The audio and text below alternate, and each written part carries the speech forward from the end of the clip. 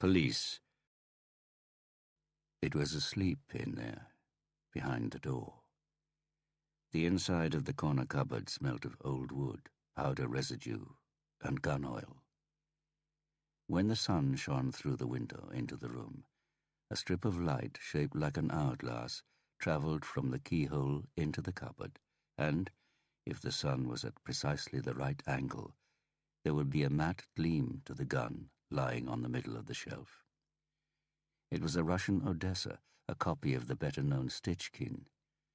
The ugly automatic pistol had had a peripatetic existence, travelling with the Cossacks in Lithuania to Siberia, moving between the various Urka headquarters in southern Siberia, becoming the property of an ataman, a Cossack leader, who had been killed Odessa in hand by the police before ending up in the Nizhny Tagil home of an arms-collecting prison director. Finally, the weapon was brought to Norway by Rudolf Asayev, alias Dubai, who, before he disappeared, had monopolized the narcotics market in Oslo with the heroin-like opioid violin. Oslo, the very town where the gun now found itself, in Holmenkollenveien, to be precise, in Raquel Fauka's house. The Odessa had a magazine that could hold 20 rounds of Makarov 9x18mm caliber and could fire single shots and salvos. There were 12 bullets left in the magazine. 3 of them had been fired at Kosovo Albanians, rival dope pushers. Only 1 of the bullets had bitten into flesh. The next 2 had killed Gusto Hansen, a young thief and drug dealer who had pocketed Asayev's money and dope. The gun still smelt of the last 3 shots, which had hit the head and chest of the ex-police officer Harry Hula during his investigation into the above-mentioned murder of Gusto Hansen. And the crime scene had been the same, Hausmannsgata 92. The police still hadn't solved the Hansen case, and the 18-year-old boy who had initially been arrested had been released, mostly because they hadn't been able to find or link him to any murder weapon. The boy's name was Oleg Fauka, and he woke every night staring into the darkness and hearing the shots. Not those that had killed Gusto, but the others, the ones he had fired at the policeman who had been a father to him when he was growing up, who he had once dreamt would marry his mother, Raquel. Harry Hula. Oleg's eyes burned into the night, and he thought of the gun in the distant corner cupboard, hoping that he would never see it again, that no one would see it again, that it would sleep until eternity. He was asleep, in there, behind the door. The guarded hospital room smelt of medicine and paint. The monitor beside him registered his heartbeats. Isabel Skøyen, the councillor for social affairs at Oslo City Hall, and Mikael Bellman, the newly appointed chief of police, hoped they would never see him again. That no one would see him again. That he would sleep until eternity. Part 1. Chapter 1.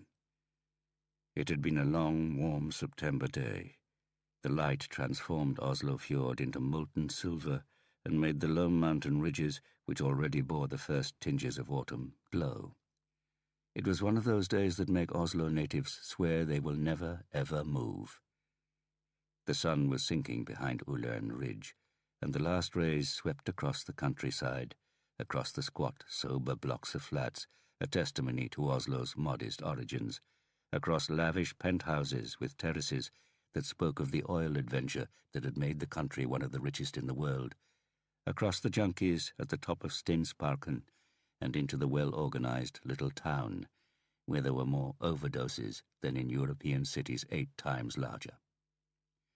Across gardens, where trampolines were surrounded by netting, and no more than 3 children jumped at a time as recommended by national guidelines.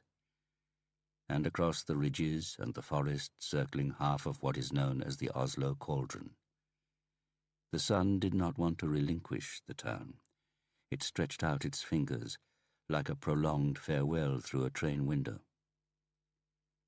The day had begun with cold, clear air and sharp beams of light like lamps in an operating theatre. Later the temperature had risen, the sky had gone a deeper blue, and the air possessed that pleasant physical feel which made September the most wonderful month in the year. And as dusk came, tentative and gentle, the air in the residential quarter on the hills towards Lake Maridal smelt of apples and warm spruce trees. Erlend Vennesla was approaching the top of the final hill. He could feel the lactic acid now, but concentrated on getting the correct vertical thrust on the click-in pedals with his knees pointing slightly inwards, because it was important to have the right technique, especially when you were tired and your brain was telling you to change position so that the onus was on less tired, though less effective, muscles. He could feel how the rigid cycle frame absorbed and used every watt he pedaled into it, how he accelerated when he switched down a gear and stood up, trying to keep the same rhythm, about 90 revolutions a minute. He checked his heart rate monitor. 168. He pointed his headlamp at the sat-nav he had attached to the handlebars. It had a detailed map of Oslo and its surrounds. The bike and the accessories had cost him more than, strictly speaking, a recently retired detective should spend. But it was important to stay in shape, now that life offered different challenges. Fewer challenges, if he was honest. The lactic acid was burning in his thighs and calves now. Painful, but also a wonderful promise of what was to come. An endorphin fest. Tender muscles, good conscience, a beer with his wife on their balcony if the temperature didn't plummet after sunset. And suddenly he was up. The road levelled out, and Lake Maridal was in front of him.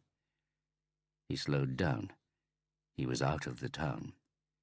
It was absurd, in fact, that after 15 minutes hard cycling from the centre of a European capital city, you were surrounded by farms, fields, and dense forest with paths disappearing into the dusk. The sweat was making his scalp itch beneath the charcoal grey bell helmet, which alone had cost the same as the bike he had bought as a 6th birthday present for his granddaughter, Lina Maria. But he kept the helmet on. Most deaths among cyclists were caused by head injuries. He looked at his monitor. 175. 172. A welcome little gust of wind carried the sound of distant cheering up from the town. It must have been from Ullevål Stadium. There was an important international match this evening. Slovakia or Slovenia. Erlend Vennesla imagined for a few seconds that they had been applauding for him. It was a while since anyone had done that. The last time would have been the farewell ceremony at Kripos up at Bryn. Layer cake, speech by the boss, Mikael Bellman, who, since then, had continued his steady rise to take the top police job. And Erlend had received the applause, met their eyes, thanked them, and even felt his throat constrict as he was about to deliver his simple, brief speech. Simple, sticking to the facts, as was now the tradition at Kripos. He'd had his ups and downs as a detective, but he had avoided major blunders, at least as far as he knew. Of course, you were never 100% sure you had the right answer.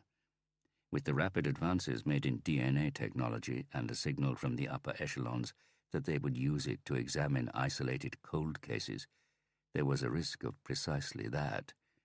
Answers, new answers, conclusions. As long as they concentrated on unsolved cases, that was fine. But Erlend didn't understand why they would waste resources on investigations which had long been filed away. The darkness had deepened, and even in the light from the street lamps, he almost cycled past the wooden sign pointing into the forest. But there it was, exactly as he remembered. He turned off and rode on to the soft forest floor. He slowly followed the path without losing his balance. The cone of light from his headlamp shone ahead and was halted by the thick wall of spruce trees on either side when he turned his head. Shadows flitted in front of him, startled and hurried, changed shape and dived under cover, It was how he had imagined it when he had put himself in her shoes. Running, fleeing with a torch in her hand after being locked up and raped over 3 days. And when Erlend Vennesla saw a light suddenly come on in front of him, for a moment he thought it was her torch, and that she was running again, and he was on the motorbike that had gone after her and caught her up. The light ahead of Erlend flickered before it was flashed straight at him. He stopped and dismounted, shone his headlamp on his heart rate monitor. Already below 100. Not bad. He loosened the chin strap, took off his helmet, and scratched his scalp. God, that was good. He switched off his headlamp, hung the helmet from the handlebars, and pushed the bike towards the light. Felt the helmet banging against the frame. He stopped by the torchlight. The powerful beam hurt his eyes, and, dazzled, he thought he could hear himself still breathing heavily. It was strange, his pulse was so low. He detected a movement, something being lifted behind the large, quivering circle of light, heard a hushed whistle through the air, and at that moment a thought struck him. He shouldn't have done that. He shouldn't have removed his helmet. Most deaths among cyclists. It was as if the thought stammered, like a displacement in time, like an image being disconnected for a moment. Erlend Vennesla stared ahead in astonishment and felt a hot bead of sweat run down his forehead. He spoke, but the words were incoherent, as though there were a fault in the connection between brain and mouth. Again he heard a soft whistle. Then sound went. All sound. He couldn't even hear his own breathing. And he discovered that he was on his knees, and his bike was slowly tipping over into a ditch. Before him danced a yellow light, but it disappeared when the bead of sweat reached the ridge of his nose, ran into his eyes, and blinded him. The third blow felt like an icicle being driven into his head, neck, and body. Everything froze. I don't want to die, he thought, trying to raise a defensive arm above his head. But, unable to move a single limb, he knew he had been paralyzed. He didn't register the fourth blow, although from the aroma of wet earth he concluded he was now lying on the ground. He blinked several times, and sight returned to one eye. By his face he saw a pair of large, dirty boots in the mud. The heels were raised, and then the boots took off from the ground. They landed. The same was repeated. The heels were raised, and the boots took off, as if the assailant were jumping to get even more power behind the blows. And the last thought to go through his brain was that he had to remember what her name was. He mustn't forget her name. Chapter 2. Officer Anton Mitted took the half-full plastic cup from the small red Nespresso D290 machine, bent down and placed it on the floor. There was no furniture to put it on. Then he took out another coffee capsule, automatically checked that the aluminium foil lid wasn't perforated, that it was in fact unused, before inserting it in the coffee machine. Set an empty plastic cup under the spout and pressed one of the illuminated buttons. He checked his watch while the machine began to sputter and groan. Soon be midnight, shift change. She was waiting for him at home, but he thought he should teach the new girl the ropes first. After all, she was only a police trainee. Celia, was that her name? Anton Mitted stared at the spout. Would he have offered to get coffee if it had been a male colleague? He wasn't sure, and it made no difference anyway. He had given up answering that kind of question. It was suddenly so quiet he could hear the final, almost transparent drops dripping into the cup. There was no more colour or taste to be had from the capsule, but it was vital to catch every last droplet. It was going to be a long night shift for the young woman. Without any company, without any action, without anything to do, other than to stare at the inside of the Rikshospital's unpainted, bare concrete walls. Then he decided he would have a coffee with her before leaving. He took both cups with him and returned. His footsteps resounded against the walls. He passed closed, locked doors, knowing there was nothing or no one behind them, only more bare walls. For once, Norway had built for the future with the Rikshospital, realizing that Norwegians were becoming more numerous, aged, infirm, and needy. They had taken a long-term approach, the way the Germans had with their autobahns and the Swedes with their airports. But had it felt like that for them, the few motorists crossing the German countryside in isolated majesty on the concrete leviathans in the 30s, or the Swedish passengers hurrying through the oversized lounges in Arlanda during the 60s? Had they sensed that they were ghosts? That despite it being brand new and unspoiled, and despite no one having died in a car accident or a plane crash yet, there were ghosts? That at any moment car headlamps could pick out a family standing on the curb, staring blankly into the light, bleeding, ashen, the father impaled, the mother's head the wrong way round, a child with limbs on one side only. That charred bodies could come through the plastic curtain on the baggage carousel in the arrivals hall at Arlanda, still glowing, burning the rubber, silent screams issuing from their open mouths, smoke coiling upwards. None of the doctors had been able to tell him what this wing would be used for eventually. All that was certain was that people would die behind these doors. It was already in the air. Invisible bodies with restless souls had already been admitted. Anton rounded a corner, and another corridor extended before him, sparsely lit, equally bare, and so symmetrical that it created a curious trompe l'oeil. The uniformed woman sitting on the chair at the far end of the corridor looked like a little picture on a flat wall in front of him.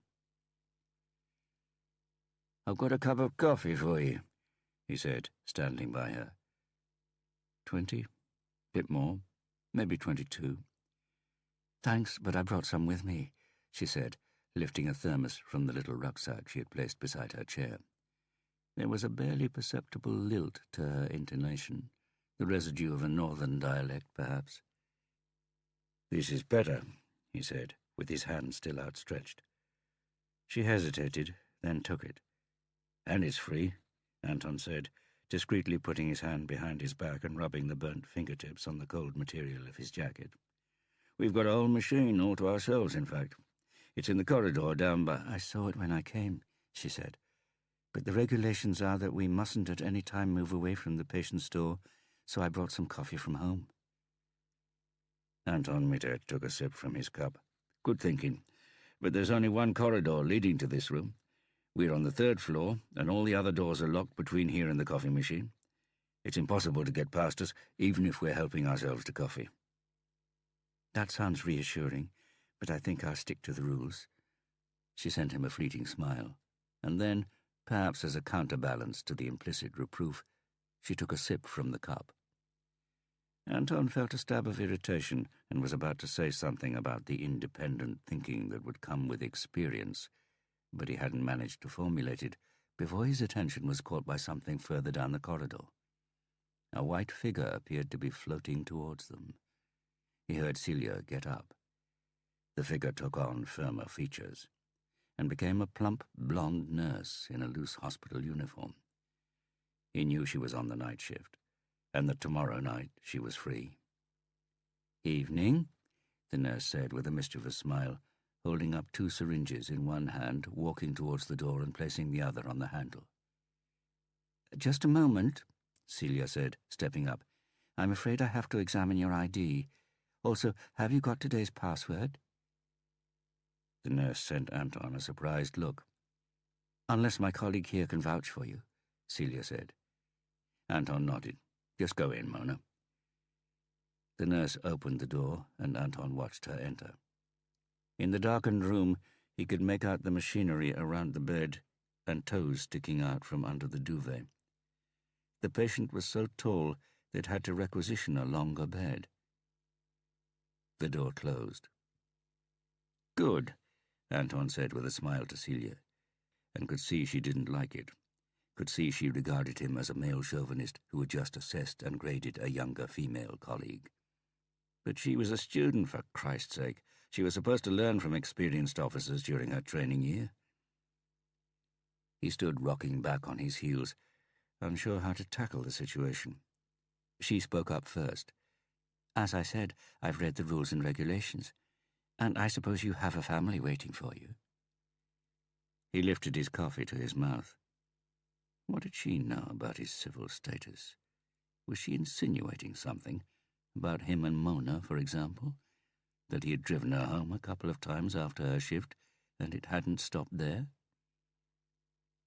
"The teddy bear sticker on your bag," she smiled. He took a long swig from his cup and cleared his throat. "I've got time. As it's your first shift, perhaps you ought to use the opportunity to ask any questions you may have. Not everything's in the rules and regulations, you know." He shifted feet, hoping she could hear and understand the subtext. "As you wish," she said, with the irritating self-confidence you have to be under 25 to be so presumptuous as to possess. "The patient in there, who is he?" "I don't know. That's also in the rules. He's anonymous and has to stay that way." "But you know something." "Do I?" "Mona. You can't be on first-name terms with people without having chatted first. What did she tell you?" Anton Mittet weighed her up. She was attractive, that was true enough, but there was no warmth or charm about her. Bit too slim for his taste. Untidy hair and a top lip that looked as if it was held in place by an overtaut tendon, causing two uneven front teeth to appear. But youth was on her side. Firm and fit underneath the black uniform, he would bet on it. So if he told her what he knew, would it be because he was subconsciously calculating that his obliging attitude would increase his chances of bedding her by 0.01%? Or because girls like Celia would be inspectors or detectives within 5 years? They would be his bosses, while he would remain on the beat, an officer on the bottom rung of the ladder, because the Drummond case would always be there, a wall, a stain that could not be removed. "Case of attempted murder," Anton said. "Lost a lot of blood. They reckon he barely had a pulse when he came here. Been in a coma the whole time." "Why the guard?" Anton shrugged. "Potential witness, if he survives." "What does he know?" "Drug stuff, high level. If he wakes up, he probably has the goods to bring down some important heroin dealers in Oslo. Plus he can tell us who was trying to kill him." "So they think the murderer will return and finish off the job?" "If they find out he's alive and where he is, yes. That's why we're here." She nodded. "And is he going to survive?" Anton shook his head. "They reckon they can keep him alive for a few more months, but the odds of him pulling out of the coma are slim. Nevertheless," Anton shifted feet again. Her probing stare was becoming uncomfortable. "Until then, we have to keep an eye on him." Anton Mittet left her, feeling crushed, went down the stairs from reception, and stepped into the autumn night. It was only when he was sitting in his parked car that he noticed his mobile was ringing. The call came from the ops room. "Maridalen, murder," 01 said. "I know you've finished for the day, but they need help to secure the crime scene, and as you're already in uniform, how long for? You'll be relieved after 3 hours, max." Anton was astonished. These days they did whatever they could to prevent people from working overtime. The combination of rigid rules and budgets didn't even allow deviations for reasons of practicality. He had an intuition there was something special about this murder. He hoped it wasn't a child. "Okay," Anton Mittet said. "I'll send you the coordinates." This was new. Sat-nav, a detailed map of Oslo and district, and an active transmitter for ops to track you down. That must have been why they rang him. He was closest. "Okay," Anton Mittet said. 3 hours. Laura would be in bed, but she liked knowing when he would be home from work, so he texted her before putting the car into gear and heading for Lake Maridal. Anton didn't need to look at the sat-nav. At the entrance to Ulevoll-Sitavayan, there were 4 patrol cars, and a bit further away orange and white tape showed the way. Anton took the torch from the glove compartment and walked over to the officer outside the cordon. Through the trees he saw lights flashing, but also the forensics team's lamps, which always reminded him of film sets. Not so daft, actually. Nowadays they didn't just take stills, they used HD video cameras as well, which not only captured the victims, but the whole crime scene, so that at a later date they could go back, freeze, and zoom in on details they hadn't appreciated were relevant at first. "What's going on?" he asked the officer with crossed arms, who was shivering by the tape. "Murder." The officer's voice was thick, his eyes red-rimmed in an unnaturally pale face. "So I heard. Who's the boss here?" "Forensics. Learn." Anton heard the buzz of voices from inside the trees. There were lots of them. "No one from Kripos or Crime Squad yet?" "There'll be even more officers here soon. The body has just been found. Are you taking over for me?" Even more? And yet they had given him overtime. Anton examined the officer closer. He was wearing a thick coat, but the shivering had got worse, and it wasn't that cold. "Were you the first on the scene?" The officer nodded without speaking, looked down, stamped his feet hard on the ground. Bloody hell, thought Anton. A child. He swallowed. "Well, Anton, did 01 send you?" Anton looked up. He hadn't heard the 2 of them coming, although they emerged from dense thickets. He had seen it before, how forensics officers moved at crime scenes, like somewhat ungainly dancers, bending and twisting, positioning their feet as though they were astronauts on the moon. Or perhaps it was the white overalls drawing that association. "Yes, I had to take over from someone," Anton said to the woman. He knew who she was, everyone did. Beata Löhn, the head of Krimteknisk, who had a reputation as a kind of rain woman because of her ability to recognize faces, which was often employed to identify bank robbers on grainy, disjointed CCTV footage. They said she could recognize even well-disguised robbers if they were ex-cons, and she had a database of several thousand mugshots stored in her fair-haired little head. So this murder had to be special, otherwise they wouldn't send out bosses in the middle of the night. Beside the petite woman's pale, almost transparent face, her colleagues appeared to be flushed. His freckled cheeks were adorned with 2 bright red mutton-chop sideburns. His eyes bulged slightly, as though there was too much pressure inside, which lent him a somewhat gawping expression. But what attracted most attention was the hat which appeared when he removed his white hood. A big Rasta hat in Jamaican colours, green, yellow, and black. Beata Löhn patted the shoulder of the trembling officer. "Off you go then, Simon. Don't tell anyone I said this, but I suggest a strong drink and then bed." The officer nodded, and 3 seconds later he was swallowed up by the darkness. "Is it gruesome?" Anton asked. "No coffee?" Rasta Hat asked, opening a thermos. These 2 words told Anton he wasn't from Oslo. From the provinces, that was clear, but like most Norwegians from Östland, Anton had no idea about and no particular interest in dialects. "No," Anton said. "It's always a good idea to take your own coffee to a crime scene," Rasta Hat said. "You never know how long you'll have to stay." "Come on, Björn. He's worked on murder investigations before," said Beata Löhn. "Drammen, wasn't it?" "Right," Anton said, rocking on his heels. Used to work on murder investigations, more accurately. And unfortunately he had a suspicion as to why Beata Löhn could remember him. He breathed in. "Who found the body?" "He did," said Beata Löhn, nodding in the direction of the police officer's car. They could hear the engine revving. "I mean, who tipped us off?" "The wife rang when he didn't come back from a bike ride," Rasta had said. "Should have been away for an hour, and she was worried about his heart. He was using his sat-nav, which has a transmitter, so they found him quickly." Anton nodded slowly, picturing it all.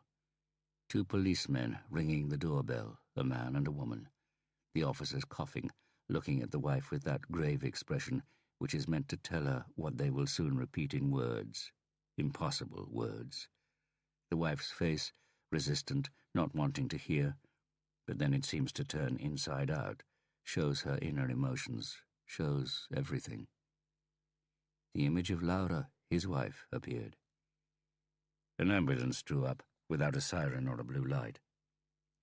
It slowly dawned on Anton, the fast reaction to a missing person message, the rapidly traced sat-nav signal, the big turnout, overtime. The colleague who was so shaken he had to be sent home. "It's a policeman," he whispered.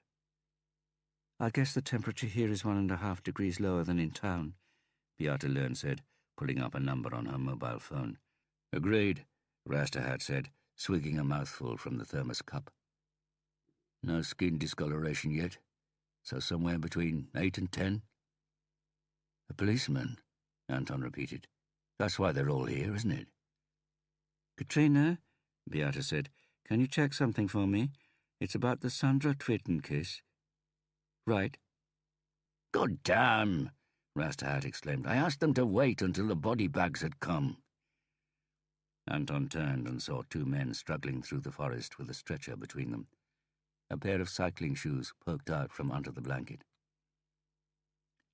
"He knew him," Anton said. "That was why he was shaking like that, wasn't it?" "He said they worked together in Erkern before Venezla started in Kripos," Rasterhat said. "Have you got the date to hand?" Learn said on the phone. There was a scream. "What the—" Rasterhat said. Anton turned. One of the stretcher-bearers had slipped into the ditch beside the path. The beam from his torch swept over the stretcher, over the blanket that had fallen off. Over what? Anton stared. Was that a head? The thing on top of what was indubitably the human body? Had it really been a head? In the years Anton had worked at Crime Squad, before the great mistake, he had seen a great many bodies, but nothing like this. The hourglass-shaped substance reminded Anton of the family's Sunday breakfast, of Laura's lightly boiled egg with the remains of the shell still hanging from it, cracked with the yellow yolk running out and drying on the outside of the stiff but still soft egg white. Could that really be a head? Anton stood blinking in the darkness as he watched the rear lights of the ambulance disappearing.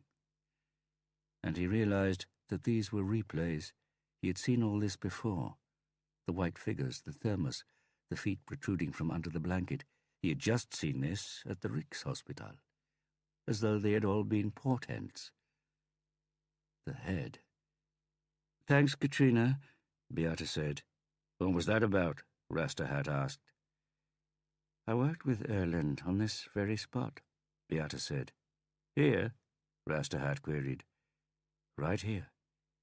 He was in charge of the investigation. Must have been 10 years ago. Sandra Tweten, raped and killed. Just a child." Anton swallowed. Child. Replays. "I remember that case," Rasterhat said. "Fate's a funny thing, dying at your own crime scene. Imagine. Wasn't the Sandra Tweten case also in the autumn?" Beata nodded slowly. Anton blinked and kept blinking. He had seen a body like it. "God damn," Rasterhat cursed under his breath. "You don't mean to say that—" Beata Learn took the cup of coffee from him, took a sip, passed it back, nodded. "Oh, shit," Rasterhat said under his breath.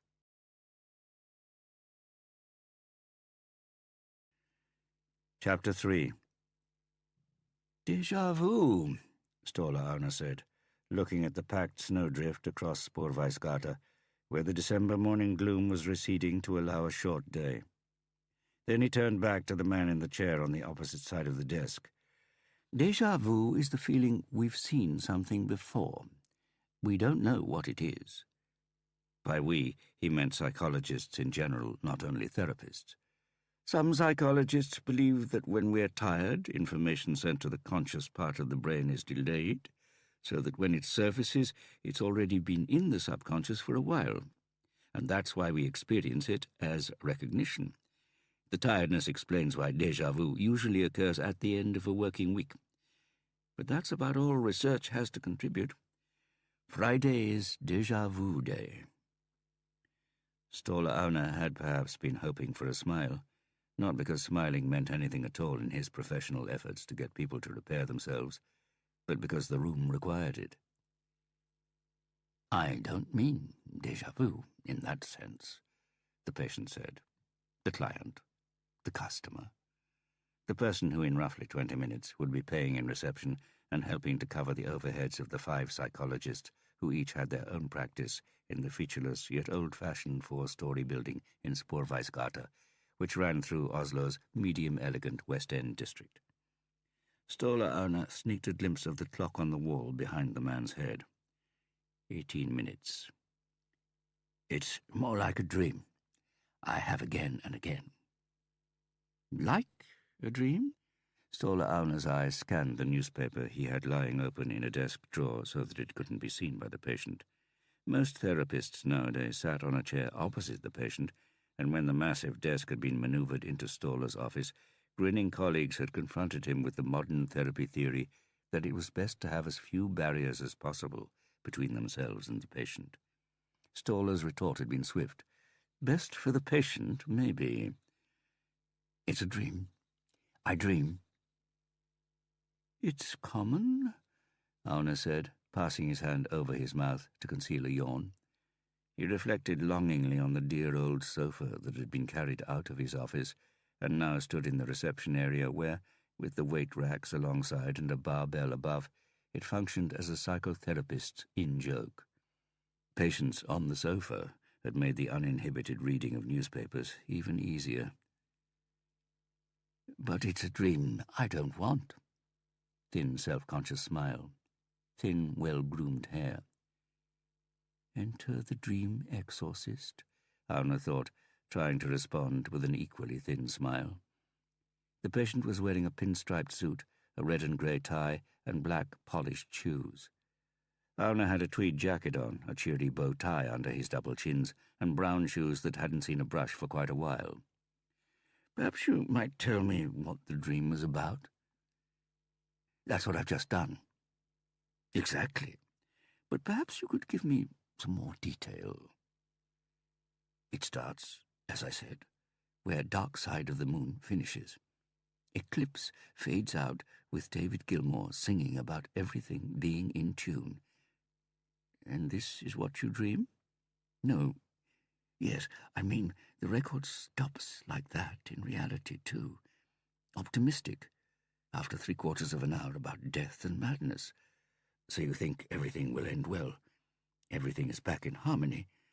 But then, as the album fades out, you can just hear a voice in the background, mumbling something about it all being dark. Do you understand?" "No," Aune said. According to the manual, he should have asked, "Is it important for you that I understand?" or something like that. But he couldn't be bothered. "Evil doesn't exist because everything is evil. Cosmic space is dark. We are born evil. Evil is the starting point, natural. Then, sometimes, there is a speck of light, but it is only temporary because we have to go back to the darkness, and that's what happens in the dream." "Continue," Aune said, swinging round on the chair and gazing out of the window with a pensive air. The air was to hide the fact that he only wanted to gaze upon something that was not the man's facial expression, which was a combination of self-pity and self-satisfaction. He obviously considered himself unique, a case a psychologist could really get his teeth into. The man had undoubtedly been in therapy before. Aune watched a car park attendant with bow legs swaggering down the street like a sheriff and wondered what other professions he might be cut out for, and drew a speedy conclusion. None. Besides, he loved psychology, loved navigating the area between what we knew and what we didn't, combining his heavy ballast of factual knowledge with intuition and curiosity.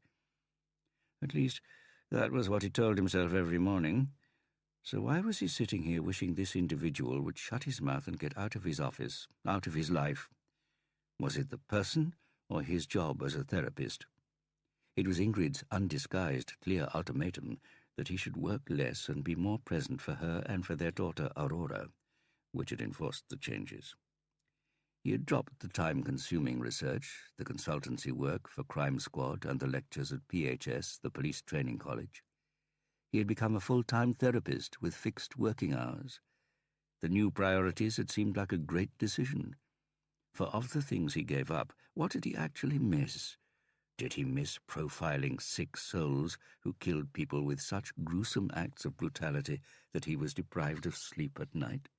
Only to be woken up by Inspector Harry Hooler demanding quick answers to impossible questions if he did finally fall asleep.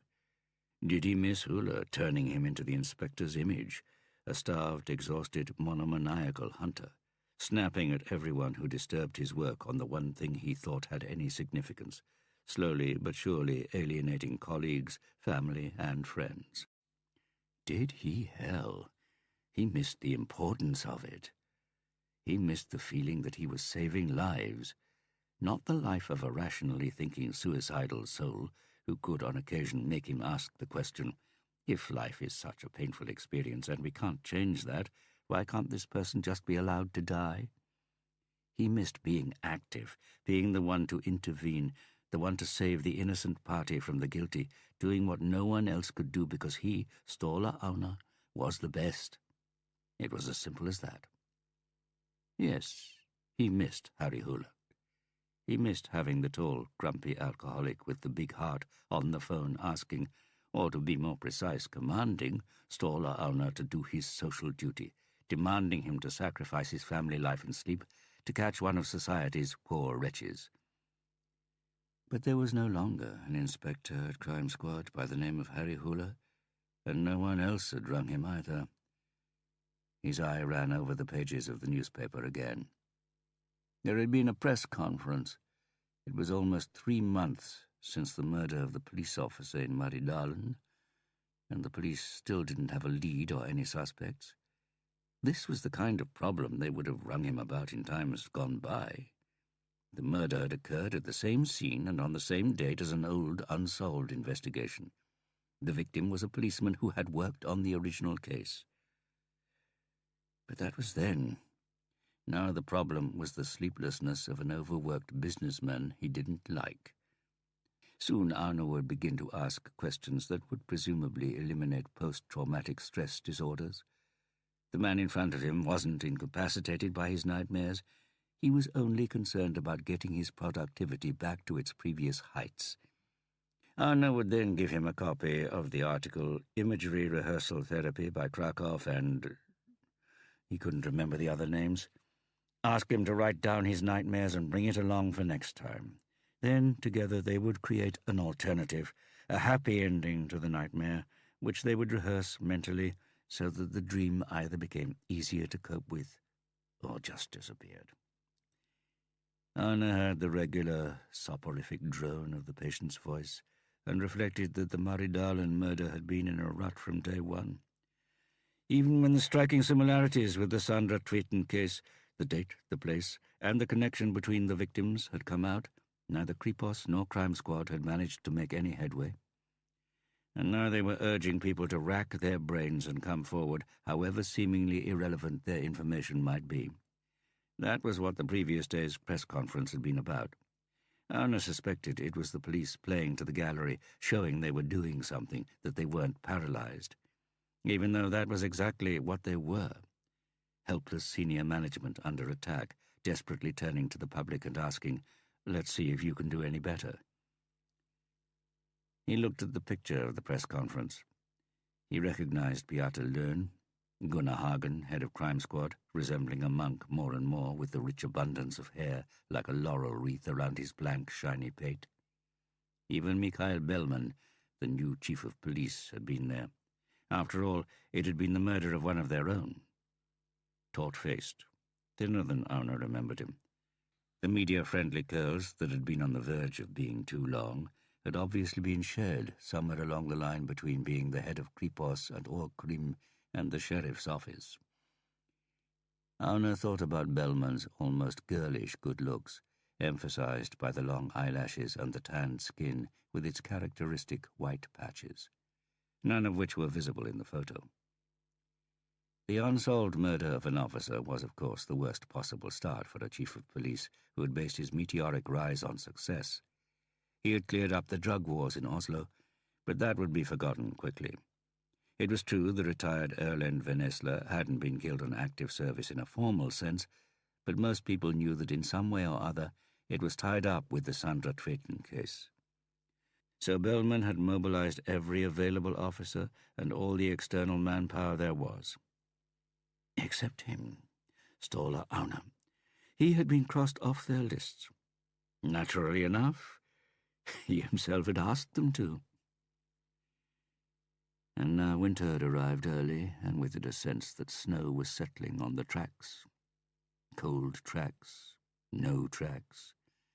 That was what Beata Lern had said at the conference, an almost conspicuous lack of forensic evidence.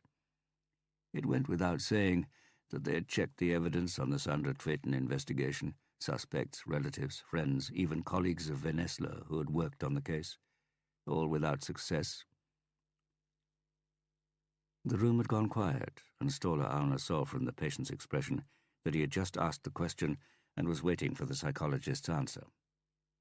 Auna said, resting his chin on his clenched fist and meeting the other man's gaze. What do you think about it? There was bewilderment in the man's eyes, and for a moment Auna feared he had asked for a glass of water or something like that. What do I think about her smiling? Or the beam of light? Both. Sometimes I think she's smiling because she likes me. Then I think she's smiling because she wants me to do something. But when she stops smiling, the beam of light in her eyes dies, and it's too late to find out. She won't talk to me anymore. So I think perhaps it's the amp, or something. The amp? Yes. Pause. The one I told you about. The one Dad used to switch off when he came into my room, when he said I'd been playing that record so long it was bordering on insanity. And then I said you could see the little red light beside the off switch fade and disappear, like an eye, or a sunset. And then I thought I was losing her. That's why she says nothing at the end of the dream. She's the amp that goes quiet when Dad switches it off. And then I can't talk to her. Did you play records and think about her? Yes, all the time, until I was 16. And not records, the record. Dark Side of the Moon? Yes. But she didn't want you. I don't know. Probably not. Not then. Our time's up. I'll give you something to read for next time, and then I want us to make a new ending for the story in the dream. She has to speak. She has to say something to you, something you wished she would say. That she likes you, perhaps. Can you give that a bit of thought for next time? Fine. The patient stood up, took his coat from the stand and walked towards the door. Auna sat at his desk and looked at the calendar shining at him from the computer screen. It already looked depressingly full, and he realized it had happened again. He had completely forgotten the name of the patient. He found it on the calendar. Paul Stavnes. Same time next week, okay, Paul? Yes. Ståle entered it. When he looked up, Stavnes had already gone. He got up, grabbed the newspaper and went to the window. Where the hell was the global warming they had been promised? He looked at the newspaper, but suddenly couldn't be bothered, threw it down. Weeks and months of grinding his way through the papers were enough. Beaten to death. Terrible force. Fatal blows to the head. Erlend Vennesla leaves behind a wife, children, and grandchildren. Friends and colleagues in shock. A warm, kind person, impossible to dislike, good-natured, honest, and tolerant, absolutely no enemies. Ståle Arne took a deep breath. He gazed at the phone. They had his number. But the phone was mute, just like the girl in the dream. Chapter 4. The head of Crime Squad, Gunnar Hagen, ran his hand across his forehead and then further up, through the entrance to the lagoon. The sweat collecting on his palm was caught by the thick atoll of hair at the back of his head. In front of him sat the investigative team. For a standard murder, there would typically be 12 officers. But the murder of a colleague was not typical, and K2 was full, down to the last chair, just shy of 50 people. Including those on the sick list, the group consisted of 53 members, and soon more of them would be on the sick list as they felt the full force of the media. The best that could be said about this case was that it had brought the two big murder investigation units in Norway, Crime Squad and Kripos, closer together. All the rivalry had been cast aside, and for once they were collaborating with no other agenda than to find the person who had killed their colleague. In the first weeks, with an intensity and passion that convinced Hagen the case would soon be solved, despite the lack of forensic evidence, witnesses, possible motives, possible suspects, and possible or impossible leads. Simply because the collective will was so formidable, the net spread was so tight, the resources they had at their disposal boundless. And yet, the tired grey faces stared at him with an apathy that had become more and more visible over the last few weeks. And yesterday's press conference, which had been like an ugly capitulation, his plea for help, whatever it might come from, had not raised fighting spirits. Today there were two further absentees, and they weren't exactly throwing in the towel over a sniffly nose. In addition to the Vennesla case, there was the Gustav Hansen murder, which had gone from solved to unsolved after Oleg Fauka had been released, and Chris Adidas Reddy had withdrawn his confession. There was one positive side to the Vennesla case. The murder of the policeman overshadowed that of the young, beautiful drug dealer called Gustav Hansen so completely that the press hadn't written a word about the resumption of this investigation. Hagen glanced down at the sheet of paper on the lectern. There were 2 lines. That was all. 2 lines for a morning meeting. Gunnar Hagen cleared his throat. Morning, folks. As most of you are aware, we have received some calls after yesterday's conference. 89 in all, of which several are being followed up now. He didn't need to say what everyone knew, that after close on 3 months, they were now scraping the bottom. 95% of all calls were a waste of time. The usual nutters who always rang in, drunks, people wanting to cast suspicion on someone who had run off with their other half, a neighbour shirking their cleaning duties, practical jokes, or just people who wanted some attention, someone to talk to. By several, he meant 4 tip-offs. And when he said they were being followed up, it was a lie. They had finished following them up, and they had led where they were now. Nowhere. We've got an illustrious visitor today, Hagen said, and immediately heard that this could be construed as sarcasm. The Chief of Police would like to join us and say a few words. Mikhail.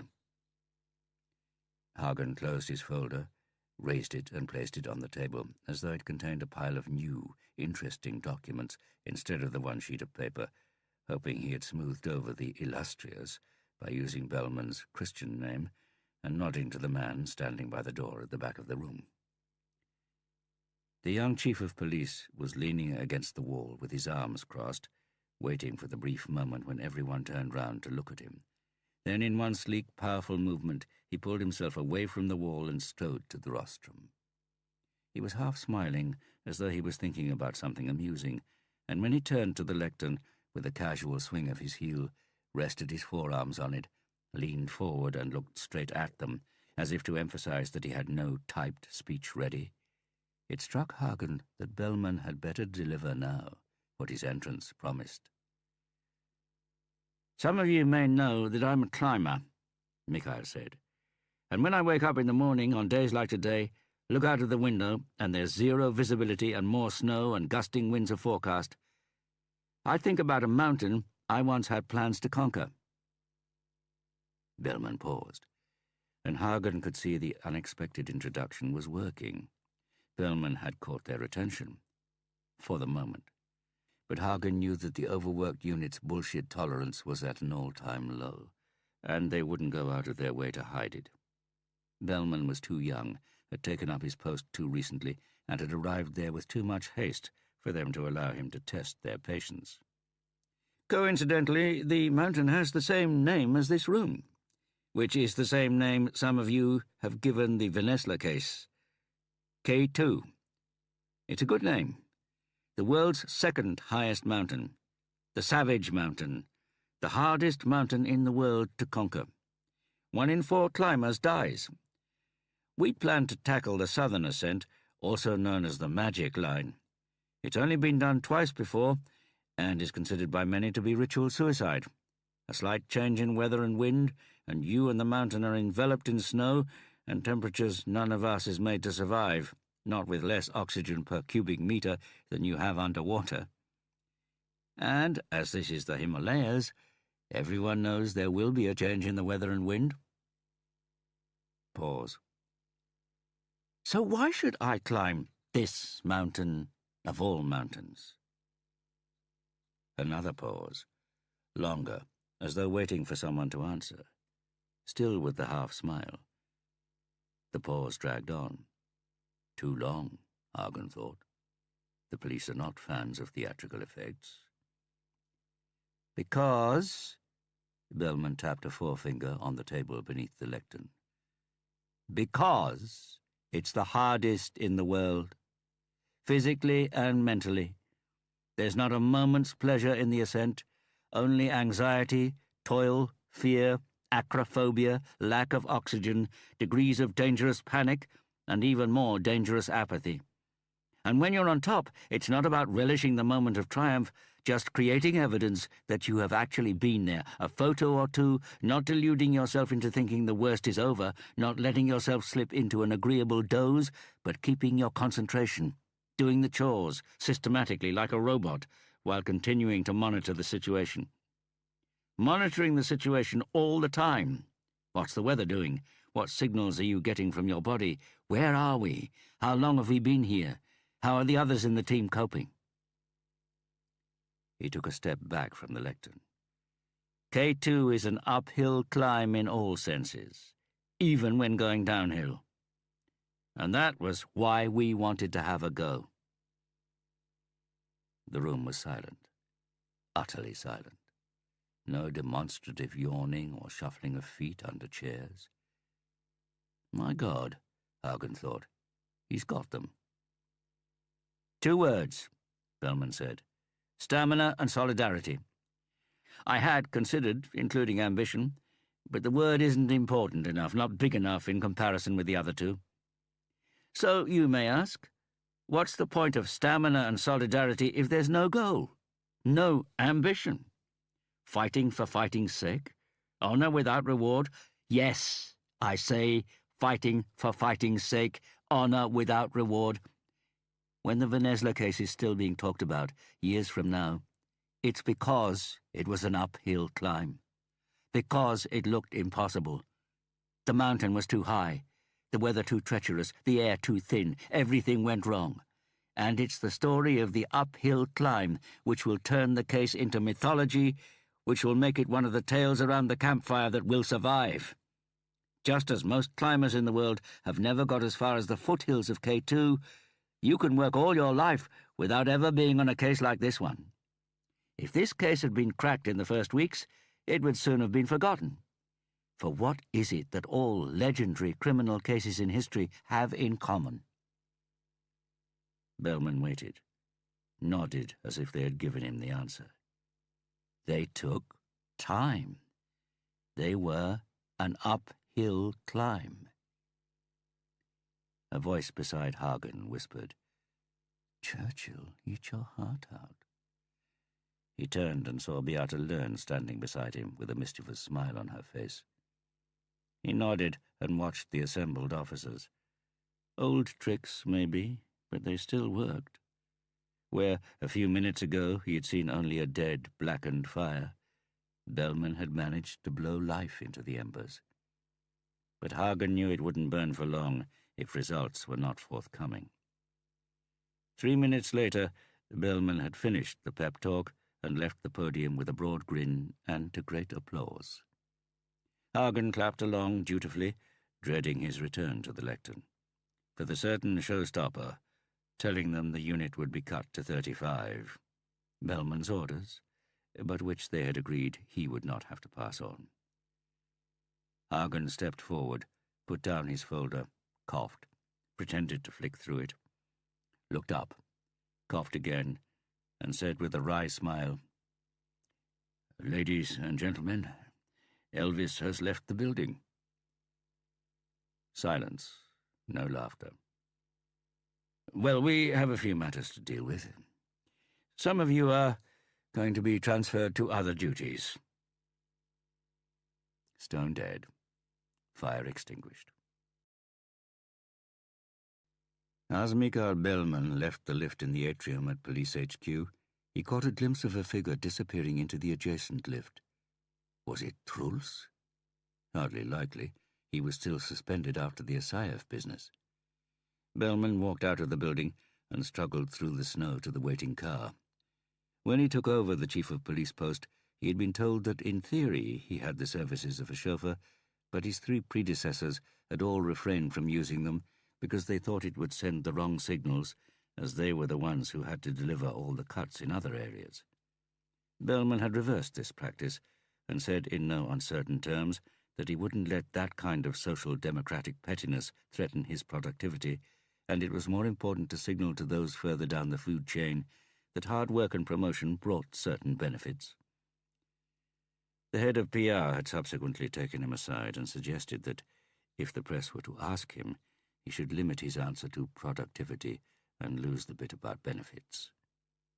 "City Hall," Bellman said, as he settled in the back seat.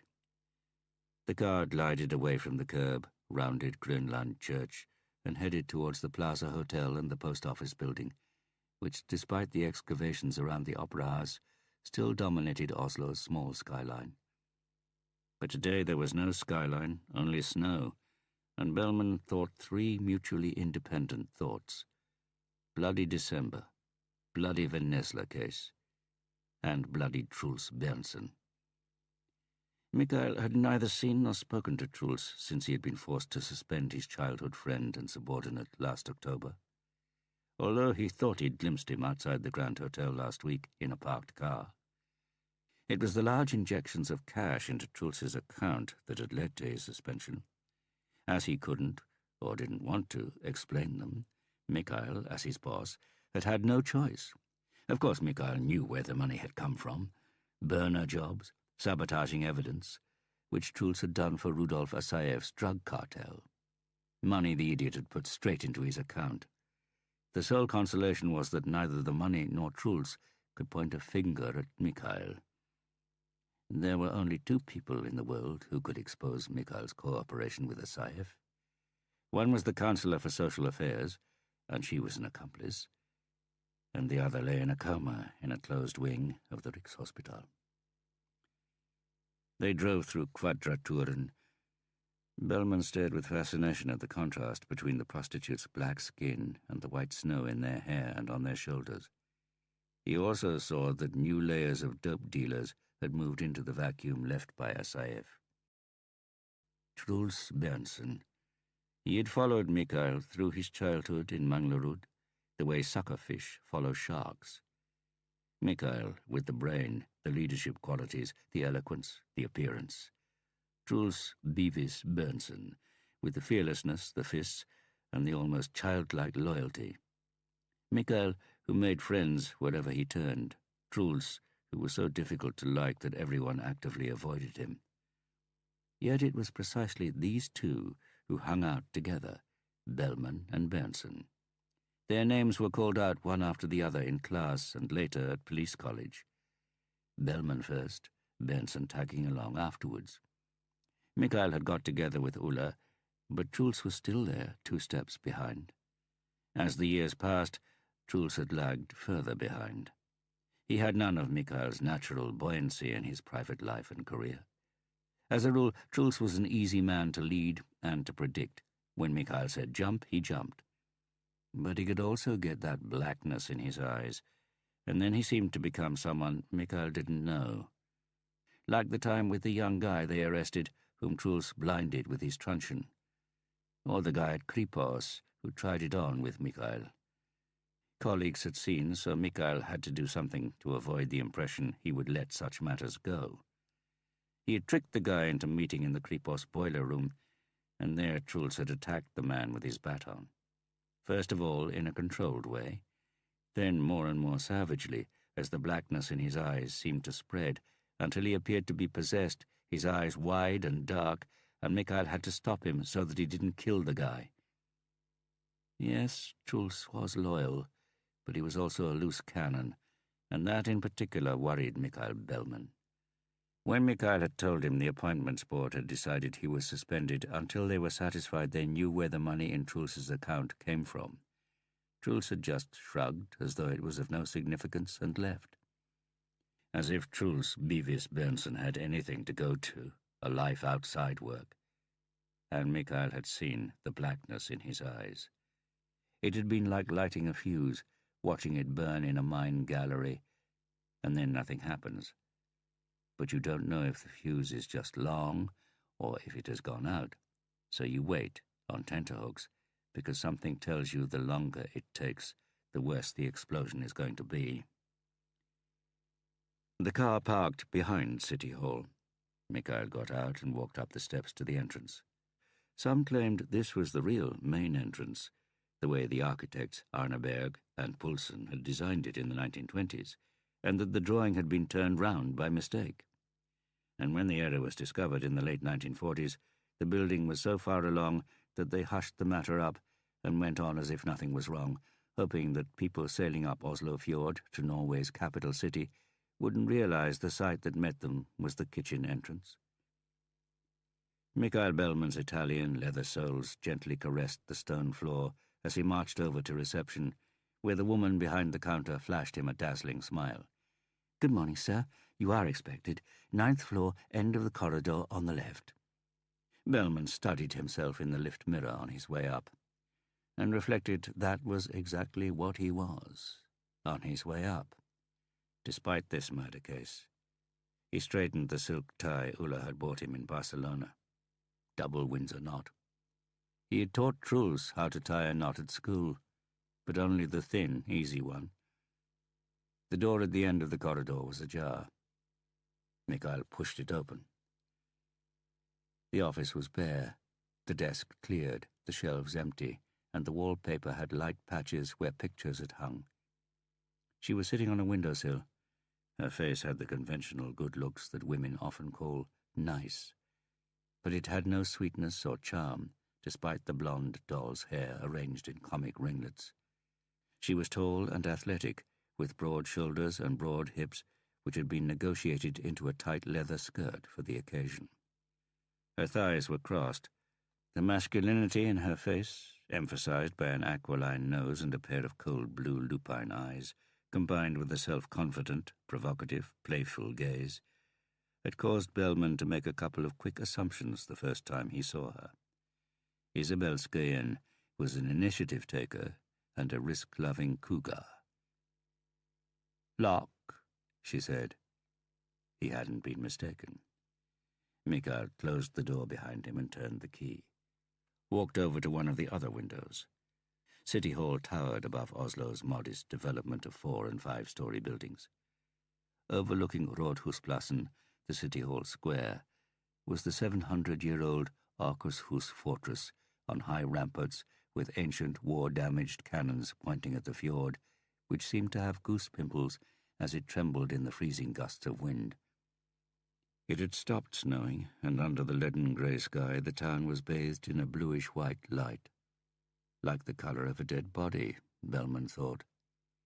Isabel's voice echoed off the bare walls.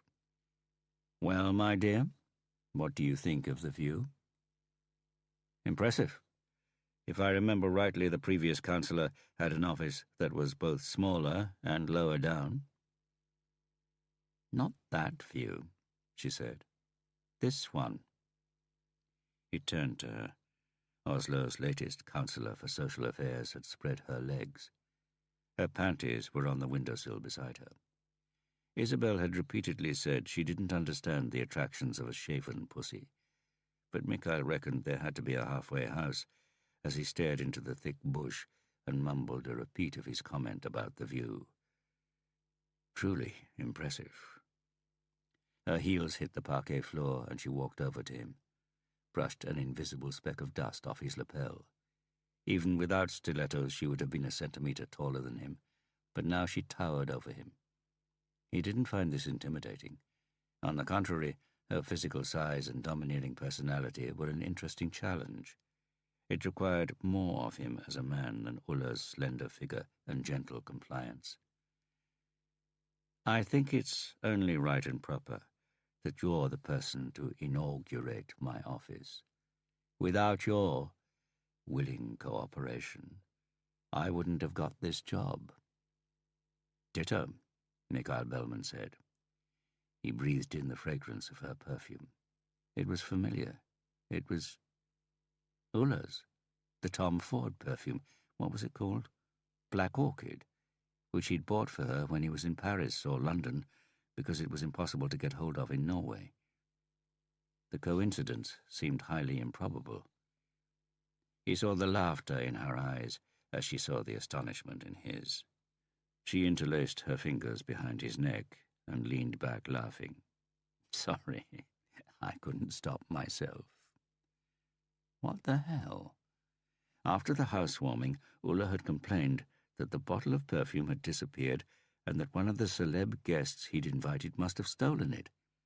He'd been pretty sure it had been one of the local Manglarudas, namely Truls Berntsen. He wasn't exactly unaware that Truls had been head over heels in love with Ulla ever since their boyhood days, which of course he had never mentioned to her or Truls. Nor the business with the bottle of perfume. After all, it was better that Truls pinched Ulla's perfume than her panties. Have you ever wondered if that might be your problem? Mikhail said. Stopping yourself? She laughed softly, closed her eyes. Her long, broad fingers opened behind his neck, moved down his back and stole inside his belt. She looked at him with mild disappointment in her gaze. What's up, my stallion? The doctors say he's not going to die, Mikhail said, and recently he's been showing signs of coming out of the coma. In what way? Is he moving? No, but they can see changes in his EEG, so they've started doing neurophysiological examinations. So what? Her lips were close to his. Are you frightened of him? I'm not frightened of him, but of what he could say. About us. Why would he do anything so stupid? He's alone, and he has nothing to gain by it. Let me put it this way, my love, Mikhail said, shoving her hand away. The thought that there's someone out there who can testify that you and I have been working with a dope dealer to further our careers. Listen, Isabel said. All we did was make a careful intervention to prevent market forces ruling. It's good, tried and tested Socialist Party politics, my dear. We let Asayev have a monopoly on dope, and we arrested all the other drug barons because Asayev's goods caused fewer ODs. Anything else would have been unsatisfactory drugs policy. That made Mikhail smile. I can hear you've been honing your rhetoric on the debating course. Shall we change the topic, darling? She slipped her hand around his tie. You know how it will be interpreted in a court of law, don't you? I got the chief of police number and you got the councillor job because it looked as if we'd personally cleaned up Oslo's streets and brought down the death rate, while in reality we let Asayev destroy the evidence, remove his rivals, and sell a type of drugs that was 4 times as potent and addictive as heroin. You make me so hot when you talk like that. She pulled him close. Her tongue was in his mouth, and he could hear the crackle of her stockings as she rubbed her thigh against his. She towed him after her as she backed unsteadily to the desk. If he wakes up in the hospital and starts blabbing, stop it. I didn't get you here for a chit-chat. Her fingers were working on his belt. We've got a problem we have to solve, Isabel. I know, but now you're chief of police. You're in the prioritization business, my love. And right now your city hall prioritizes this. Mikhail parried her hand. She sighed. Fine. Let me hear. What have you got planned? He has to feel threatened, in a credible way. Why threaten him? Why not just kill him now? Mikhail laughed. Right up to the moment he realized she was serious. Because, Mikhail held her eyes, his voice firm, trying to be the same masterful Mikhail Bellman who, half an hour ago, had stood in front of the assembled detectives, trying to come up with an answer. But she was quicker on her feet. Because you don't dare. Shall we see if we can find someone under active euthanasia in the yellow pages? You remove the police guard, misuse of resources, blah, blah, blah, and afterwards the patient receives an unexpected visit from the yellow pages. Unexpected as far as he's concerned, that is. Or, no, as a matter of fact, you could send your shadow, Beavis, Truls Berntsen. He'll do anything for money, won't he? Mikhail shook his head in disbelief. First of all, it was the head of crime squad, Gunnar Hagen, who ordered the 24-hour police supervision. If the patient was killed after I'd overruled Hagen, that would make me look bad, if I can put it like that. Secondly, we're not going to murder anyone. Listen, darling, no politician is better than her advisor. That's why the basic premise for getting to the top is you always surround yourself with people who are smarter than you are. And I'm beginning to doubt that you're smarter than me, Mikhail. First off, you can't even catch this police killer. And now you don't know how to solve a simple problem of a man in a coma. So when you don't want to fuck me either, I have to ask myself, what am I going to do with him? Answer me that, please. Isabel, I'll take that as a no. So listen to me. This is how we're going to play it. He had to admire her. Her controlled, cool professionalism, yet her risk-embracing unpredictability which made her colleagues sit a little further back on their chairs. Some saw her as a ticking bomb, but they hadn't realized that creating uncertainty was a feature of Isabel Skayen's game. She was the type to soar further and higher than anyone else, and in a shorter time, and, if she fell, to plummet to a nasty end. It wasn't that Mikhail Bellman didn't recognize himself in Isabel Skayen. He did, but she was an extreme version of himself. And the strange thing was that instead of dragging him along, she made him more cautious. The patient hasn't come out of the coma yet, so for the time being we do nothing, Isabel said. I know an anesthetist from Ennerbach, very shady type. He supplies me with pills that, as a politician, I can't get on the street. He, like Beavis, does most things for money, and anything at all for sex. Apropos of which, she had perched herself on the edge of the table, raised and spread her legs, and unbuttoned his flies in one go. Mikhail grabbed her wrists. Let's wait until Wednesday at the Grand. Let's not wait until Wednesday at the Grand. Well, actually, I vote that we do. Oh, yes, she said, freeing her hands and opening his trousers. She looked down. Her voice was throaty. The noes have it by one, darling.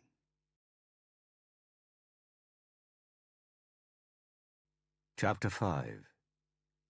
Darkness and the temperature had fallen, and a pale moon was shining in through the window of Stian Barelli's room when he heard his mother's voice from the living room downstairs.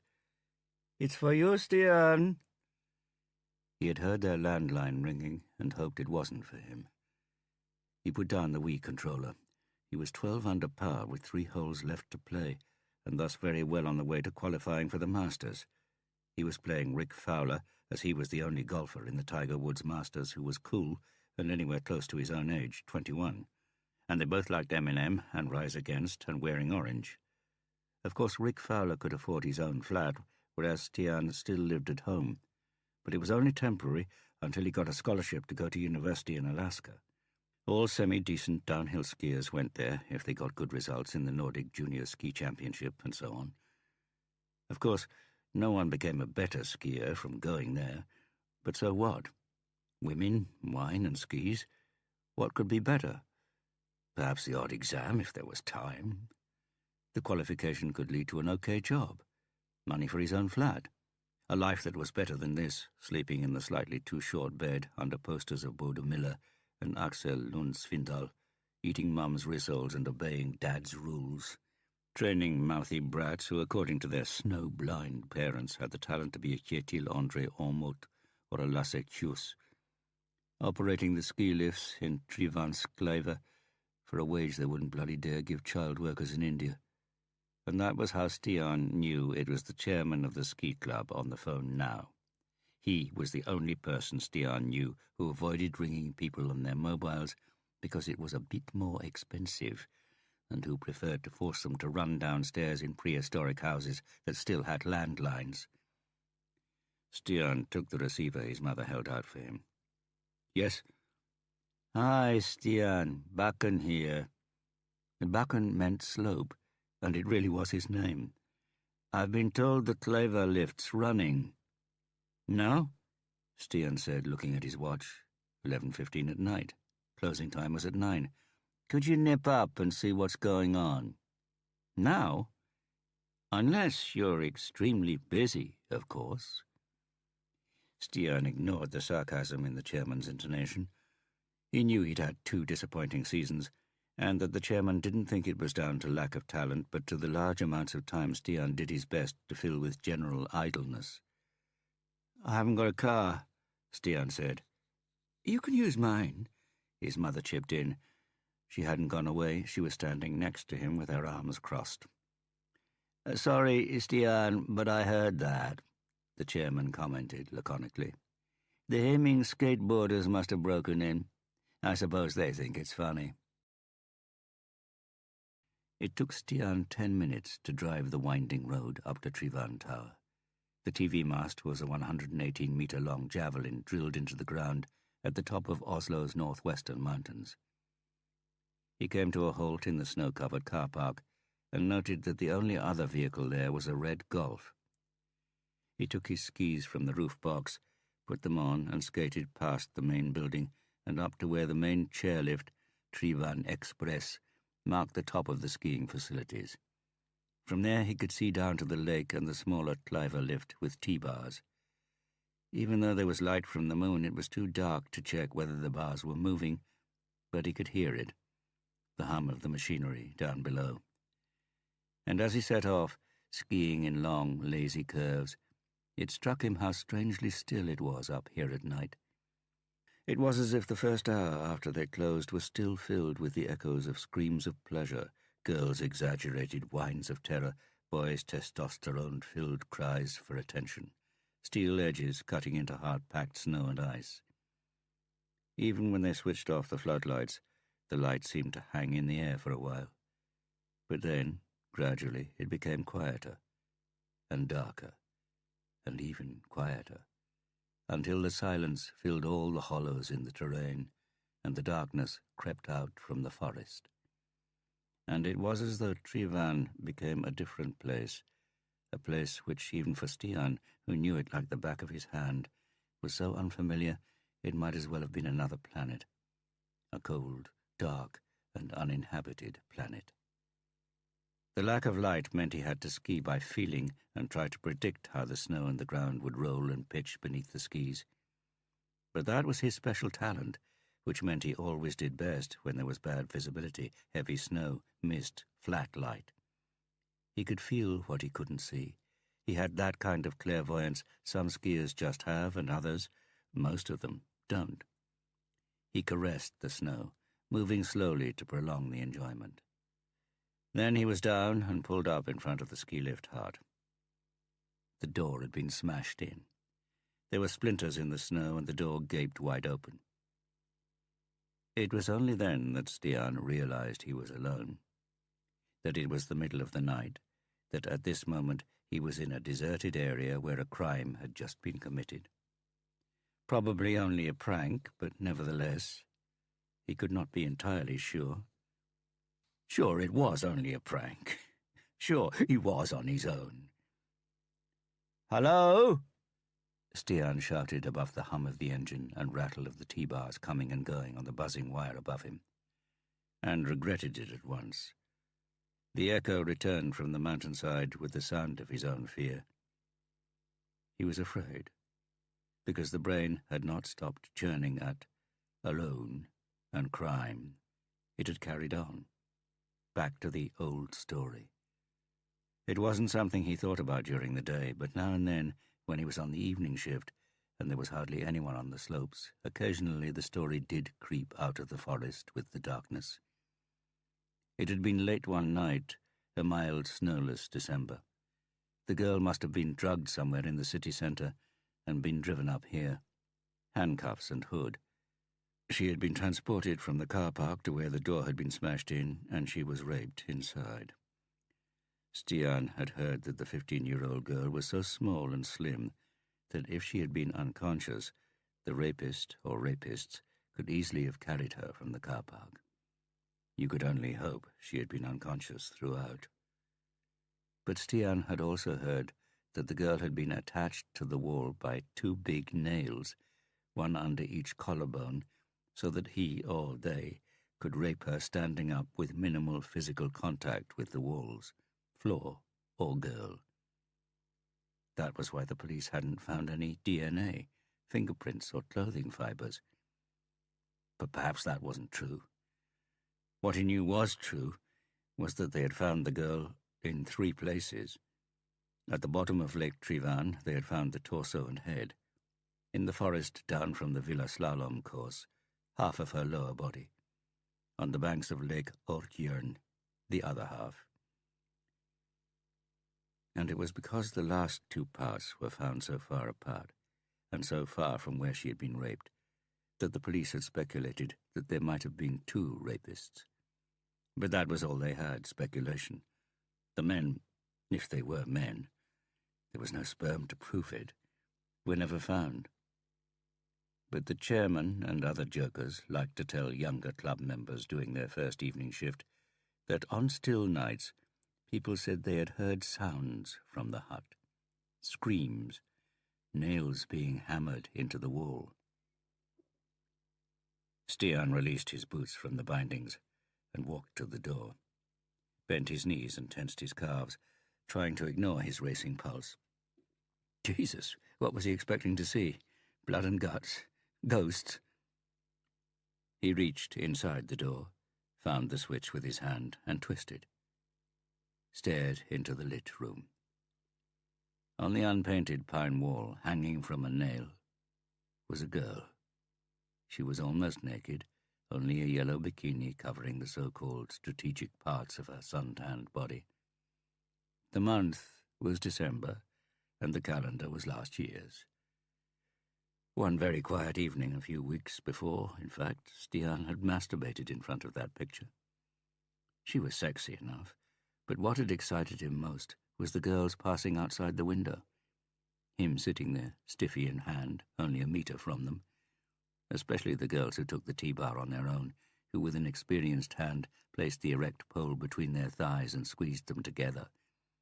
The T-bar lifting their buttocks.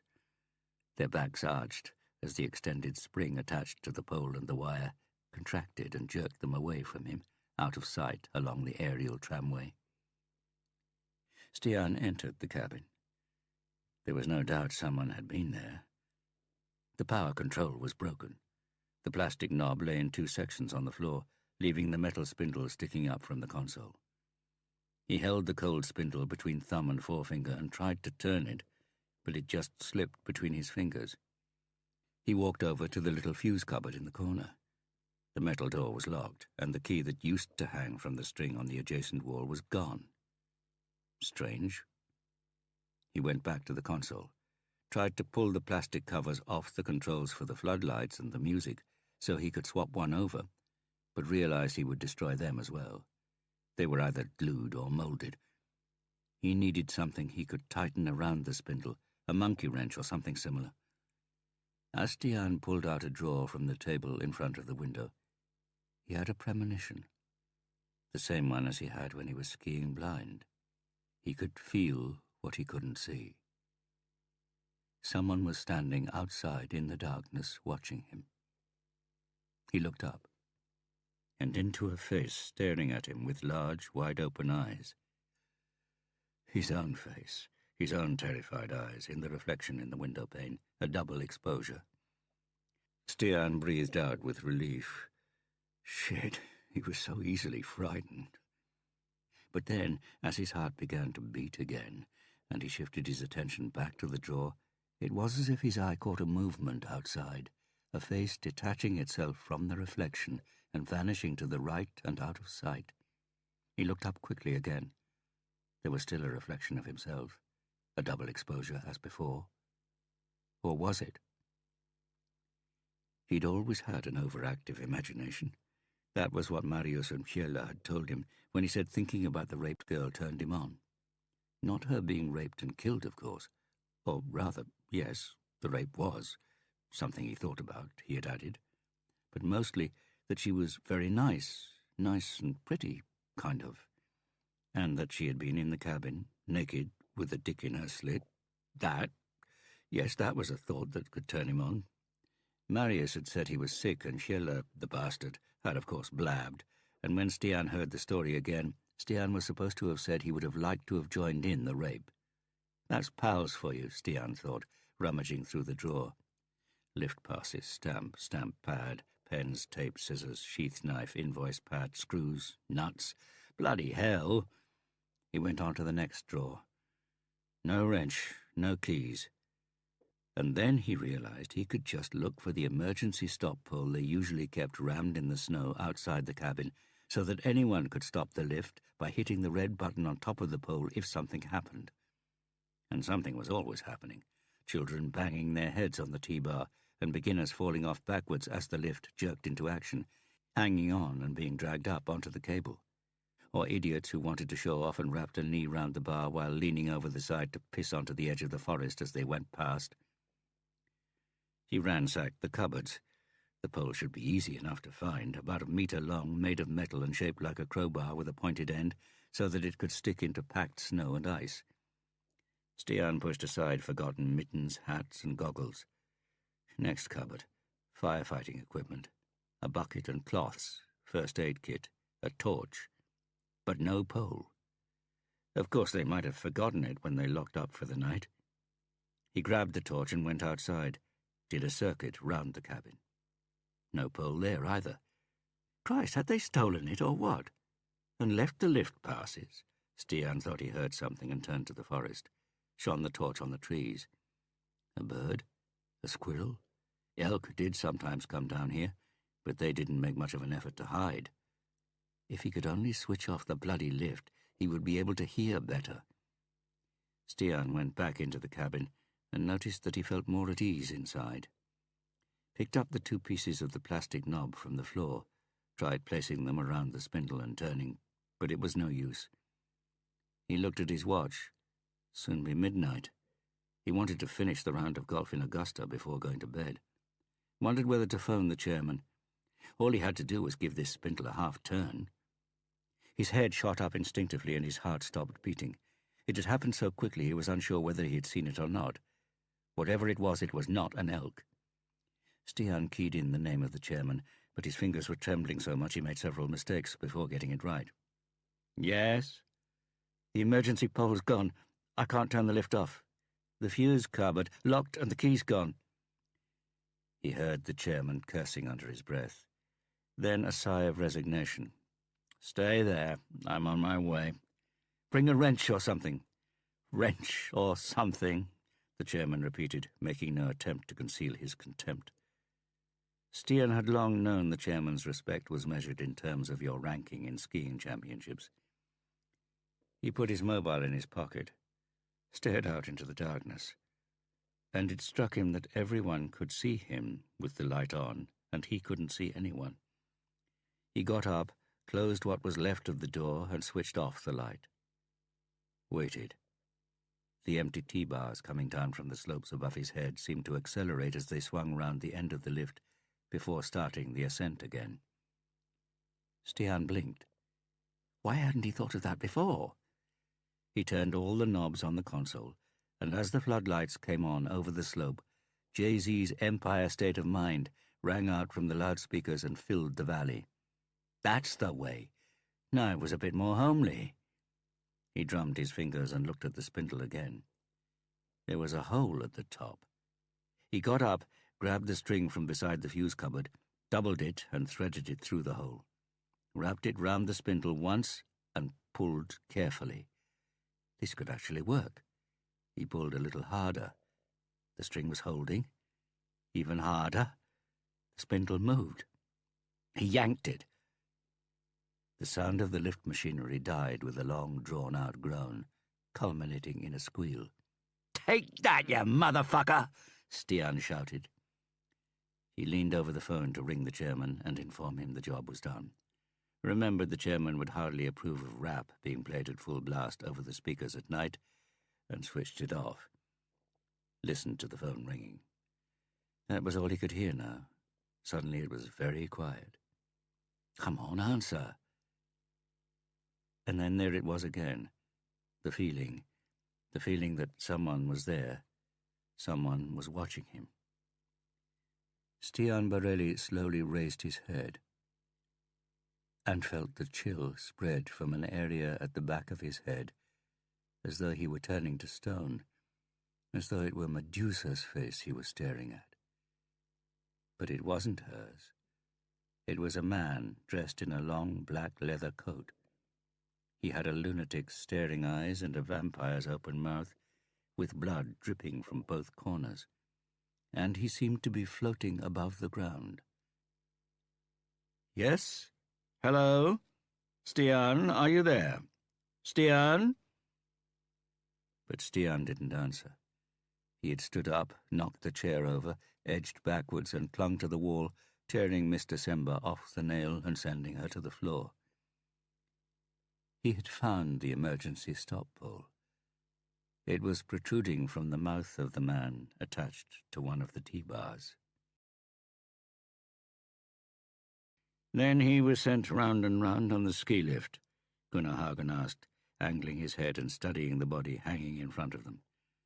There was something wrong about the shape, like a wax figure melting and being stretched out towards the ground.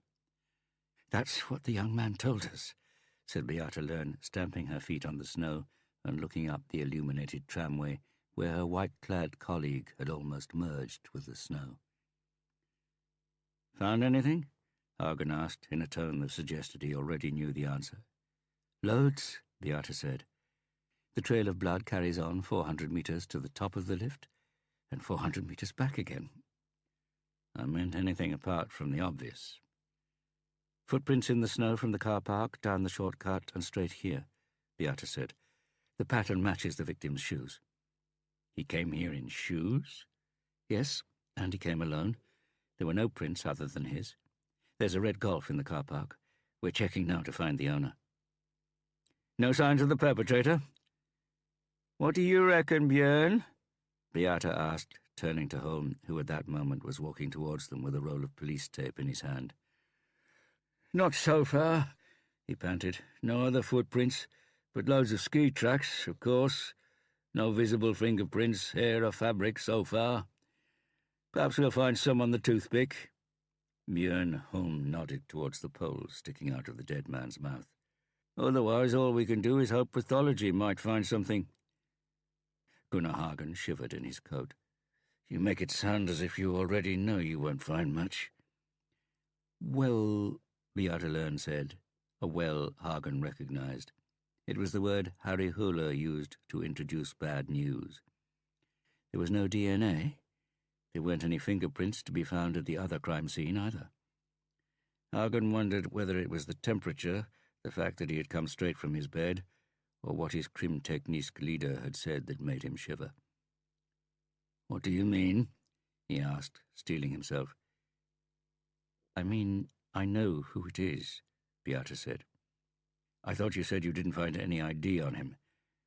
"That's correct, and it took me a while to recognize him." "You? I thought you never forgot a face." "The fusiform gyrus gets confused when both cheeks have been smashed in. But that's Bertil Nielsen." "Who's that?" "That's why I rang you. He's—" Beata Lern took a deep breath. "Don't say it," Hagen thought. "A policeman," Björn Holm said. "Worked at the police station in Nedre Eiker," Beata said. "We had a murder just before you came to Crime Squad.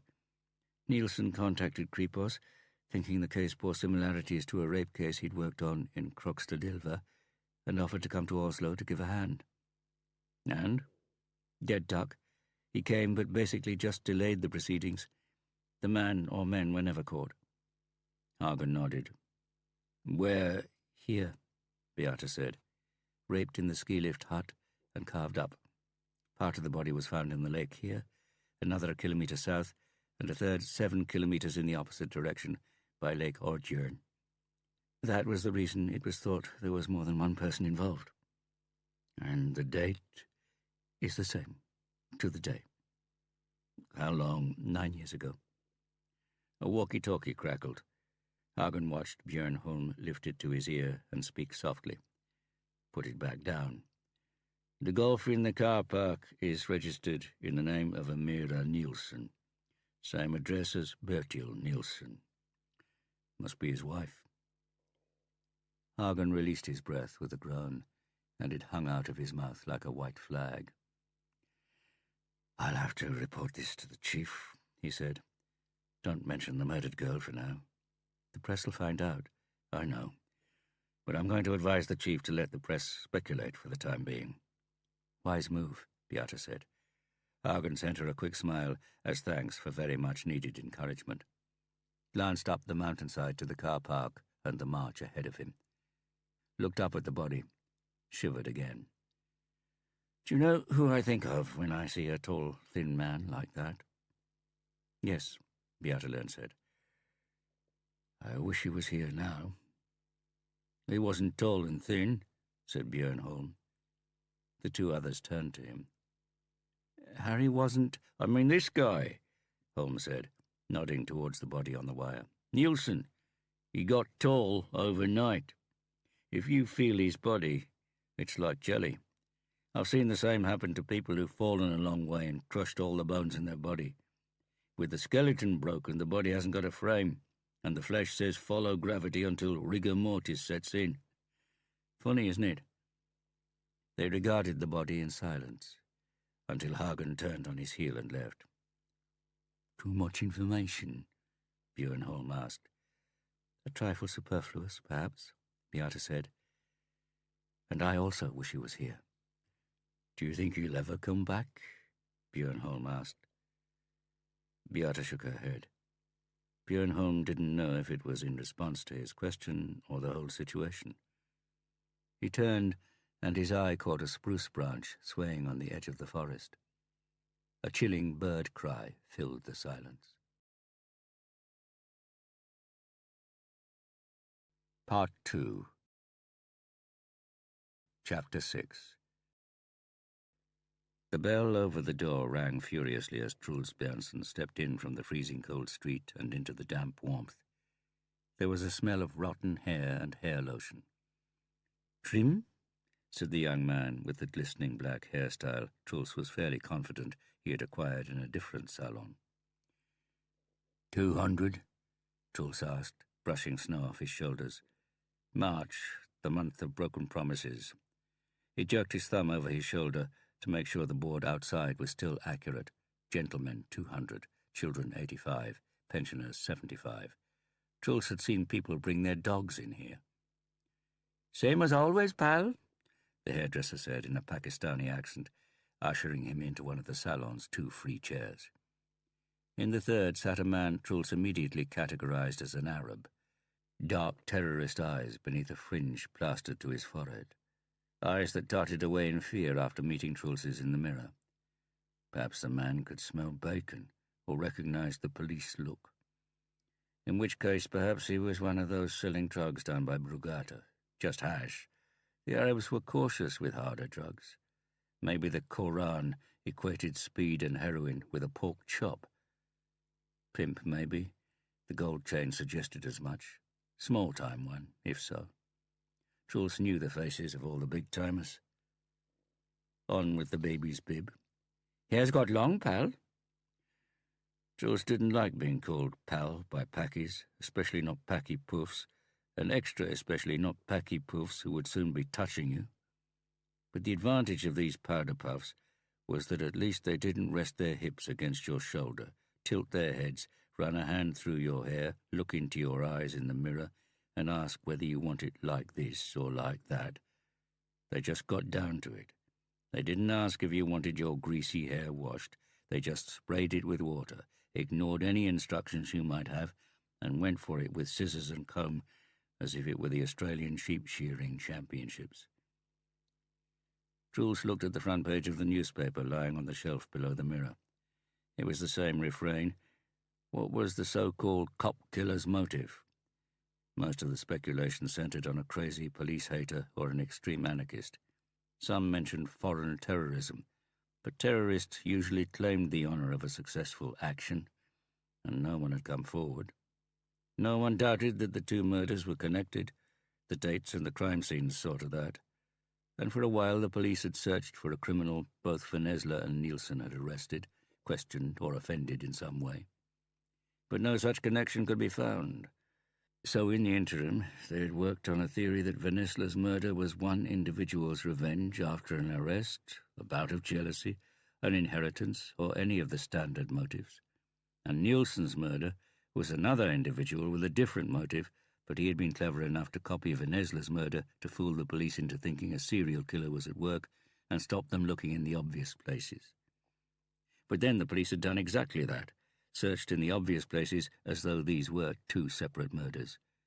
And they didn't find anything there either. So the police had gone back to square one, a police murderer. And the press had done the same and kept nagging. Why can't the police catch the person who has killed two of their own? Truls felt both satisfaction and anger when he saw these headlines.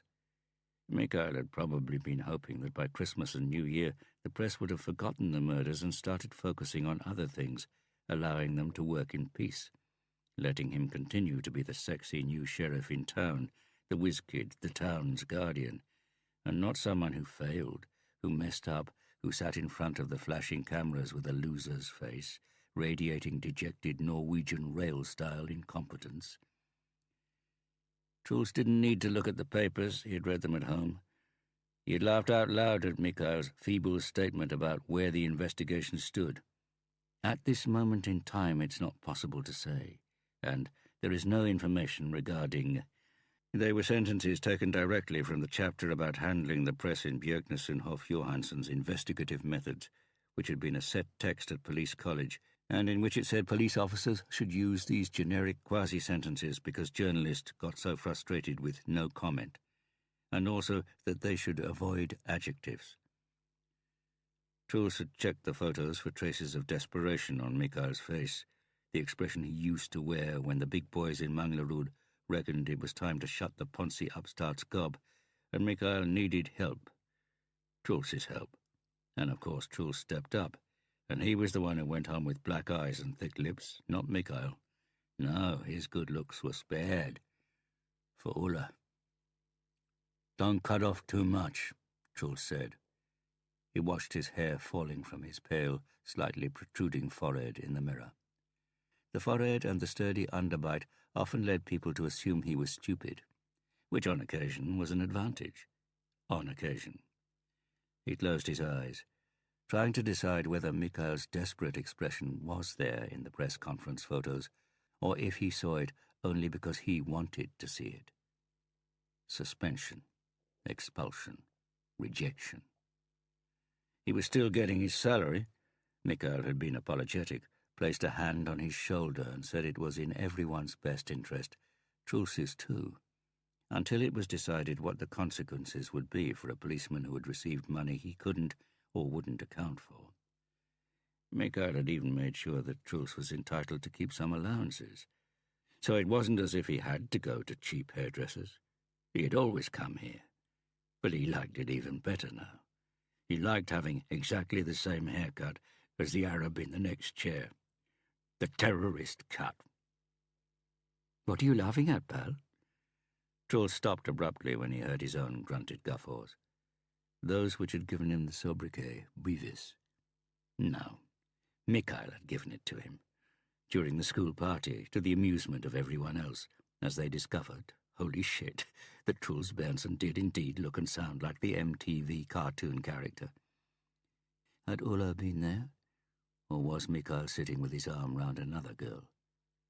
Ulla, with the gentle eyes, with the white sweater, with the slender hand she had once placed on his neck and drawn his head closer, shouted in his ear to drown the roars of the Kawasakis one Sunday in Bryn. She had only wanted to ask where Mikael was, but he could still remember the warmth of her hand. It had felt as if it would melt him, make his knees buckle under him on the bridge over the motorway, then and there in the morning sun. And with her breath in his ear and on his cheek, his senses had been working overtime. Even surrounded by the stench of petrol, exhaust, and burnt rubber from motorbikes below, he could identify her toothpaste, tell her lip gloss was strawberry flavour, and that her sweater had been washed in Milo. That Mikael had kissed her, had her, or had he been imagining it? He definitely remembered he had answered he didn't know, even though he did, even though part of him had wanted to tell her, had wanted to crush the gentleness, the purity, the innocence, the naivety in her eyes, to crush him, Mikael. But of course he hadn't. Why would he? Mikael was his best friend, his only friend. And what would he have achieved by telling her Mikael was up at Angelika's house? Ulla could get anyone she wanted, and she didn't want him, Truls. As long as she was with Mikael, he would at least have a chance to be in her presence. He'd had the opportunity, but not the motive. Not then. "That do you, pal?" Truls looked at the back of his head in the round plastic mirror the poof was holding. Terrorist cut. Suicide bomber cut. He grunted, got up, chucked a 200-kroner note on the newspaper to avoid hand-to-hand contact, went out into the March day that was still no more than a rumour that spring was on its way, glanced up at Police HQ, started walking towards the metro in Grönland. The haircut had taken 9.5 minutes. He lifted his head, walked faster. He had no deadlines, nothing to do. Oh yes, he did have something. But it didn't require much work, and he had his usual resources: time to plan, hatred, the determination to lose everything. He glanced at the shop window in one of the district's Asian food outlets, and confirmed he finally looked like what he was. Gunnar Hagen sat gazing at the wallpaper above the chief of police's desk and empty chair, focused on the darker patches from the photos that had hung there for as long as anyone could remember.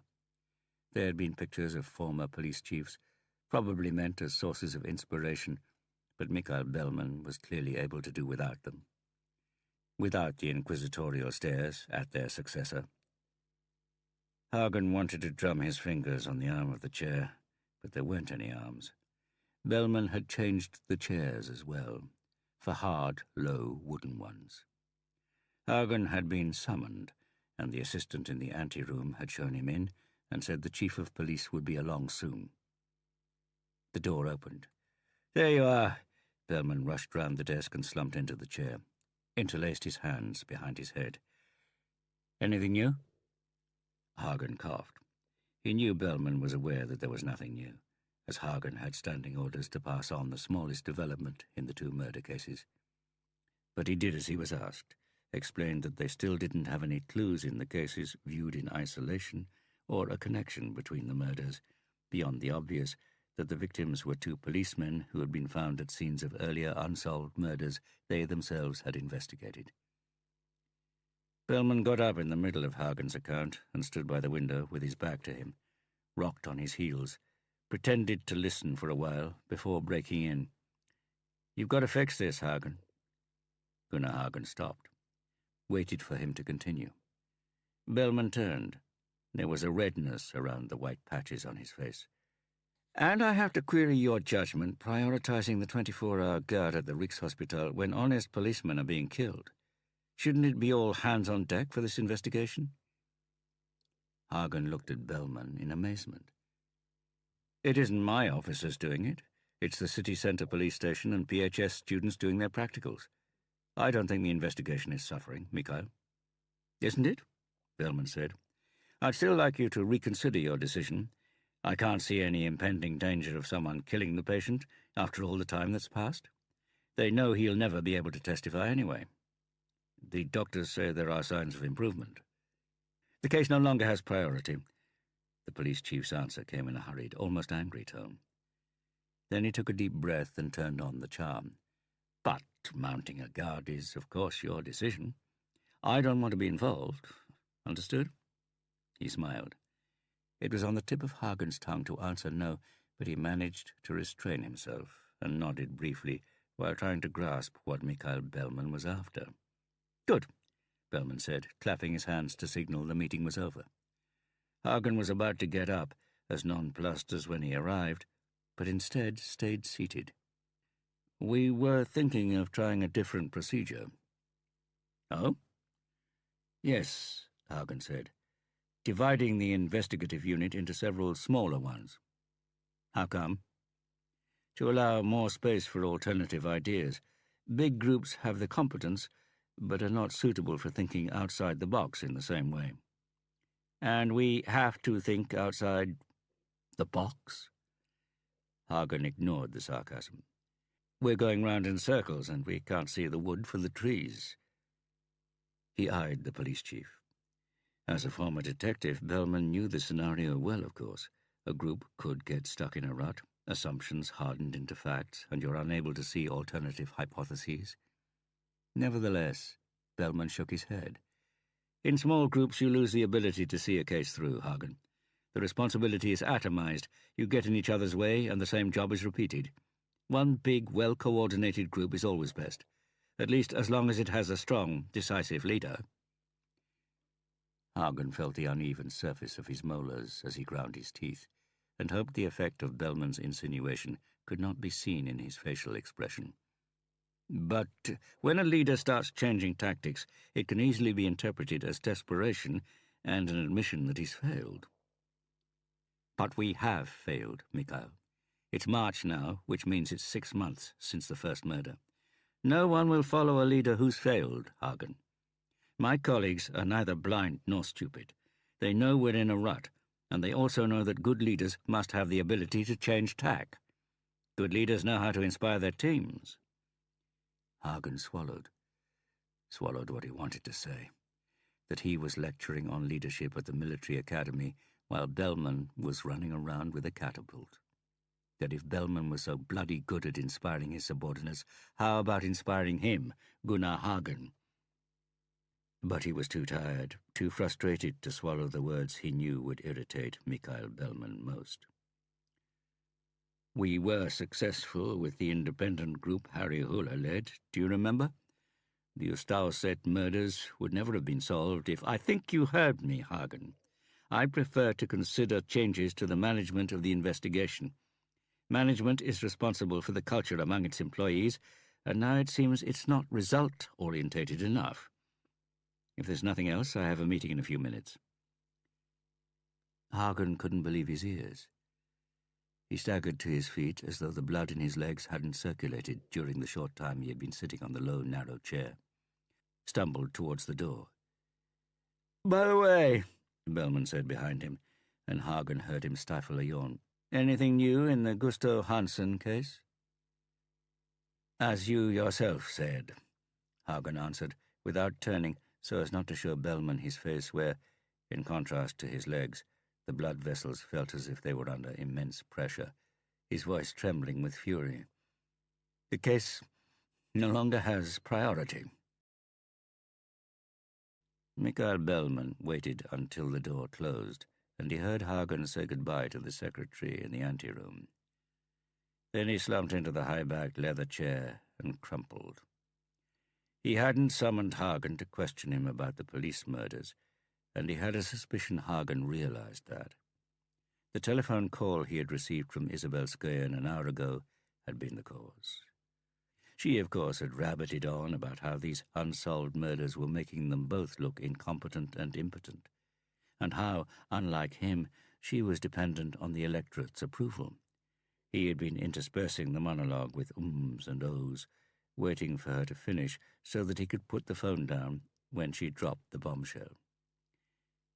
He's coming out of the coma. Bellman sat with his elbows on the table, his head in his hands, staring down at the desk's shiny varnish in which he could see the blurred contours of himself.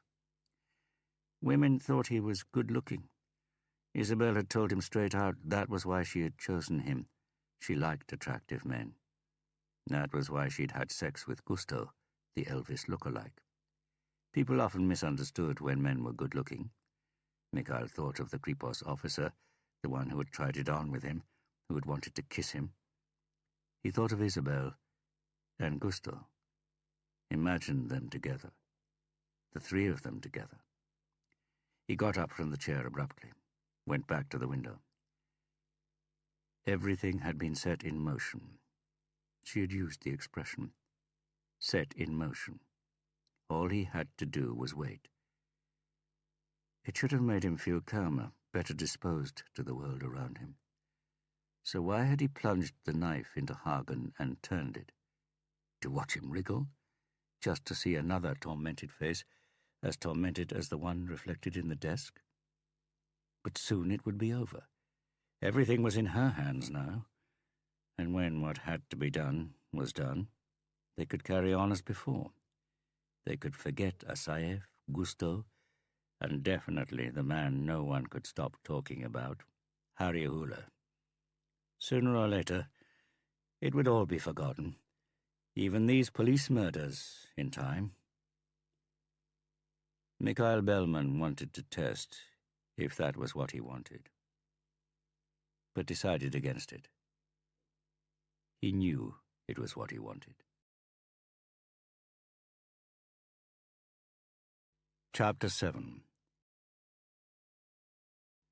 Ståle Aune inhaled. This was one of the crossroads in the therapy where he would have to take a decision. He decided. There may be something unresolved about your sexuality. The patient eyed him. Tight-lipped smile, narrow eyes. The slender hands with the almost abnormally long fingers rose, appeared to be about to straighten the knot of his tie above the pinstriped jacket, but didn't. Ståle had noticed this movement a few times before, and it reminded him of patients who have succeeded in breaking a specific compulsive habit, but who can't shake the initial gesture, the hand poised to do something, an uncompleted action, an involuntary though definitely interpretable action. Like a scar, a limp, an echo, a reminder that nothing disappears in its entirety. Everything leaves a trace in some way, somewhere. Like childhood, people you have known, something you ate and couldn't tolerate, a passion you had, cellular memory. The patient's hand fell back into his lap. He cleared his throat, and his voice sounded tight and metallic. What the hell do you mean? Are we starting on that Freud shit now? Ståle looked at the man. He had caught a glimpse of a TV crime series recently in which the police interpreted people's emotional lives.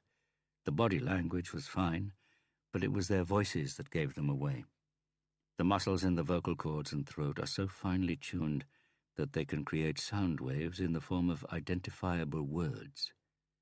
When Ståle had lectured at PHS, he had always emphasized to students what a miracle this was in itself. And he had said there was an even more sensitive instrument, the human ear, which could not only decode the sound waves as vowels and consonants, but also expose the speaker's body temperature, level of tension, and feelings. In interviews, It was more important to listen than to watch. A tiny rise in key, or an almost imperceptible quiver, was a more significant signal than crossed arms, clenched fists, the size of the pupils, and all the factors on which the new wave of psychologists conferred such importance, but which in Stoller's experience more often confused and misled a detective. It was true this patient swore in front of him, but it was still primarily the pattern of pressure on Stoller's eardrums that told him this patient was on his guard and angry. Normally, that wouldn't worry the experienced psychologist. On the contrary, strong emotions often meant a breakthrough was imminent. But the problem with this patient was that things came in the wrong sequence. Even after several months of regular sessions, Stoller hadn't made contact. There was no closeness, no trust. In fact, it had been so unproductive that Stoller had considered recommending they broke off the treatment and perhaps referring the patient to a colleague. Anger in an otherwise secure atmosphere was good, but in this case it could mean the patient was closing himself off further, digging an even deeper trench. Stoller sighed. He had obviously made the wrong decision, but it was too late, and he decided to plough on. "Paul," he said. The carefully plucked eyebrows and the two small scars under the chin, suggesting a facelift, had allowed Stoller to categorize him within 10 minutes of the first therapy session. Repressed homosexuality is very normal, even in our apparently tolerant society. Arna followed the patient closely to detect a reaction. "I'm often consulted by the police, and one officer told me he was open about his homosexuality in his private life, but he couldn't be open in his job because he would be frozen out. I asked if he was really so sure of that. Oppression often turns out to be the expectations we impose on ourselves and the expectations we interpret those around us as having, especially those closest, friends and colleagues." He stopped. There was no widening of the patient's pupils, no colouring of the complexion, no resistance to eye contact, no evasive body language. On the contrary, a little contemptuous smile had appeared on his thin lips. But to his surprise, Stoller Auner noticed that the temperature in his own cheeks had risen. My God, how he hated this patient, how he hated this job. "And the policeman?" Paul said. "Did he follow your advice?" "Our time's up," Stoller said, without checking the clock. "I'm curious, Auner, and I've taken an oath of confidentiality. So let's call him X, then, and I can see from your face that you didn't like the question." Paul smiled. "He followed your advice, and there was an unhappy outcome, wasn't there?" Auner sighed. X went too far, misunderstood a situation and tried to kiss a colleague in the toilets, and was frozen out. The point is that it might have gone well. Would you at least give the matter some thought for next time? But I'm not a homo. Paul raised a hand towards his throat, then lowered it again. Stoller Auner nodded briefly. Same time next week? I don't know. I'm not getting better, am I? It's going slowly, but we're making progress, Stoller said.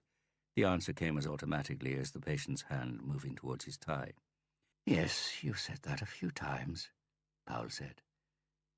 But I have a feeling I'm paying for nothing. And that you're just as useless as those detectives who can't even nail a bloody serial killer and rapist. Stoller registered with some astonishment that the patient's voice had gone lower, quieter. His voice and body language communicated something quite different from what he actually said. Stoller's brain had, as if on autopilot, begun to analyze why the patient had used precisely this example. But the answer was so obvious he didn't need to delve very deep. The newspapers lying on Stoller's desk since the autumn, they had always been open at the page describing the police murders. It isn't so easy to catch a serial killer, Paul, Stoller Auner said. I know quite a bit about serial killers. In fact, it's my speciality. Just like this is. But if you feel like stopping the therapy, or you'd like to try one of my colleagues, it's up to you. I have a list of very capable psychologists and can help you. Are you washing your hands of me, Stoller? Powell had tilted his head to one side. The eyelids with the colourless lashes had closed and the smile was broader. Stoller was unable to decide whether this was a smirk at the homosexuality theory or Powell was showing a glimpse of his true self. Or both. Please, don't misunderstand, Stoller said, knowing that he had not been misunderstood. He wanted to get rid of him, but professional therapists didn't kick out tricky patients. They just gritted their teeth harder, didn't they? He adjusted his bow tie. I'd like to treat you, but it's important that we trust each other. And right now it doesn't seem I'm just having a bad day, Stoller. Powell splayed his hands in defense. Sorry. I know you're good. You worked on the serial murders at Crime Squad, didn't you? You helped to catch the guy who was drawing pentagrams at crime scenes. You and that inspector. Stoller studied the patient as he got up and buttoned his jacket. Yep, you're more than good enough for me, Stoller. Next week, and I'll think about whether I'm a homo in the meantime. Stoller didn't get up. He could hear Powell humming in the corridor while waiting for the lift. There was something familiar about the tune, as indeed there was about some of the things Powell had said. He had used the expression serial murders, a police preference, rather than the more common serial killings. He had called Harry Hula an inspector, and most people had no idea about police ranks. Generally, they remembered the gory details from the newspaper reports, not insignificant details such as a pentagram carved into a beam beside the body. But what had particularly caught his attention, because it could turn out to be significant for the therapy, was that Powell had compared him to those detectives who can't even nail a bloody serial killer and rapist. Stoller heard the lift come and go, but he had remembered what the tune was now. In fact, he had listened to Dark Side of the Moon to find out if there were any hints to interpreting Powell Stavness's dream. The song was called Brain Damage. It was about lunatics who were on the grass, who were in the hole, who end up inside. Rapist. The murdered policeman hadn't been raped. Of course, the case might have interested him so little that he had confused the murdered policemen with the earlier victims at the crime scene. Or he had assumed as a general rule that serial killers rape. Or he dreamt about raped policemen, which naturally would reinforce the theory about repressed homosexuality. Or... Stoller Auna froze mid-movement and stared in amazement at the hand poised to move towards his bow tie. Anton Mittert took a sip of coffee and looked down at the man sleeping in the hospital bed. Shouldn't he also feel a certain pleasure? The same pleasure that Mona had expressed, which he had called one of the small, everyday miracles that make all the slog worthwhile? Well, yes, of course it was good that a coma patient they assumed would die should suddenly change his mind and drag himself back to life and wake up. But the person in the bed, the pale, ravaged face on the pillow, meant nothing to him. All it meant was that the job was coming to an end.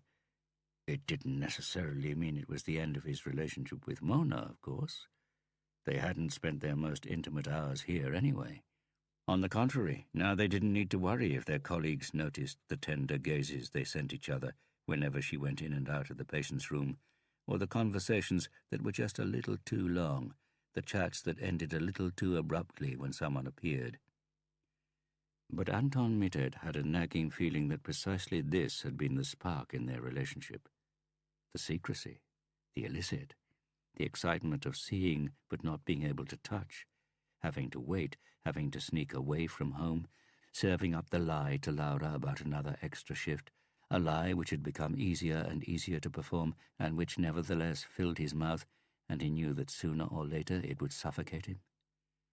He knew that infidelity didn't make him a better man in Mona's eyes, and that she could envisage him serving up the same excuses to her at some point in the future. She had told him it had happened to her before with other men, that they had deceived her. And then she had been younger and slimmer than she was now. So if he wanted to drop the fat, middle-aged woman she had become, it wouldn't exactly shock her. He had tried to explain to her that she mustn't say things like that, not even if she meant them. It made her less attractive. It made him less attractive. It made him into a man who would take anything he could get, as it were. But now he was glad she had said it. It had to stop somewhere, and she had made it easier for him. "Where did you get the coffee?" the new nurse asked, straightening the round glasses as he read the doctor's notes he unhooked from the end of the bed. "There's an espresso machine down the corridor. I'm the only person who uses it, but you can—" "Thanks for the offer," the nurse said. Anton could hear there was something odd about his pronunciation. "But I don't drink coffee." The nurse had taken a sheet of paper from his jacket pocket and was reading it. "Let me see. He needs to have some propofol. I've no idea what that is. It means he'll sleep for a good while." Anton scrutinized the nurse as he pierced the foil on a little bottle of a transparent liquid with a syringe. The nurse was short, slightly built, and resembled a famous actor.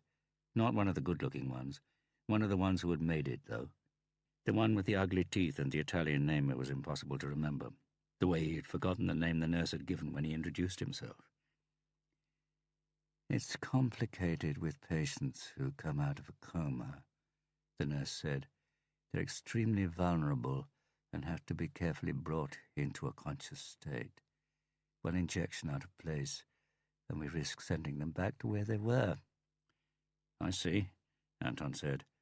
The man had shown him his ID card, produced the password, and waited for Anton to ring the duty room to confirm that the person in question had been scheduled to do this shift. "So you've had lots of experience with anesthetics?" Anton asked. "I worked in the anesthetics department for long enough, yes." "But you don't work there now?" "I've been traveling for 2 or 3 years." The nurse held the syringe up to the light, released a jet that dissolved into a cloud of microscopic drops. "This patient looks as if he's had a hard life. Why is there no name on the notes?" "He's supposed to be anonymous. Didn't they tell you?" "They haven't told me anything." "They should have done. It's thought an attempt may be made on his life. That's why I sit out here in the corridor." The man leaned down close to the patient's face, closed his eyes, looked as if he was inhaling the patient's breath. Anton shivered. "I've seen him before," the nurse said. "Is he from Oslo?" "I've taken an oath of confidentiality." "What do you think I've done?" The nurse rolled up the patient's sleeve, flicked the inside of his forearm. There was something about the way the nurse spoke, something Anton couldn't quite put his finger on.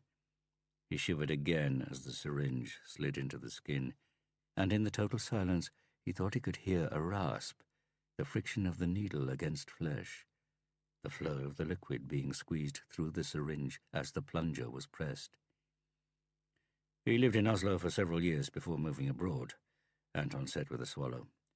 "But then he returned. Rumors say it was because of a boy. He was a junkie." "That's a sad story." "Yes, but it looks as if it will have a happy ending." "That's a bit too early to say," the nurse said, pulling out the needle. "Lots of coma patients have sudden relapses." Anton could hear it now, hear what it was about the way he spoke. It was barely audible, but they were there, the S's. He lisped. After they had left the room and the nurse had gone down the corridor, Anton went back into the patient. He studied the heart monitor, listened to the rhythmical beeps, like a submarine sonar signals from the depths of the ocean. He didn't know what made him do it, but he did as the nurse had done, leaned over the man's face, closed his eyes, and felt the breath on his cheek. Altman. Anton had taken a close look at his name tag before he left. The nurse's name was Sigurd Altman. He had a gut feeling, that was all. but he had already decided that he would check him out the following day. He didn't want this to turn out like Dramen. He wasn't going to make any mistakes this time.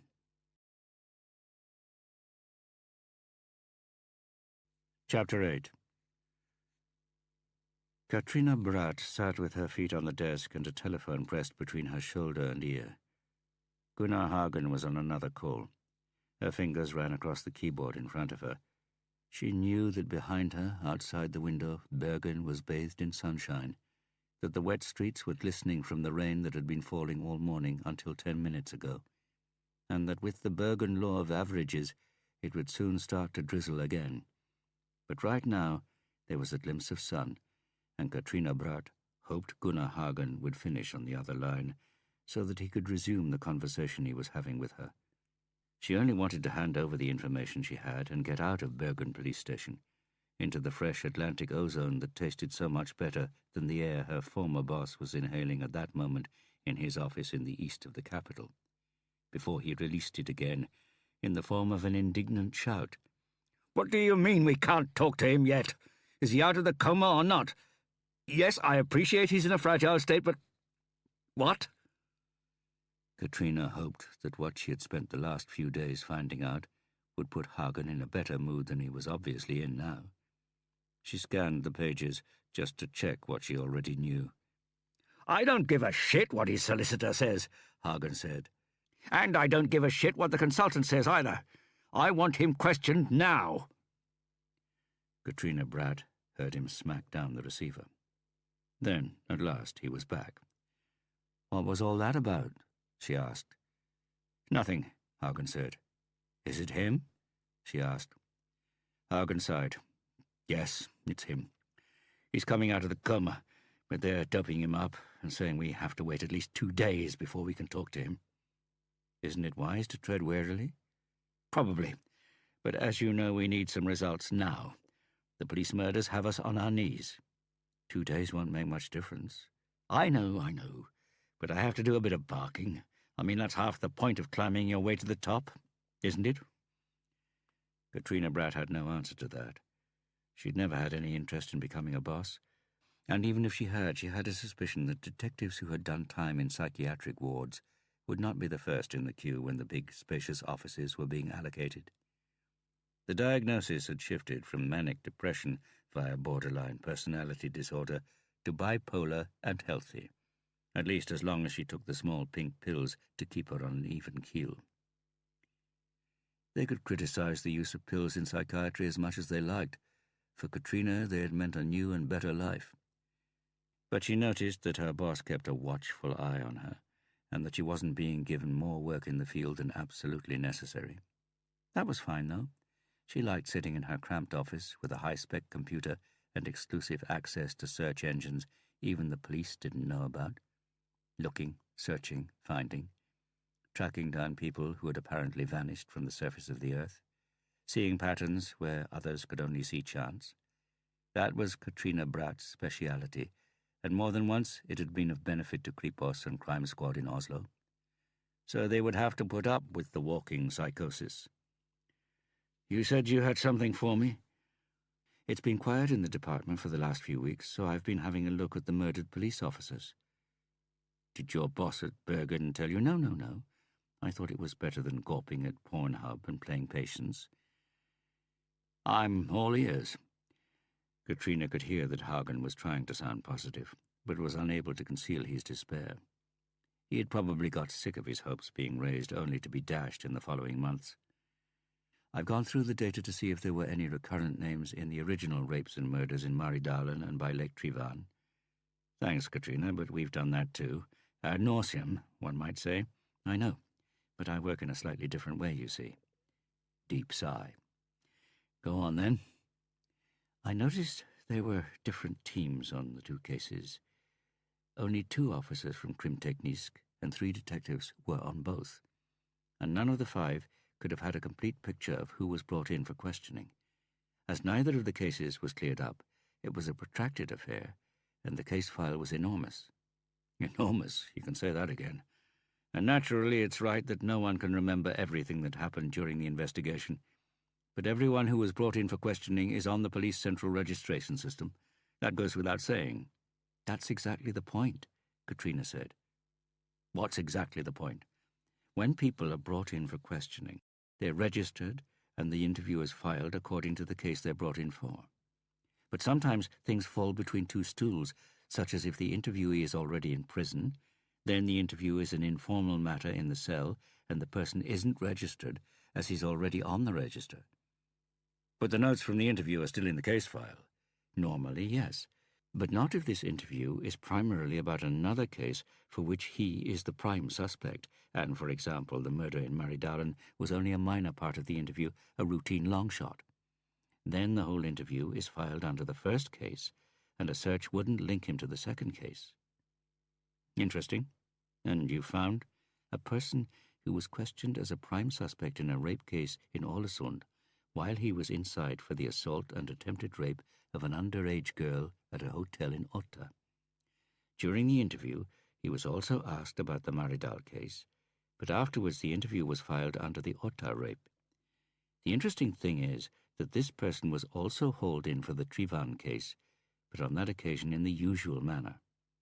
And, for the first time she could hear signs of genuine interest in Hagen's voice, he had an alibi for all three cases, Katrina said, and she felt, rather than heard, the air go out of the balloon she had inflated for him. I see. Any other amusing stories from Bergen you think I should hear today? There's more, Katrina said. I have a meeting and I checked the man's alibi.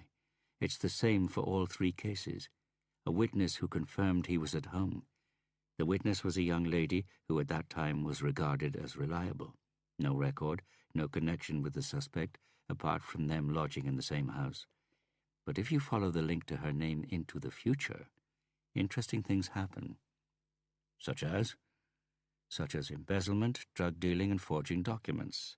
If you look a bit more closely at the interviews she's been summoned to since then, there's a common theme running through them.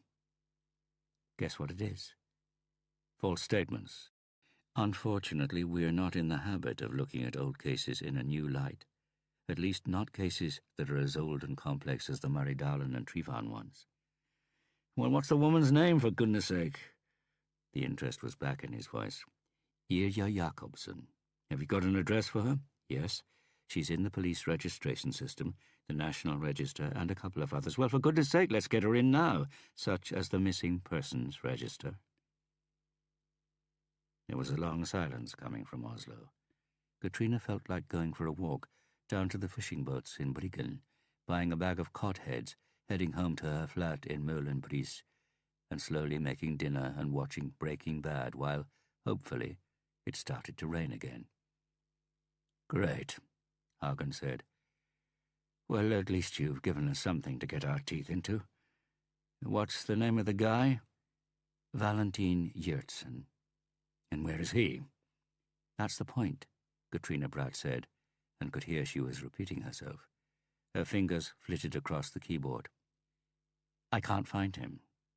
Is he missing too? He's not on the missing persons list. And that's strange because it's as if he's vanished off the face of the earth. No known address, no registered phones, no use of credit card, not even a registered bank account. Didn't vote at the last election, hasn't caught a train or a plane in the last year. Have you tried Google? Katrina laughed until she realized Hagen wasn't joking. Relax, she said. I'll find him. They rang off, and Katrina got up, put on her jacket, and started to hurry. Clouds were already on their way across the island of Askøy. She was about to switch off her computer when she remembered something Harry Hula had once said to her, about how often you forget to check the patently obvious. She typed quickly, waited for the page to come up. She noticed heads turn in the open-plan office as she let rip with a few Bergen oaths. But she couldn't be bothered to reassure them that this was not a psychosis in full bloom. As usual, Harry had been right. She picked up the phone and pressed redial. Gunnar Hagen answered on the second ring. Thought you had a meeting, Katrina said. Postponed. I'm detailing people to find this Valentin Yertsen. You don't need to.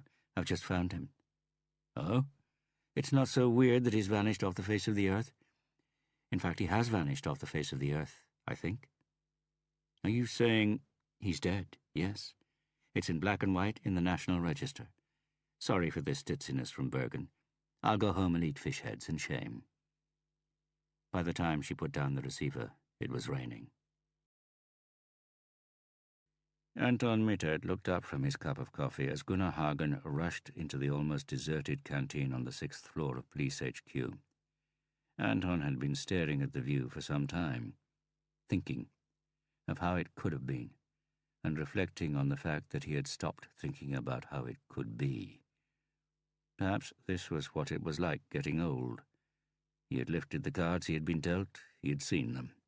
You didn't get new ones. So all that was left was to play the ones you had as well as you could, and dream about the cards you might have been given. "Sorry I'm late, Anton," Gunnar Hagen said, slumping down in the chair opposite him. "A harebrained call from Bergen. How's it going?" Anton shrugged. "Don't stop working. I watch the young'uns passing me on the way up. I try to give them some advice, but they don't see any reason to listen to a middle-aged man who hasn't made it. They seem to think life's a red carpet rolled out just for them." "And at home?" Hagen asked. Anton repeated the shrug. "Fine. Wife moans that I work too hard, but when I'm at home she moans just as much. Sound familiar?" Hagen made a non-committal sound that could have meant whatever the listener wanted it to mean. "Do you remember your wedding day?" "Yes," Hagen said, casting a discreet glance at the clock, not because he didn't know what the time was, but to give Anton a hint. "The worst thing is that you really mean it when you're standing out there saying yes for all eternity." Anton gave a hollow laugh and shook his head. "Was there something specific you wanted to talk to me about?" Hagen asked. "Yes." Anton ran a forefinger down his nose. "There was a nurse there while I was on duty last night. He seemed a bit fishy. Don't know exactly what it was, but you know old hands like us notice these things. So I checked up on him. Turns out he was involved in some murder case several years ago. He was released, eliminated from inquiries, but nevertheless—" "I see. Thought it best to talk to you about it. You could talk to hospital management. Perhaps get him discreetly moved. I'll take care of the matter. Thank you." "Thank you. Well done, Anton." Anton Mittet half bowed. He was happy to hear Hagen thanking him. Happy because the monk-like crime squad boss was the only man in the force he felt any sort of gratitude towards. It had been Hagen who had saved Anton's skin after the case. He had rung the police commissioner in Drammen and said they were being too hard on Anton, and that if they didn't need his experience in Drammen, they did at Police HQ in Oslo. And that was what had happened. Anton had worked on the first floor in Grönland, but lived in Drammen, which was the condition that Laura had set. And as Anton Mittet caught the lift down to the first floor, he could feel he had more of a spring in his step, a straighter back, and even a smile on his lips. And he felt, yes, he did, this could be the beginning of something good. He would buy some flowers for... He deliberated. For Laura? Katrina stared out of the window as she tapped in the number. Her flat was on what Norwegians called the high ground floor. It was high enough for her not to see people passing outside, low enough to see the tops of their opened umbrellas. And behind the raindrops, trembling on the window pane in the gusting wind, she could see the Puddefjord Bridge linking the town with a hole in the mountain on the Laksevåg side. But right now she was looking at the 50-inch TV screen where a chemistry teacher and cancer victim was cooking up methamphetamine, which she found strangely entertaining. She had bought the TV under her personal slogan, "Why should single men have the biggest TVs?" and had her DVDs arranged and categorized according to highly subjective criteria under the Marantz player. The first and second places, furthest to the left on the classics shelf, were taken by Sunset Boulevard and Singing in the Rain, while more recent films on the shelf beneath had a surprising new leader, Toy Story 3. Shelf number 3 was devoted to the CDs that for sentimental reasons she hadn't given to the Salvation Army, even though she had copied them onto her hard drive. She had narrow taste in music, exclusively glam rock and progressive pop, preferably British, and often of the androgynous variety. David Bowie, Sparks, Mott the Hoople, Steve Harley, Mark Bolan, Small Faces, Roxy Music, with Suede as a contemporary bookend. The chemistry teacher was having one of the recurrent arguing with the wife scenes. Katrina put the DVD player on fast-forward while ringing Beata. "Learn?" The voice was high-pitched, girlish almost, and the response revealed no more than was necessary. In Norway, didn't answering with the surname imply there was a bigger family, that you had to specify which Learn you wanted? However, in this case, Learn was just Beata Learn, the widow, and her son. "Katrina here?" "Katrina, it's been a long time. What are you doing?" "Watching TV. And you?" "Being beaten at Monopoly by this young man. Comfort eating. Pizza." Katrina racked her brain. How old was her son now? Old enough to beat his mum at Monopoly, anyway. Another reminder how terrifyingly fast time went.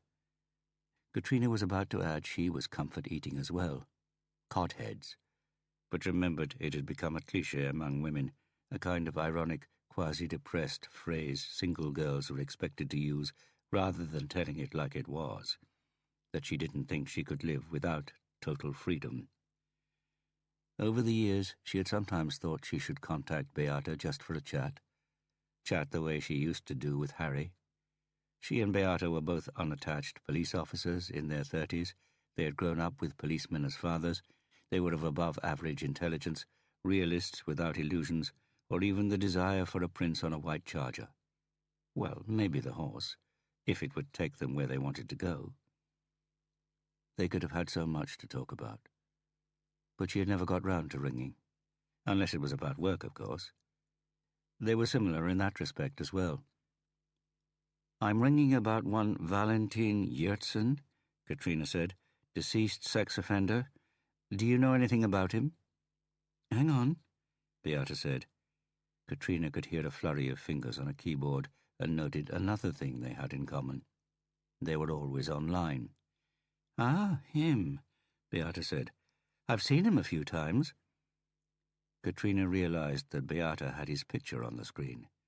They said that Beata Learn's fusiform gyrus, the part of the brain that recognizes faces, contained all the people she had ever met. In her case, the line, "I never forget a face," was quite literally true. It was said she had been examined by brain researchers as she was one of the 30-odd people in the world who were known to have this ability. He was questioned about the Trivan and Maridalen cases, Katrina said. "Yes, I can recall that vaguely," Beata said, "but I seem to remember he had alibis for both. One of the people in the house where he lived swore he'd been at home on the nights in question. What I'm wondering is if you took his DNA. I can't imagine we would do that if he had an alibi. In those days, analyzing DNA was a complicated and expensive process. At most, it would have been done for prime suspects, and only then if he had nothing else. I know, but once you got your own DNA testing department at the Institute, you started checking the DNA on cold cases, didn't you?" "Yes, we did. But in fact, there were no biological traces at Maridalen or Trivan. And if I'm not mistaken, Valentin Yertsin received his punishment with interest." "Oh? Yes, he was killed. I knew he was dead, but yes, indeed. While serving his sentence at Ila. He was found in his cell, beaten to a pulp. Inmates don't like people who've molested small girls. The guilty party was never caught. Not certain anyone tried hard to find out who it was anyway." Silence. "Sorry I couldn't help," Beata said. "And he's got me playing Try Your Luck now, so—" "Let's hope it turns," Katrina said. "What?" "Your luck." "Exactly. Just one last thing," Katrina said. "I'd like to have a chat with Irja Jakobsen, the woman who gave Valentin his alibi. She's down as a missing person, but I've been doing some research." "Oh, yes?" "No changes of address, tax payments, social security payments, or credit card purchases. No trips or mobile phone calls. If there's so little activity, a person generally falls into one of two categories. The most common is they're dead. But then I found something. Lotto. She'd registered for a flutter. 20 kroner. She played lotto. Maybe she was hoping her luck would turn. Anyway, it means she belongs to the second category. Which is? Those actively trying not to be found. And now you want me to help you find her. I've got her last known address in Oslo, and the address of the kiosk where she filled in the numbers. And I know she was on drugs. Okay, Beata said. I'll check with our undercover guys. Thanks. Okay. Pause. Anything else? No. Yes, what do you think of Singing in the Rain? I don't like musicals. Why? Soulmates are hard to find, don't you think? Beata chuckled. True. Let's talk about that sometime. They hung up. Anton was sitting with his arms crossed, listening to the silence. He looked down the corridor. Mona was in with the patient now, and soon she would be coming out, and giving him that mischievous smile, perhaps laying a hand on his shoulder, caressing his hair, maybe a fleeting kiss, letting him feel her tongue, which always tasted of mint, and then she would be off down the corridor, wiggling her voluptuous bottom in that teasing way. Perhaps she didn't mean to do it, but he liked to think she did. That she tightened her muscles, rolled her hips, strutted her stuff for him, for Anton Mittet. Yes, he had a lot to be grateful for, as they said.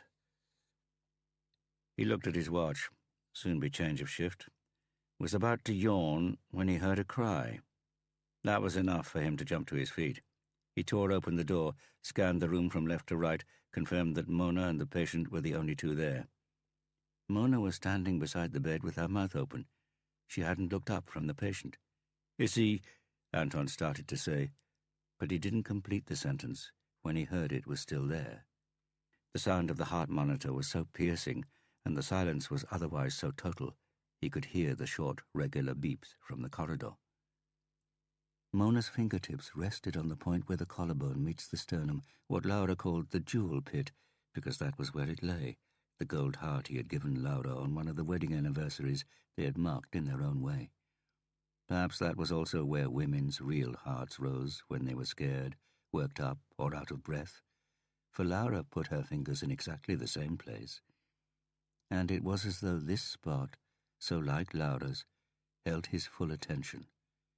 Even when Mona beamed at him and whispered, as if frightened to wake the patient, the words seemed to come from somewhere else. He spoke.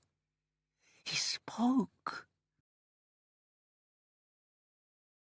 It took Katrina no more than 3 minutes to slip through the familiar back alleys into the Oslo police district system, but it was harder to find the interview tapes of the rape case at the Ota Hotel.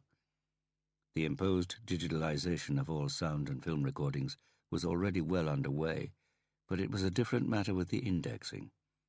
Katrina had tried all the search words she could think of, Valentin Yersin, Ota Hotel, rape, and so on, with no luck, and had almost given up when a man's high-pitched voice filled the room. She was asking for it, wasn't she? Katrina felt an electric shock go through her body, like when she and her father had been sitting in the boat, and he calmly announced he had a bite. She didn't know why. She only knew this was the voice. This was him. Interesting, said another voice, low, almost ingratiating, the voice of a policeman pushing for a result. What makes you say that? They do ask for it, don't they, in some way or another? And afterwards they're ashamed and report you to the police. But you know all that. So this girl at the Ota Hotel, she was asking for it. Is that what you're saying? She would have been, if you hadn't raped her before she had a chance. If I'd been there. You admitted just now that you'd been there that night, Valentine? To get you to describe the rape in a bit more detail. It's pretty boring sitting in a cell, you know. You have to spice up the day as best you can. Silence. Then Valentine's high-pitched laughter. Katrina shuddered and pulled her cardigan tighter around her. "You look like someone's pissed. What is that expression, officer?" Katrina closed her eyes and recalled his face. "Let's put the Otter case to one side for a moment. What about the girl in Murray-Darling, Valentine? What about her? It was you, wasn't it?" Loud laughter this time. "You'll have to practice that one a bit harder, officer. The confrontation stage of the interview has to have a punch like a pile driver, not a pat on the head." Katrina could hear that Valentine's vocabulary extended beyond that of most inmates. "So you deny it?" "No." "No." "No." Katrina could hear the quivering excitement as the policeman took a deep breath and said with hard-won composure, "Does that mean that you admit committing the rape and murder in Murray-Darling in September?" At least he was experienced enough to specify what he hoped Valentine would answer yes to, so that the defense counsel couldn't claim afterwards that the accused had misunderstood which case they were actually talking about. But she also heard the merriment in the interviewee's voice as he answered, "It means I don't need to deny it. It starts with an A and finishes with an I." Short pause. "How can you tell me, off the top of your head, that you definitely got an alibi for that night, Valentine? It's quite a long time ago." "Because I was thinking about it when he told me what I was doing at that very moment." "Who told you what?" "The guy who raped the girl."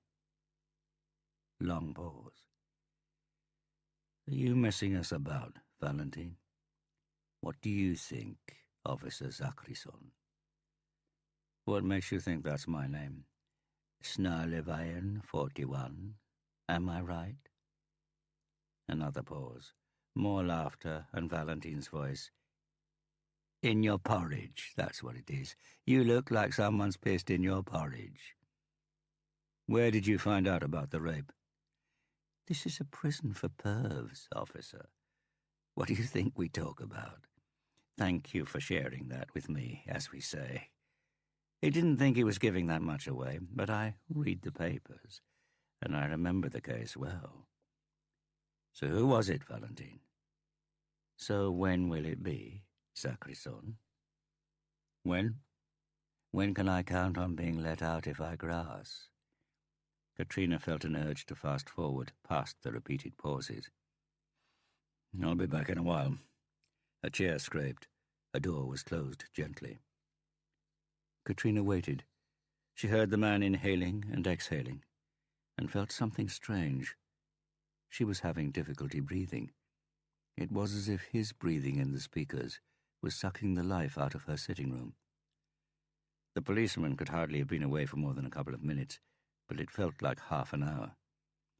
"Okay," he said with a scrape of the chair again. "That was quick. And my sentence will be commuted as well?" "You know we're not responsible for sentencing, Valentine, but we'll talk to a judge, all right? So who's your alibi and who raped the girl?" "I was at home all night. I was with my landlady, and unless she's suffering from Alzheimer's, she'll confirm that." "How come you can remember just like that?" "I have a thing about noting dates of rapes.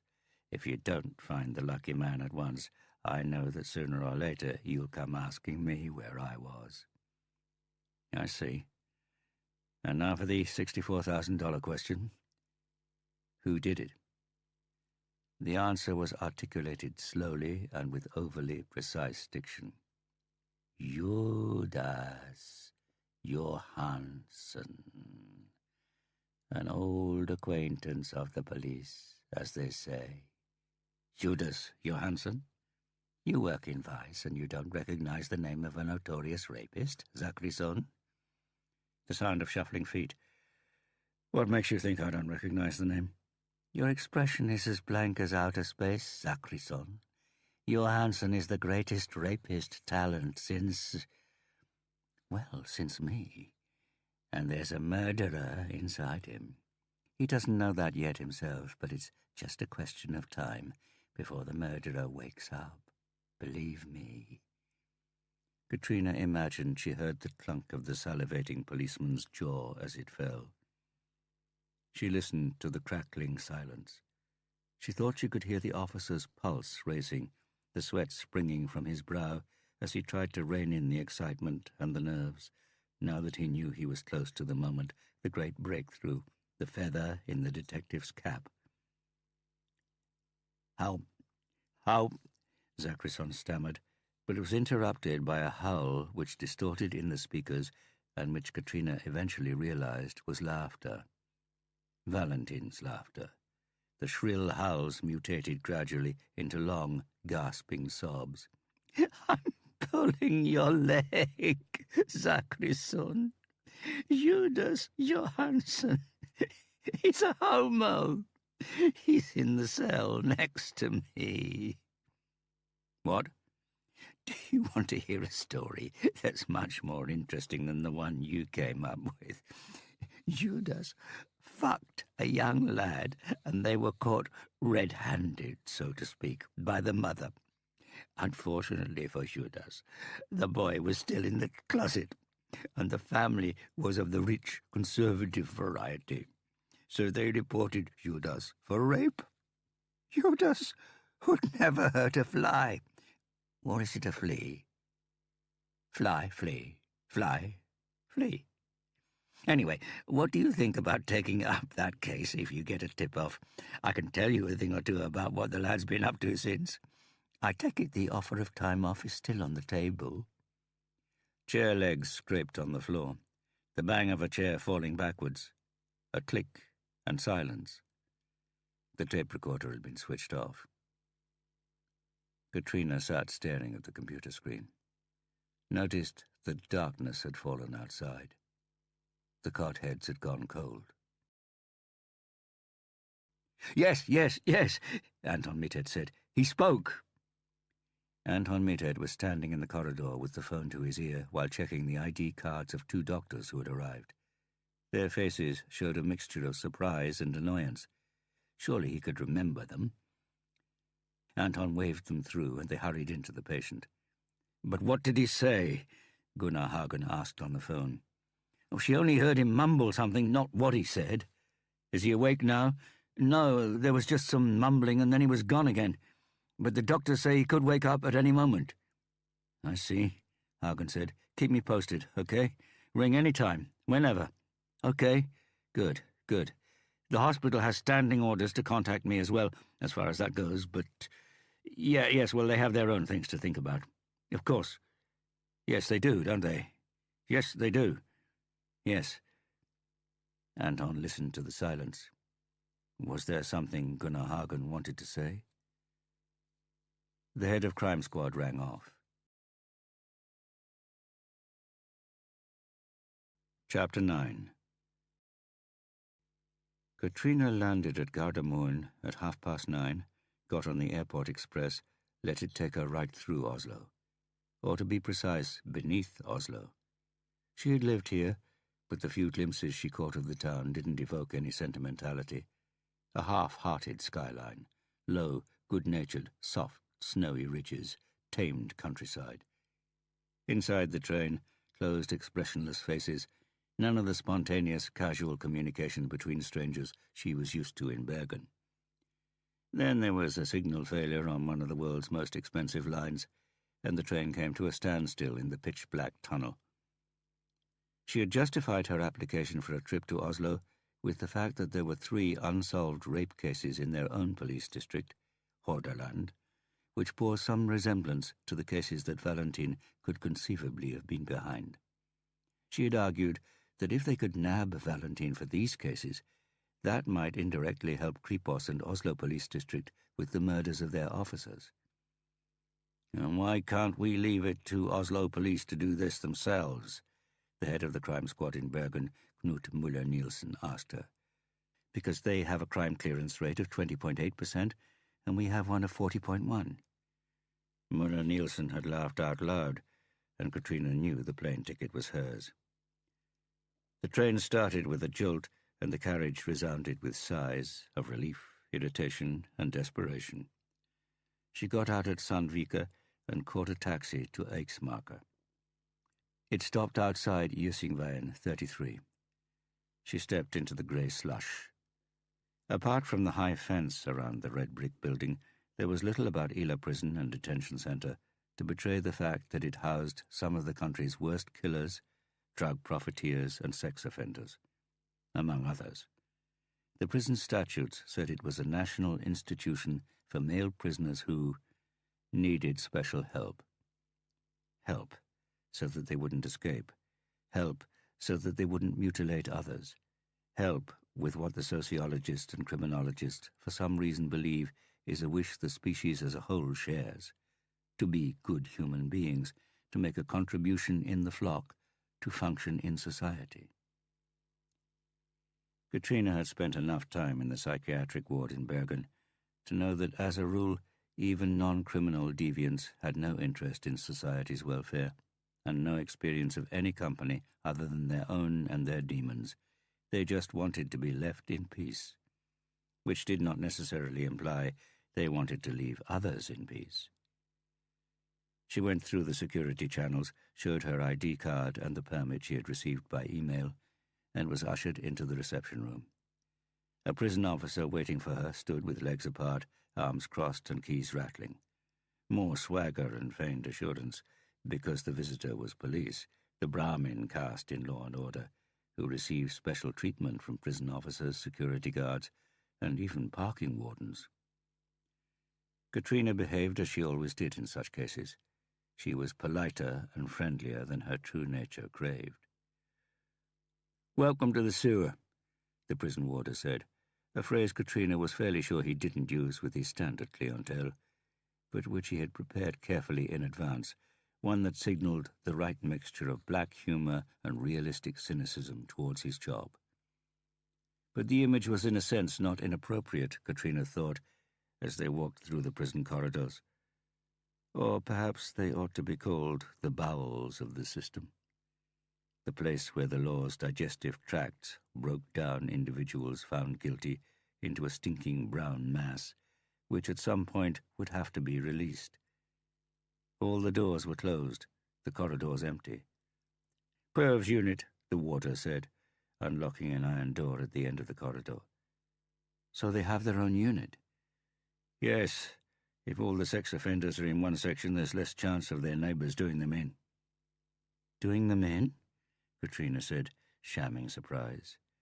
"Yes, sex offenders are hated as much here as in the rest of society, if not more. And we have killers here with less self-control than you or me.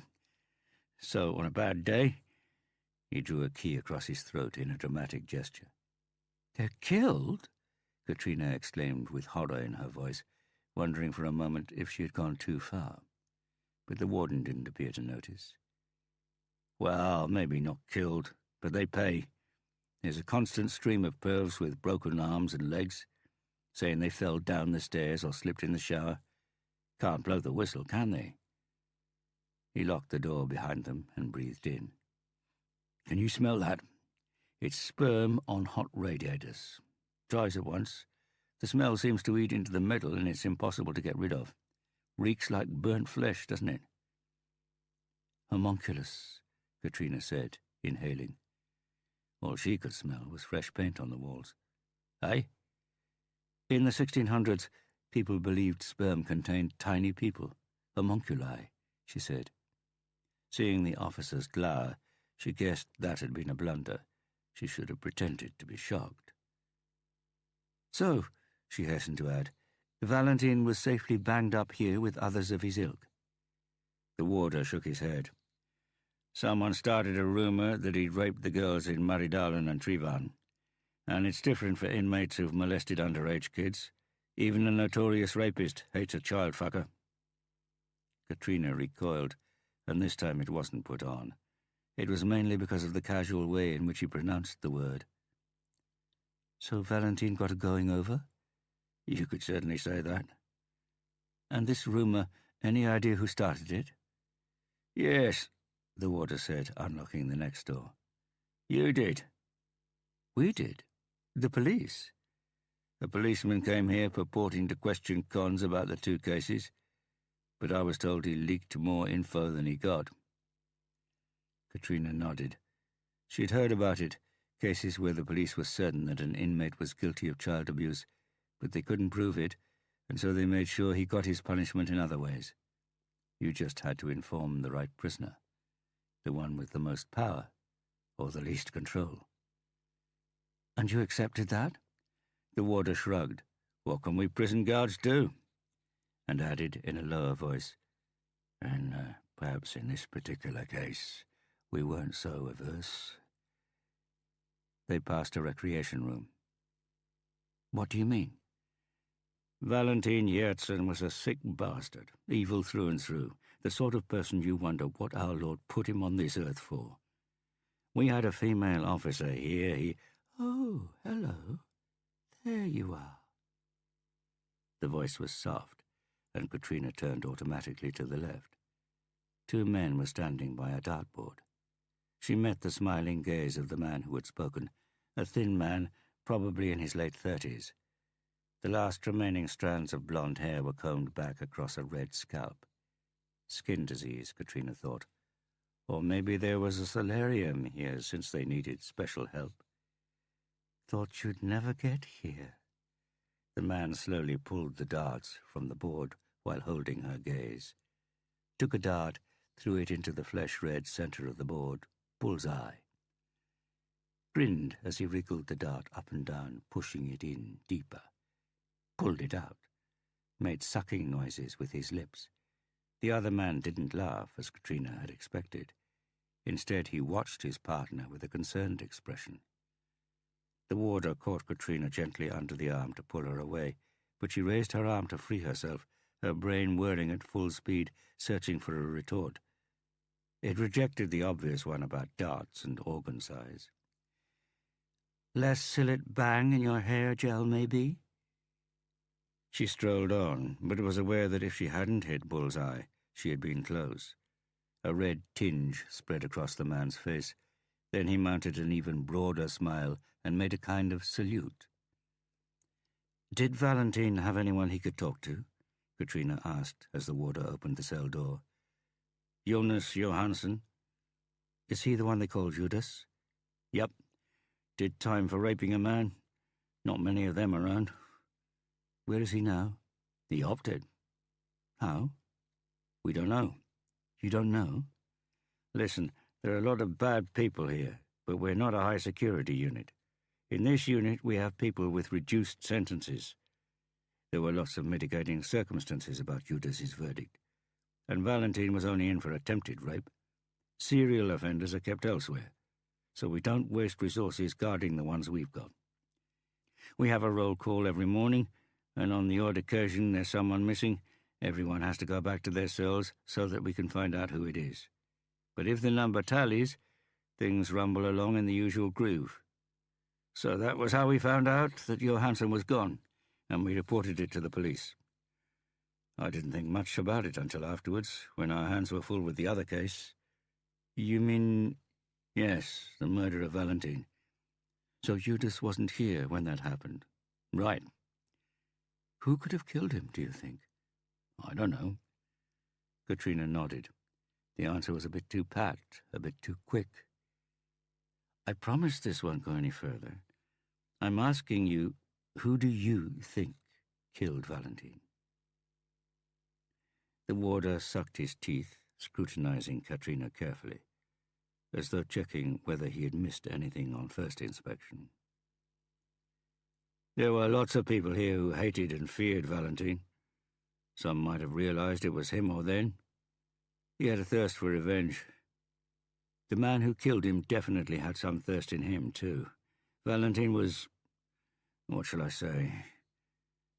Katrina watched the officer's Adam's apple go up and down above his collar. The body was smashed to jelly. I've never seen anything like it. Hit with the blunt instrument, perhaps? I don't know anything about that, but he was definitely beaten until he was unrecognizable. The face was mincemeat. Had it not been for the terrible tattoo on his chest, I don't know that we would have been able to identify him. I'm not overly sensitive, but I had hellish nightmares about it afterwards. What sort of tattoo was it? What sort? Yes, what... Katrina noticed she was slipping out of the friendly police officer role and pulled herself together so as not to reveal her irritation. What was the tattoo of? Well, who knows? There was a face, gruesome, sort of drawn out at the sides, as if it was stuck and was struggling to break away. Katrina nodded slowly. Couldn't get away from the body it was trapped in? Yes, that's it, yes. Do you know— No, Katrina said. But I know the feeling, she thought. And you didn't ever find this Judas again? You didn't ever find Judas again? No. Why didn't we, do you think? The warder shrugged. How would I know? I do know, however, that Judas isn't top priority for you. As I said, there were mitigating circumstances, and the risk of any repetition was minimal. He would soon have done his time, but the idiot must have got the fever. Katrina nodded. Demob fever. The date approaches, the prisoner starts thinking about freedom, and suddenly being locked up for another day is intolerable. Is there anyone else here who can tell me about Valentine? The warder shook his head. Apart from Judas, no one wanted anything to do with him. Shit, he intimidated people. Something seemed to happen to the air when he came into a room. Katrina stood asking more questions until she realized she was trying to justify the time and her plane ticket. You started to tell me about what Valentine had done, she said. Did I? He said quickly, looking at his watch. Oops, I've got to... On the way back through the recreation room, Katrina saw only the thin man with the red scalp. He was standing straight, his arms at his side, staring at the empty dartboard. No darts, anyway. He turned slowly, and Katrina couldn't help but return his gaze. The grin was gone, and his eyes were matte and as grey as jellyfish. He shouted something, 4 words which were repeated, loud and piercing, like a bird warning others of danger. Then he laughed. Don't worry about him, the warder said. The laughter behind them faded as they hurried down the corridor. Then she was outside and breathing in the dank, rain-soaked air. She took out her phone, switched off the voice recorder, which had been on all the time she had been inside, and called Beata. Finished at Eli, she said. Got time now. I'll put the coffee machine on. Haven't you... You're police, Katrina. You drink machine coffee, okay? Listen, I used to eat at Cafe Sara in Torgata, and you need to get out of your lab. Lunch. I'm paying. Yes, you are. Oh? I found her. Who? Yaya Jakobsen. She's alive. At least if we hurry. They agreed to meet in 3/4 of an hour and rang off. While Katrina was waiting for a taxi, she played the recording, winding forward to the end, and red scalps repeated warning cries. Valentine's alive! Valentine kills! Valentine's alive! Valentine kills! He woke up this morning, Anton Mitted said, as he and Gunnar Hagen rushed down the corridor. Celia got up from her chair when she saw them coming. You can go now, Celia, Anton said. I'll take over. But your shift isn't for another hour. You can go, I said. Take the time off. She sent Anton an appraising look. Observed the other man. Gunnar Hagen, he said, leaning forward with a hand outstretched, head of crime squad. I know who you are, she said, shaking his hand. Celia Grafsang. I hope to work for you one day. Great, he said. You can start by doing as Anton says. She nodded to Hagen. It's your name on my orders, so of course. Anton watched as she packed her things in her bag. By the way, this is the last day of my practical training, she said. Now I have to start thinking about exams. Celia's a police trainee, Anton said. Student at Politihøjskole, PHS, it's called now, Celia said. There was one thing I was wondering about, Politioverbetjent. Yes, Hagen said, smiling wryly at the long words she used. "This legend who worked for you, Harry Hooler, they say he didn't make a single blunder. He solved all the cases he investigated.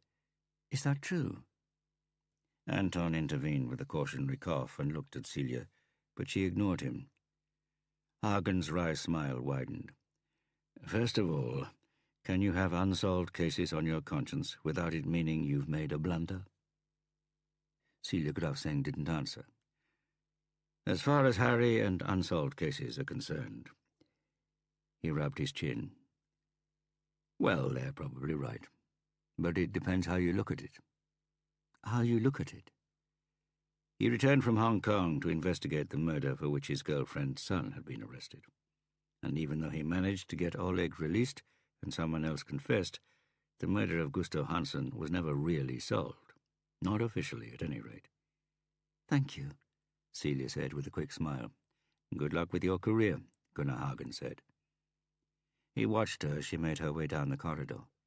Not so much because men always like watching attractive young women, Anton thought, but to defer what was to come for a few seconds. He had noticed the head of Crime Squad's nerves. Then Hagen turned to the closed door, buttoned up his jacket, rocked on the balls of his feet like a tennis player waiting for an opponent's serve. "I'll go in then." "Do that," Anton said. "I'll keep watch here." "Right," Hagen said. "Right." Halfway through lunch, Beata asked Katrina if she and Harry had had sex that time. To start with, Beata had explained how one of the undercover guys had recognized the picture of the woman who had given the false alibis, Irja Jakobsen. He had said that by and large she had stayed indoors and lived in a house by Alexander Schillonsplatz they had been keeping under surveillance because amphetamines were being sold there. But the police weren't interested in Irja. She didn't do any dealing. At worst, she was a customer. Then their conversation had meandered, via work and their private lives, to the good old days. Katrina had mildly protested when Beata claimed that Katrina had given half the crime squad a crick in the neck as she swept through the corridors. At the same time, Katrina reflected that this was the way women put each other in their place, by emphasizing how beautiful they had once been, especially if they weren't objects of beauty themselves. But even though Beata had never given anyone a crick in the neck, she had never been the type to shoot poisoned darts either. She had been quiet, flushed, hard-working, loyal, someone who never resorted to dirty tactics. But something had obviously changed. Perhaps it was the glass of white wine they had allowed themselves. At any rate, it was not like Beata to ask such direct, personal questions. Katrina was glad her mouth was so full of pita bread that all she could do was shake her head. "But, okay," she said after she had swallowed. "I admit it did cross my mind. Did Harry ever say anything?" "Harry told me most things," Beata said, raising her glass with the last drops.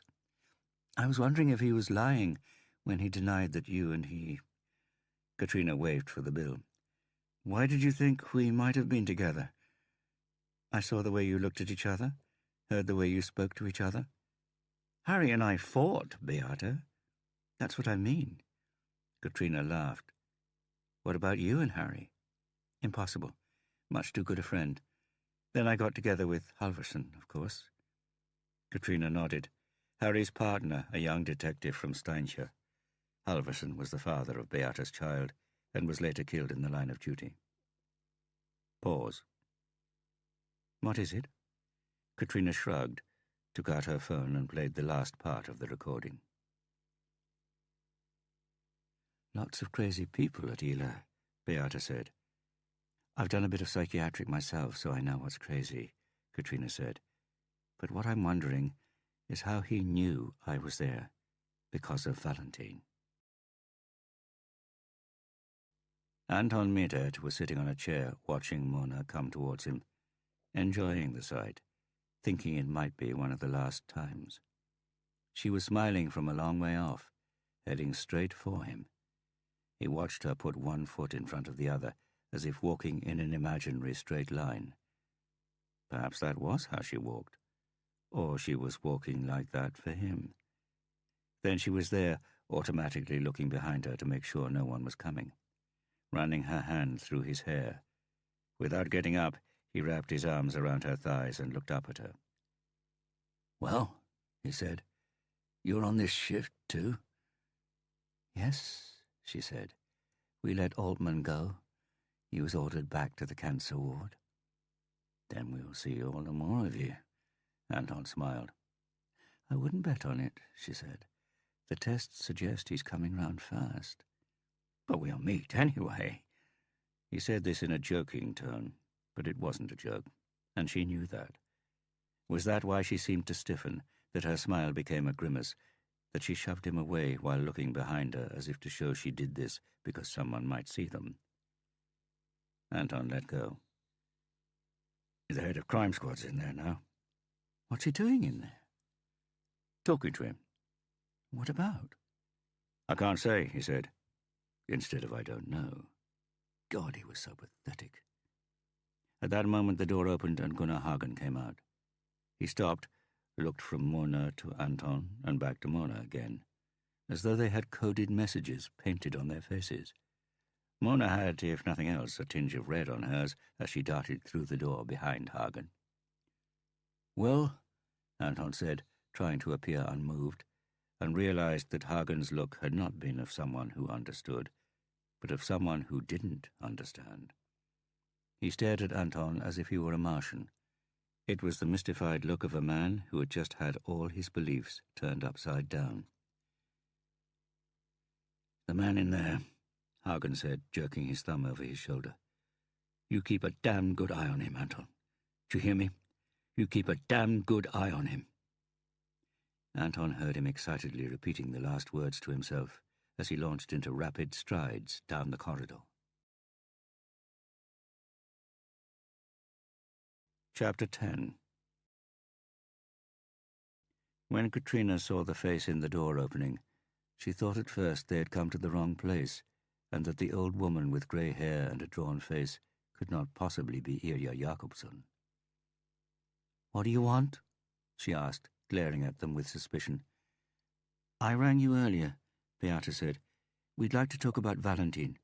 The woman slammed the door. Beata waited until the sound of shuffling feet inside had faded. Then she pressed the handle and opened the door. Clothes and plastic bags hung from the hooks along the corridor. Always plastic bags. Why was it that junkies always surrounded themselves with plastic bags, Katrina wondered. Why did they insist on everything they owned being stored, protected, transported in the flimsiest, most unreliable packaging there was? Why did they steal mopeds, hat stands, and tea services, anything, and never suitcases and bags? The flat was filthy, but still not as bad as most crack dens she had seen. Perhaps the woman of the house, Irja, had some standards and decided to do the cleaning herself. Katrina automatically assumed she would be on her own in this endeavor. She followed Beata into the sitting room. A man was lying on an old divan, sleeping, undoubtedly drugged. The room reeked of sweat, smoke, wood marinated in beer, and a sweet smell Katrina couldn't, or didn't want to, place. Along the wall were the obligatory stolen goods, pile upon pile of children's surfboards, all packed in transparent plastic, picturing the same snapping jaws of a great white shark and black bite marks on the tip to suggest the shark had bitten off a chunk. God knows how they were going to convert these into cash. Beata and Katrina continued into the kitchen, where Irja had taken a seat at the tiny table and was rolling herself a cigarette. The table was covered with a little cloth, and there was a sugar bowl with plastic flowers on the windowsill. Katrina and Beata sat down opposite her. "They never stop," Irja said, nodding to the traffic in Ulandsgata. Her voice had the rasping huskiness that Katrina expected, having seen the flat and the face of the ancient woman in her 30s. "Always on the move. Where do they all go?" "Home," Beata suggested. "Or they're leaving home." Irja shrugged her shoulders. "You've left home as well," Katrina said. "The address on the register." "I sold my house," Irja said. I inherited it. It was too big. It was too... She stuck out a dry, white tongue, ran it along a cigarette paper while Katrina mentally completed the sentence. Too tempting to sell, as her dole money was no longer enough for her dope consumption. There were too many bad memories. What sort of memories? Beata asked, and Katrina shivered. Beata was a forensics expert, not an expert in questioning techniques, and she was casting too wide a net, asking for the whole tragedy of her life. And no one painted it with more detail or more slowly than a self-pitying junkie. Valentine. Katrina sat up. Perhaps Beata knew what she was doing after all. What did he do? She shrugged her shoulders again. He rented the basement flat. He was there. Was there? You don't know, Valentine. He's different. She clicked the lighter in vain. She clicked again and again. He was crazy, Katrina suggested impatiently. No, Ilya threw the cigarette and lighter down in a fury. Katrina cursed herself. Now she was the amateur asking leading questions. Everyone says Valentine was crazy. He isn't.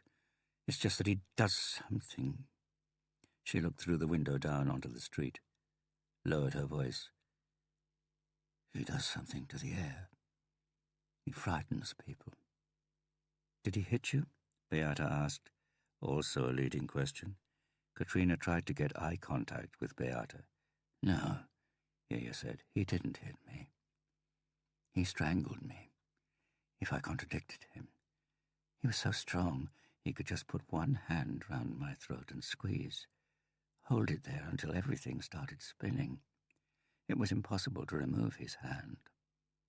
Katrina presumed the smile that had spread over Ilya's face was a kind of gallows humor, until she continued.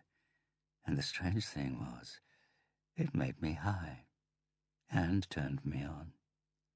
Katrina involuntarily pulled a face. She had read that a shortage of oxygen in the brain could have that effect on some people, but with a sex offender? And then you had sex? Beata asked, bending down and picking the cigarette up from the floor. Lit it and passed it to Ilya, who quickly poked it between her lips, leaned forward and sucked at the unreliable flame. Let out the smoke again, sank back on the chair and seemed to implode, as though her body were a bag the cigarette had just burnt a hole in. He didn't always want to shag, Ilya said. Then he would go out, while I sat waiting, hoping he would be back soon. Katrina had to pull herself together so as not to snort or show her contempt in some other way. What did he do outside? I don't know. He didn't say anything, and Again this shrug of the shoulders. A shrug of the shoulders as an attitude to life, Katrina thought. Resignation as an analgesic.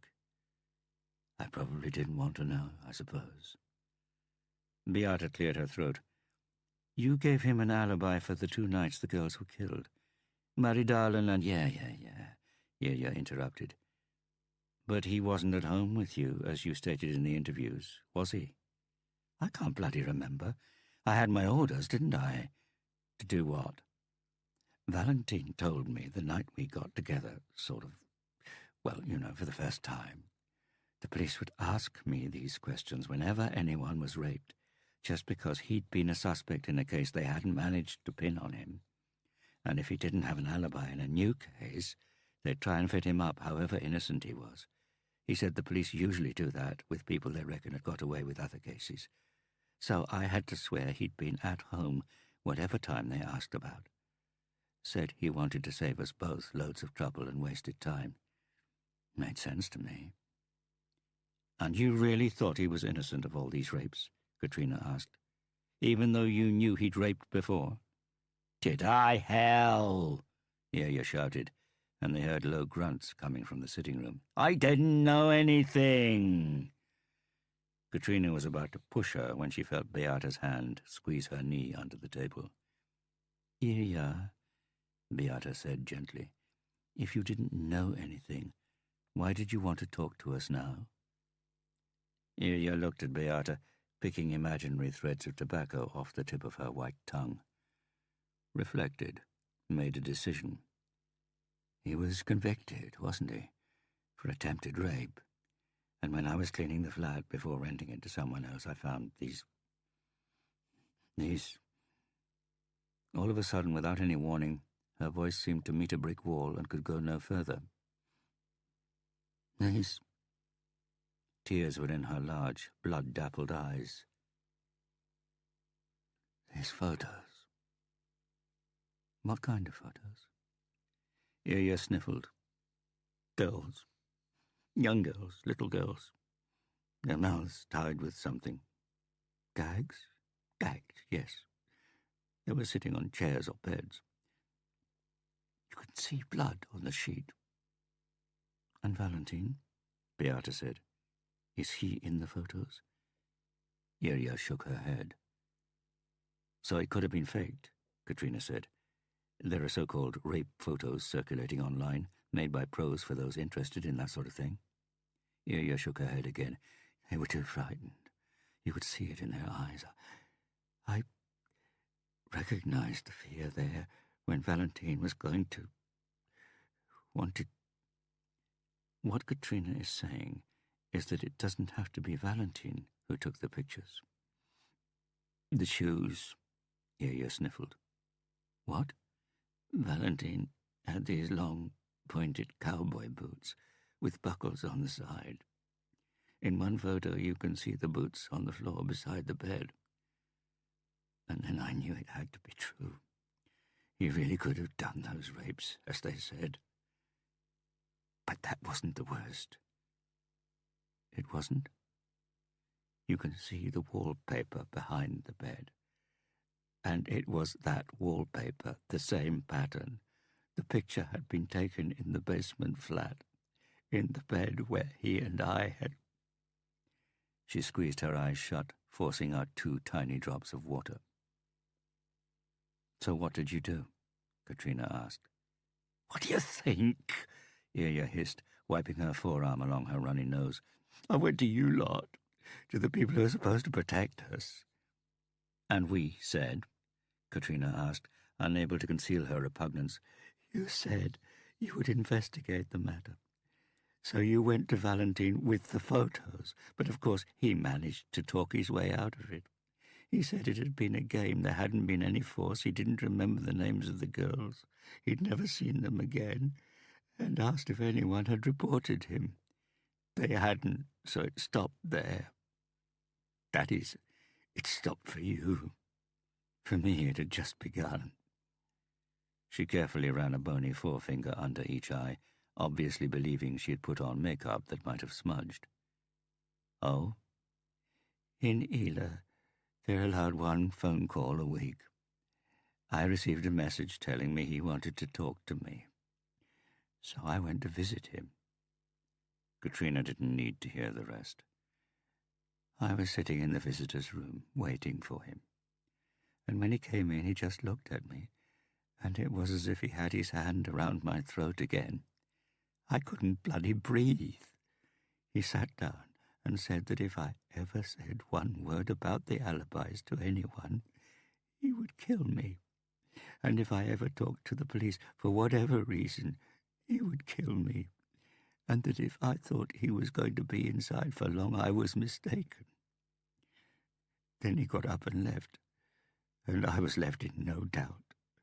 As long as I knew what I knew, he would kill me, whatever happened, at the first opportunity. I went straight home, locked all the doors, and wept with terror for 3 days. On the 4th, a so-called friend rang, wanting to borrow money. She used to do that pretty regularly. She was hooked on some heroin that had just come out, which later they dubbed violin. I used to hang up on her, but this time I didn't. The following night she was at my place, helping me with the first shot of something I wished I'd had all my life. Oh, God, how it helped. Violin. It fixed everything. Katrina could see the glint of a former love in the destroyed woman's eyes. And then you were hooked as well, Beata said. You sold the house, not just for money, Ilya said. I had to escape. had to hide from him. Everything that could lead back to me had to go. You stopped using a credit card. You moved without telling the authorities, Katrina said. You didn't even collect your Social Security anymore. Of course not. Not even after Valentine died. Ia didn't answer, didn't blink, sat unmoving as the smoke curled upwards from the already burned-down stump between her nicotine-yellow fingers. Katrina was reminded of an animal caught in the headlights. You must have been relieved when you heard that, Beata probed gently. Iria nodded her head, mechanically, like a doll. He's not dead. Katrina knew at once she meant it. What was the first thing she had said about Valentine? You don't know Valentine. He's different. Not was. Is. Why do you think I'm telling you this? Iria stubbed out her cigarette on the table. He's getting closer, day by day. I can feel it. Some mornings I wake up and I can feel his hand round my throat. Katrina wanted to say that was called paranoia, the inseparable companion of heroin. But suddenly she wasn't so sure. And when Iria's voice sank to a low whisper as her eyes flitted between the dark corners of the room, Katrina could feel it too, the hand on her throat. You've got to find him, please, before he finds me. Anton Mittert looked at his watch. 6:30. He yawned. Mona had been in to see the patient with the doctor a couple of times. Otherwise, nothing had happened. You had a lot of time to think, sitting there like that. Too much time, actually, because your thoughts had a tendency to become negative after a while. And that would have been fine if the negativity had been something he could have worked on, but he couldn't change the Dramen case, or his decision not to report the baton he had found in the forest below the crime scene. He couldn't go back and undo the times he had hurt Laura, and he couldn't undo his first night with Mona, nor the second. He gave a start. What was that? It seemed to come from the far end of the corridor. He listened intently. It was quiet now, but there had been a noise, and apart from the regular squawks from the heart monitor, there shouldn't be any sounds here. Anton got to his feet silently, loosened the strap over the butt of his gun and took out the weapon. Removed the safety catch. You keep a damn good eye on him, Anton. He waited, but no one came. Then he began to walk slowly down the corridor. He shook all the doors on the way, but they were locked, as they were supposed to be. He rounded the corner and saw the next corridor stretch out before him, illuminated the whole way down. And there was no one there. He stopped again and listened. Nothing. Perhaps he hadn't heard anything after all. He put the gun back in its holster. Hadn't heard anything? Oh, yes, he had. Something had created waves, which had met the sensitive membrane in his ear, made it react, only a little, but enough for the nerves to receive it and transmit the signal to the brain. It was as good as a fact. But it could have been one of 1,000 things that had caused it. A mouse or a rat, a bulb exploding with a bang, the temperature falling at night and making the woodwork in the building contract, a bird flying into a window. It was only now, as he was calming down, that Anton noticed how high his pulse had been. He should start training again, get into shape, recover the body that was the real him. He was about to go back when he thought, now that he was here, he might as well have a cup of coffee. He went over to the red espresso machine and picked up the solitary green capsule with the shiny lid bearing the name of Fortissimo Lungo. And it struck him the noise could have been someone sneaking in and pinching their coffee. Hadn't there been plenty of capsules yesterday? He put the capsule in the machine, but suddenly noticed it had been perforated. Used, in other words. No, it can't have been. Then the lid would have a kind of chess pattern after it had been squeezed. He switched on the machine. The humming started, and then he realized that for the next 20 seconds it would drown out any other noises. He stepped back 2 paces so that he wasn't in the middle of it. When the cup was full, he examined the coffee. Black, nice consistency. The capsule hadn't been used before. As the last drop dripped into his cup, he thought he heard it again. A noise, the same noise, but this time from the other side, towards the patient's room. Had he missed something on the way? Anton switched the cup to his left hand and took out his gun again. Walked back, taking long, even steps, trying to balance the cup without looking at it, feeling the scalding hot coffee burning his hand. Rounded the corner. No one. He breathed out, continued towards his chair, was about to sit down. Then he froze, went back to the patient's room, opened the door. It was impossible to see him. The duvet was covering him. But the heart machine's sonar signal was as steady as ever, and he could see the line running from left to right on the green screen and jumping whenever there was a beep. He was about to close the door, but something made him change his mind. He went in, left the door open and rounded the bed. Looked down at the patient. It was him. He frowned, leaned in close to his mouth. Was he breathing? Yes, there it was, the movement in the air and the nauseous sweet smell which perhaps emanated from the medication. Anton Mittet went back out, closing the door behind him. Looked at his watch, drank the coffee. Looked at his watch again, noticed that he was counting the minutes, that he wanted this shift to be over soon. "How nice that he agreed to talk to me," Katrina said. "Agreed," the warder said. "Most of the men in this unit would give their right hand to spend a few minutes on their own with a woman. Rico Herum is a potential rapist.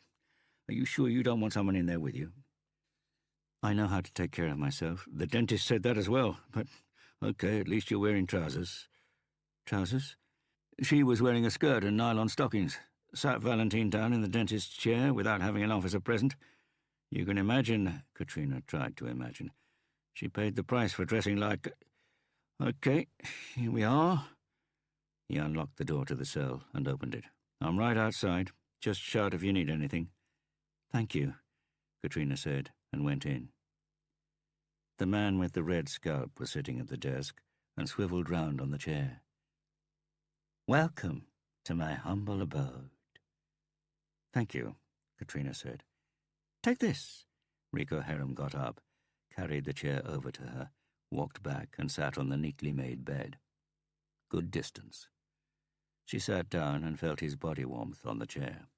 He moved further back on the bed as Katrina pulled the chair closer, and she wondered if he was one of those men who was actually afraid of women, and that was why he didn't rape them. He watched them, exposed himself to them, rang them and said all the things he would like to do with them, but which of course he never dared to do. Rico Herum's record was more unsavory than actually frightening. "You shouted to me that Valentine wasn't dead," she said, leaning forward. He shrank back even further. The body language was defensive, but the smile was the same. Insolent, hate-filled, obscene. "What did you mean by that?" "What do you think, Katrina?" Nasal voice. "That he's alive, I reckon."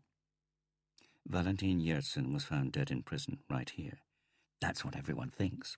Did the guy outside tell you what he did to the dentist?" "Something about a skirt and nylons. Apparently that ignites your imagination." "It ignites Valentine's imagination, and I mean that literally. She used to be here 2 days a week. Lots of people complained about their teeth at that time. Valentine used one of her drills to force her to take off her nylon stockings and put them over her head. Then he fucked her in the dentist's chair. But as he said afterwards, she just lay there like a slaughtered animal. She must have been given bad advice about what to do if something happened. Then Valentine took out his lighter and, yes, He set fire to the stockings. Have you seen how nylon melts when it burns? That got her going, I can tell you, screaming and thrashing around, right?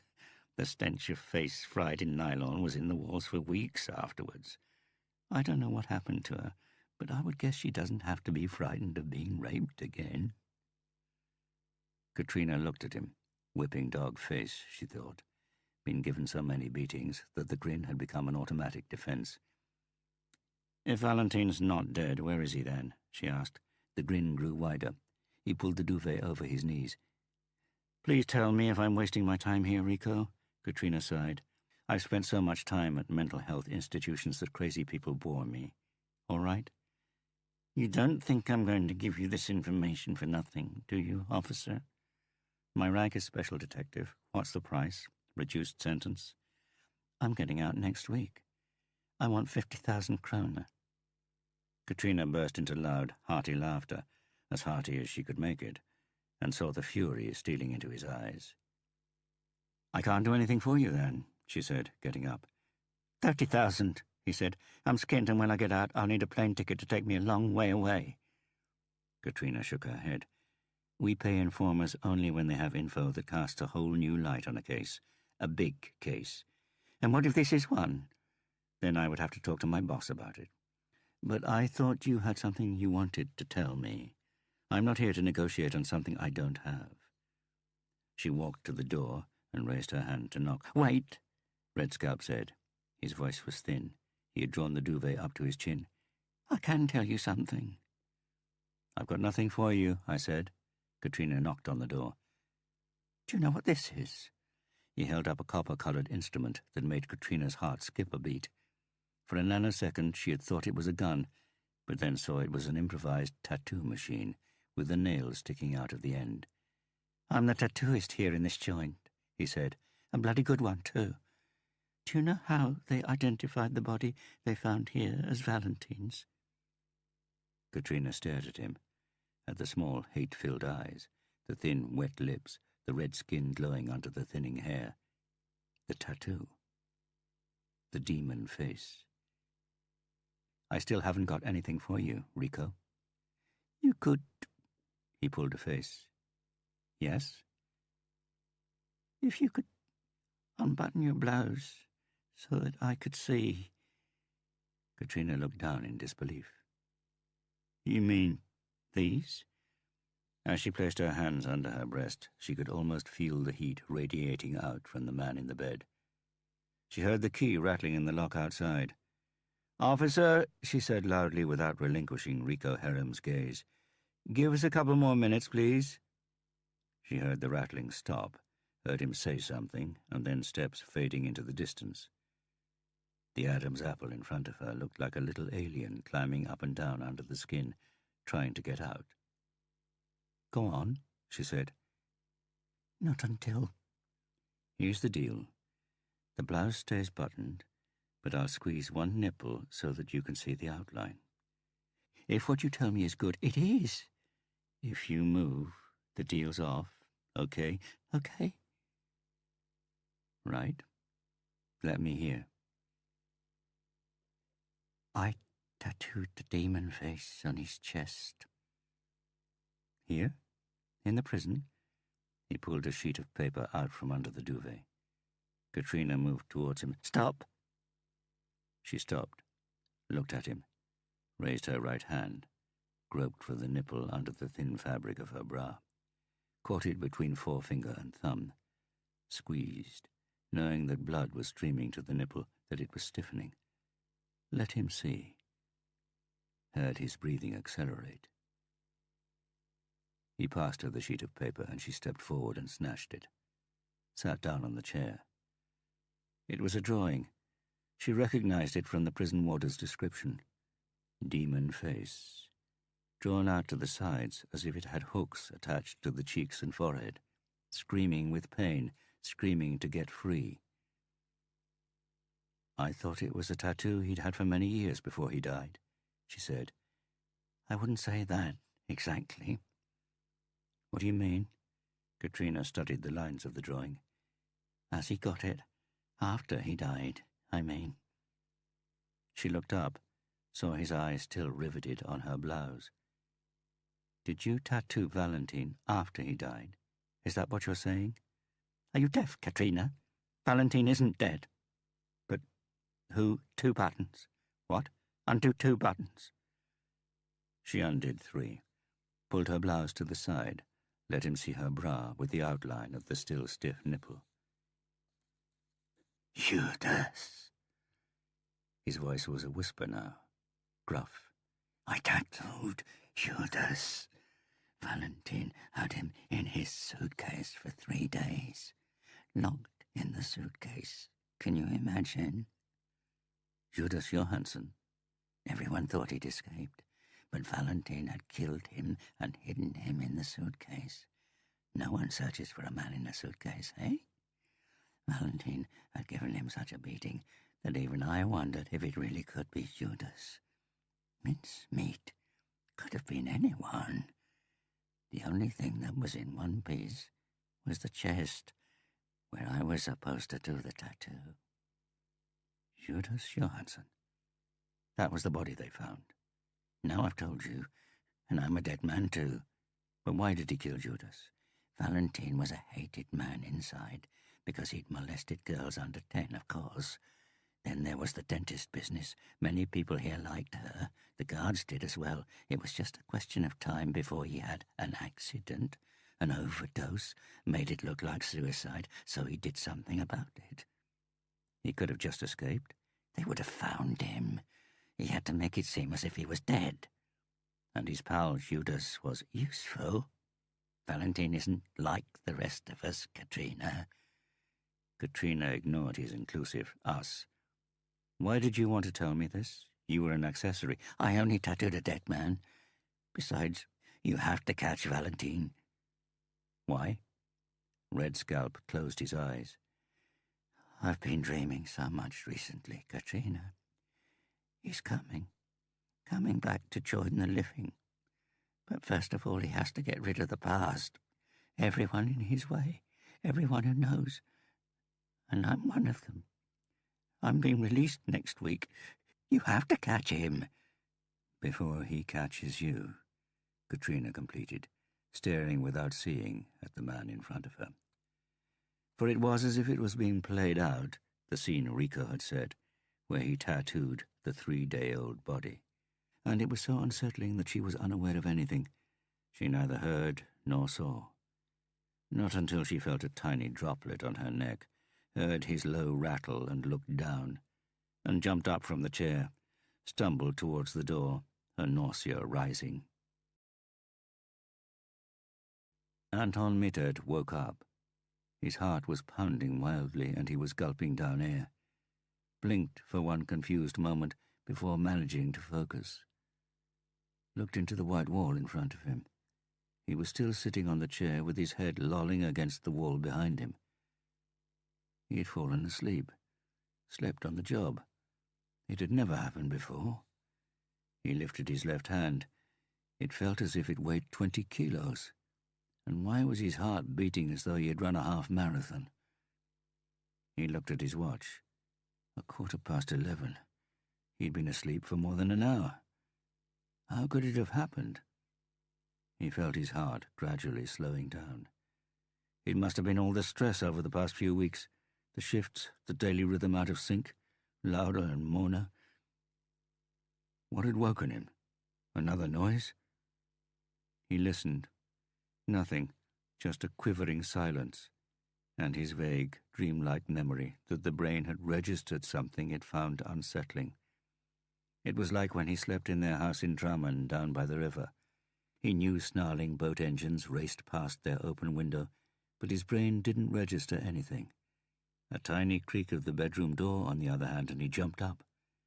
Laura claimed this was something he had started doing after the Drammen case, when they had found the young man, René Kalsnes, by the river. He closed his eyes, opened them wide again.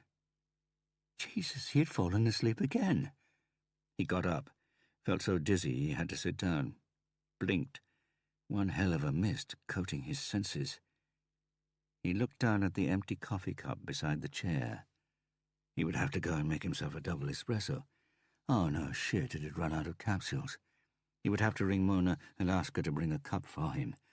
It wasn't long before her next visit. He picked up the phone. Her name was under Gamlen Contact Rikshospital, which was no more than a safety precaution, in case Laura checked the call log on his mobile phone and saw the frequent calls to this number. Of course, he deleted the texts as he went. Anton Mittet was going to call when his brain identified it. The wrong sound. The creak of the bedroom door. It was the silence. It was the sound that wasn't there that was wrong. The sonar beep, the heart monitor. Anton struggled to his feet, staggered to the door, burst in, tried to blink away the fuzziness, stared at the machine's green, shimmering screen, at the dead, flat line extending across it. He ran to the bed, looked down at the pallid face lying there. He heard the sound of running footsteps approaching in the corridor. An alarm must have gone off in the duty office when the machine stopped registering heartbeats. Anton instinctively placed a hand on the man's forehead. Still warm. However, Anton had seen enough bodies to leave no room for doubt. The patient was dead. Part 3. Chapter 11. The funeral of the patient was a brief, efficient affair with an extremely meagre turnout. The priest didn't even try to suggest the man in the coffin was much loved, had lived an exemplary life, or was eligible to enter paradise. He therefore just went straight to Jesus, who, he maintained, had let all sinners off the hook. There weren't even enough volunteers to carry the coffin, so it had to be left standing in front of the altar while the congregation walked out into the snow outside Vestre Aker Church. The majority of the assembled mourners were police officers, 4 to be precise, who got into the same car and drove to the Café Justisen, which had just opened and where a psychologist was waiting for them. They stamped the snow off their boots, ordered a beer and 4 bottles of water, which was no cleaner or tastier than the water that came out of Oslo's taps. They squalled, cursed the dead man, as was the custom, and drank. His death was premature, said the head of Crime Squad, Gunnar Hagen. Only a little premature, said the head of Krimteknisk, Beata Lund. May he burn long and hot, said the red-haired forensics officer in the suede jacket with a fringe, Björn Holm. As a psychologist, I hereby diagnose you all as out of touch with your emotions, said Ståle Auna, raising his glass of beer.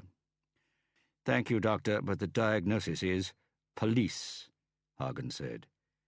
The autopsy, Katrina said. I'm not sure that I quite understood it. He died of a cerebral infarction, Beata said. A stroke. It can happen. But he came out of the coma, Björn Holm said. It can affect any of us at any time, Beata said in a flat voice. Thank you for that, Hagen grinned. And now that we're done with the dead man, I suggest we move on. An ability to deal quickly with a trauma is a sign of a person with low intelligence. Arne took a swig from his glass. Just thought I would throw that in. Hagen gazed at the psychologist for a second before continuing. I think it would be good if we assembled here and not at HQ. Fine. Why are we here, actually? Björn Holm asked. To talk about the police murders. He turned. Katrina? Katrina Bratt nodded, cleared her throat. A brief summary so that Arne is also up to speed, she said. 2 police officers have been killed, both at scenes of unsolved murders. Both were involved in those investigations afterwards. With respect to the police murders, as yet we do not have any clues, suspects, or leads regarding the motive. With respect to the original murders, we assume they were sexually motivated. There were some clues, but none pointed towards particular suspects. That is, we had several in for questioning, but they were eliminated either because they had an alibi or they didn't fit the profile. Now, however, one has had his eligibility revalidated. She took something from her bag and placed it on the table, so that they could all see. It was the photograph of a man with his chest bared. The date and number showed it was a police mugshot. This is Valentin Yersin. Vice cases. Men, women, and children. The first charge came when he was 16, interfering with a 9-year-old girl he had lured into a rowing boat. The following year, his neighbor reported him for trying to rape her in the laundry room. "And what ties him to Maridalen and Trivan?" Björnholm asked. "For the moment only that the profile fits, and the woman who gave him an alibi for the times of the murders has just told us she was lying. She was doing what he ordered her to do." Valentin told her the police were trying to pin a false charge on him, Beata Lern said. "Aha," Hagen said. "That could be a basis for hating the police. What do you say, Doctor? Is it conceivable?" Auna smacked his lips. "Absolutely. However, the rule of thumb I adhere to in matters concerning the human psyche is that absolutely everything conceivable is possible, plus a goodly amount that is not conceivable." Why Valentin Yersin was doing time for molesting a minor, he raped and disfigured a female dentist at Ila. He was sure revenge would follow, and decided he would have to escape. Escaping from Ila is not exactly difficult, but Valentin wanted it to look as if he died, so that no one would go after him. He killed a fellow inmate, one Judas Johansson, beat him to a pulp and hid the body so that when Judas didn't turn up for roll call, he was listed as missing. Afterwards he forced the prison tattooist to do a copy of Valentin's demon face on the only place where Judas hadn't been beaten, his chest. He made it clear that he and his family would suffer a painful premature death if he ever breathed a word to anyone, and then on the night Valentin escaped, he dressed Judas Johansson's dead body in his own clothes, placed him on the floor of his cell, and left the door ajar. The next morning, when they found the body of the man they thought was Valentin, no one was especially surprised. The murder of the unit's most hated prisoner was more or less expected. It was so obvious they didn't even consider checking the fingerprints, even less running a DNA test. There was silence around the table. Another customer came in, was about to sit at the neighboring table, but one glance from Hagen was enough to make him move further away. "So what you're saying is that Valentin escaped and is alive and well," Beata Lern said. "He was behind the original murders and the police murders. The motive for the latter is revenge on the police in general, and he uses the earlier crime scenes to do it. But what precisely is he exacting revenge for? The police doing their job?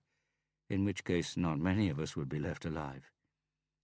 "I'm not sure he's after the police in general," Katrina said. "The prison warder told me they'd been visited by a policeman at Ila, who spoke to some of the inmates about the murders of the girls at Maridalen and Trivan. He said he spoke to prisoners in for murder, and rather than ask for information, he leaked it. He fingered Valentin as a—" Katrina braced herself. "Child fucker." She saw them all, even Beata Lern, recoil. It was strange how one word could seem stronger than even the worst crime scene photographs. "And if that's not meting out a straight death sentence, then it's not far off." "And the policeman was?" "The warder I was speaking to couldn't remember, and his name isn't recorded anywhere. But you can guess." "Erlen Vennesla or Bertil Nielsen," Björnholm said. "A picture is emerging, don't you think?" Gunnar Hagen said. "This Judas was subjected to the same extreme physical violence as the police officers. Doctor?" "Yes, indeed," Auna said. "Murderers are creatures of habit who stick to tried and tested methods." "But with Judas there was a specific purpose," Beata said. "To camouflage his escape." "If that's really how it happened," Björnholm said.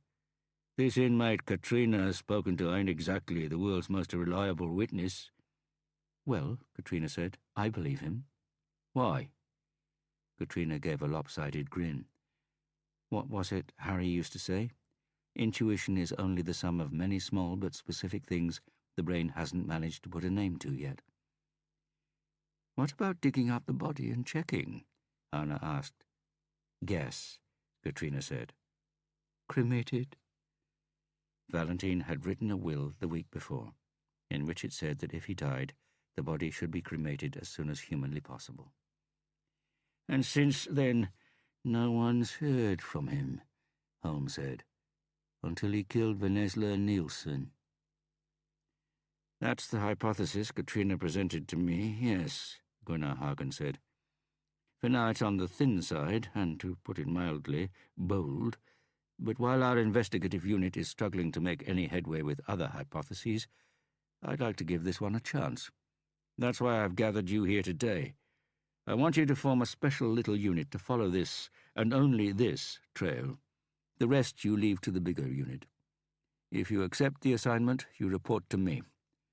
He coughed, loud and brief, like a gunshot. "And only to me." "Uh-huh," Beata said. "Does that mean—" "Yes, it means you'll be working in total secrecy." "Secrecy from whom?" Björn Holm asked. "Everyone," Hagen said. "Absolutely everyone except me." Ståle Arna coughed. "And who in particular?" Hagen rolled a bit of skin on his neck between his thumb and first finger. His eyelids had lowered, making him look like a lizard basking in hot sun. "Bellman," Beata articulated. "The chief of police." Hagen splayed his palms. "I just want results. We were successful with a small independent group when Harry was with us. But the chief of police has put his foot down. He wants one big unit. But the one big unit has run out of ideas, and we have to catch this police killer. If we don't, all hell will be let loose. Were it to come to a confrontation with the chief of police, I would naturally take full and complete responsibility. I would say I hadn't told you he was unaware of this unit. But I appreciate the position I'm putting you in, so it's up to you whether you want to be in on this or not." Katrina noticed how her eyes, like everyone else's, turned towards Beata Lund. They knew the real decision lay with her. If she threw her hat in the ring, they all would. If not— "The demon face on his chest," Beata said. She had picked up the photograph from the table and was studying it. "Looks like someone who wants out. Out of prison, out of his own body, or his own brain. Like the snowman. Perhaps he's one of them." She looked up, fleeting smile. "Count me in." Hagen looked at the others and received brief nods of confirmation. "Good," Hagen said. "I'll be leading the investigative unit as before, while Katrina will be the official leader of this one. As she comes under the Bergen and Hordaland Police District, technically you as a group don't have to report to Oslo Chief of Police." "We're working for Bergen," Beata said.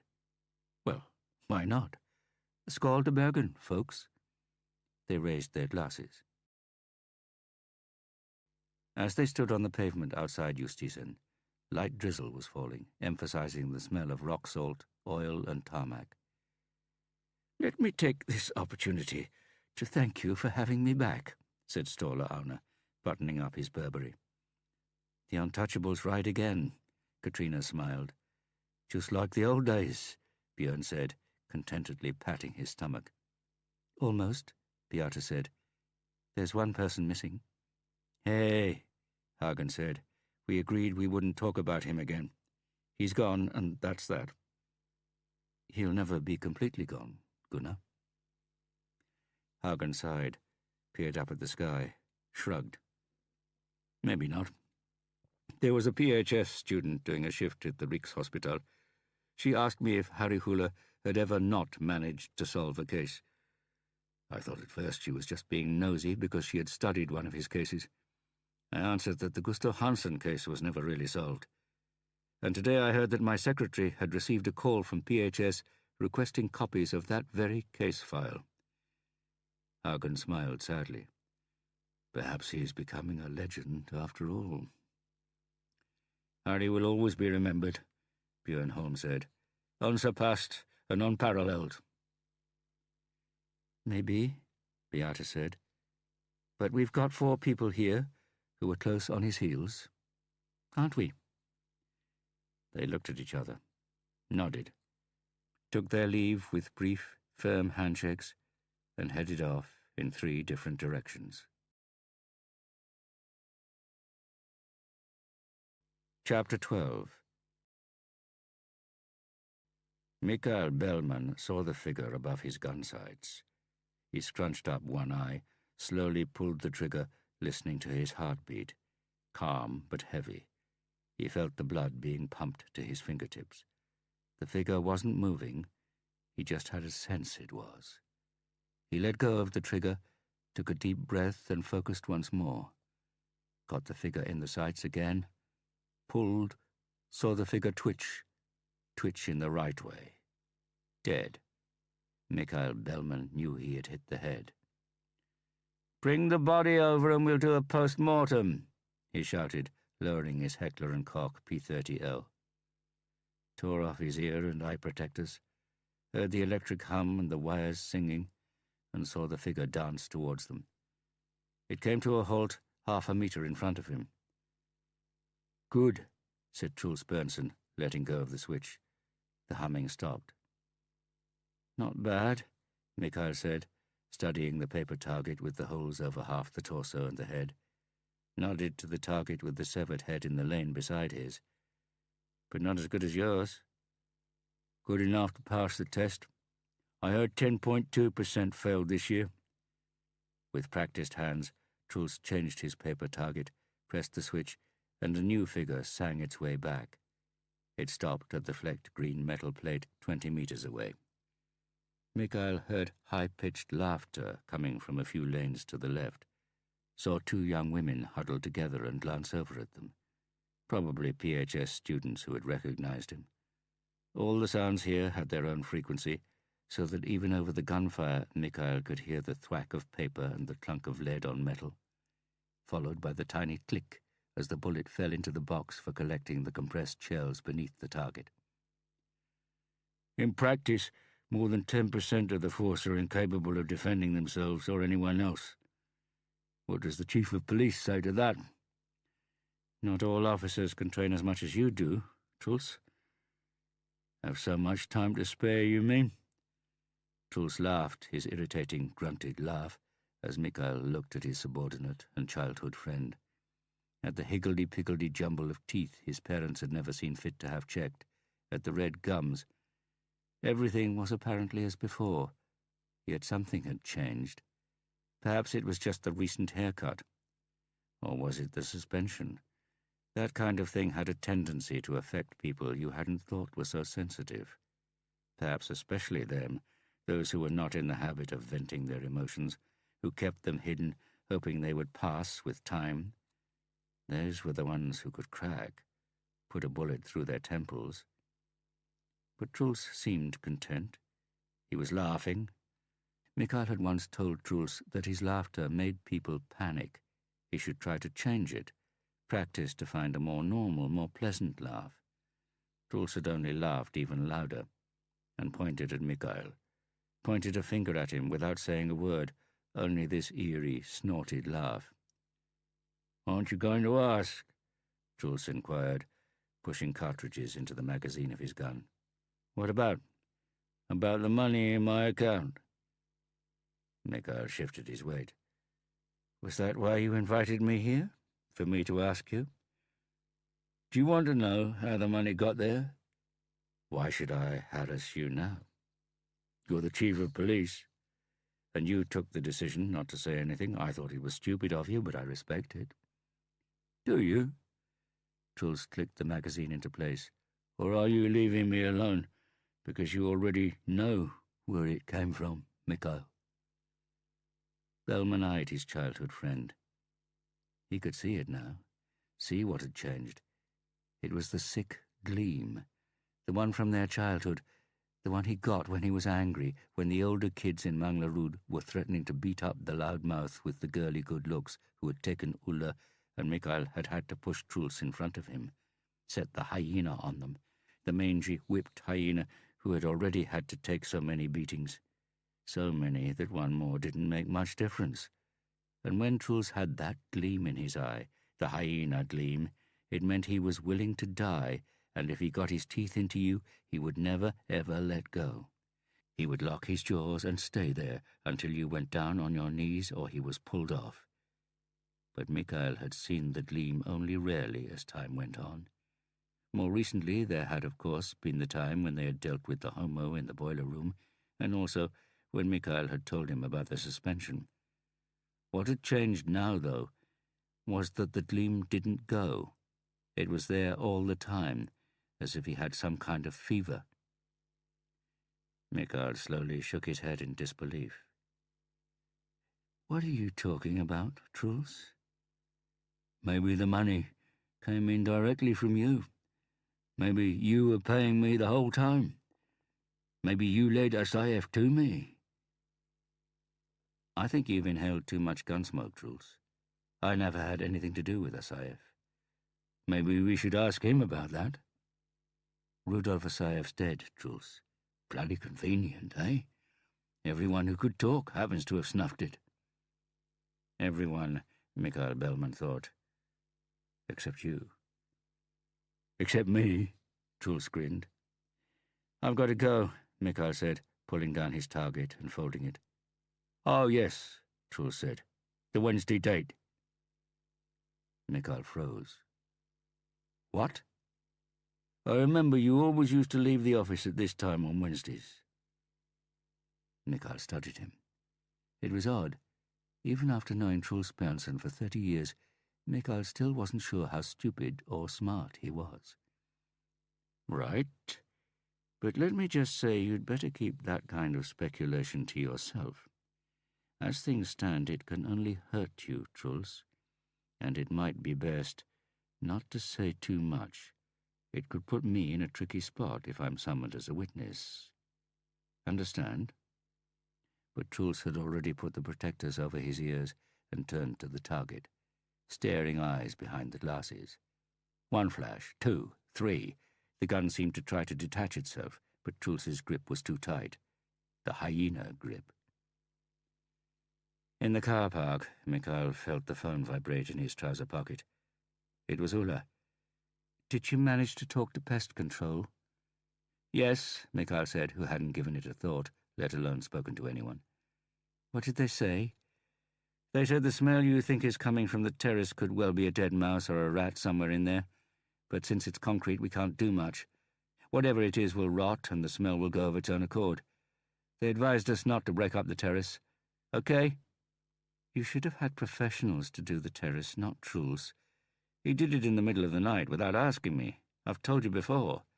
Where are you, darling?" "I'm meeting a girlfriend. Will you be home for dinner?" "Oh, yes, and don't worry about the terrace. All right, darling?" "All right."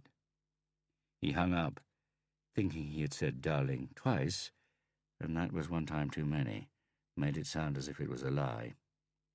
He started the car, pressed the accelerator, released the clutch, and felt the wonderful pressure of the seat rest against his head as the new Audi surged across the car park.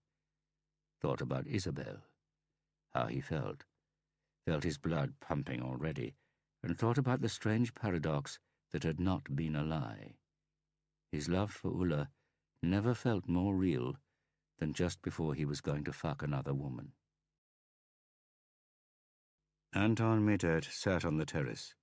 His eyes were closed, and he could feel the sun warming his skin, just. Spring was fighting, but for the moment winter had the upper hand. Then he opened his eyes, and again his gaze fell on the letter on the table by him. The Drammen Health Center logo was embossed in blue. He knew what it was, the result of his blood test. He was about to tear it open, but deferred it again and instead looked up and across the River Drammen. When they had seen the brochure for the new flats in Elverparken to the west in Åsiden, they hadn't hesitated. The children had flown the nest, and taming the stubborn garden had not become an easier job over the years, and nor had maintaining the old, much too big timber house in Konnerud they had inherited from Laura's parents. Selling the whole lot and buying a modern, manageable flat was supposed to give them more time and money to do what they had spoken about for so many years, traveling together, visiting distant lands, experiencing the things this short life on Earth still had to offer. So why hadn't they traveled after they made the move? Why had he deferred that as well? Anton straightened his sunglasses, shuffled the letter around, fished the phone from his baggy trouser pocket instead. Was it everyday life that was so hectic, with the days just coming and going, coming and going? Was it the view of Drummond that was so blissfully comforting?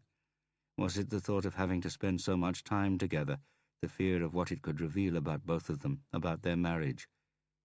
Or was it the case, the fall, that had drained his energy, his initiative, leaving him in a state of mind in which daily routine appeared to be the sole escape from total collapse? And then Mona happened. Anton looked at the display. Gumlim Contact Rikshospital. There were 3 options beneath. Call, send text, edit. Edit. Life should have that button as well. Everything could have been so different. He would have reported the baton. He wouldn't have invited Mona for coffee. He wouldn't have fallen asleep. But he had fallen asleep. Fallen asleep while on duty on a hard wooden chair. Him, someone who usually struggled to fall asleep in his own bed after a long day. It was incomprehensible, and he had wandered around half-dazed for a long time afterwards as well. Even the dead man's face and the ensuing commotion hadn't been enough to wake him. He had stood there like a zombie, with this fog in his brain, incapable of doing anything or even answering questions clearly. Not that it would have necessarily saved the patient if he had stayed awake. The autopsy hadn't shown anything other than that the patient might have died of a stroke.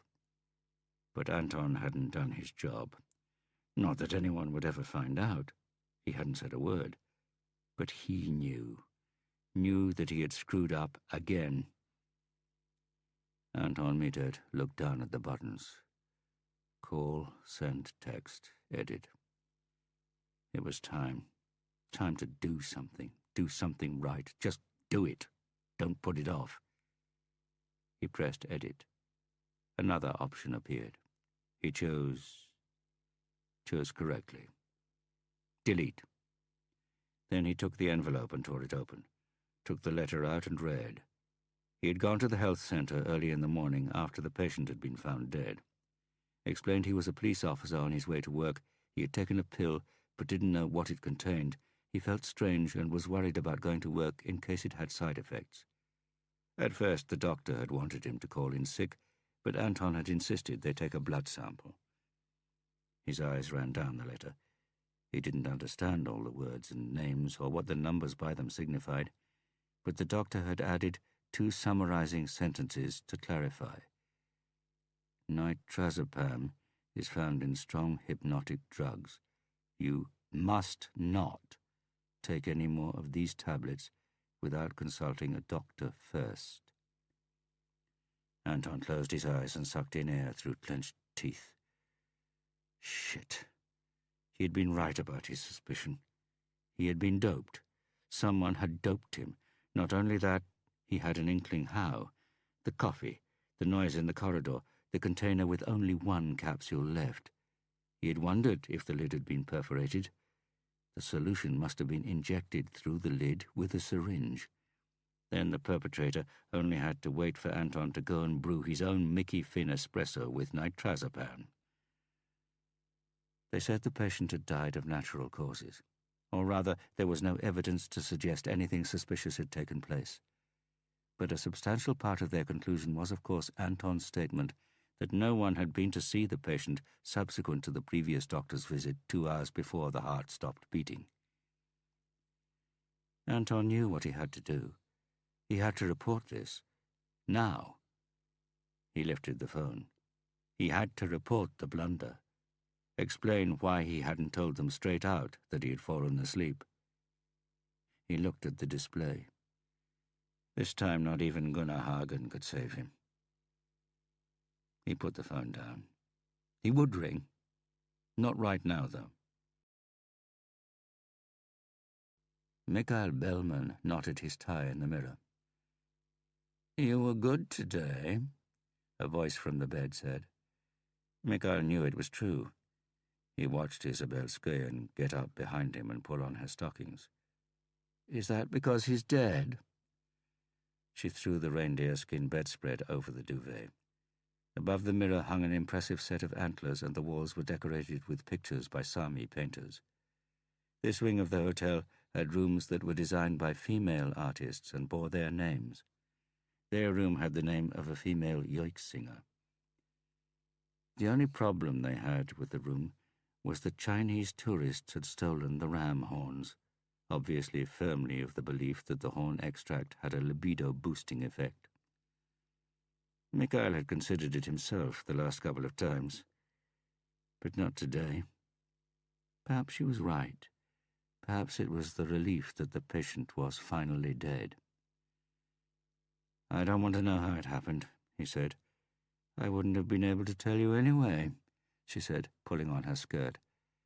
"Let's not even talk about it." She was standing behind him and bit him on the neck.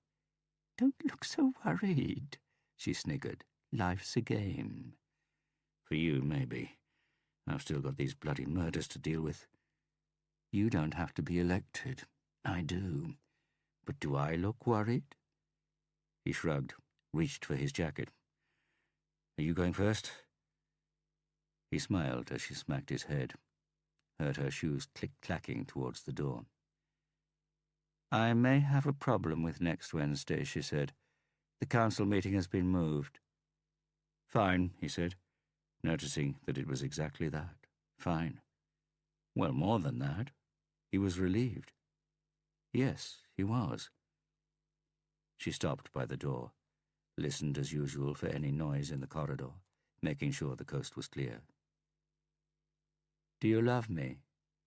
He opened his mouth, saw himself in the mirror, saw the black hole in the middle of his face with no sound emerging, heard her low chuckle. "I'm joking," she whispered. "Did I frighten you?" 10 minutes. The door opened and then closed softly behind her. They had a deal that the second person would wait 10 minutes before leaving the room. He couldn't remember if it had been his idea or hers. At the time, they must have felt that the risk of bumping into a curious reporter or some familiar face in reception loomed large, but so far it hadn't happened. Mikhail took out his comb and groomed his slightly too long hair. The ends were still wet after the shower. Isabel never showered after they had made love. She said she liked to walk around with the smell of him on her all day. He looked at his watch. Everything had worked today. He hadn't needed to think about Gusto, and he had even prolonged it, so much so that if he waited here for the full 10 minutes, he would be late for the meeting with the chairman of the city council. Ulla Bellman looked at her watch. It was a Movado 1947 design and had been an anniversary present from Mikhail. 20 minutes passed. She leaned back in the armchair and scanned the lobby, wondering if she would recognize him. Strictly speaking, they hadn't met more than twice. Once when he had held the door open for her as she was going to see Mikhail at Stovna police station, and he had introduced himself. A charming, smiling Nordlander. The second time, at a Christmas dinner at Stovna, they had danced, and he had pressed her closer to him than he should have. Not that she had minded. It was an innocent flirtation, an acknowledgement she was happy to indulge. Anyway, Mikhail was sitting somewhere in the room, and the other wives were also dancing with partners who weren't their husbands. And there was someone else, apart from Mikhail, following her with a watchful eye. He had been standing on the dance floor with a drink in his hand. Truls Bernsen. Afterwards, Ulla had asked Truls if he wanted to dance, but he had grinned and said no.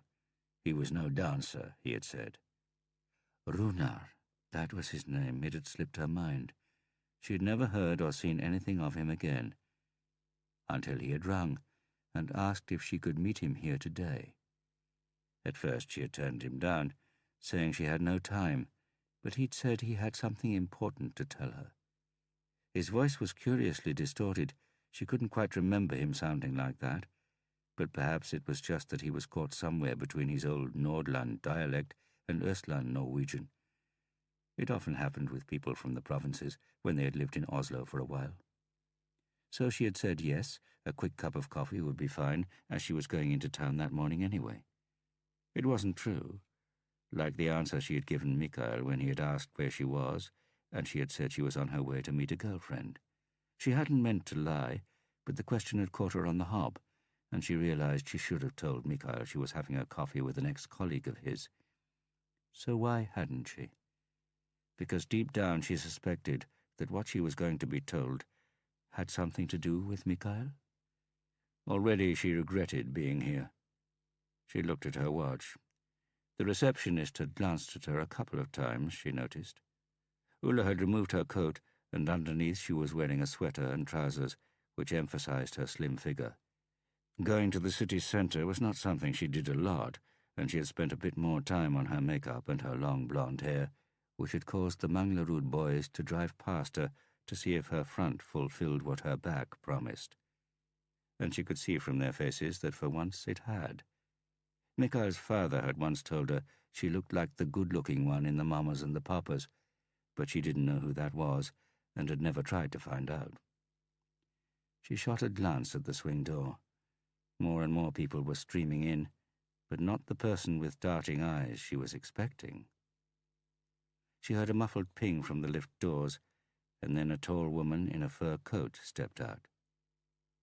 It struck Ulla that if a journalist asked the woman if the fur was genuine, she would probably deny it. Socialist politicians preferred to tell the majority of voters what they wanted to hear. Isabel Skoyen, the city councillor for social affairs. She had been to their house for the party after Mikhail's appointment. Actually, it had been a housewarming party, but instead of friends, Mikhail had by and large invited people who were important for his career, or their career, as he called it, his and hers. Truls Berntsen had been one of the few present she had known, and he wasn't exactly the type of person you can talk to for the whole evening. Not that she'd had time. She had been kept very busy playing the hostess. Isabel Skoyen sent her a look and was about to walk on, but Ulla had already noticed the brief hesitation, the little hesitation that meant she had recognized Ulla and was now faced with the choice of pretending she hadn't or being obliged to go over and exchange a few words with her. And she would have preferred to avoid the latter. Ulla often felt exactly the same. For example, with Truls. In a way she liked him. They had grown up together, and he was kind to her and loyal. Nevertheless, she hoped Isabel would choose the former and make it easier for them both, and saw to her relief that she was already heading for the swing door. But then she evidently changed her mind, did a U-turn, big smile and sparkling eyes, sailed over towards her. Yes, indeed, she did sail. Isabel Skoyen reminded Ulla of a dramatic, oversized galleon figurehead as she rushed over. "Ulla!" she cried several meters away, as though this was a reunion of two long-lost friends. Ulla got up, already somewhat uneasy about having to answer the next inevitable question. "What are you doing here?" "Nice to see you again, my dear. What a lovely little party that was." Isabel Skoyen had placed a hand on Ulla's shoulder and proffered her cheek in such a way that Ulla had to rest hers against it. Little party? There had been 32 guests. "Sorry I had to leave so early." Ulla remembered that Isabel had been a bit the worse for wear. While she had been serving the guests, the tall, attractive councillor and Mikhail had gone onto the terrace for a while. For a moment, Ulla had actually been a bit jealous. "That didn't matter. We were just honoured you could come." Ulla hoped her smile wasn't as stiff as it felt. "Isabel." The councillor looked down at her, studying her, as though searching for something. The answer to the question she still hadn't asked. "What are you doing here, my dear?" Ulla decided to tell the truth, as she would with Mikhail later. "I must be off," Isabel said, without making a move to go or taking her eyes off Ulla. "Yes, I suppose you must be busier than me," Ulla said, and to her irritation heard the stupid titter she had been determined to drop. Isabel was still looking at her, and all of a sudden Ulla felt that this stranger was trying to force it out of her without asking. "What are you, the wife of the chief of police, doing here in the reception area of the Grand Hotel?" My God, did she imagine Ulla was meeting a lover here? Was that why she was so discreet? Ulla could feel the stiffness of her smile dissipating. It was becoming easier. Now she was smiling the way she actually smiled, the way she wanted to smile. She knew the smile had reached her eyes now. She was on the point of laughing in Isabel Skeyen's face. And the strange thing was that Isabel looked as if she wanted to laugh as well. "I hope to see you again before too long, my dear," Isabel said, pressing Ulla's hand between her big, strong fingers. Then she turned and surged back through reception, where one of the doormen was already hurrying to assist her. Ulla caught a glimpse of her pulling out a mobile phone before rushing through the swing door. Mikhail was standing by the lift, only a few rapid strides from the Sami woman's room. Glanced at his watch. Just 4 or 5 minutes had passed, but that would have to be enough. After all, the vital element was that they shouldn't be seen together. Isabel always booked the room and arrived 10 minutes before him. Lying in bed, ready and waiting. That was how she liked it. Was that how he liked it? Fortunately, it was only 3 minutes' fast walk from the Grand to City Hall, where the chairman was waiting. The lift doors opened and Mikhail stepped in. He pressed 1 for the ground floor. The lift started and stopped on the next floor down. The doors opened. Guten Tag. German tourists, an elderly couple, old camera in a brown leather case. He could feel he was smiling. He was in a good mood. He made room for them. Isabel was right. He was relieved that the patient was dead. He felt a drop fall from his long hair, felt it roll down his neck, wetting his shirt collar. Ulla had suggested he should have his hair cut short for his new post, but why? His youthful looks, didn't they just underline the point? That he, Mikhail Bellman, was Oslo's youngest ever chief of police? The couple looked at the lift buttons with concern. It was the same old problem.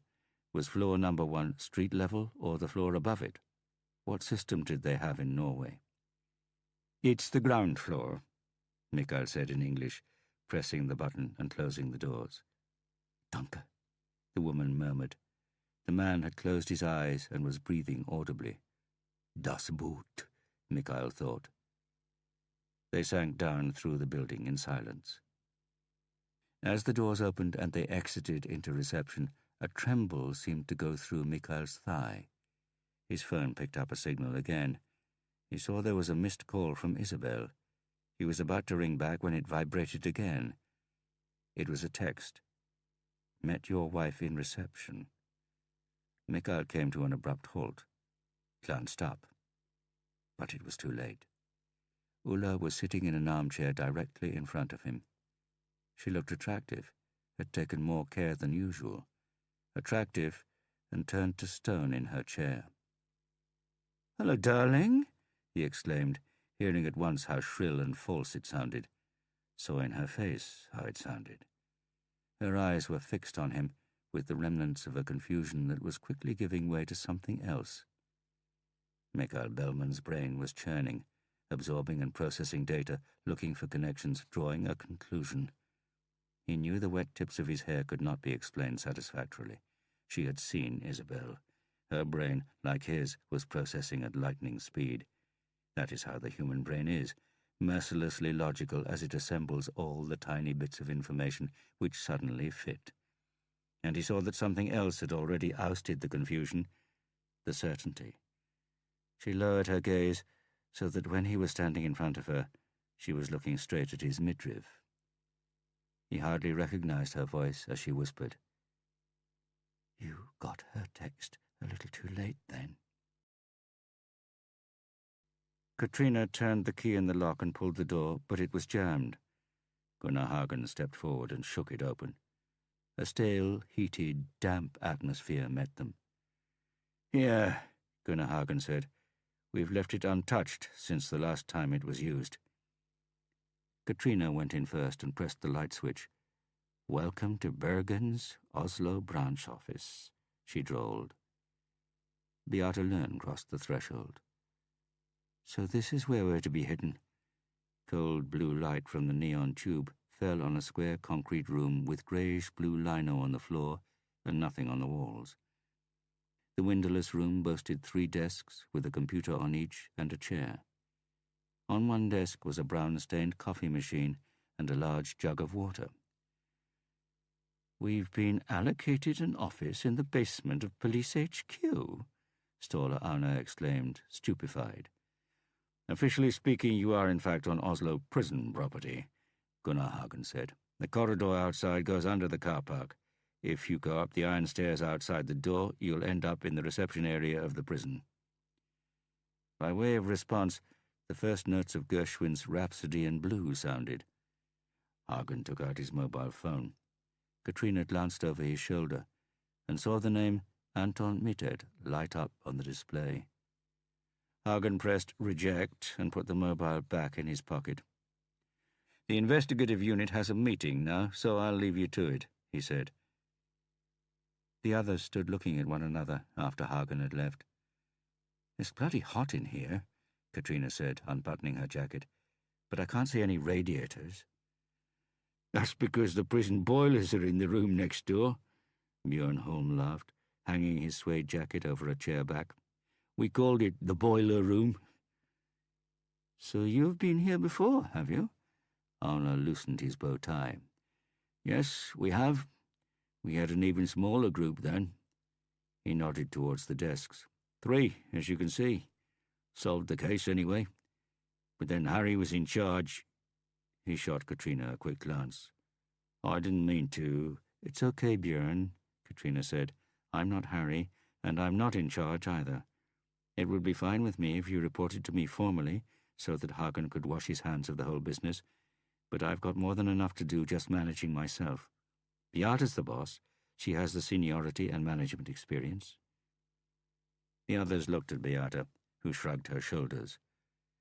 "If that's what you'd all like, I can be boss, if there's any need for it." "There is a need for it," Katrina said. Aune and Björn nodded. "Good," Beata said. "Let's get started. We've got mobile phone coverage, an internet connection, and we've got coffee cups." She took a white one from behind the coffee machine, read the writing in felt pen. "Hank Williams?" "Mine," said Björn. She lifted another. "John Fanta?" "Harry's." "Okay, so let's detail the jobs," Beata said, putting down the cup. "Katrina? I'll keep watch online. Still no sign of life from either Valentin Yertsen or Judas Johansson. You need to be smart to hide from the electronic eye for so long, and that reinforces the theory that it wasn't Judas Johansson who escaped. Judas is not exactly top priority for the police, and it seems unlikely he would restrict his freedom by going into total blackout just to escape a couple of months in prison.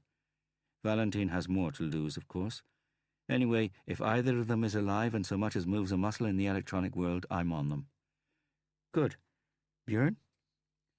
"I'll go through the files of various cases Valentin and Judas have been involved in and see if I can find any links to Trivan or Maridalen, names that come up again and again, or forensic evidence we've missed. I'm making a list of people who know them and may be able to help us find them. The ones I've spoken to so far are willing to open up about Judas Johansson. Valentin Yertsen, on the other hand—" "They're frightened?" Björn nodded. "Ståle? I'll examine the Valentin and Judas cases as well, but to make a profile of each of them. I'll write an assessment of them as potential serial killers." The room went silent at once. It was the first time anyone had spoken the words. "In this case, serial killer is no more than a technical, mechanical term, not a diagnosis," Ståle hastened to add. "It describes an individual who has killed more than one person and may conceivably kill again. All right?" "All right," Beata said.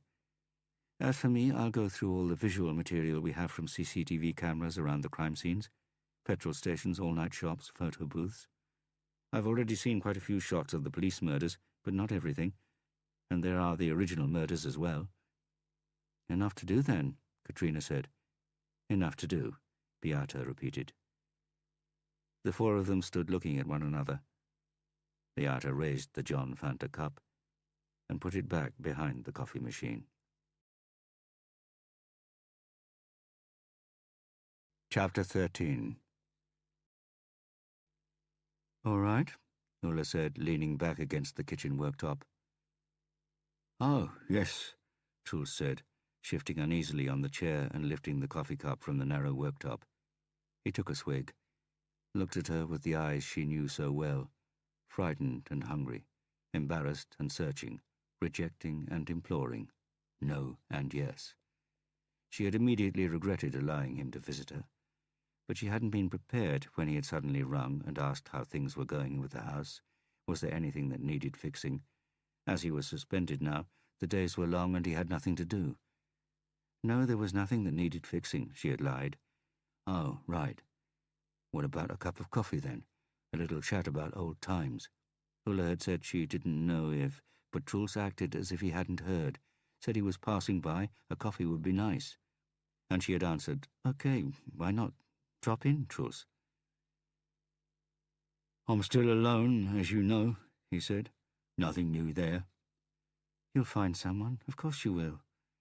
She made a show of looking at the clock, had considered saying the children had to be picked up, but even a bachelor like Truls would realize it was too early.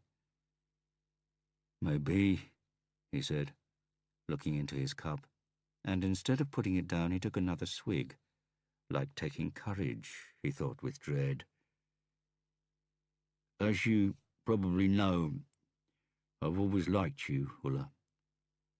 Ulla clutched the worktop. "So you know if you have a problem and you need someone to talk to, you can always count on me." Ulla blinked. Had she heard him correctly? Talk? "Thank you, Truls," she said, "but I've got Mikael, haven't I?" He put his cup down slowly. "Yes, of course. You've got Mikael. By the way, I have to start cooking dinner for him and the children." "Yes, of course you have to. You're in the kitchen, cooking for him while he..." He stopped. "He what, Truls?" "Has dinner elsewhere." "Now, I don't understand what you mean, Truls." "I think you do. Listen, I'm only here to help you. I have your best interests at heart, Ulla. And the children's, of course. The children are important." "I'm going to make them something nice, and these family meals take time, Truls, so..." "Ulla, there's one thing I want to say." "No, Truls, no, don't say it, please." "You're good to Mikael. Do you know how many other women he..." "No, Truls, but I want you to go now, Truls, and I don't want to see you here again for a while." Ulla stood by the worktop, watching Truls go out of the gate to the car parked beside the gravel drive, winding between the newly built houses in Höhenhall. Mikael had said he would pull a few strings, make a few calls to the right people on the council, get the tarmac laid, but so far nothing had happened. She heard the brief chirp as Truls pressed the key and the car alarm switched itself off. Watched him get into the car, watched him sit motionless, staring into the distance. Then his body seemed to twitch, and he started pummeling the steering wheel so hard she saw it give. Even from a distance it was so violent she shuddered. Mikael had told her about his anger, but she had never witnessed it. If Truls hadn't become a policeman, according to Mikael, he would have been a criminal. He said the same about himself when he was acting tough. She didn't believe him. Mikael was too straight, too adaptable. But Truls was made of something else, something darker. Truls Berntsen, simple, naive, loyal Truls. She'd had a suspicion, no doubt about that, but she couldn't believe Truls could be so sly, so imaginative. The Grand Hotel. They had been the most painful seconds of her life. Not that she hadn't considered the idea that he could have been unfaithful, especially after he had stopped having sex with her. But there could be several explanations for that, the stress of the police murders. But Isabel Skøyen, sober in a hotel in the middle of the day? And it had also struck her that the whole scenario had been a set-up. The fact that someone could know the two of them would be there suggested it was a regular occurrence. She wanted to throw up whenever she thought about it. Mikael's suddenly pale face in front of her, the frightened, guilty eyes, like a boy caught apple scrumping. How did he manage it? How did he, The faithless swine. How did he make it seem as if it was a minor issue requiring his protective hand? The man who had trodden all over everything they had that was good, the father of 3 children, why did he look as if he was the one carrying the cross? "I'll be home early," he had whispered. "We can deal with it then, before the children. I have to be in the council chairman's office in 4 minutes." Had he had a tear in the corner of his eye? Had the bastard had the temerity to shed a tear? After he had gone, she had pulled herself together surprisingly quickly. Perhaps that is what people do when there is no alternative, when a nervous breakdown is not an option. With numb composure, she rang the number the man claiming to be Runar had used. No answer. She had waited for another 5 minutes, then she had left. When she got home, she checked out the number with one of the women she knew at Kripos, and she told Ulla it was a pay-as-you-go mobile. The question was, who would go to such lengths to send her to the Grand so that she could witness it with her own eyes? A journalist from the celebrity gossip press? A more or less well-meaning woman friend? Someone on Isabel's side, a vengeful rival of Mikhail's? Or someone who didn't want to separate him and Isabel, but him and her, Ulla? Someone who hated Mikhail or her? Or someone who loved her? Who thought it would give him a chance if he could drive a wedge between her and Mikhail? She knew only one person who loved her more than was good for anyone. She didn't mention her suspicions to Mikhail when they spoke later in the day. He clearly thought her presence in reception had been a coincidence, one of those lightning strikes that happen in everyone's lives, that improbable concurrence of events that some call fate. Mikhail hadn't tried to lie and say he hadn't been there with Isabel. She had to give him that. He wasn't so stupid. He had explained that she didn't need to ask him to finish the affair. He had terminated it on his own initiative before Isabel had left the hotel. That was the word he had used. Affair. Probably advisedly. It made it sound so small, unimportant, and sordid, something that could be swept under the carpet, as it were.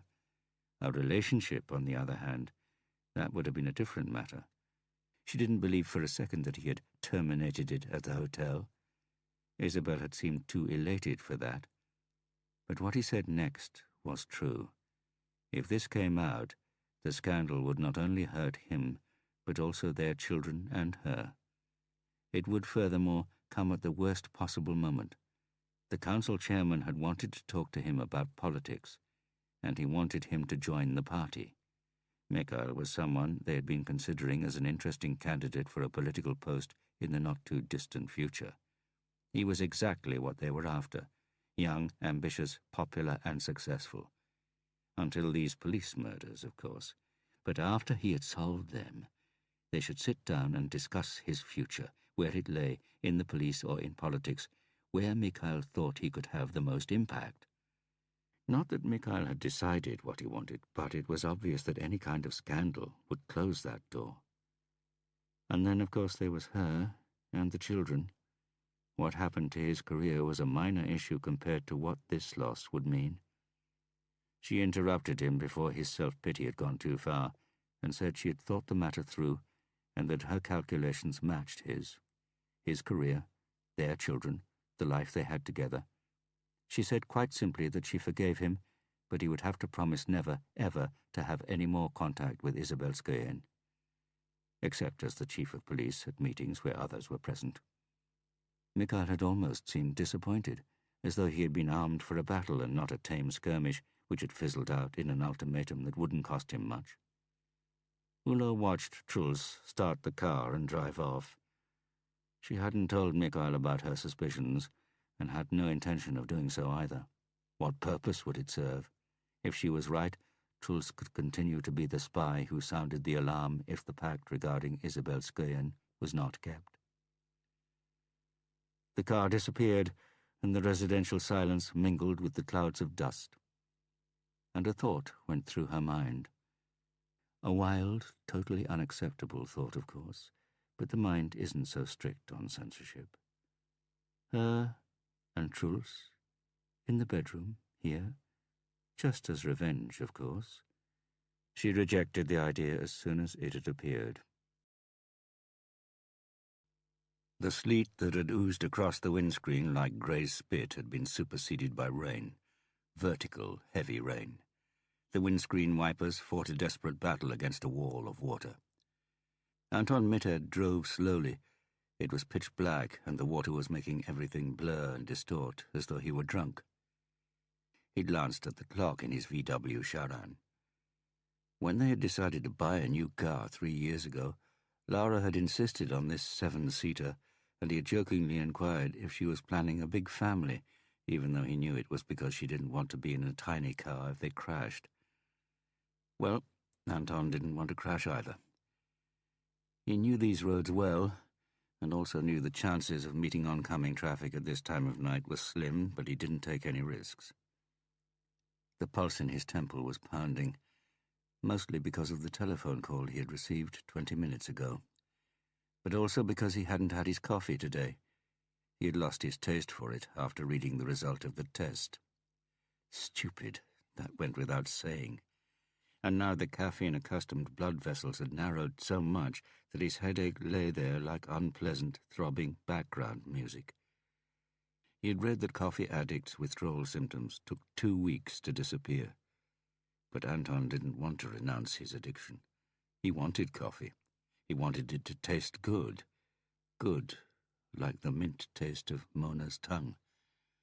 But all he could taste now when he drank coffee was the bitter aftertaste of sleeping tablets. He had plucked up the courage to ring Gunnar Hagen to tell him that he had been doped when the patient died, that he had been asleep while someone had been in the room, that even if the doctors said it had been a natural death, that could not have been the case, that they would have to do another, more thorough autopsy. Twice he had rung, without getting an answer. He had tried. He had. And he would try again, because it always catches up with you. Like now, it had happened again. Someone had been killed. He braked, turned off, and took the gravel road up to Eikesaga, accelerated again, and heard the small stones hitting the wheel arches. It was even darker here, and there was already water lying in the hollows in the road. Midnight soon. It had been around midnight when it had happened the first time as well. As the location was close to the border of the neighbouring district, Nedre Eiker, an officer from that police force had been first on the crime scene after receiving a call from someone who had heard a crash and thought a car must have landed in the river. As if it wasn't bad enough that the officer had entered the district without permission, he had also made a mess, gouging up the site with his car and obliterating potential clues. Anton passed the bend where he had found it, the baton. It had been the 4th day after the murder of René Karlsnes, and Anton had finally had a day off, but he had got restless and had gone for a walk in the forest on his own to continue the search. After all, murder wasn't the kind of crime they had every day, or every year, in Söndra Buskerud Police District. He had left the area the search party had gone over with a fine-tooth comb, and that was where it had been, under the spruce trees behind the bend. That was where Anton had taken the decision, the stupid decision that had ruined everything. He decided not to report it. Why? First of all, it was such a long way up to the crime scene in Eikesaga that the baton could hardly have had anything to do with the murder. Later, they had asked him why he had been searching there if he had really thought it was too far away to be of any relevance. But at the time he had just thought that a standard police baton would only lead to unnecessary and negative attention for the force. The injuries inflicted on René Karlsnes could have been caused by any heavy instrument, or by being tossed around in a car when it had fallen off the precipice into the river 40 meters below. And it wasn't the murder weapon anyway.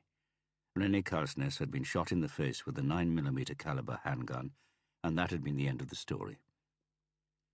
But Anton had told Laura about the baton a couple of weeks later, and it was her who ultimately persuaded him that it should be reported, and that it wasn't up to him to assess how important the find was.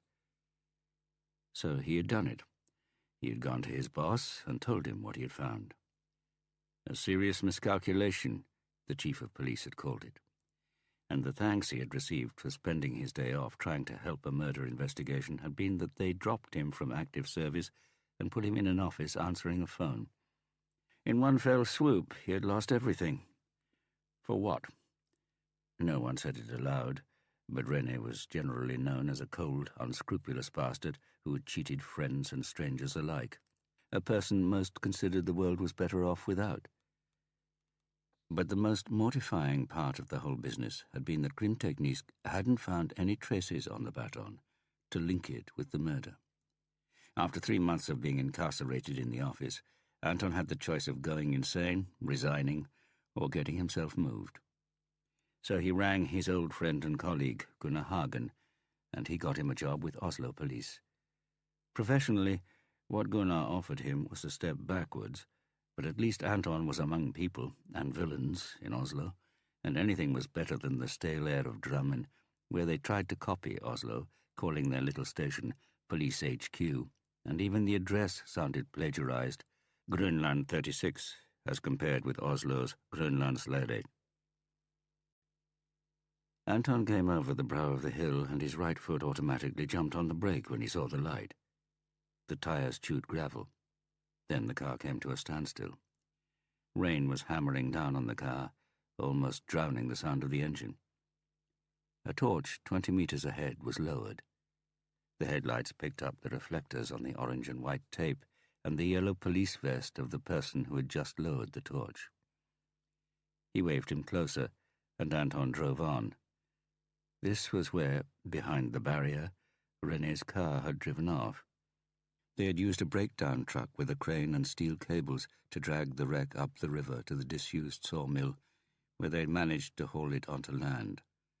They'd had to wriggle the body of René Kalsnes free, as the engine had been knocked through into the car at hip height. Anton pressed the button to open the window. Damp, chilly night air. Great heavy raindrops hit the edge of the window, sending a fine spray over his neck. "Well," he said, "where—" Anton blinked. He wasn't sure if he had completed the sentence. It was like a tiny jump in time, a bad edit in a film. He didn't know what had happened, just that he was absent. He looked down at his lap, at the fragments of glass there. He looked up again and discovered that the top part of the window was smashed. Opened his mouth, was about to ask what was going on. Heard something whistle through the air, sensed what it was, wanted to raise his arm, but was too slow.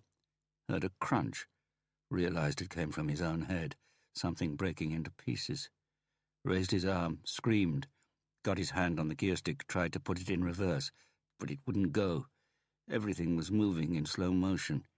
Wanted to slip the clutch, accelerate, but that would only send them forwards, towards the edge, to the precipice, straight down into the river, 40 meters. This was... He shook the gear lever and pulled at it. Heard the rain more clearly and felt the chilly night air down the whole of the left side of his body now. Someone had opened the door. The clutch. Where was his foot? This was a carbon copy. Reverse gear. There we are. Mikhail Bellman stared up at the ceiling, listened to the reassuring patter of rain on the roof. Dutch tiles, guaranteed to last 40 years. Mikhail wondered how many tiles they sold just as a result of this guarantee. More than enough to pay for the ones that didn't last that long. If there was one thing people wanted, it was a guarantee that things would last. Ulla lay with her head on his chest. They had spoken at length, for the first time he could remember. She had cried, not the painful tears he hated, but the others, the gentle tears that denoted less pain, more loss, the loss of something that had been and could never return. The tears that told him something in their relationship had been so precious, it was worth the loss. He didn't feel the loss until she cried. It was as though he needed her tears to show him. They removed the curtain that was normally there, the curtain between what Mikhail Bellman thought and what Mikhail Bellman felt. She was crying for them both. She always had done. She had laughed for them both as well. He had wanted to comfort her, had stroked her hair, allowed her tears to wet the light blue shirt she had ironed for him the day before. Then he had, almost inadvertently, kissed her. Or had it been consciously? Had it been out of curiosity? The curiosity to know how she would react. The same kind of curiosity he had felt when he, as a young detective, had questioned suspects according to the Inbow, Reed and Buckley 9-step model, the step where they press the emotional button just to see what reaction they get. At first, Ulla had not reacted to the kiss. She had just stiffened. Then she had responded gently. He knew her kisses, but not this one. The tentative, hesitant one. Then he had kissed her with more hunger, and she had taken off, dragged him into bed, torn off his clothes, and in the darkness he'd had the thought again that she wasn't him, Gusto, and his erection had subsided even before they were under the duvet. He had explained that he was too tired, he'd had too much to think about. The situation was too confusing, the shame of what he had done too great, hastening to add that she, the other woman, had nothing to do with it, and he was able to tell himself that this was actually true. He closed his eyes again, but it was impossible to sleep.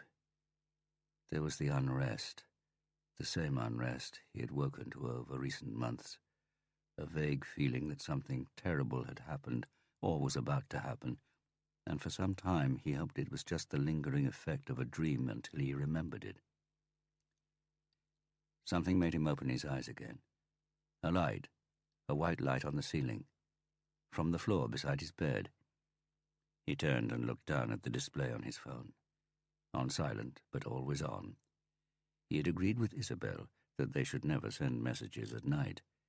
What her reason was, he had never asked.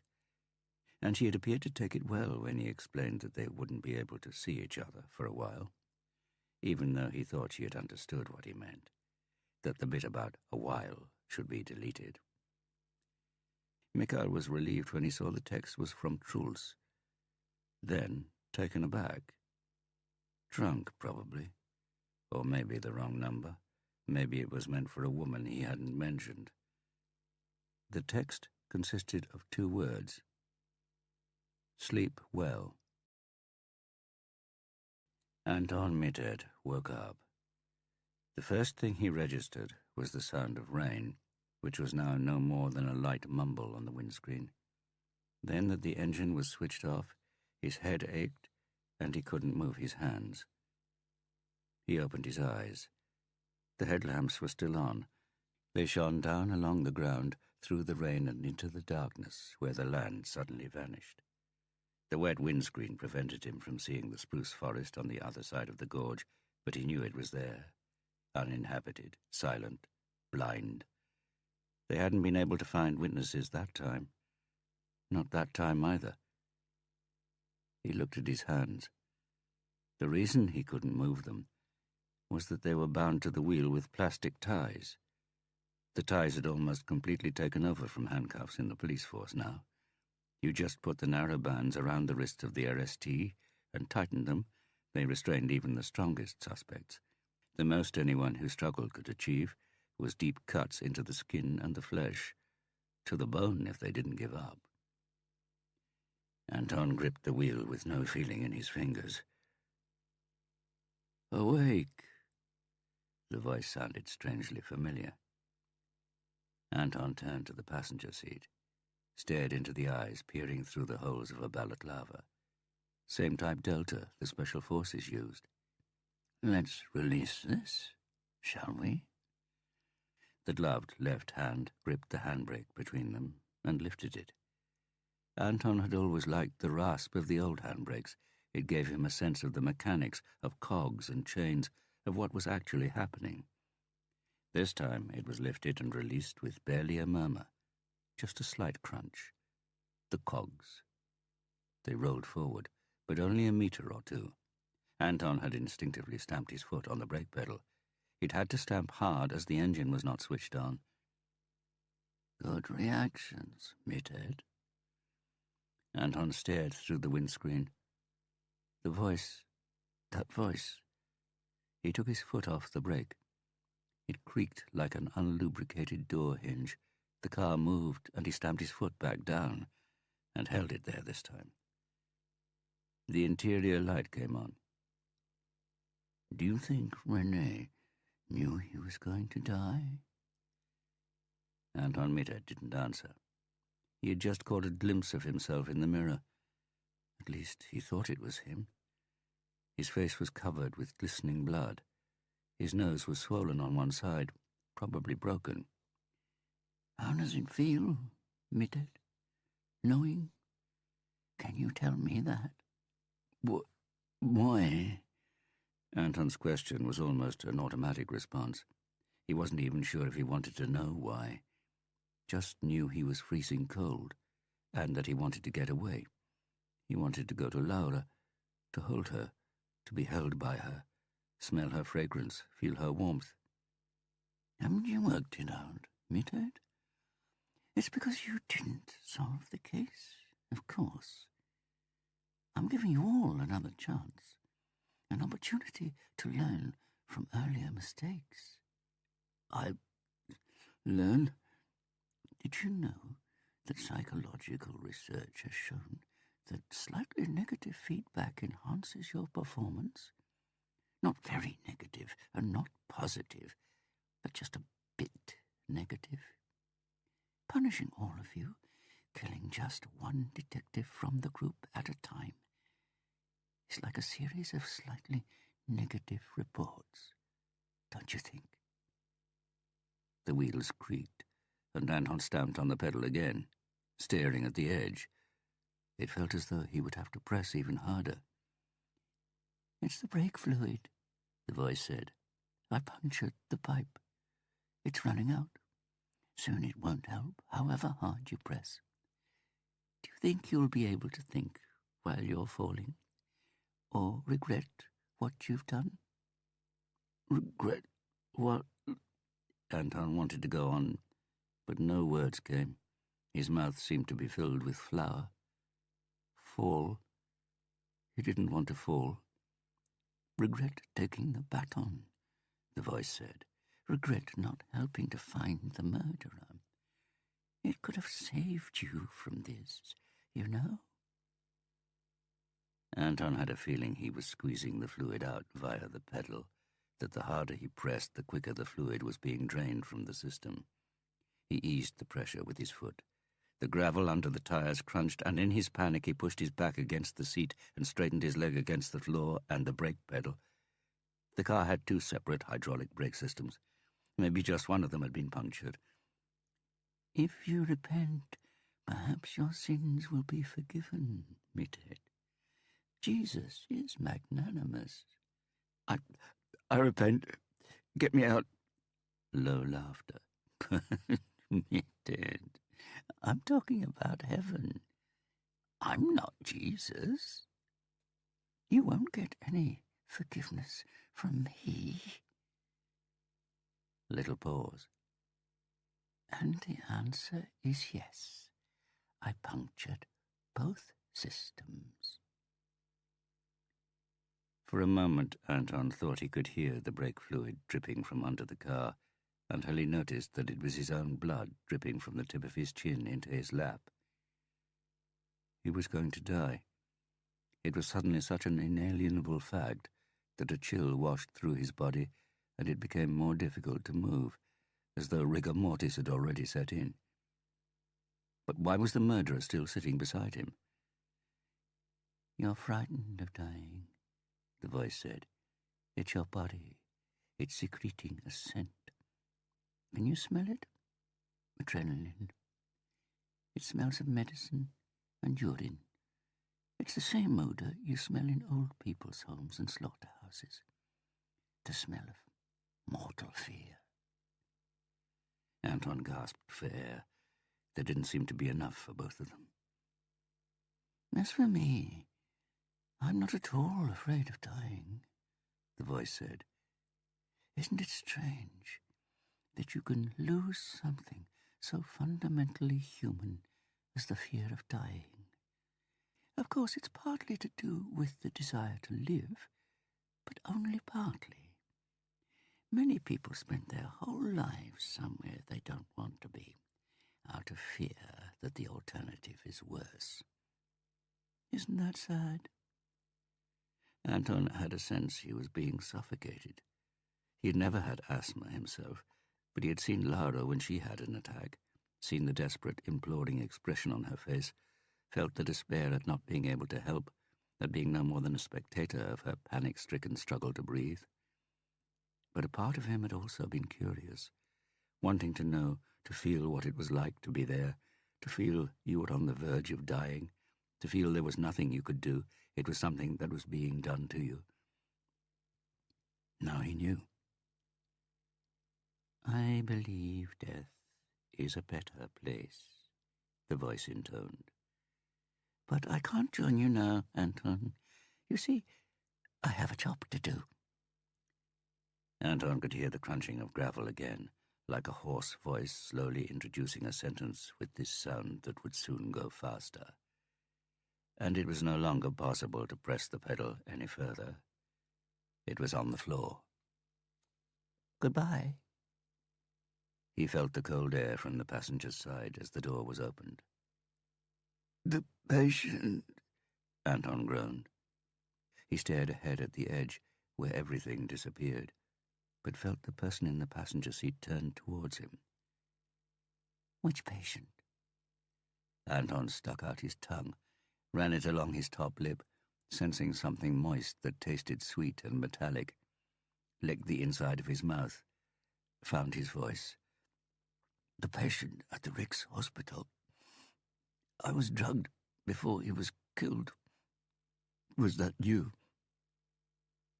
There was a couple of seconds' silence as he listened to the rain.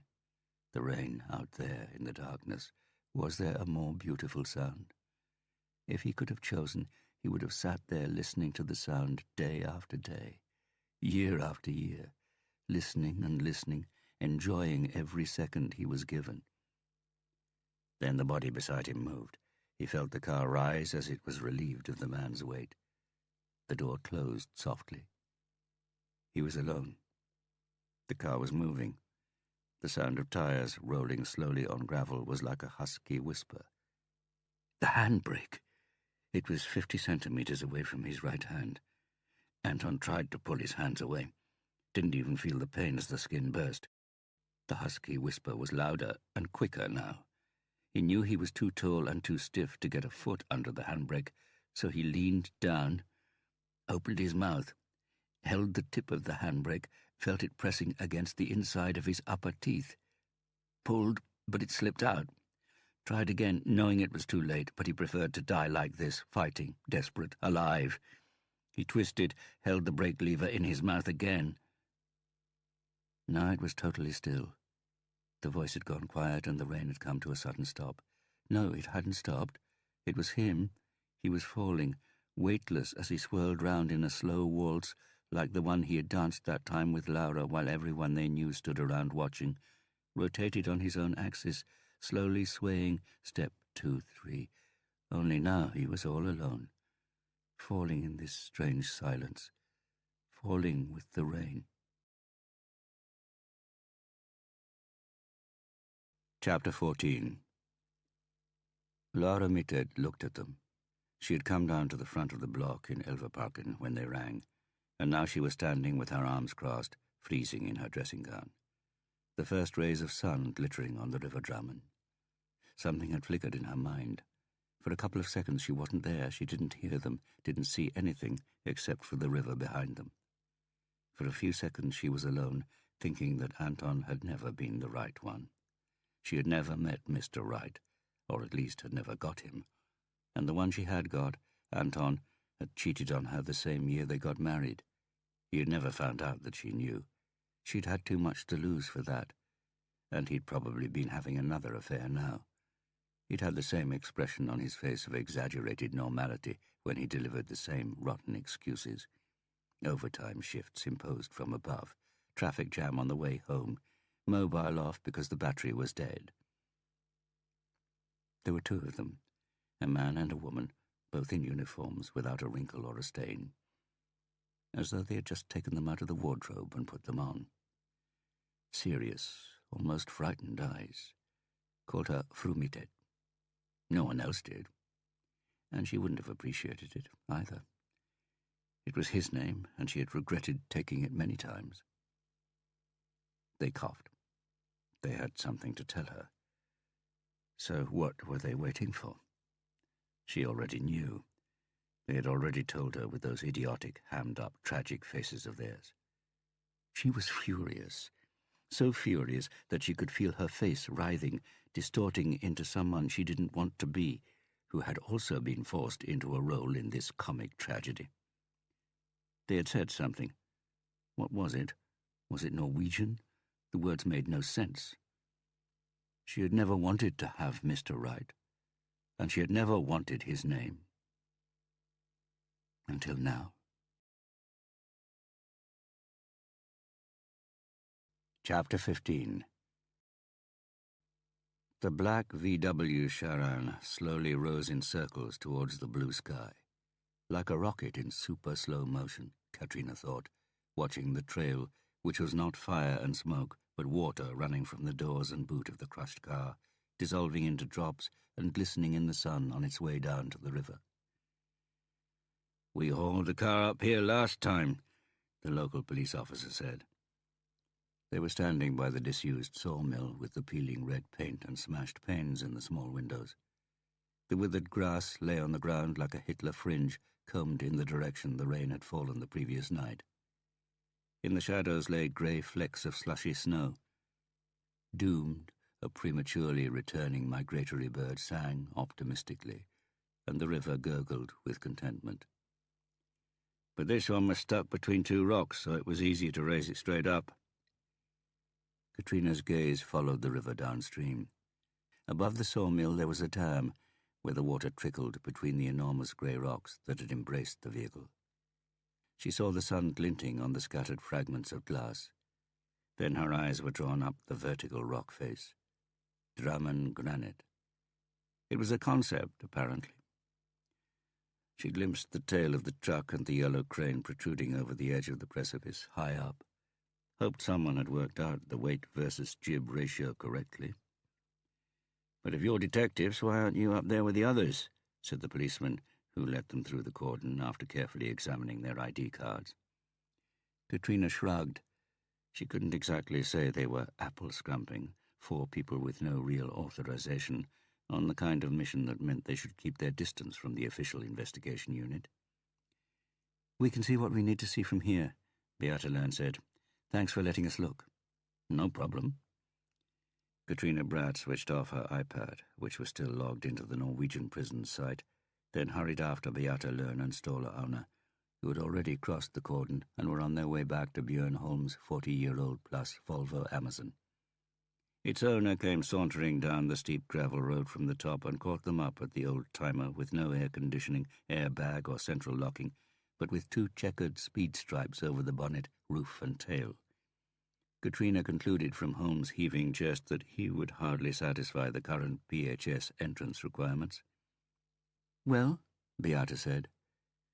"The face is partly smashed, but they reckon the body's probably one Anton Mittet," Holmes said, removing his rasta hat and using it to wipe the sweat from his round face. "Mittet," Beata said. "Of course." The others turned to her. "A local officer. He took over from Simon in Maridalen. Do you remember Björn?" "No," Holmes said, without any visible shame. Katrina assumed he had got used to the idea that his boss was from Mars. "He used to be in the Drammen force, and he was tangentially involved in the investigation of the previous murder here." Katrina shook her head in astonishment. It was one thing for Beata to react as soon as the message about a car in the river had appeared on the police log, and she had ordered them all to Drammen because she remembered that it was the exact spot where René Kalsnes had been murdered several years ago. And quite another for her to remember the name of a Drammen man who had been tangentially involved in the investigation. "He was easy to remember because he made such a blunder," said Beata, obviously having noticed Katrina shaking her head. "He kept quiet about a baton he found, because he was frightened it could implicate the police. Did they say anything about the probable cause of death? No, Holmes said. It's pretty clear he would have been killed by the fall. The handbrake went through his mouth and out the back of his head. But he must have been beaten while he was alive because his face was bruised. Could he have driven off the cliff himself? Katrina asked. Maybe. But his hands were attached to the wheel with cable ties. There were no brake marks, and the car hit the rocks close to the cliff, so it can't have been going very fast. Must have just rolled over.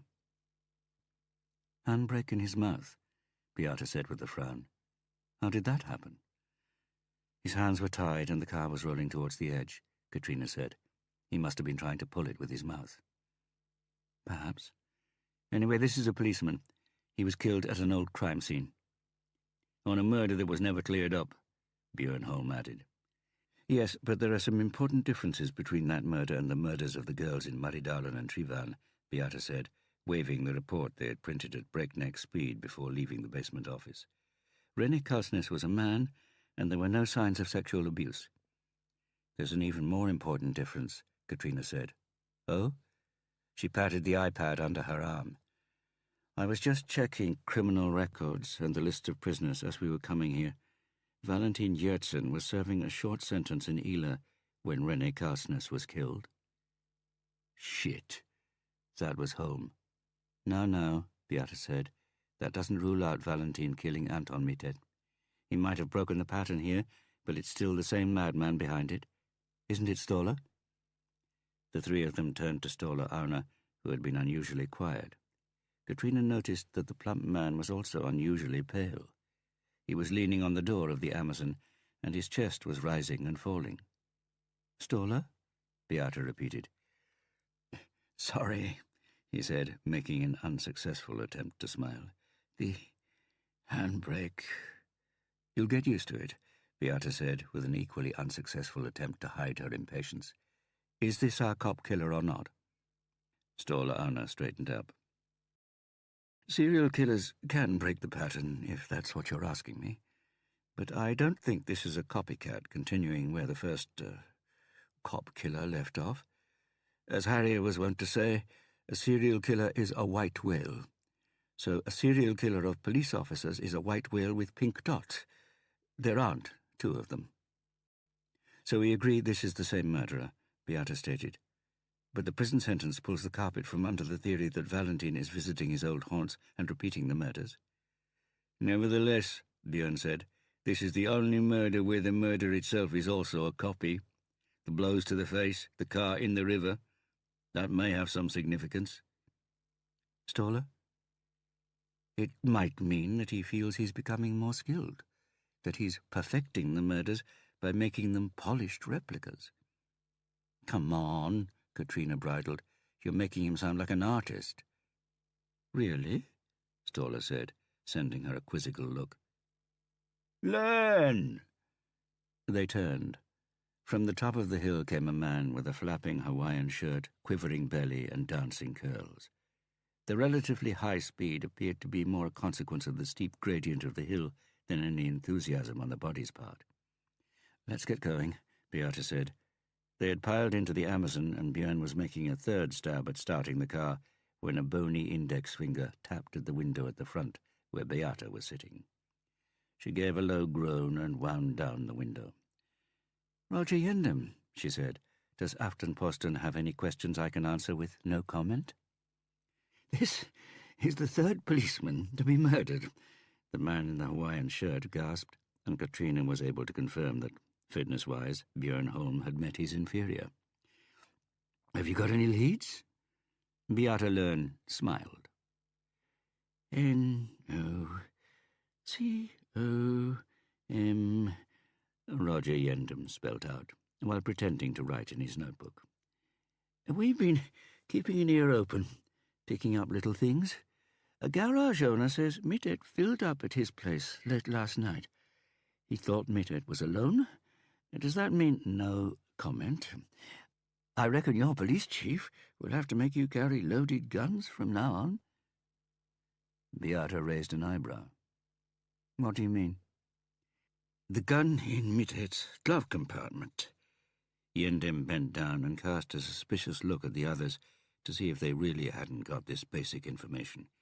Empty, even though there was a box of ammo there. If he'd had his gun loaded, it might have saved his life. "Do you know what, Yendim?" Beata said. "You can just add ditto marks after the first answer you got. Actually, I'd prefer it if you didn't mention this little meeting to anyone." "Why's that?"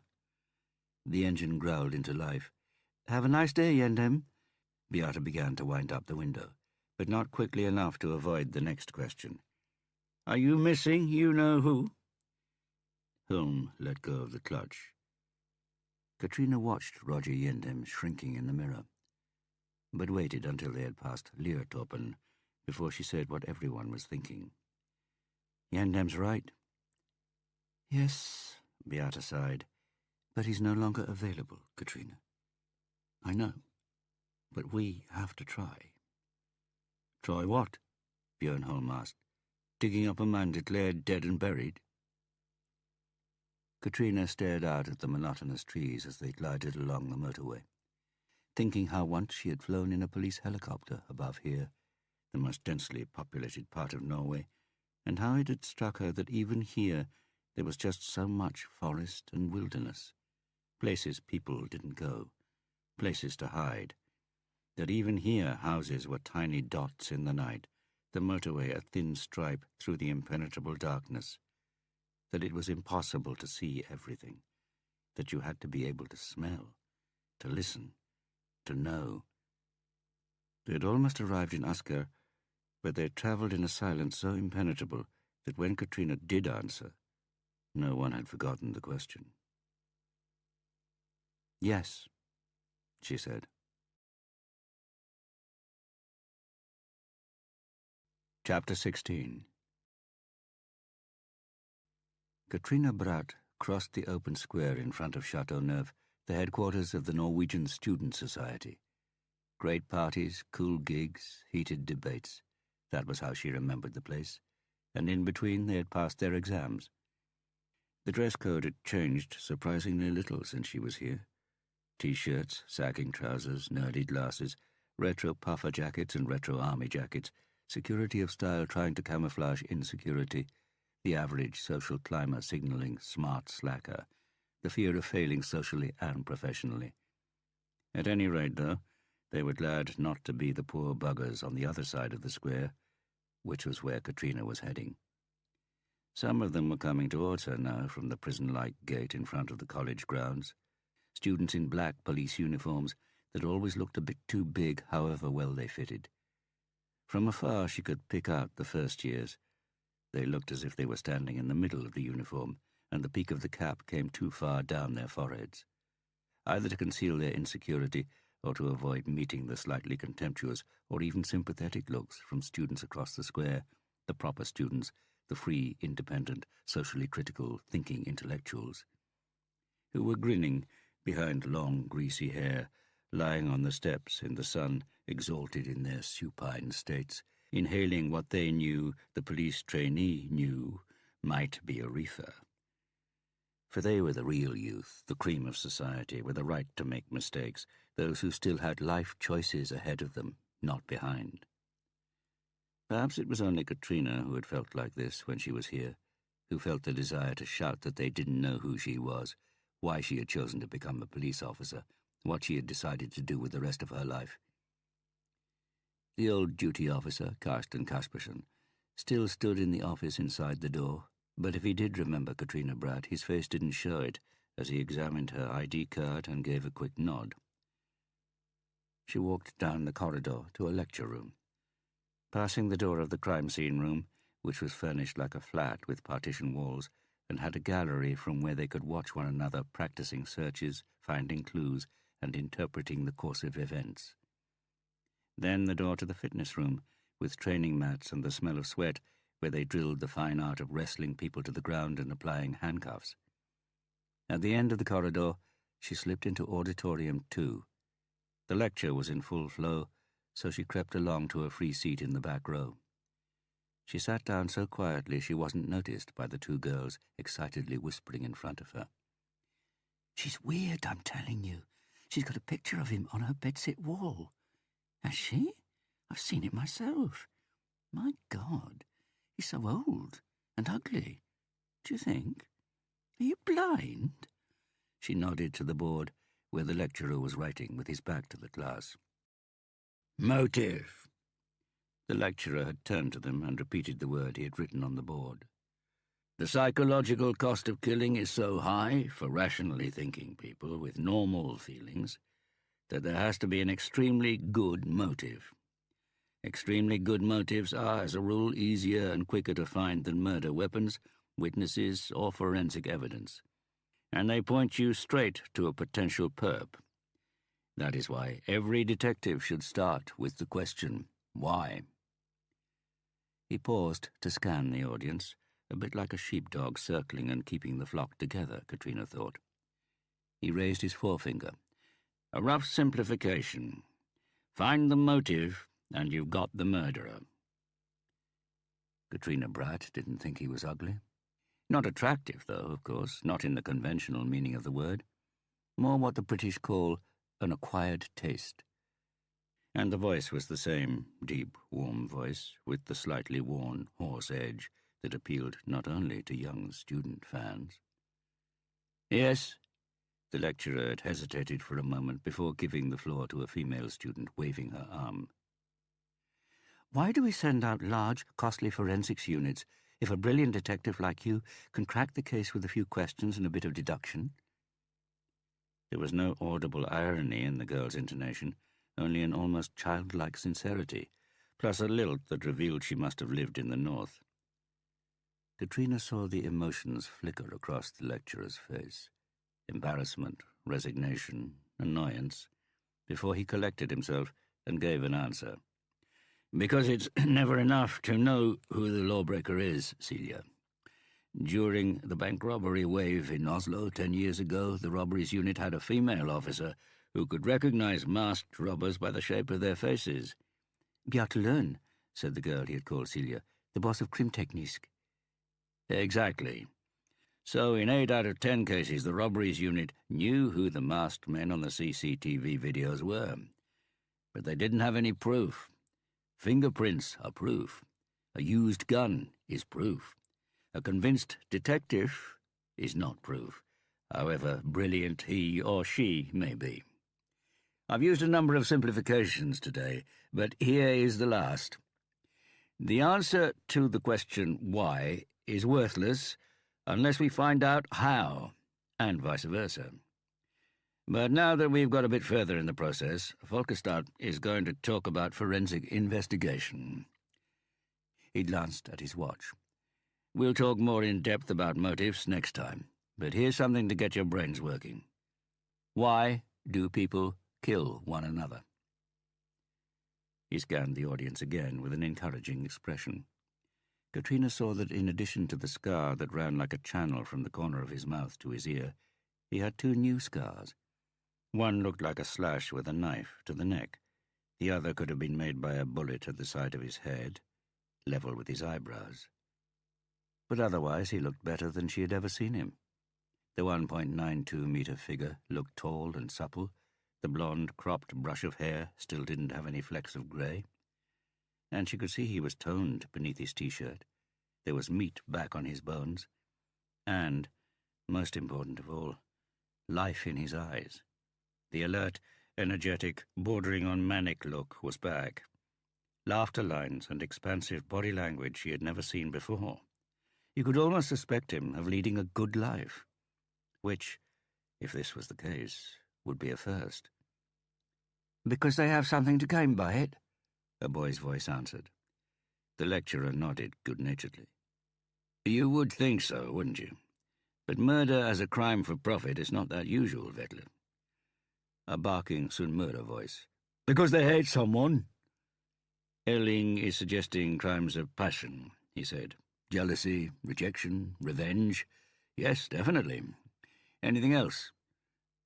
Because they're deranged. The suggestion came from a tall, stooped boy. Deranged's not the word, Robert. It was the girl again. Katrina could see only a blonde ponytail over the back of the seat in the front row. It's called... It's fine. We know what he means, Celia.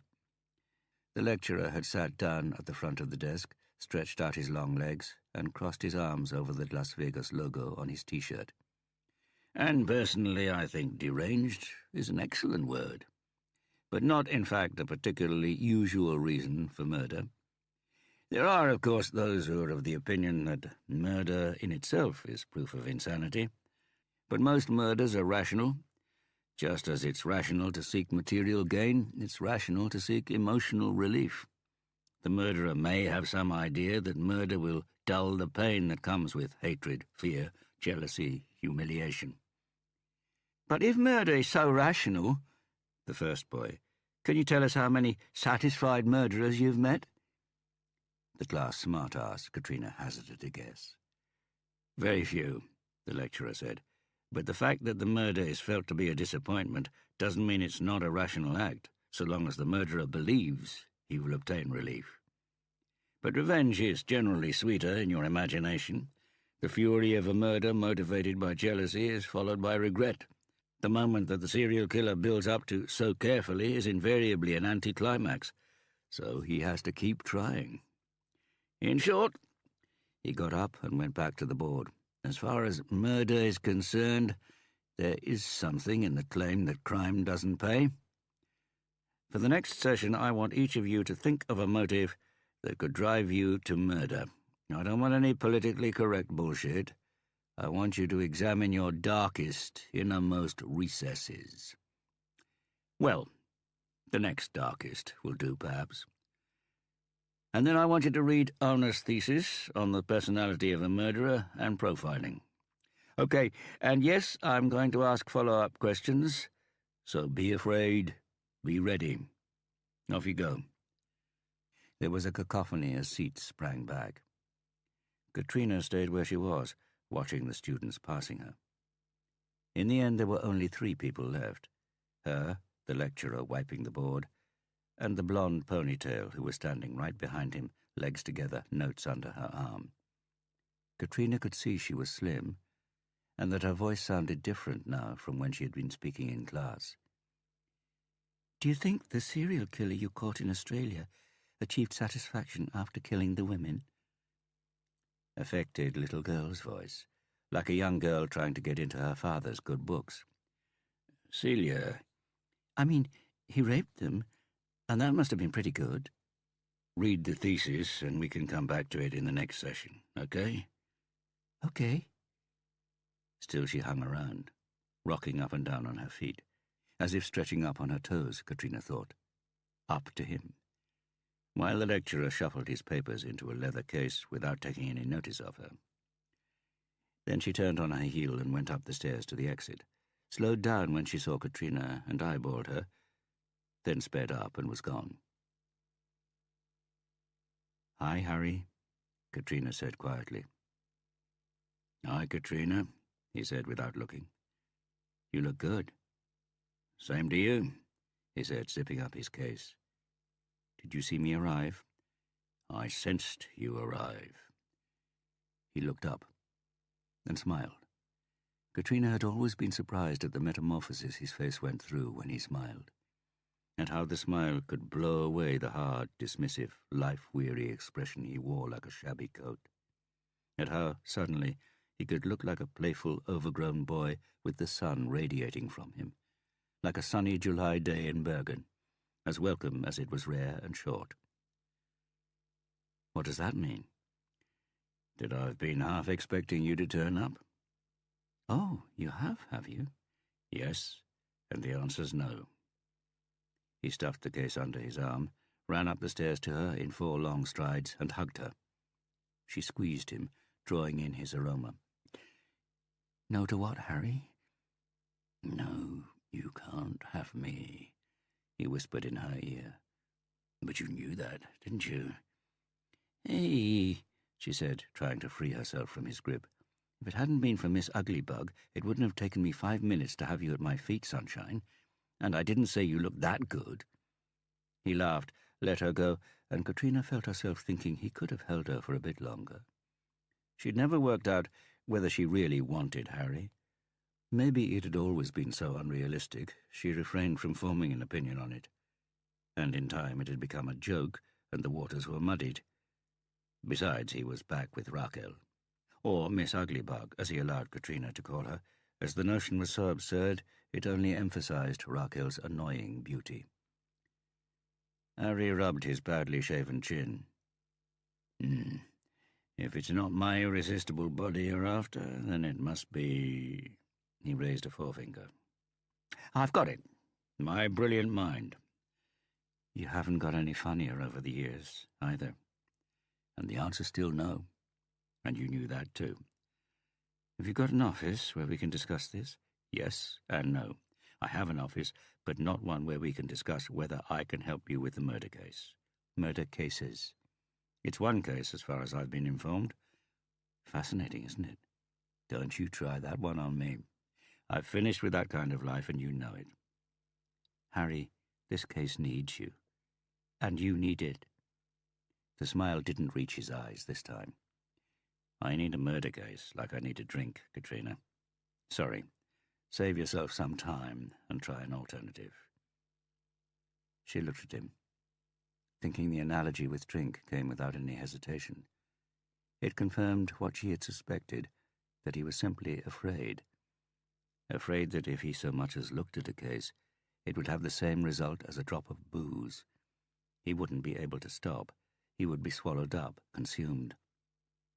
For a moment her conscience pricked her, the pusher's unbidden attack of self-loathing, until she started visualizing the crime scene again. Anton Mitet's crushed skull. There are no alternatives for you, Harry. I can give you a couple of names, Harry said.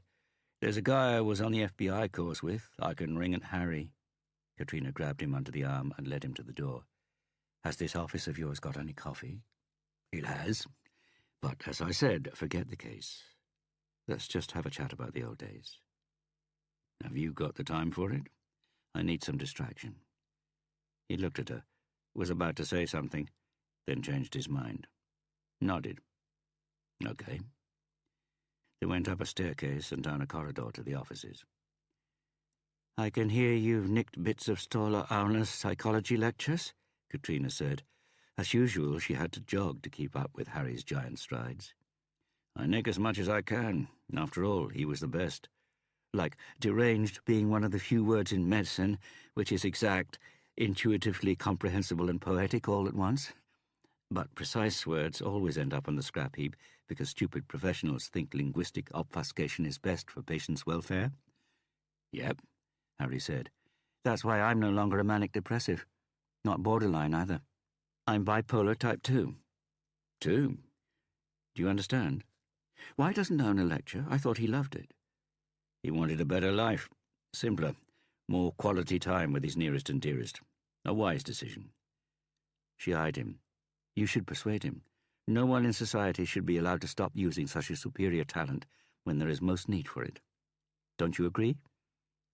Harry chuckled. You're not going to give up, are you?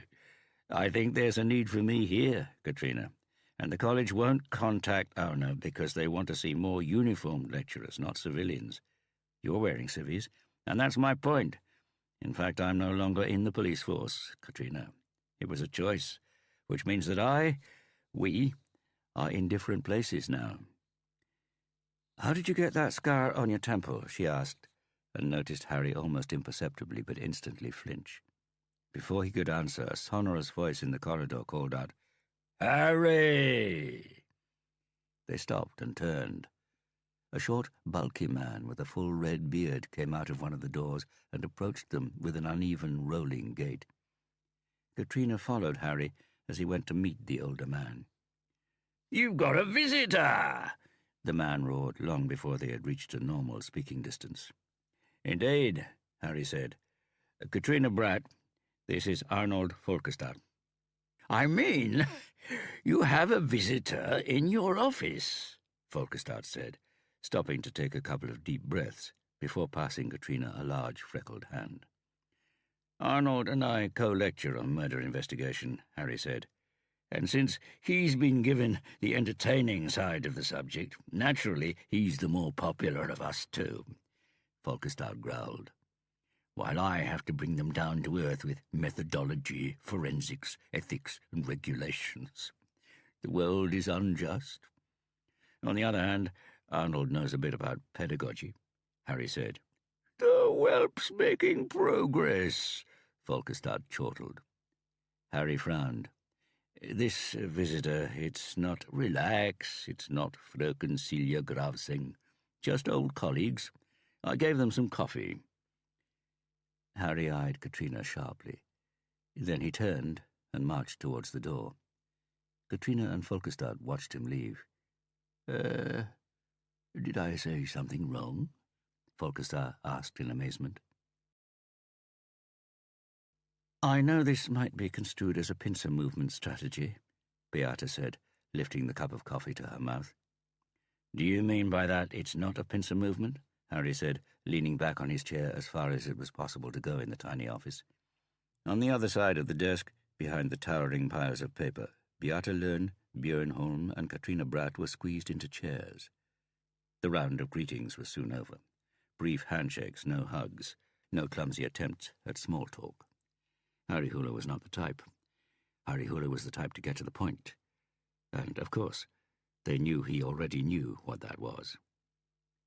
Beata took a sip, winced inevitably, and put the cup down with a disapproving mien.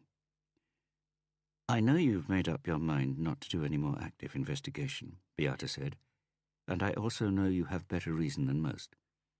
The question, however, is whether you can make an exception here or not. You are, after all, our sole specialist in serial killings. The state invested money and trained you with the FBI, which, as you know, I paid back with blood, sweat, and tears," Harry broke in, "and not just my own blood and tears. I haven't forgotten that Raquel and Oleg ended up in the firing line on the Snowman case, but the answer's no," Harry said. "I've promised Raquel that none of us will go back there. And for once, I intend to keep a promise." "How's Oleg?" Beata asked. "Better," Harry said, keeping a weather eye on her. "As you know, he's in a detox clinic in Switzerland." "I'm glad to hear that. And Raquel got the job in Geneva?" "Yes." "Does she commute?" 4 days in Geneva, 3 at home. It's good for Oleg to have his mother close by." "I can understand that," Beata said. "In a way, they're out of every firing line there, aren't they? And you're alone during the week. Days when you can do what you like." Harry laughed quietly. "My dear Beata, perhaps I didn't make myself clear enough. This is what I want. To lecture, to pass on my knowledge." "Ståle Auner's with us," Katrina said. "Good for him," Harry said. "And for you. He knows as much about serial murders as I do." "Sure he doesn't know more?" Katrina said with a hint of a smile and a raised eyebrow. Harry laughed. "Nice try, Katrina. Okay, he knows more." "My God," Katrina said. "What's happened to your competitive streak?" "The combination of you three and Ståle Auner is the best possible start for this case. I have another lecture, so—" Katrina slowly shook her head. "What's happened to you, Harry?" "Good things," Harry said. "Good things have happened to me." "Message received and understood," Beata said, getting up. "But I'd still like to ask if we can consult you now and then." She saw he was going to shake his head. "Don't answer no," she hastened to add. "I'll ring you later." In the corridor 3 minutes later, as Harry was striding towards the auditorium, where the students had already gathered, it struck Beata that perhaps it was true. Perhaps the love of a woman could save a man, and she doubted, in this case, that another woman's sense of duty would be enough to whisk him back into the jaws of hell. But that was her task. He had looked shockingly healthy and happy. She would so much have liked to let him go. But she knew they would soon reappear, the ghosts of colleagues that had been killed. And she formulated the next thought. They won't be the last. She rang Harry as soon as she was back in the boiler room. Rico Herem woke with a start. He blinked in the darkness until his eyes could focus on the white screen 3 rows in front of him, where a fat woman was sucking off a horse. Felt his racing pulse slow down. No reason to panic. He was still in Fiskebutiken. It was just the vibration of a new arrival that had woken him. Rico opened his mouth and tried to inhale some oxygen from the air that stank of sweat, tobacco, and something that might have been fish, but wasn't. It was 40 years since Moon's Fiskebutik had sold the original combination of relatively fresh fish over the counter and relatively fresh porn mags under the counter. After Moon had sold up and gone into retirement so that he could drink himself to death more systematically, the new owners had opened a 24-hour cinema in the basement showing straight porn. But when VHS and DVDs had taken their customers, they specialized in procuring and showing films you couldn't get online, at least not without the police knocking at your door. The sound was on so low, Rico could hear the wanking in the darkness around him. He had been told that was the idea. That was why the sound was on so low. He had long grown out of the boyhood fascination with group wanking. That wasn't why he was sitting here. It wasn't why he had headed here straight after his release, sat for 2 solid days, broken only by emergency trips to eat, shit, and get more booze. He still had 4 Rohypnol pills in his pocket. He had to make them last. Of course, he could spend the rest of his life in Fiskebutiken. But he had persuaded his mother to lend him 10,000 kroner, and until the Thai embassy had sorted out his extended tourist visa, Fiskebutiken offered the darkness and anonymity he required to avoid being found. He inhaled, but it was as though the air consisted entirely of nitrogen, argon, and carbon dioxide. He looked at his watch. The luminous hand was on 6. In the evening or the morning? It was perpetual night in here, but it had to be evening. The feeling of suffocation came and went. He mustn't get claustrophobic, not now. Not until he was out of the country. Gone. Far, far from Valentine. God, how he longed for his cell, for the security, the loneliness, the air you could breathe. The woman on the screen was working hard, but had to follow the horse as it took a few steps forward, causing the picture to blur for a second. "Hi, Rico." Rico froze. The voice was low, a whisper, but the sound was like an icicle being driven into his ear. "Vanessa's Friends, a real 80s classic. Did you know that Vanessa died during the recording? Stamped on by a mayor. Jealousy, do you think?" Rico wanted to turn, but was stopped by a hand squeezing the top of his neck, holding it in a vice-like grip. He wanted to shout, but a gloved hand was already over his mouth and nose. Rico breathed in the smell of pungent, wet wool. "It was disappointingly easy to find you. Perv cinema, rather obvious, don't you think?" Low chortle. "What's more, it illuminates your red skull like a lighthouse. Looks like your eczema's bad at the moment, Rico. It flares up during periods of stress. Isn't that correct?" The hand over his mouth slackened the pressure so that he could get some air. There was a smell of chalk dust and ski grease. "There are rumors going round that you spoke to a policewoman at Ila, Rico. Did you have anything in common?" The woolen glove over his mouth was removed. Rico breathed heavily as his tongue searched for saliva. "I didn't say anything," he gasped. "I swear. Why would I? I was getting out in a few days anyway." "Money?" "I've got money." "You spent all your money on rope, Rico. I bet you've got some pills in your pocket now." "I'm not joking. I'm off to Thailand the day after tomorrow. You won't have any trouble with me, I promise." Rico could hear that sounded like the pleading of a petrified man, but he couldn't care less. He was petrified. "Relax, Rico. I don't intend to do anything to my tattooist. You trust a man you've let stick needles in your skin, don't you? You can trust me. Good. Pattaya sounds good. Rico didn't answer. He hadn't said he was going to Pattaya. How? Rico was tipped back slightly as the other man grabbed the seat to help him stand up. Gotta go. I've got a job to do. Enjoy the sun, Rico. It's good for eczema, I've heard. Rico turned and looked up. The man had masked the bottom half of his face with a scarf, and it was too dark for him to see the eyes properly. He suddenly bent down to Rico. Did you know that when they did the autopsy on Vanessa, they found sexual diseases medical science didn't know existed? Stick to your own species. That's my advice. Rico watched the figure hurry to the exit, watched him take off the scarf, glimpsed the face in the green light of the exit sign as it disappeared behind the black felt curtain. The oxygen seemed to pour back into the room, and Rico sucked it in greedily as he blinked at the running stick man on the exit sign. He was confused.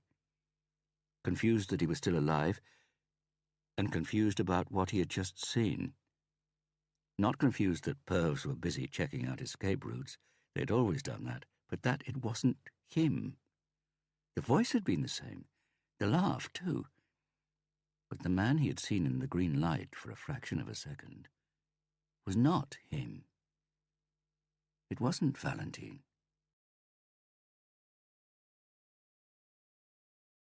Chapter 17. "So you've moved in here, have you?" Beata said, looking round the spacious kitchen. Outside the window, darkness had descended over Holmenkollen Ridge and the neighbouring houses. None of the houses was the same, but they were all twice the size of the house Beata had inherited from her mother in East Oslo, and they had hedges that were double the height, double garages, and double-barrelled names on the letterboxes. Beata knew she was prejudiced about West Oslo, but it was still strange to see Harry Hula in these surroundings. "Yes," Harry said, pouring coffee for both of them. "Isn't it lonely?" "Don't you and the little one live on your own as well?" "Yes, but—" She didn't continue. What she wanted to say was that she lived in a cosy yellow house erected in the Einar Gerhardsen socialist spirit of the Reconstruction period after the Second World War, sober and practical, with none of the national romantic fashion that caused the affluent to build log cabin-like fortresses such as this. With black-stained timbers, which even on sunny days gave an atmosphere of eternal darkness and melancholy to the house Raquel had inherited from her father. "Rocco comes home at the weekends," he said, lifting his cup to his mouth. "So things are good?" "Things are very good." Beata nodded and studied him. The changes. He had laughter lines around his eyes, but still looked younger. The titanium prosthesis replacing his middle finger on the right hand clinked against the cup. "What about you?" Harry asked. "Good. Busy. The little one's off school, staying with his grandmother in Steinshire." "Really? Scary how quickly—" He half closed his eyes and chuckled. "Yes," Beata said, sipping her coffee. "Harry, I wanted to meet you because I'd like to know what happened." "I know," Harry said. "I meant to contact you, but I had to sort things out with Oleg and myself." "Come on, then." "Okay," Harry said, putting down his cup. "You were the only person I informed while it was going on. You helped me, and I owe you a great debt of thanks, Beata. And you're the only person who'll ever know. But are you sure you want to know? It could put you in a bit of a dilemma." "I was an accessory the moment I started helping you, Harry. And we got rid of Violin. It's not on the streets anymore." "Fantastic," Harry said dryly. "The market's back on heroin, crack and speedballs." "And the man behind Violin's gone. Rudolf Asayev's dead, I know." "Oh, you knew he was dead? Did you know he was in a coma under a false name at the Rikshospital for more than a year before he died?" Harry raised an eyebrow. "Asayev? I thought he died in a room at Hotel Leon. He was found there, with blood from wall to wall, but they managed to keep him alive. Until now. How do you know about Hotel Leon? All of that was kept under wraps. Harry didn't answer, just twirled the cup in his hand.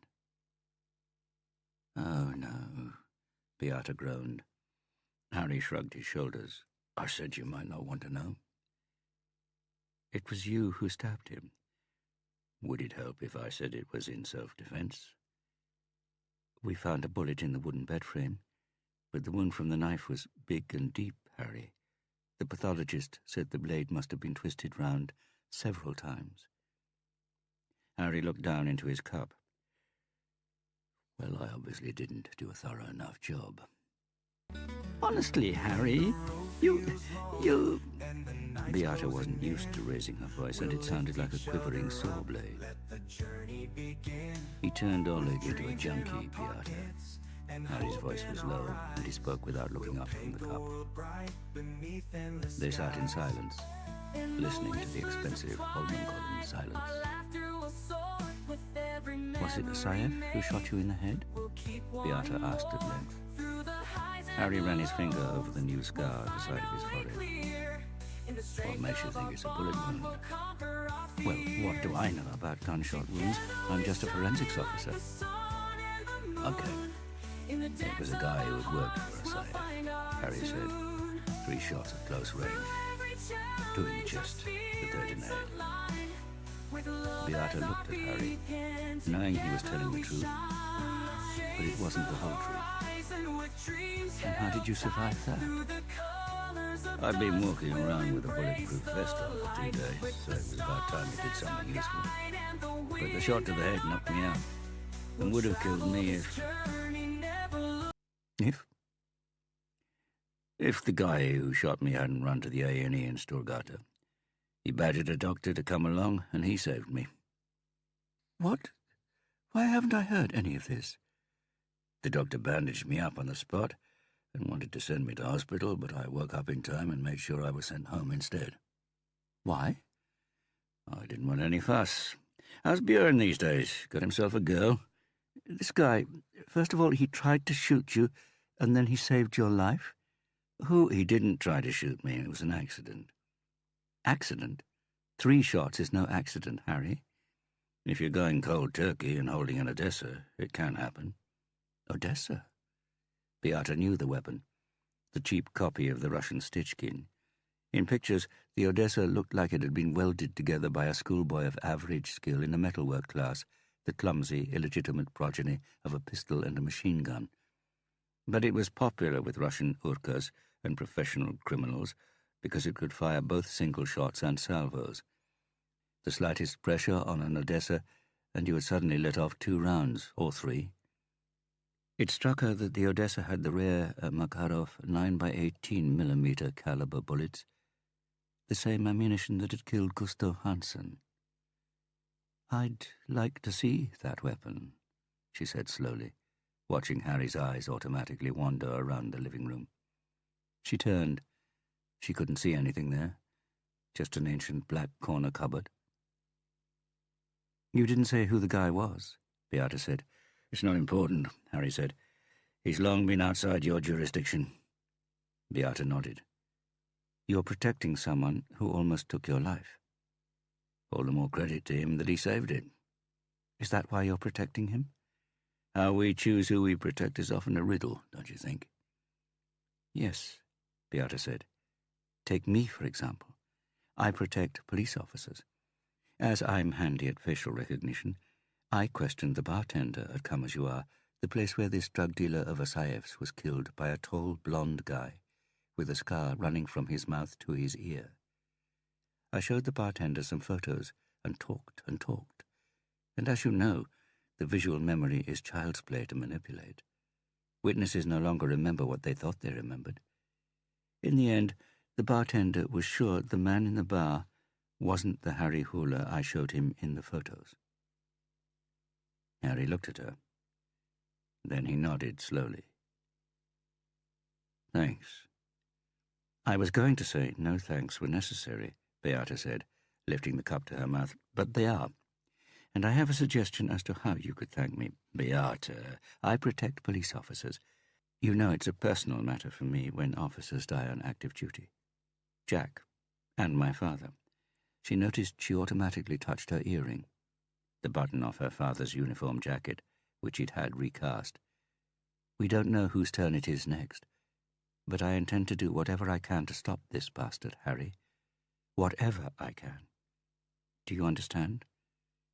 Harry didn't answer. "Sorry. Of course you understand," Beata said under her breath. "You have your own debt to grieve for." Harry rubbed the back of his right hand against the coffee cup as if he was cold.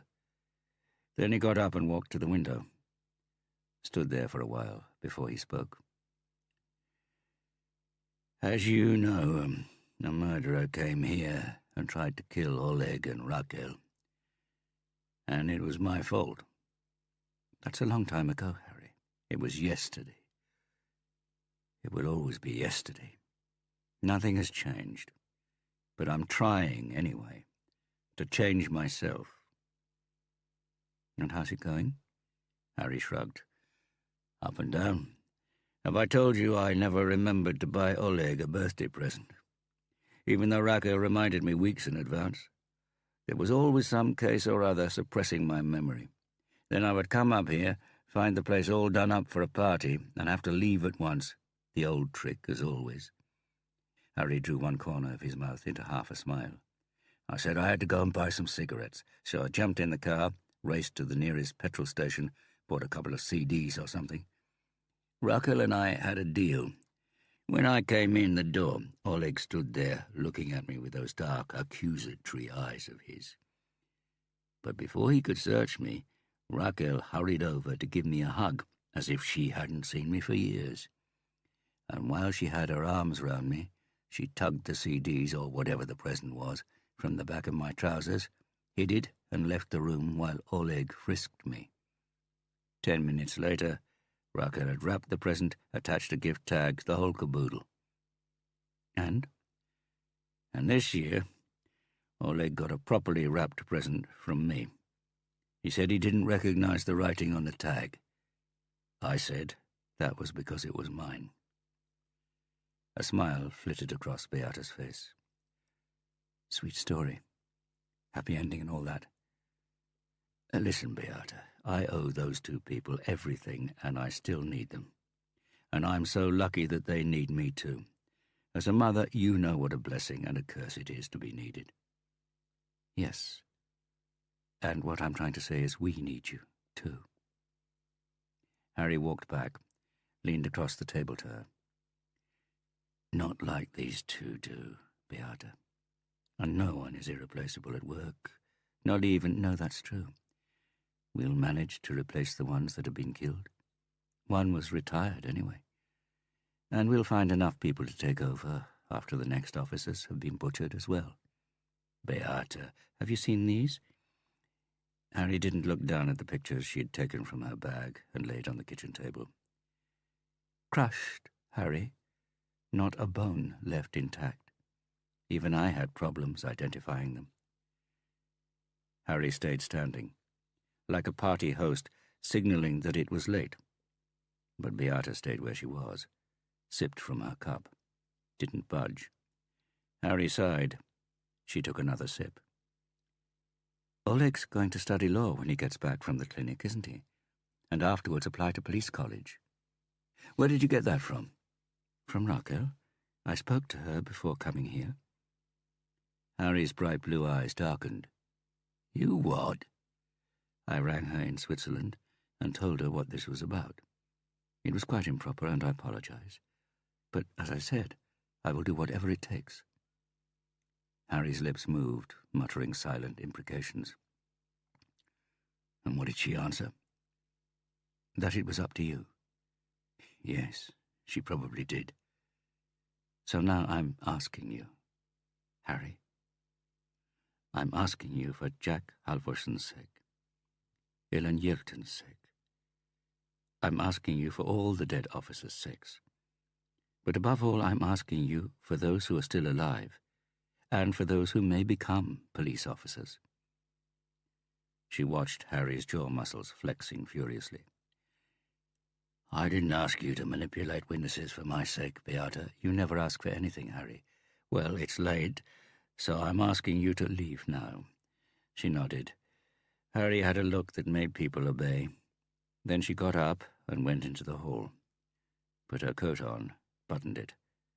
Harry stood in the doorway, watching her. I'm sorry, she said. I shouldn't intervene in your life. We do a job. It's only a job. She could hear her voice was about to fail her and hurried to add the rest. And of course you're right. There must be rules and limits. Goodbye. Beata, sleep well, Harry. Beata, learn. Beata had already opened the front door, trying to get out before he could see the tears in her eyes.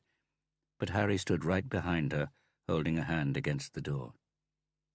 His voice was next to her ear. Have you wondered how the murderer got the officers to go voluntarily to their old crime scenes on the same date as the murder was committed? Beata let go of the door handle. What do you mean? I mean, I read newspapers. I read that Nielsen had gone to Trivan in a Golf that was left in the car park, and they were his footprints in the snow down to the ski lift hut, and that you had CCTV images from a petrol station in Drammen showing Anton Mitted alone in his car before his murder. They knew police had been killed in exactly this way, yet they still went. Of course we've wondered about that, Beata said, but we haven't found the right answer. We know they were called from phone booths, not far from the crime scenes, so our guess is they knew who it was, and this was their chance to catch the murderer on their own. No, Harry said. No? Forensics found an empty gun and a box of ammo in Anton Mitted's glove compartment. If he had thought the murderer was there, he would have at least loaded the gun first. He might not have had the time, and the murderer struck before he could open the glove compartment, and he was called at 22:31, but he filled up with petrol at 22:35, so he had time after he'd received the call. Perhaps he ran out of petrol. Nope. Aftenposten has put the petrol station video online under the heading, "The last images of Anton Mitted before he was executed." It shows a man filling up for only 30 seconds before the pump trigger clicks, meaning the tank is full. So Mitted had plenty of petrol to get to the crime scene and back home, which in turn means he wasn't in any hurry. Right. So he could have loaded the gun, but he didn't. Trivan, Harry said. Bertil Nielsen also had a gun in the glove compartment of his car, which he didn't take with him. Accordingly, we have two officers with experience of murder cases who turn up at unsolved crime scenes, even though they know a colleague has recently been murdered in this way. They could have armed themselves, but they didn't, and apparently they had plenty of time to do so. Veteran policemen who have stopped playing the hero. What does all this tell you? Okay, Harry, Beata said, turning, leaning back against the door and shutting it. What should it tell us? It should tell you that they didn't think they were going to catch a murderer there. Well, so they didn't think that. Perhaps they thought it was a rendezvous with a beautiful woman who got a kick out of having sex at crime scenes. Beata meant this as a joke, but Harry answered without batting an eyelid. Not enough notice. Beata considered the matter. What if the murderer pretended to be a journalist interested in talking about other unsolved cases in the wake of these, and told Mitted he wanted to talk late at night to get the right atmosphere for the photographs? It takes a bit of an effort to get to the crime scenes. At least at Trivan it does. I read that Bertil Nielsen drove from Nedre Eiker, which is a 30-minute drive, and serious police officers don't volunteer their time in order to give the press another shocking murder headline. When you say they don't volunteer their time, do you mean? Yes, I do. My guess is they thought it was work. And it was a colleague ringing? The murderer rang them, pretending to be a policeman working at the crime scene, because... Because it was a potential scenario for the cop killer to strike next time and... Beata rubbed the uniform button in her ear. And said he needed their help to reconstruct the original murder. She could feel herself smiling like a schoolgirl who had just given the teacher the right answer, and she blushed like one when Harry laughed. We're getting warmer, but with the restrictions on overtime, I'd imagine Mitet would have been surprised to be summoned in the middle of the night, and not during working hours. I give up. Oh? Harry said. What kind of call from a colleague would make you go anywhere at all in the middle of the night? Beata smacked her forehead. Of course, she said. We've been such idiots. Chapter 18. What are you saying? Katrina said, shivering in the cold gusts of wind as they stood on the steps outside the yellow house on Bergslia. He rings his victims and says the police murderer struck again? It's as simple as it's brilliant, Beata said, confirming the key fitted, turning it and opening the door. They get a call from someone pretending to be a detective. He says he wants them at the crime scene right away because they know all about the previous murder and they need information to see if it can help them to make the correct decisions while the evidence is still fresh. Beata went in first. She knew her way around, of course. It was more than a cliché to say forensics officers never forgot a crime scene. She came to a halt in the living room. The sunlight fell from the window and lay in crooked rectangles on the bare, evenly faded wooden floor. It must have been sparsely furnished for years. The family had probably taken most of it with them after the murder. Interesting, said Ståle Auna, who had taken up a position by a window overlooking the forest between the house and what he assumed to be Berg's school. The murderer uses the hysteria he has created himself as bait. If I got a call like that, I would consider it very plausible, Katrina said. And that's why they go there unarmed, Beata continued. They think the danger's over, that the police are already in position so they can take their time and fill up with petrol on the way. But, Björn said, with his mouth full of Vasa cracker and caviar, how does the murderer know the victim won't ring a colleague and find out there isn't any murder? Presumably the murderer has told them not to talk to anyone until further notice, Beata said, eyeing the crumbs falling on the floor with disapproval. Also plausible, Katrina said. Experienced police officers wouldn't be taken aback by that. They know it's important to keep a suspicious death quiet for as long as possible. Why is it important? Ståle Auna asked. The murderer might drop his guard when he thinks the body hasn't been found, Björn said, and sank his teeth into another bit of the crisp bread. And Harry reeled all this off just like that? Katrina asked, after reading the newspapers. He wouldn't be Harry otherwise, Beata said, hearing the tram rattle past across the road. From the window she could see the roof of Ullevål Stadium. The windows were too thin to shut out the drone of traffic from Ring 3, and she remembered how cold it had been, how they had frozen in their white overalls, but also how she had formulated the idea that it hadn't only been the temperature that had made it impossible to be in this room without shivering. Perhaps that was why it had been vacant for so long. Potential tenants or buyers could still feel the cold, the chill of the stories and rumours circling at that time. Fair enough, said Björn. He's worked out how the murderer lures the victim. But we already knew they'd gone there willingly, under their own steam, so it's not exactly a quantum leap in the investigation, is it? Beata went over to the second window, and her gaze scanned the area. It would be easy to hide the Delta team in the forest, in the dip in the ground by the metro rails, and perhaps in the neighbouring houses on both sides. In short, surround this house. He always did come up with such simple ideas you scratched your head afterwards, wondering why you hadn't thought of them, she said. The crumbs. Eh? Björn said. The crisp red crumbs. Björn looked down at the floor, back up at Beata. Then he tore a sheet from his notepad, crouched down, and brushed the crumbs onto the paper. Beata looked up and met Katrina's inquiring eyes. I know what you're thinking, Beata said. "Why the fuss? This isn't a crime scene." "But it is. Every place where an unsolved crime has been committed is and remains a crime scene with the potential to reveal evidence." "Are you counting on finding clues from the saw man here?" Stoller asked. "No," Beata said, examining the floor. "They must have planed it off. There was so much blood, and it must have stained so deep into the wood that scrubbing would have made no difference." Stoller glanced at his watch. "I've got a patient soon, so what about telling us Harry's suggestion?"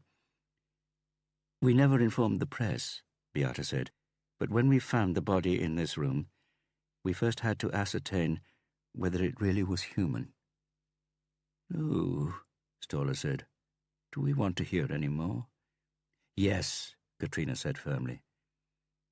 The body had been sawn up into such small parts that at first sight it wasn't easy to tell. He had put the breast on a shelf in the glass cabinet there. The only evidence we found was a broken jigsaw blade. And, yes, those of you who are interested can read the rest in this report. Beata patted her shoulder bag. "Oh, thank you," Katrina said, with a smile she must have felt was too sweet, as she quickly replaced it with her serious expression. "The victim was a young girl at home on her own," Beata said, "and we were also aware then that the methods used bore similarities to those in the Trivan murder. But what is crucial for us is that it's an unsolved murder, and it was committed on the 17th of March. It was so quiet in the room that they could hear joyful shouts from the school playground on the other side of the trees. Björn was the first to break the silence. "That's in 3 days' time." "Yes," Katrina said. "And Harry, the sicko, has suggested we set a trap, hasn't he?" Beata nodded. Katrina slowly shook her head. "Why did none of us think of that?" "Because none of us knew exactly how the murderer lured the victims to the crime scene," Stoller answered. "Harry could still be wrong," Beata said, "both with regard to how the murderer operates and that this is the next crime scene. Since the first officer died, we've passed several dates for unsolved murders in Östland, and nothing has happened. But," Stoller said, "Harry's seen a similarity between the saw man and the other murders, disciplined planning combined with apparently unbridled brutality." "He called it gut instinct," Beata said. "But by that he meant analysis based on non-systemized facts," Katrina said, "also known as Harry's method." "So he says it will happen in 3 days, Björn said. "Yes," Beata said. "And he had another prediction. He pointed out, like Stoller, that the last murder was even more like the original, with him putting the victim in a car and rolling him over a cliff, that the murderer was continuing to perfect the killings. The next logical step would be for him to choose the identical murder weapon." "A jigsaw?" Katrina gasped. "That would be typical of a narcissistic serial killer," Stoller said. "And Harry was sure it would take place here?" Björn asked, looking around him with a grimace. "In fact, that was where he was least sure of himself," Beata said. "The murderer had easy access to all the other crime scenes. This house has stood vacant for many years, as no one has wanted to live where the saw man had been. But nevertheless it is locked. It's true the Trivan hut was broken into, but this house has neighbours. Luring a policeman here would involve much greater risk. So Harry thinks he might change the pattern and entice the victim somewhere else. But we'll set the trap for the cop killer here and see if he rings." There was a tiny pause, as they all appeared to be chewing on the fact that Beata had used the name the press had adopted, the cop killer. "And the victim?" Katrina asked. "I have here," Beata said, patting her shoulder bag again, "everyone who worked on the Sawman case. They'll be told to stay at home with the phone switched on. Whoever is called will act cool and just confirm they're on their way. Then he will ring the ops room, say where he's going, and then we'll swing into action. If it's not Berg, but somewhere else, Delta will be moved there." "So we have to act cool when a serial killer calls?" Björn queried. I don't know if my acting's up to that. They don't need to conceal their trepidation, Stoller said. Quite the contrary. It would be suspicious if a policeman's voice didn't quiver when he got a call about the murder of a colleague. I'm more concerned about Delta and the ops room, Katrina said. Yes, I know, Beata said. Too much going on to avoid Bellman's attention. Hagen is informing him as we speak. And what happens to our group when he finds out? If this has a chance of succeeding, that's a minor matter, Katrina. Beata impatiently rubbed the button dangling from her ear. Let's make a move. No point hanging around here and being seen, and don't leave anything behind. Katrina had taken a step towards the door when she froze. What's the matter? Stoller asked. Didn't you hear it? She whispered. Hear what? She raised one foot and sent Björn a narrow-eyed look. The crunching noise. Beata laughed, a surprisingly light laugh, while, with a deep sigh, the Skreya native took out his notebook and crouched down again. Well, I'll be... What? It's not crumbs, he said, leaning forward and peering under the table. Old chewing gum. The rest is stuck under here. It's probably so desiccated that bits crumble off. Perhaps it's the murderers, Stoller suggested with a yawn. People stick chewing gum under their seats in cinemas and on buses, but not under their own dining room table. Interesting theory, Björn said, holding up a piece to the window. I reckon for months we could have found DNA in the spit of a lump like that. When this is all dried out. Come on, Sherlock, Katrina grinned. Chew it and tell us what brand. That's enough, you lot, Beata interrupted. Out now. Arnold Folkestad set down his teacup and looked at Harry. He scratched his red beard. Harry had seen him plucking spruce needles from it when he came to work after cycling from the little house he had somewhere in the forest that was still so bizarrely close to the city centre. But Arnold had made it clear that colleagues who pigeonholed him as a progressive environmental activist because of his long beard, bicycle, and house in the forest were wrong. He was only a tight-fisted weirdo who liked the silence. You'd better tell her to rein herself in, Harry said. It would seem more...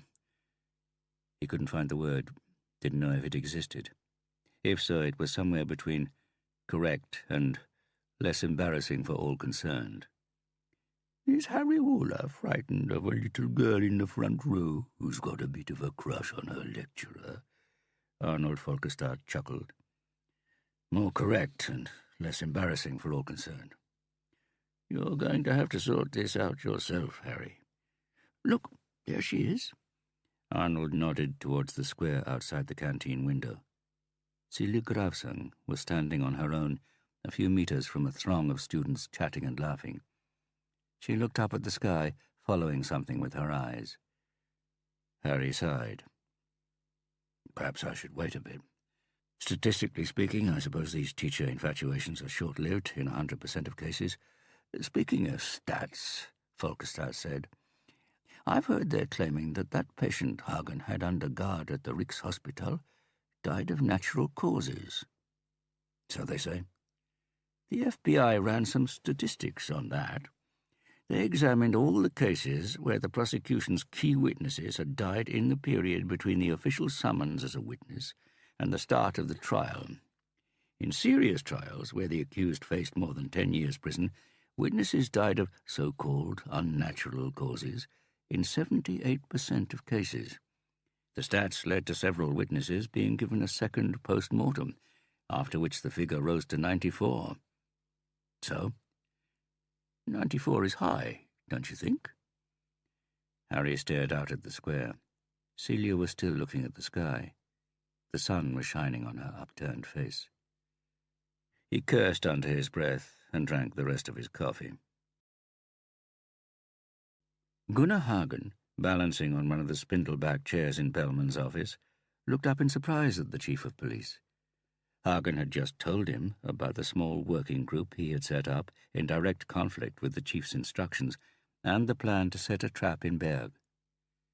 The surprise was caused by the fact that the chief's unusually good mood had not appeared to be upset by the news. "Excellent," Bellman exclaimed, clapping his hands. "Finally something proactive. May I pass on the plan and the map so that we can get cracking?" "We?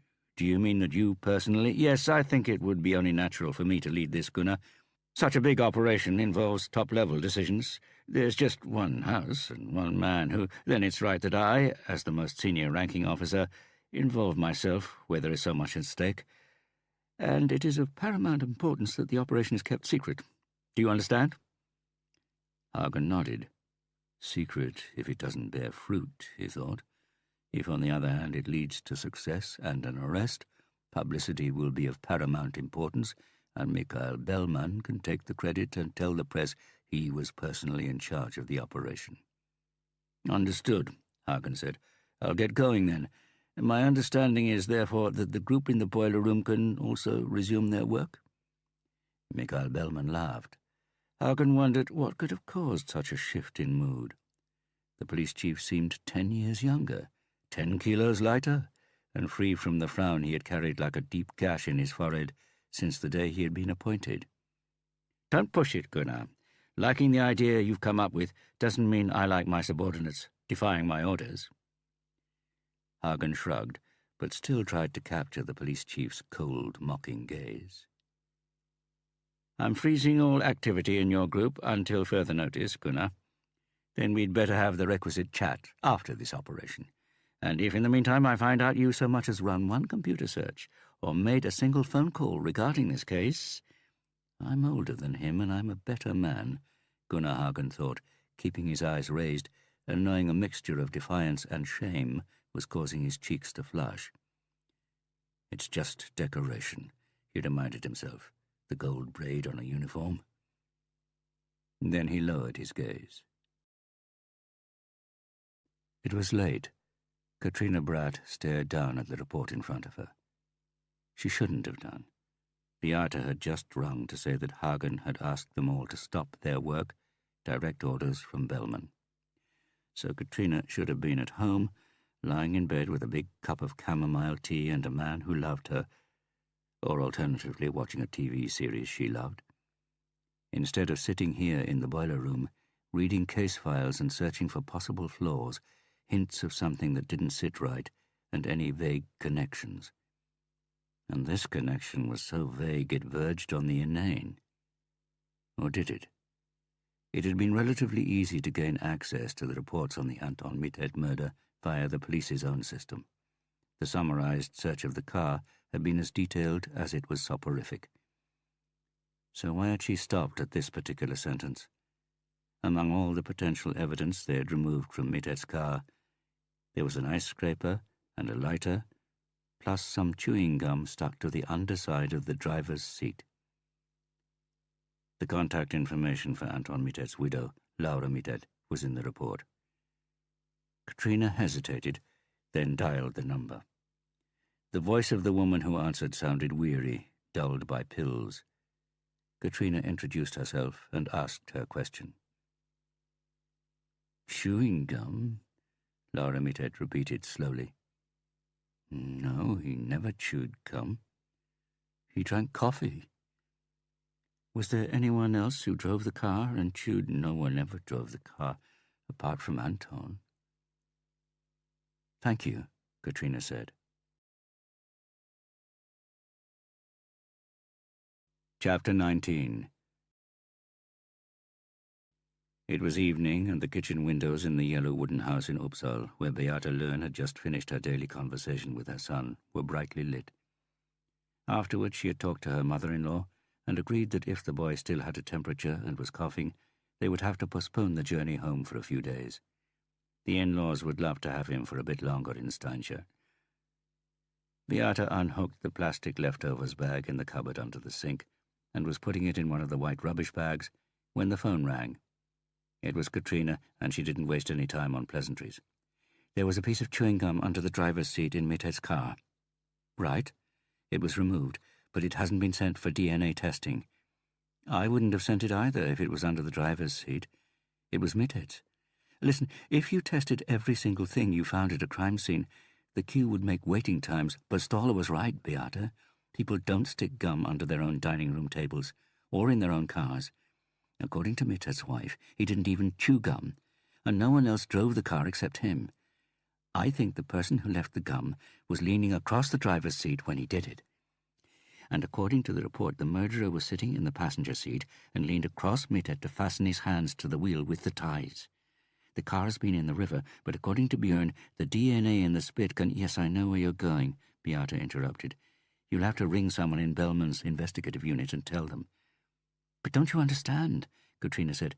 This could lead us straight to the murderer.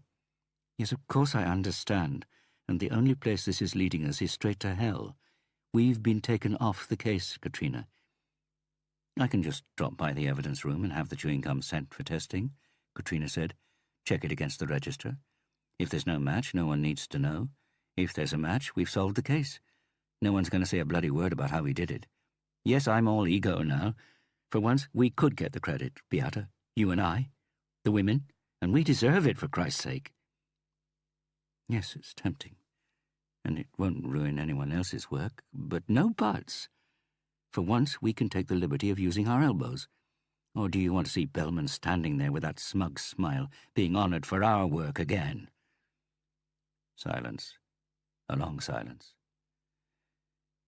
You say no one needs to know anything, Beata said, but all requisition orders for potential forensic clues from the evidence room have to be registered at the requests hatch. If they discover we've been sticking our noses into the Mitet file, it won't be long before a note lands on Bellman's desk to that effect. I hear you, Katrina said. Unless my memory's playing tricks on me, the Krimteknisk boss, who on occasion needs to test evidence outside of the evidence room's opening hours, has her own key? Beata groaned aloud. I promise there won't be any trouble, Katrina hastened to add. Listen, I'll pop round to yours now, borrow the key, find the gum, cut off a tiny chunk, put everything back nicely, and tomorrow morning the chunk's tested at the Institute. If they ask, I'll say it's for another case. Yes? Okay? The head of Krimteknisk weighed up the pros and cons. It wasn't hard. It wasn't okay at all. She took a deep breath. As Harry used to say, Katrina said, just get the ball, for Christ's sake. Rico Herum lay in bed watching TV. It was 5 o'clock in the morning, but he had lost track of time and couldn't sleep. The program was a repeat of one he saw yesterday. A Komodo dragon was lolloping across a beach. The long lizard tongue flashed out, swept round, and was retracted. It was following a water buffalo it had given an apparently harmless bite. Had been following it for several days. Rico had turned down the sound so that all that could be heard was the wheeze of the air-conditioning unit, which couldn't make the hotel room cold enough. Rico had already felt the sniffles coming on the flight. Classic. Air-conditioning and summer clothes on the way to a hot country, and the holiday becomes a headache, a runny nose, and a high temperature. But he had time. He didn't have to go home for a long while. Why should he? He was in Pattaya, the paradise of all pervs and criminals on the run. Everything he wanted was here, outside his hotel door. Through the mosquito net by the window, he could hear the traffic and voices gabbling away in a foreign language. He couldn't understand a word.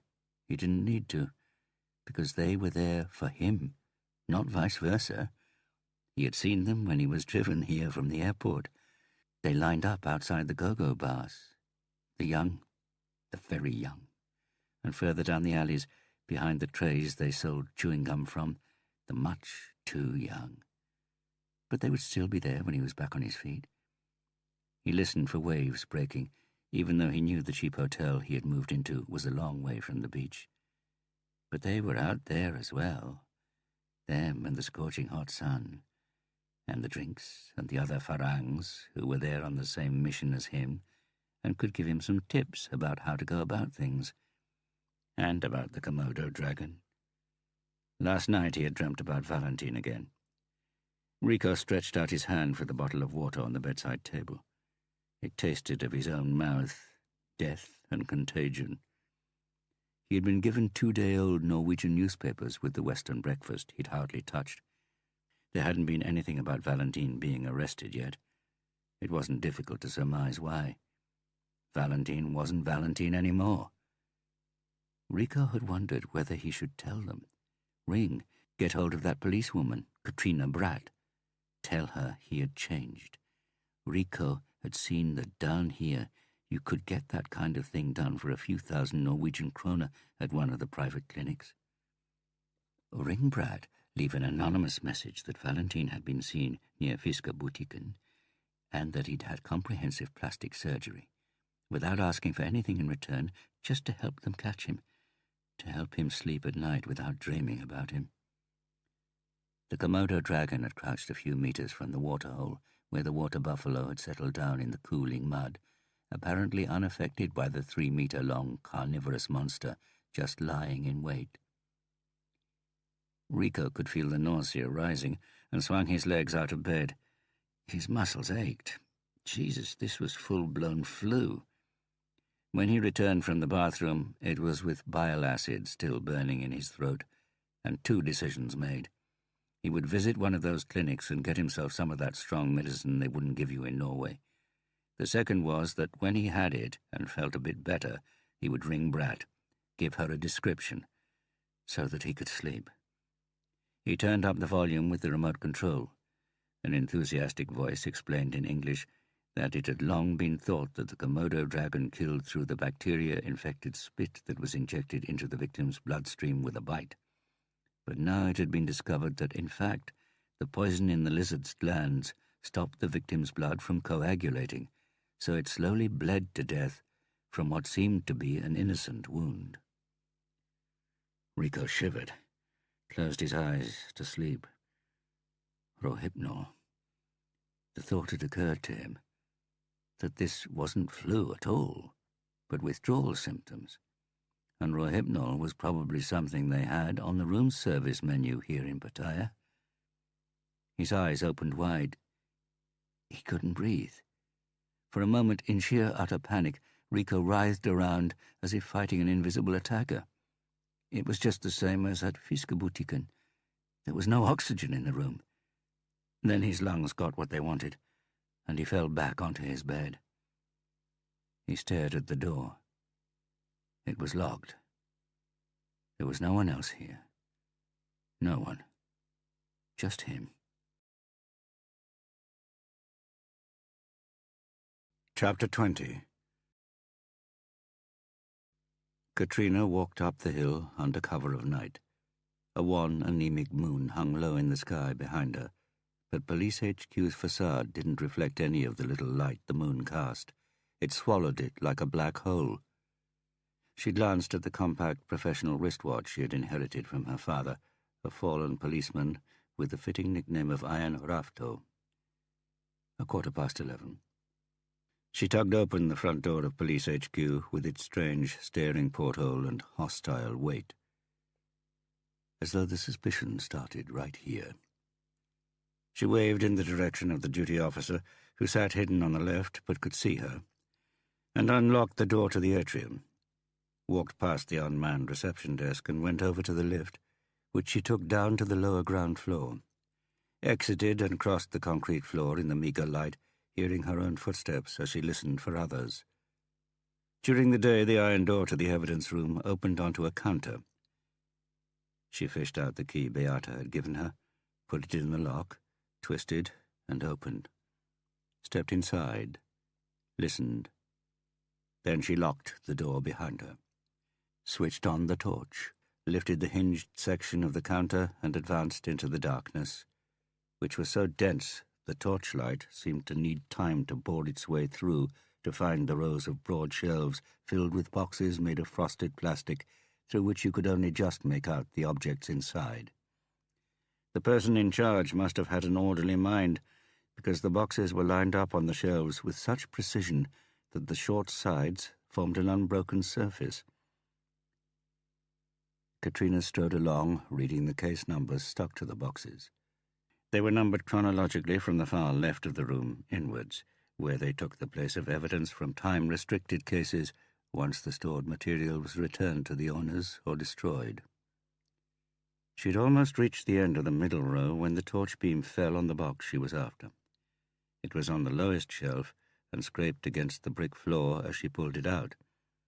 She whipped off the lid. The contents tallied with the report: an ice scraper, a seat cover, a plastic bag containing some strands of hair, a plastic bag containing some chewing gum. She put down the torch, opened the bag, removed the gum with tweezers, and was about to cut off a bit when she felt a draught in the clammy air. She looked down at her forearm, which was caught in the torchlight, and saw the shadow of fine hair standing up. Then she raised her eyes, grabbed the torch, and shone it at the wall. Beneath the ceiling there was an inset hatch fan. But as it was only inset, it was unlikely it could have caused on its own what she was fairly certain was a movement in the air. She listened. Nothing. Absolutely nothing. Just the throbbing of blood in her ears. She concentrated on the hard piece of chewing gum again, cut off a tiny piece with the Swiss Army knife she had brought along, and froze. It came from somewhere by the door, so far away the ear hadn't been able to identify what it was. The rattle of a key? The banging of a counter? It was probably nothing. Perhaps you just get strange sounds in a large building. Katrina switched off the torch and held her breath, blinked into the darkness, as though that might help her to see. It was quiet as the... She tried not to continue that train of thought. Instead, she tried another train of thought, one that would slow her heart down. What was actually the worst that could happen? She was caught exceeding the call of duty, and they were all reprimanded. Perhaps she would be sent home to Bergen. Tedious, but not exactly a reason for her heart to pound like a pneumatic drill inside her chest. She waited, listening. Nothing. Still nothing. And that was when she realized. Pitch black. If someone had really been there, they would of course have switched on the light. She grinned at her own stupidity, felt her heart slowing down, switched the torch on, put the evidence back in the box and replaced it, made sure it was exactly in line with the other boxes, and walked towards the exit. A thought flashed through her mind, a stray thought that caught her by surprise. She was looking forward to ringing him, because that was what she was going to do, ring him and tell him what she had done. She came to an abrupt halt. The torch beam had caught something. Her first instinct was to keep walking, a small, cowardly voice that told her to get out as fast as she could. But she shone the light back. An unevenness. One of the boxes wasn't in line. She went closer, shone the torch on the label. Harry thought he heard a door slam. He pulled out his earphones on the sound of Bon Iver's new recording, which so far had lived up to the hype. Listened. Nothing. "Arnold," he called. No answer. He was used to having this wing of PHS to himself so late in the evening. Of course, it could have been a member of the cleaning staff who had forgotten something, but a quick look at his watch confirmed it was not evening, but night. Harry glanced to the left of the pile of uncorrected assignments on his desk. Most students had printed them on the rough recycled paper they used at the library, and it was so dusty that Harry went home with nicotine-yellow fingertips, which Raquel told him to wash before he was allowed to touch her. He looked out of the window.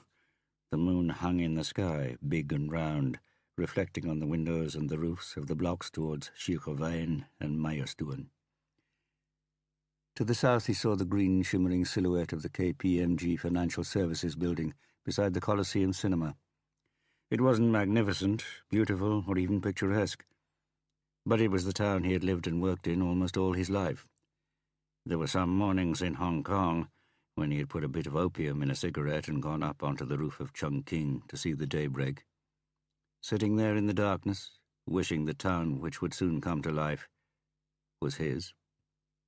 A modest town, with low, self-effacing buildings, instead of these intimidating steel steeples, wishing he could see Oslo's soft green ridges instead of Hong Kong's brutally steep black mountainsides, hear the sound of a tram clanking and braking, or the Denmark ferry entering the fjord and whistling, elated that today, too, it had succeeded in crossing the sea between Frederikshavn and Oslo. Harry looked down at the paper centred in the beam from the reading lamp, the only light in the room. He could, of course, have taken everything with him to Holmenkollveien. Coffee, a babbling radio, the fragrance of fresh trees through an open window. But he had decided not to mull over why he preferred to sit here alone instead of there alone, presumably because he had an inkling what the response would be, that there he wasn't alone. Not quite. The black timber fortress, with 3 locks on the door and sprinklers in front of all the windows, still couldn't keep the monsters out. The ghosts were sitting in the dark corners, watching him through their empty eye sockets. His phone vibrated in his pocket. He took it out and saw the text on the illuminated screen. It was from Oleg, and there were no letters, only numbers. 665, 625. Harry smiled. Naturally, it was a long way off Stephen Krogman's legendary Tetris world record of 1,648,905 points in 1999, but Oleg had long smashed Harry's best scores in the slightly antiquated computer game. Stola Arna had maintained there was a line where Tetris records went from being impressive to just being sad, and that Oleg and Harry had crossed it a long time ago. But no one else knew of the other line they had crossed, the one to death and back. Oleg on a chair beside Harry's bed, Harry feverish as his body fought against the damage Oleg's bullets had caused. Oleg crying as his body shook with cold turkey. Not much was said, but Harry had a vague memory of them holding hands so hard at one point that it had hurt. And this image, 2 men clinging to each other, not wanting to let go, would always be with him. Harry texted, "I'll be back," in return. A number answered with 3 words. It was enough. Enough to know that the other person was there, even if the next time they saw each other could be weeks away. Harry put the earphones back and searched for the music Oleg had sent over without any comment. The band was the Decemberists, and was more Harry than Oleg, who preferred harder stuff. Harry heard a lone Fender guitar with a pure, warm twang, which was only a pipe amplifier and not a fixed box, or perhaps a deceptively good box, and leaned over the next sheet. The student had written that after a sudden hike in the murder rate in the 1970s, the figure had stabilized at the new, higher level. There were around 50 murders a year in Norway, so about 1 a week. Harry noticed that the air had become close, and he ought to open a window. The student remembered that the clear-up rate was around 95%, and concluded that there had to be approximately 50 unsolved murders over the last 20 years, 75 over the last 30 years. 58. Harry jumped in his chair. The voice had reached his brain before the perfume. His doctor had explained that his sense of smell, or more specifically the olfactory cells, had been damaged by years of smoking and alcohol abuse. But that wasn't why it took him a minute to place the scent. It was called opium, made by Yves Saint Laurent, and stood by the bath at home in Holmenkollveien. He tore out his earphones. 58 over the last 30 years, she said. She had put on makeup, sported a red dress, and was barefoot. But Kripos' statistics don't include Norwegian citizens killed abroad. For that you would have to use Statistics Norway. And then the figure is 72, which means that the clear-up rate in Norway is higher, which the chief of police regularly uses in his publicity. Harry pushed his chair away from her. "How did you get in?" "I'm the class rep. I have keys." Celia Gravsing perched on the edge of the desk. "But the point is that the majority of murders abroad are assaults, so we can assume the perp doesn't know the victim." Harry registered sun-tanned knees and thighs where her skirt rode up. She must have been on holiday recently. And for that type of murder, the clear-up rate in Norway is lower than in countries we ought to be comparing ourselves with. It is frighteningly low, actually." She had angled her head down to one shoulder so that damp blonde hair fell across her face. "Oh, yes," Harry said. "Yes. There are, in fact, only 4 detectives in Norway with 100% clear-up rate. And you're one of them." "No, I'm not sure that's correct," Harry said, "but I am." She smiled at him, squinting as though she had the low afternoon sun in her eyes, dangling her bare feet as though she were sitting on the edge of a jetty, holding his eyes as though she thought she could suck the eyeballs out of the sockets. "What are you doing here so late?" Harry asked. "I've been doing some training in the fitness room." She pointed to the rucksack on the floor and flexed her right arm. A pronounced biceps muscle appeared. He remembered the combat instructor mentioning something about her flooring several of the boys. "Training on your own so late?" "Got to learn as much as I can. But perhaps you could show me how to bring down a suspect." Harry looked at his watch. "Tell me, shouldn't you be asleep?" "I can't sleep, Harry. I just think about—" He looked at her. She pouted, placed a finger against her bright red lips. He could feel a certain irritation mounting. "It's good you use your brain, Celia. Keep doing it, and I'll keep—" He pointed to the pile of papers. "You haven't asked what I think about, Harry." "3 things, Celia. I'm your lecturer and not your confessor. You've no business to be in this wing without an appointment. And to you, I'm Hula, not Harry, okay?" He knew his voice had been sterner than necessary, and when he looked up again, he discovered her eyes were big and round with disbelief. She dropped the finger from her lips. She dropped the pout as well, and when she spoke again, her voice was hardly more than a whisper. "I was thinking about you, Harry." Then she laughed a loud, shrill laugh. "I suggest we stop right there, Celia." "But I love you, Harry." More laughter. Was she high? Drunk? Had she come straight from a party, perhaps? "Celia, don't—" "Harry, I know you've got obligations, and I know there are rules for lecturers and students, but I know what we can do. We can go to Chicago, where you did the serial killer course. I can apply to do it, and you can—" "Stop!" Harry heard his shout echo down the corridor. Celia had hunched up as if he'd hit her. "Now, I'll accompany you to the door, Celia." She blinked at him in astonishment. "What's the matter, Harry? I'm the second best-looking girl in the year. I could have whoever I want in this place, including the lecturers. But I've saved myself for you." "Come on." "Do you want to know what I've got under my dress, Harry?" She put a bare foot on the desk and opened her thighs. Harry was so quick she didn't have a chance to react when he knocked her foot off the desk. "No one puts their feet on my desk except me, thank you." Celia crumpled, hid her face in her hands, ran them over her head as though she wanted to creep into a hiding place under her long, muscular arms. She cried, sobbed quietly. Harry let her sit like this until the sobbing had subsided. He was about to put his hand on her shoulder, but then changed his mind. "Listen, Celia," he said. "Perhaps you're on something. I don't know. That's fine. Happens to all of us. This is my suggestion. You go now, we pretend this never happened, and neither of us breathes a word about it ever again." "Are you afraid someone will find out about us, Harry?" "There is no us, Celia. And listen to me. I'm giving you a chance here." "Are you thinking that someone will find out that you're shagging a student?" "I'm not shagging anyone. I'm thinking of your own good." Celia lowered her arm and raised her head. Harry was shocked. Her makeup had run like black blood.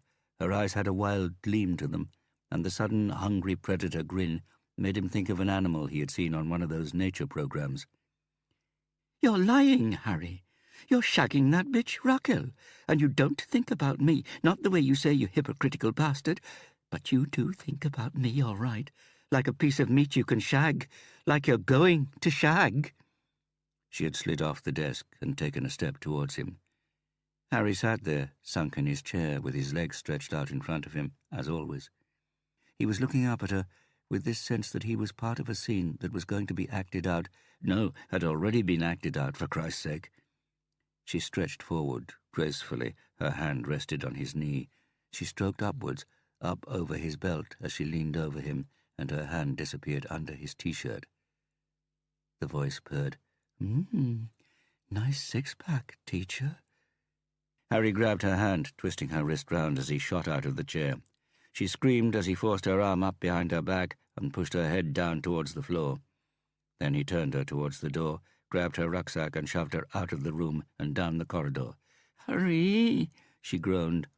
"This hold is called the Half Nelson, or by many the police grip," Harry said without stopping, propelling her down the stairs. "Handy to learn for the exam. That is, if you get as far as the exam, because I hope you realise you've put me in a position where I'll have to report this. Harry! Not because I feel I've been harassed particularly, but because I question whether you have the psychological stability to work in the police force, Celia. I'll leave it to the authorities to evaluate. So you'll have to convince them that this was just a bit of a slip-up. Does that sound fair to you?" He opened the front door with his free hand, and as he shoved her out, she swung round and eyeballed him.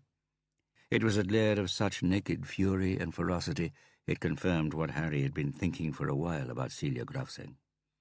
She was not someone who should be given police powers and unleashed on the general public.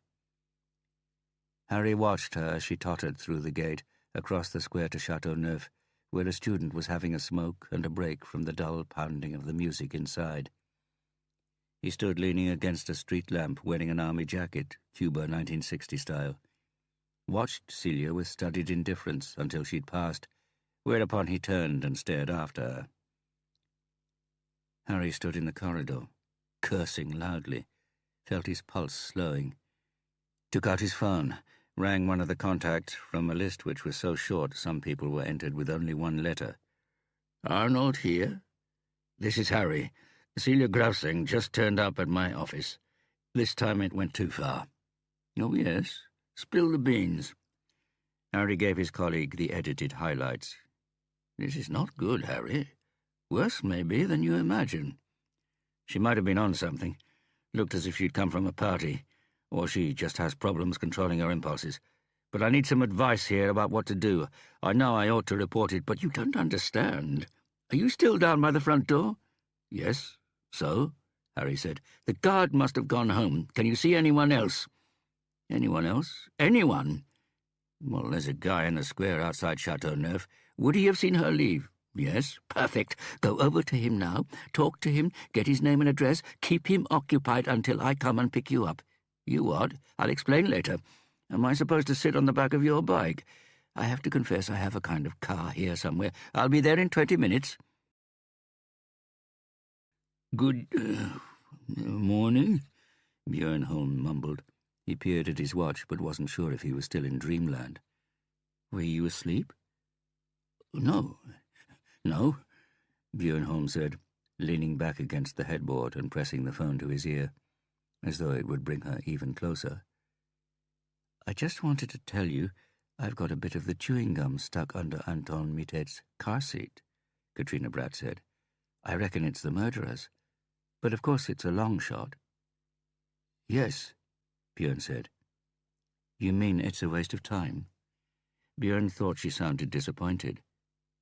"You're the detective," he answered, and immediately regretted not saying anything more encouraging. In the ensuing silence, he wondered where she was. At home?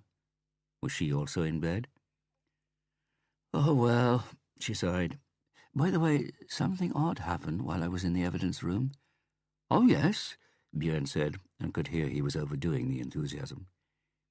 "I thought I heard someone else in there. I may have been mistaken, but on the way out, it looked as if someone had moved one of the evidence boxes on the shelf. I checked the label." Björn Holm thought she was lying down. Her voice had that lazy softness. "It was the René Kalsness case." Harry closed the heavy door and locked out the gentle morning light behind him. He walked through the cool darkness of the timber house to the kitchen, slumped down onto a chair, unbuttoned his shirt. It had taken time. The guy in the army jacket had seemed fairly alarmed when Harry went over to him and asked him to wait until a police colleague arrived. "This is normal tobacco, you know," he had said, passing Harry the cigarette. When Arnold came, they took the student's signed testimony and then got into a dust-covered Fiat of indeterminate vintage and went straight to Krimteknisk, where people were still working because of the latest police murder. There, Harry undressed, and while someone took his clothing for examination, 2 of the male officers went over his genitals and hands with a light and contact paper. Then he was given an empty plastic beaker. "Give it your best shot, Hula, if there's enough room. Toilets down the corridor. Think about something nice, okay?" Harry had sensed, rather than heard, the suppressed laughter as he left them. Think about something nice. Harry fingered the copy of the report lying on the kitchen worktop. He had asked Hagen to send it, privately, discreetly. It consisted largely of medical terms in Latin. He understood some of them, though, enough to know that Rudolf Asaev had died in the same mysterious, inexplicable way that he had lived, and lacking anything to suggest criminal activity, they had been obliged to conclude that it had been a cerebral infarction, a stroke, the kind of thing that happens. As a detective, Harry could have told them that this kind of thing doesn't happen. A Crown witness doesn't happen to die. What was it that Arnold had said? In 94% of cases it was murder if someone had enough to lose as a result of the witness's testimony. The paradox was, of course, that Harry himself would have had something to lose if Asaev had testified. A lot to lose. So why bother? Why not just show gratitude, bow, and move on with his life? There was a simple answer to that. His system had a malfunction. Harry slung the report down to the end of the long oak table and decided he would shred it in the morning. Now he needed to get some sleep. Think about something nice. Harry got up and undressed on his way to the bathroom, stood under the shower, turned the dial to burning hot, felt his skin tingle and smart, punishing him. Think about something nice. He dried himself, lay down under the clean white bed linen in their double bed, closed his eyes and tried to hurry the process. But the thoughts reached him before sleep did. He had thought about her. When he had been standing in the toilet cubicle with his eyes closed, concentrating, trying to think of something nice, he had thought about Celia Grafsing, thought of her soft, sun-tanned skin, her lips, her burning breath on his face, the wild fury in her eyes, the muscular body, the curves, the firm flesh, all the unjust beauty of the young. Shit! Her hand over his belt, on his stomach, her body on its way down to meet his, the half-Nelson, her head almost on the ground, the protesting groans, the arched back with her bottom raised towards him, as slender as a doe. Shit. He sat up in bed. Raquel was smiling warmly at him from the photo on the bedside table. Warm, clever, and knowing. But did she actually know?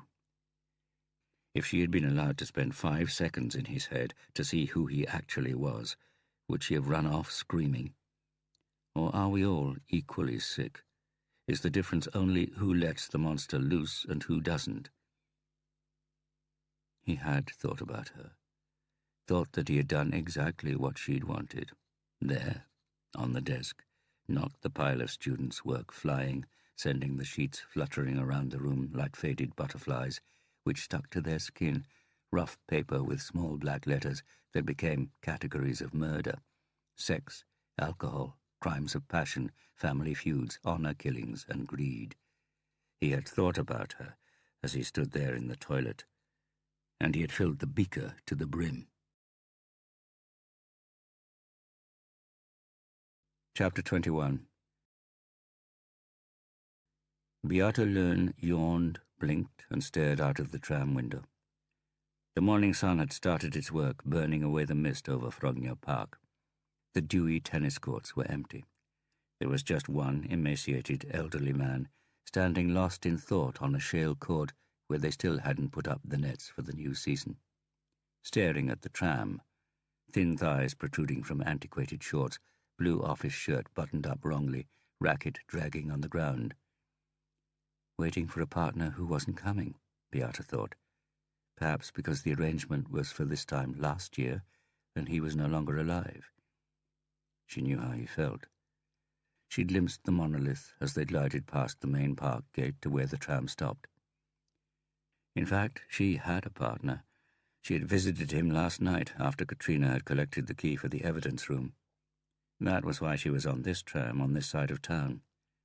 He was an ordinary man. That was how she classified him.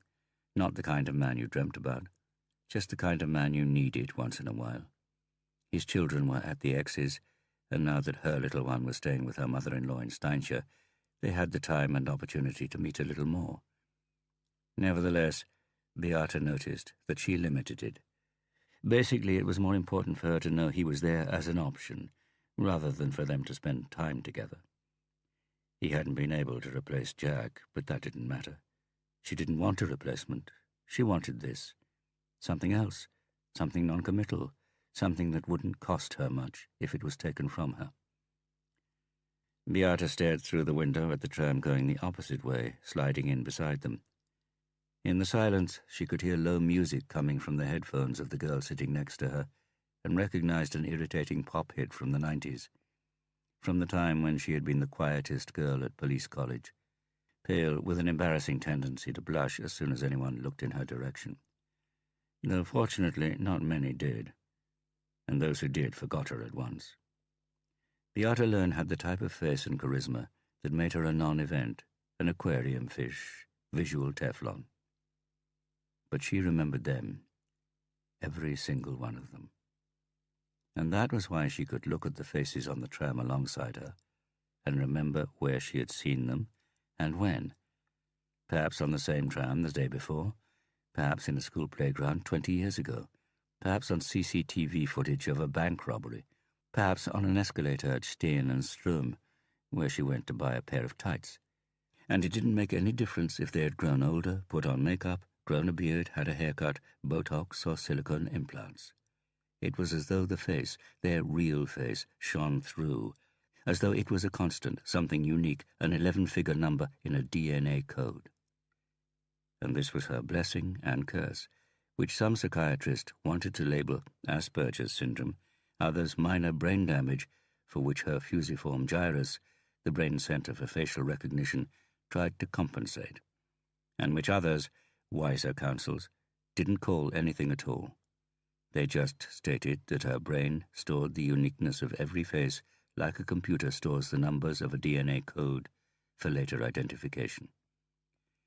And that was why it was not unusual for Beata Learn's brain to be whirring already, trying to place the face of the man in the other tram. What was unusual was that she couldn't place it straight away. Only 1.5 meters separated them, and her attention had been drawn to him because he was writing in the condensation on the window, and therefore had his face turned to her. She had seen him before, but the name, the numbers of the DNA code markers that linked the face to the name, was concealed. Perhaps it was the reflection on the glass, perhaps a shadow covering his eyes. She was about to give up when her tram lurched into motion. The light fell differently, and he raised his gaze and met hers. An electric shock went through Beata Learn. His gaze was that of a reptile, the cold gaze of a murderer who knew who she was. Valentin Yertzen. And she also knew why she hadn't recognized him at once, how he had managed to stay hidden. Beata Learn got up from her seat, tried to get out, but the girl beside her had her eyes closed and was nodding her head. Beata nudged her, and the girl looked up with annoyance. "Out!" Beata mouthed. The girl raised a penciled eyebrow but didn't stir. Beata grabbed her headphones. "Police! I'm getting off." "We're moving," the girl said. "Shift your fat ass now!" The other passengers turned towards Beata Learn, but she didn't blush. She wasn't that quiet girl any longer. Her figure was as petite, her skin pale to the point of transparency, her hair colourless and dry like uncooked spaghetti. But that Beata Learn no longer existed. "Stop the tram! Police, stop!" She ploughed her way through to the driver and the exit, heard the thin scream of brakes. She was there, had flashed her ID at the driver, waited impatiently. They came to a halt with a final jerk. The standing passengers lunged forward and hung onto the straps as the doors banged open. Beata was outside in one leap and running up the tramway that divided the road. Felt the dew on the grass through the thin fabric of her shoes. The other tram was moving. She heard the low, rising song of the rails, and she ran as fast as she could. There was no reason to assume that Valentine was armed, and he would never escape from a packed tram with her waving police ID, shouting that he was under arrest. If she could only catch the tram. Running wasn't her strong suit. That was what the doctor who'd thought she had Asperger's had said. People like her tended to be physically uncoordinated. She slipped on the wet grass, but managed to stay on her feet. Just a few more meters. She caught up with the end of the tram, slapped her hand against it, screamed, waved her ID, hoping the driver would see her in the mirror. And perhaps he did. Saw a commuter who had overslept, desperately waving her monthly ticket. The song of the rails rose another quarter of a tone, and the tram left her standing. Beata stopped and watched the tram disappear up Meierstuhl. She turned and saw her tram heading for Frogner Plus. Cursing quietly, she took out her mobile, crossed the road, leaned against the wire fence of the tennis courts, and tapped in a number. "Holm? It's me. I've just seen Valentine." "Hey? Are you sure? Björn, sorry, where?" "On the tram, passing Frogner Park up towards Meierstuhl. Are you at work?" "Yes. It's a number 12. Find out where it goes and have it cut off. He mustn't get away." "Fine. I'll find the stops and send a description of Valentine to all the patrol cars." "That's no good." "What's no good?" "The description. He's changed." "What do you mean?" "Plastic surgery. Radically enough to be able to move around undetected in Oslo, for example. Tell me where the tram has been stopped and I'll make my way there and point him out." "Received and out." Beata put the phone back in her pocket. It was only now that she noticed how out of breath she was. In front of her, the morning rush-hour traffic inched past as if nothing had happened, as if the fact that a murderer had just been exposed made no difference one way or the other. "What's happened to them?" Beata pushed herself off the fence and turned to the creaky voice. The old man looked at her with inquiring eyes. "Where are they all?" he reiterated. And when Beata saw the pain there, she quickly had to swallow the lump in her throat.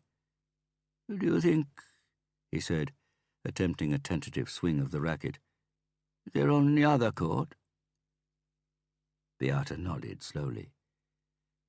"Yes, they probably are," he said. "I shouldn't be here. They're on the other court. They're waiting for me there." Beata watched his narrow back as he tottered towards the gate. Then she hurried off to Meierstuhl. And even as her mind raced, wondering where Valentine could be going, where he was coming from, and how close they might be to arresting him, she still couldn't shake off the echo of the old man's whisper. "They're waiting for me there." Mia Hartvigsen watched Harry Hula. She had crossed her arms and half-turned her shoulder to him. Around the pathologist lay blue plastic tubs of severed body parts. The students had left the room at the Institute of Forensic Medicine on the ground floor of the Rikshospital, and then this blast from the past had marched in with the pathology report on Asaev under his arm. The dismissive body language was not because Mia Hartvigsen disliked Hula, but that he spelt trouble. When he'd worked as a detective, Hula had always meant extra work, tighter deadlines, and an increased chance of being pilloried for blunders for which they were hardly responsible. "We've done a post-mortem on Rudolf Asaev," Mia said. "A thorough one." "Not thorough enough," Harry said, putting the report down on one of the shiny metal tables where the students had just been cutting into human flesh. The muscular arm, severed at the shoulder, hung out from under a blanket. Harry read the letters of the faded tattoo on the upper arm. "Too young to die." Well, maybe one of the Los Lobos bikers, a rival gang Asaev was determined to eliminate. "And what makes you think we haven't been thorough enough, Hula?" "First of all, you couldn't show any cause of death. Sometimes the body simply doesn't give us any clues. You know that. It doesn't necessarily mean there isn't a perfectly natural cause. And the most natural cause in this case would be that someone murdered him. I know he was a potential Crown witness, but a post-mortem follows certain fixed routines which are not influenced by such circumstances. We find what we find and nothing else. Pathology isn't a hunch science. With regard to the science, Hula said, sitting on her desk, it's based on hypothesis testing, isn't it? You form a theory and then you test it, true or false, right? Mia Hartwigsen shook her head, not because it wasn't right, but because she didn't like the direction this conversation was taking. My theory, Hula continued with an innocent smile, making him look like a boy trying to persuade his mother he should have an atomic bomb for Christmas, is that Asaev was killed by someone who knows exactly how you work and what is required to ensure you don't find anything. Mia shifted feet, turning the other shoulder to him. So how would you have done that, Mia? Me? You know all the tricks. How would you have fooled yourself? Am I a suspect? Until further notice. She stopped herself reacting when she saw him smiling. Murder weapon? She asked. Syringe, Hula said. Oh? Why's that? Something to do with anesthesia. I see. We can trace almost all drugs, especially when we have access as quickly as we did in this case. The only option I can see is... Yes? He smiled as though he had already got his way. Irritating man, the kind you can't decide whether to slap or kiss. An air injection. Which is? The oldest and still the best trick in the book. You fill a syringe with enough air to put air bubbles into the blood vessel and block it. If it's blocked for long enough, the blood doesn't reach vital parts of the body, such as the heart or the brain, and you die. Fast and without any chemical residue. A blood clot can form inside the body without any external intervention. Case closed. But the needle mark would be visible. Not if you use a thin enough needle. You'd have to examine every centimetre of skin to reveal a mark. Hula brightened up. The boy opened the present and thought it was an atomic bomb. Mia was happy. Then you'll have to examine... We did. Smack. Every millimetre of it. We even checked the intravenous drip. It's possible to inject air bubbles there as well, you see. There wasn't so much as a mozzie bite anywhere. She watched the feverish light in his eyes die. Sorry, Hula, but we were aware the death was suspicious. She stressed, were. Now I have to prepare the next lecture, so maybe what about somewhere that wasn't skin? Hula said. What? What about if he injected the needle somewhere else? Orifices, mouth, rectum, nostrils, ears? Interesting idea, but in the nose and ears there are very few blood vessels which would be suitable. The rectum is a possibility, but the odds of isolating vital organs in those regions are lower, and furthermore, you have to know your way around extremely well to find a vein blind.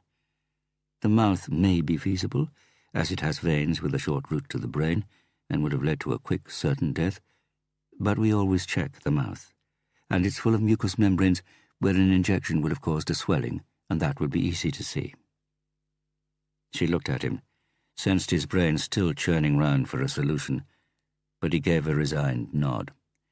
Nice to see you again, Hula. Pop by if you fancy giving it another shot.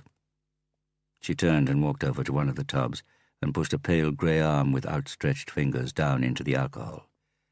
Another shot, she heard Harry muttering. She heaved a deep sigh. Very irritating man. He could have tried another shot, Hula said. Where exactly? You said a short route to the brain. From behind. He could have hidden the shot from behind. Behind what? She stopped, looked where he was pointing, closed her eyes, and sighed again. Sorry, Harry said, but FBI statistics show that in cases where a post-mortem has been performed on witnesses, the percentage of murders rises from 78 to 94 with a second post-mortem. Mia Hartwigsen shook her head. Harry Hula, trouble, extra work, an increased chance of being pilloried for blunders not of their own making. Here, Beata Learn said, and the taxi pulled into the curb. The tram was at the Velhavens Café Gata stop. There was one police car parked in front and two behind. Björn Holm and Katrina Bratt were leaning against the Amazon. Beata paid and jumped out. "Well, 3 officers are in the tram and no one has been allowed to leave. We were waiting for you." "It says number 11 on this tram. I said 12. It changes number after the Meyerstuhl crossing, but it's the same tram." Beata hurried over to the front door, knocked hard and held up her ID. The door opened with a snort and she climbed in, nodded to the uniformed policeman standing there. He was holding a Heckler & Koch P30L. "Follow me," she said, and started walking through the packed tram. She scrutinized all the faces as she made her way to the middle of the carriage, felt her heart beating faster as she approached, saw the doodlings in the condensation on the window. She signalled to the officer before addressing the man in the seat. "Excuse me?" "Yes, you." The face turned up to her bore angry red pimples and a terrified expression. I didn't mean to. I left my travel card at home. Won't happen again." Beata closed her eyes and swore under her breath, nodded to the officer to keep following her. When they had reached the end of the carriage without any success, she called to the driver to open the back door and clambered out. "Well," Katrina said. "Gone. Question the passengers to see if they saw him. In an hour they'll have forgotten if they haven't already. As a reminder, he's a man in his 40s, about 180 tall, with blue eyes, but the eyes are a bit slanted now. He's got short brown hair, high, pronounced cheekbones and thin lips. And no one touched the window where he was writing. Take fingerprints and photos. Björn?" "Yes." "Take all the stops between here and Frogner Park. Talk to people working in nearby shops. Ask if they know anyone of this description. When people catch trams early in the morning, it's often part of a routine. They're going to work, school, the gym, a regular coffee bar." "We've got a few more bites at the cherry, then," Katrina said. "Yes, but be careful, Björn. Make sure the people you talk to aren't likely to warn him. Katrina, see if we can borrow some officers to take the tram early in the morning. Get a couple of men on the trams from here to Frogner Park for the rest of the day in case Valentine should return the same way. Okay?" While Katrina and Björn joined the police officers and allocated tasks, Beata looked up at the window of the tram. The lines he had drawn in the condensation had run. There was a recurrent pattern, a bit like frilly lace, a vertical line followed by a circle. After one row there was another, forming a square matrix. It wasn't necessarily important.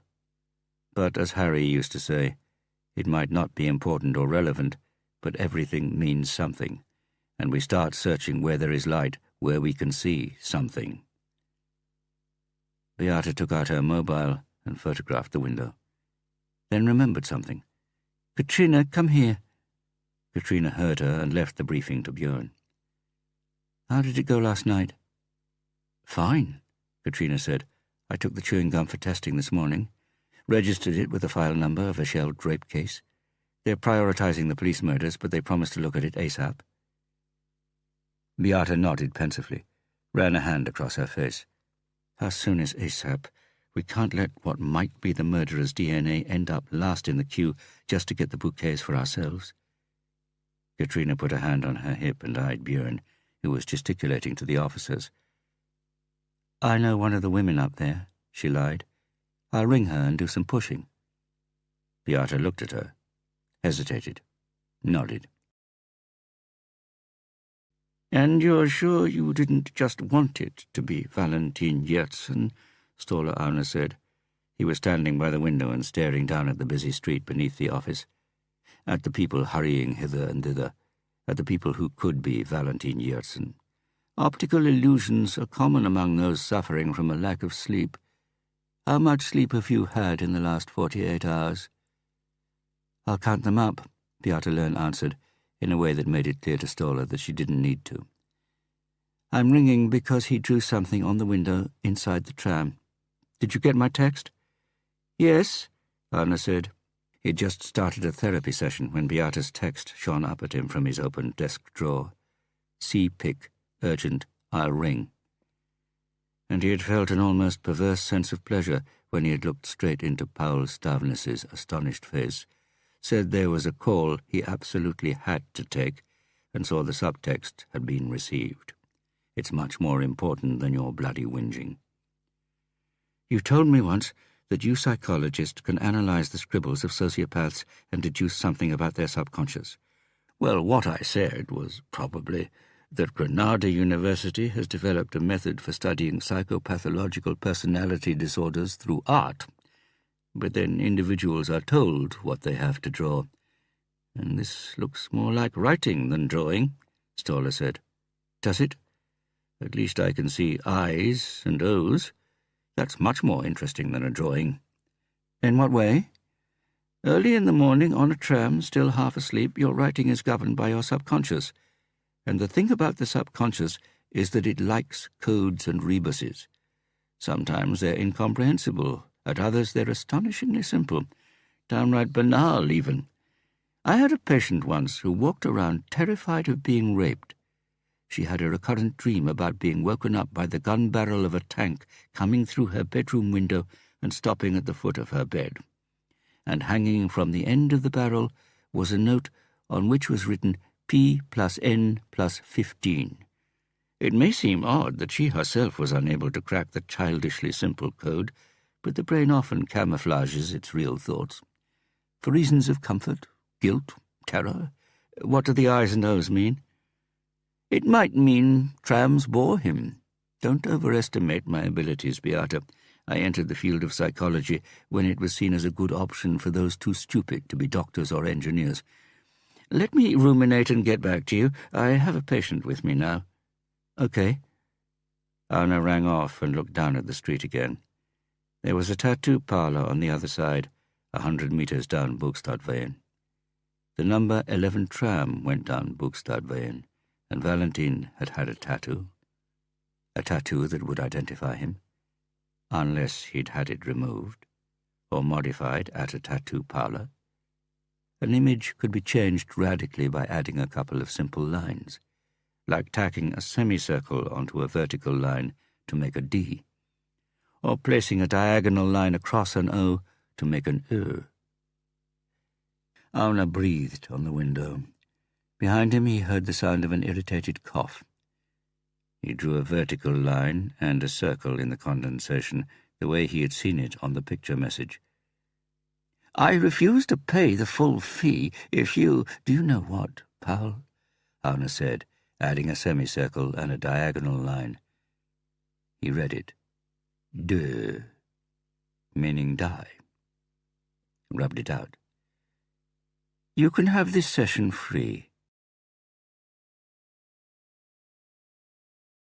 Chapter 22. Rico Herem knew he was going to die. He had always known. What was new was that he knew he was going to die within the next 36 hours. Anthrax, the Thai doctor repeated, with a proper R and an American accent. The slit eye must have studied medicine there, and qualified for a job at this private clinic, which probably had only expats and tourists as patients. I'm so sorry. Rico breathed into the oxygen mask. Even that was difficult. 36 hours.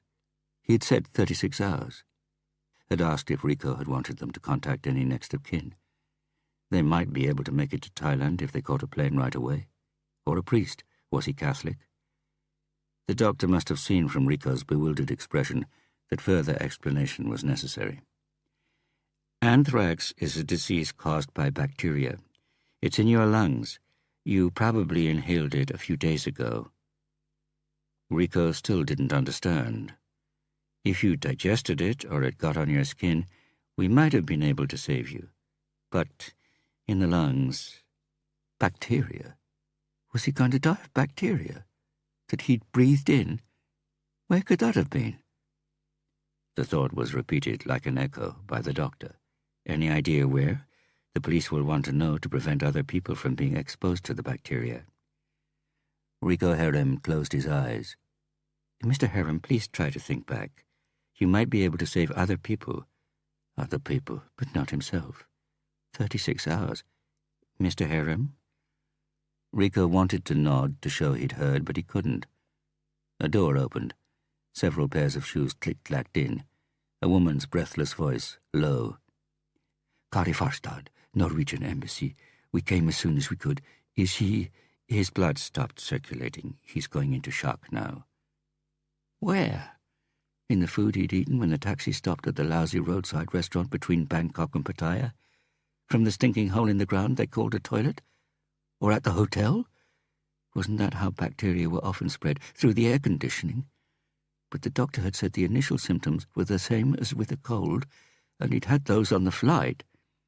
But if these bacteria had been in the air on the plane, the other passengers would have been ill too. He heard the woman's voice, lower, and in Norwegian this time. Anthrax, my God. I thought that only existed as a biological weapon. Not at all.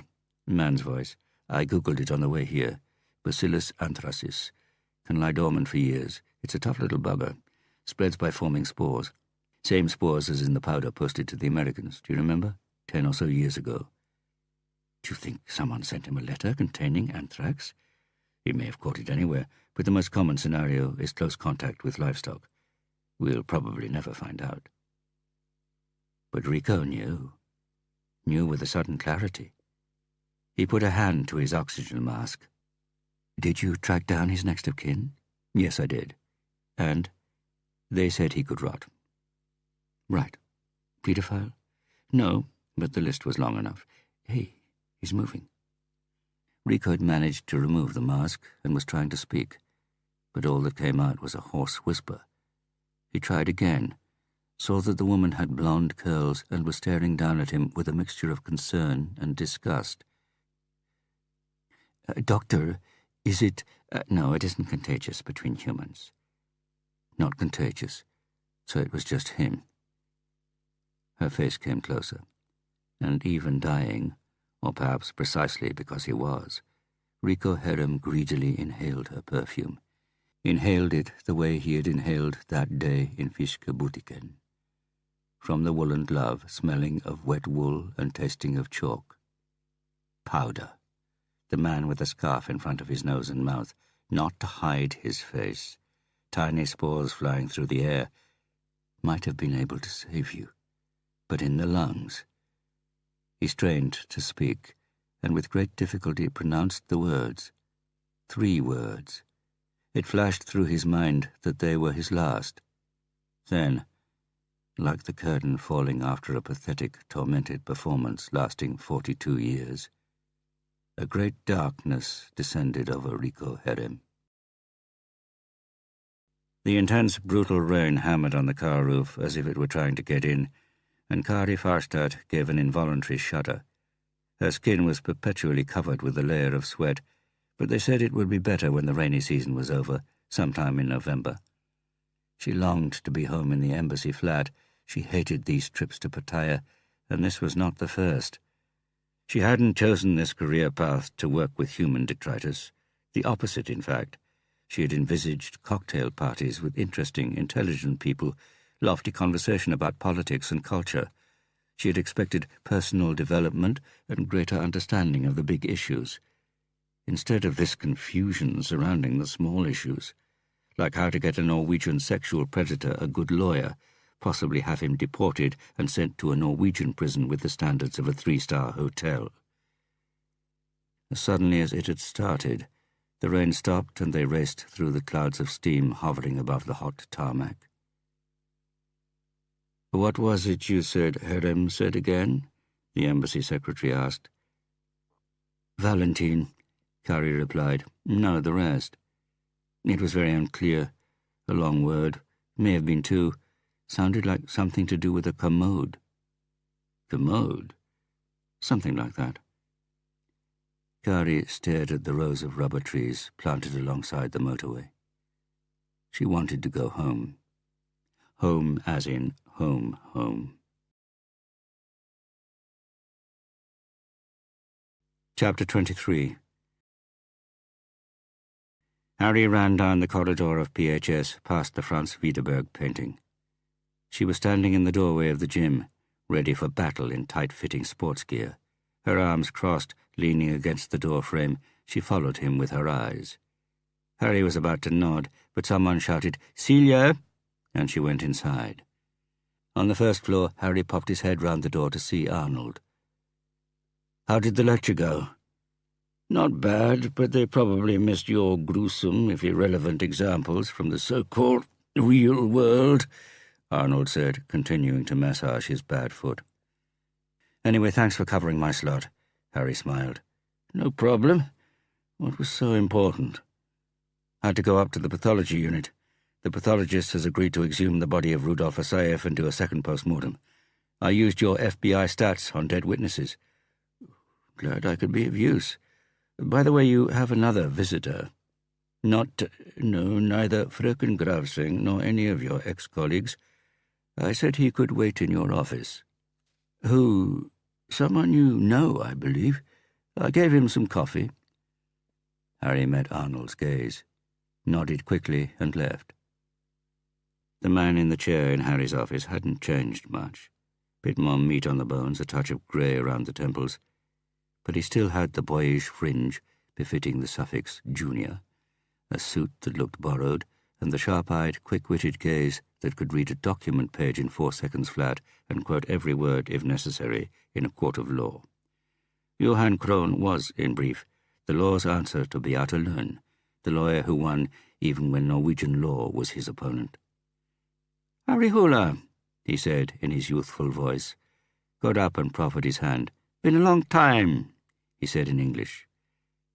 "Not long enough," Harry said, shaking his hand, squeezing his titanium finger against Krohn's palm. "You've always been bad news, Krohn. Coffee all right?" Krohn squeezed back, hard. The additional kilos must be muscle. "Your coffee's good," he smiled knowingly. "My news, as usual, is bad." "Oh? I'm not in the habit of showing up in person, but I wanted to have a tete-a-tete before putting anything into writing. This is about Celia Gravseng, who is your student." "My student," Harry repeated. "Is that not the case? In a sense. You made it sound as if she were personally mine." "I'll do my best to be as precise as possible," Krohn said, puckering his lips into a smile. "She came straight to me instead of going to the police, out of fear you would back one another up." "You?" "The police. I'm not. You were employed by the police for years, and as a PHS employee, you're part of the system.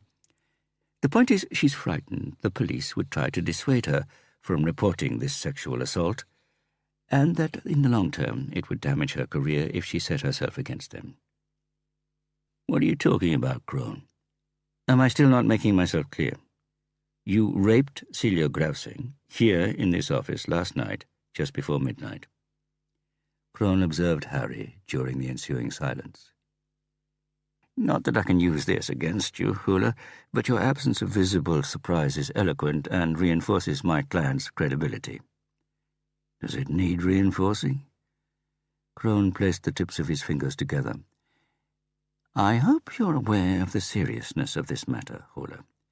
The very fact that this rape has been reported and made public will turn your life upside down."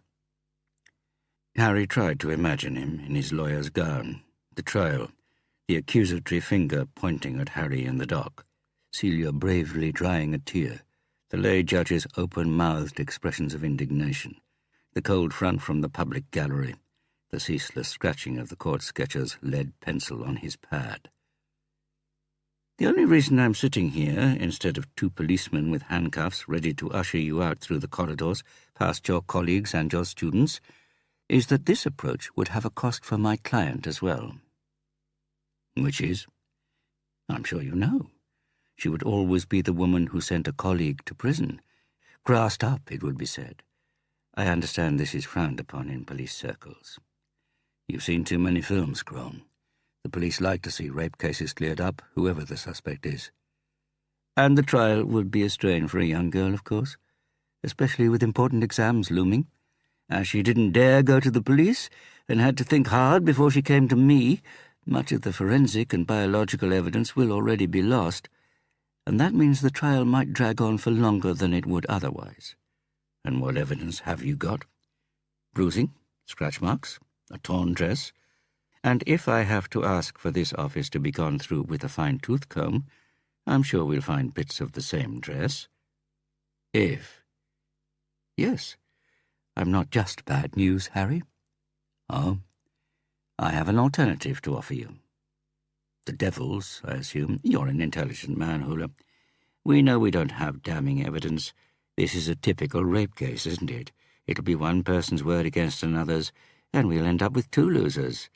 The victim is suspected of loose morals and making false accusations, and everyone assumes the man who has been acquitted got off lightly.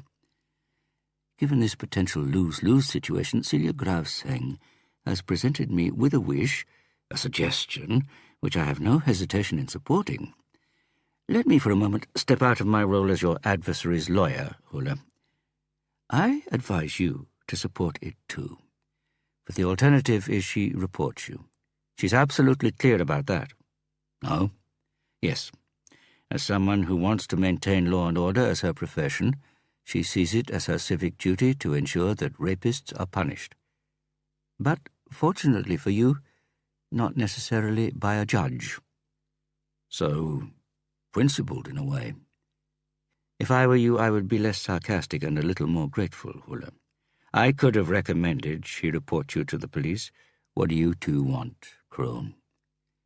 In brief, for you to resign from your post at PHS and never again work for or be in any way connected with the police, leaving Celia to continue her studies here in peace without any interference from you. The same applies when she takes up a job. One negative word from you, and the agreement is declared null and void, and the rape will be reported. Harry placed his elbows on the table, put his head in his hands, massaging his forehead. I'll set up a written agreement in the form of a settlement, Crone said. Your resignation in exchange for her silence. Secrecy is a prerequisite on both sides. You will, however, hardly be able to damage her if you did break secrecy. Her decision will be met with sympathetic understanding, while I'll be seen as guilty because I went along with this settlement. View it as damage limitation, Hula. A man with your background will easily be able to find work. As an insurance investigator, for example, they pay better than PHS, believe me. I believe you. Good. Crone flipped up the lid of his phone.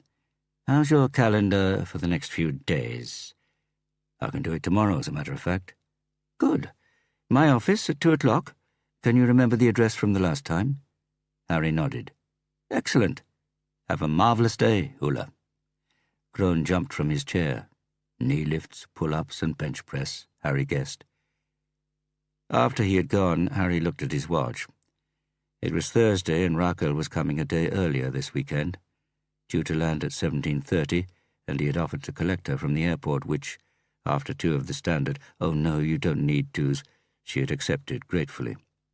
He knew she loved the 3/4 of an hour in the car home, the chat, the calm, the prelude to a wonderful evening. Her excited voice explaining what it actually meant, that only states could be parties to the statute of the court at the International Court of Justice in The Hague. About UN's legal powers, or lack of them, as the countryside rolled past them. Or they talked about Oleg, about how he was doing, how he looked better by the day, how the old Oleg was returning, about the plans he had made, studying law, PHS, and how lucky they had been, and how fragile happiness was. They talked about everything that came into their heads, no beating around the bush. Almost everything. Harry never said how frightened he was. Frightened of making promises he couldn't keep. Frightened of not being the person he wanted to be, had to be, for them. Frightened that he didn't know if they could be the same for him, that he didn't know how someone could make him happy. The fact that he was now together with her and Oleg was almost an exceptional circumstance, something he only half believed in, a suspiciously wonderful dream he was constantly expecting to wake up from. Harry rubbed his face. Perhaps it was close now. The awakening, the pitiless, stinging daylight, reality where everything would be as before, cold, hard, and lonely. Harry shivered. Katrina Bratt looked at her watch. 9:10. Outside it might have been a sudden mild spring evening. Down in the basement it was a chilly, damp winter evening. She watched Björn Holm scratching his red sideburns, Ståle Auna scribbling on a pad, Beate Lern stifling a yawn. They were sitting around a computer looking at the photo Beata had taken of the tram window. They had talked a bit about the drawing and concluded that whatever it was meant to signify, it was unlikely to help them catch Valentine. Then Katrina had told them again about her feeling that someone else had been in the evidence room. "It must have been someone working there," Björn said. "But, well, okay. It is strange they didn't switch on the light." "The key would be easy to copy," Katrina said. "Perhaps they aren't letters," Beata said. "Perhaps they're numbers." They turned to her. She was still staring at the computer. "Ones and zeros, not I's and O's, like a binary code. Don't ones mean yes and zeros no, Katrina?" "I'm not a programmer," Katrina said, "but yes, that's right. And one means on and zero means off." "One means action, zero means do nothing," Beata said. Do, don't, 1, 0, row after row. "Like petals on an ox-eyed daisy," Björn said.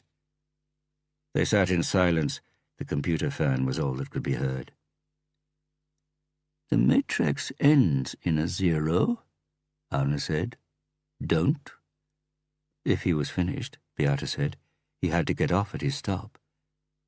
"Sometimes serial killers just stop killing," Katrina said, "disappear, never to be seen again." "That's the exception," Beata said. 0 or no zero. Who thinks the cop killer intends to stop? Stoller? "Katrina's right. That does happen, but I'm afraid this one will keep going." Afraid, Katrina thought, close to blurting out what she was thinking, which was that she was afraid of the opposite, now that they were so close that he would stop, disappear from view, that it was worth the risk. Yes, that in a worst-case scenario she would be willing to sacrifice one colleague to catch Valentine. It was a sick thought, but it was there anyway. Another police death was tolerable. Letting Valentine get away wasn't. And she mouthed a silent incantation. "One more time, you bastard. Strike one more time." Katrina's mobile rang. She saw from the number it was the pathology unit. "Hi, we checked this chunk of chewing gum from the rape case." "Yes." Katrina could feel her blood pumping around faster. To hell with all the little theories, this was hard evidence. "I'm afraid we can't find any DNA." "What?" It was like someone dousing you with a bucket of ice-cold water. But it has to be crammed with spit." "That's the way it goes sometimes, I'm afraid. Of course, we could check it again, but with these police murders—" Katrina rang off. "They didn't find anything in the chewing gum," she said in a low voice. Björn and Beata nodded. Katrina thought she detected a certain air of relief in Beata. There was a knock at the door. "Yes?" Beata shouted. Katrina stared at the iron door, suddenly sure it was him. The tall, blond man. He had changed his mind. He had come to save them all from this misery. The iron door opened. Katrina cursed. It was Gunnar Hagen. "How's it going?" Beata stretched her arms above her head. "No Valentine on trams 11 or 12 this afternoon, and the questioning didn't produce anything of interest. We've got officers on the tram this evening, but our hopes are higher for early tomorrow morning. I've been fielding queries from the investigation unit about the use of officers on the tram. They're wondering what's going on and if it has any connection with the police murders." "Rumours spread quickly," Beata said. "Bit too quickly," Hagen said. "This is going to get to Bellman's ears." Katrina stared at the screen. Patterns. This was her strength, this was. It was how they managed to trace the snowman that time. So, 1 and 0, 2 numbers in pairs. 10, maybe? A pair of numbers that go together several times. "For this reason, I'll have to inform him about Valentine this evening." "What does that mean for our group?" Beata asked. "Valentine turning up on a tram isn't our fault. It's obvious we had to act. However, with that, our group has completed its mission.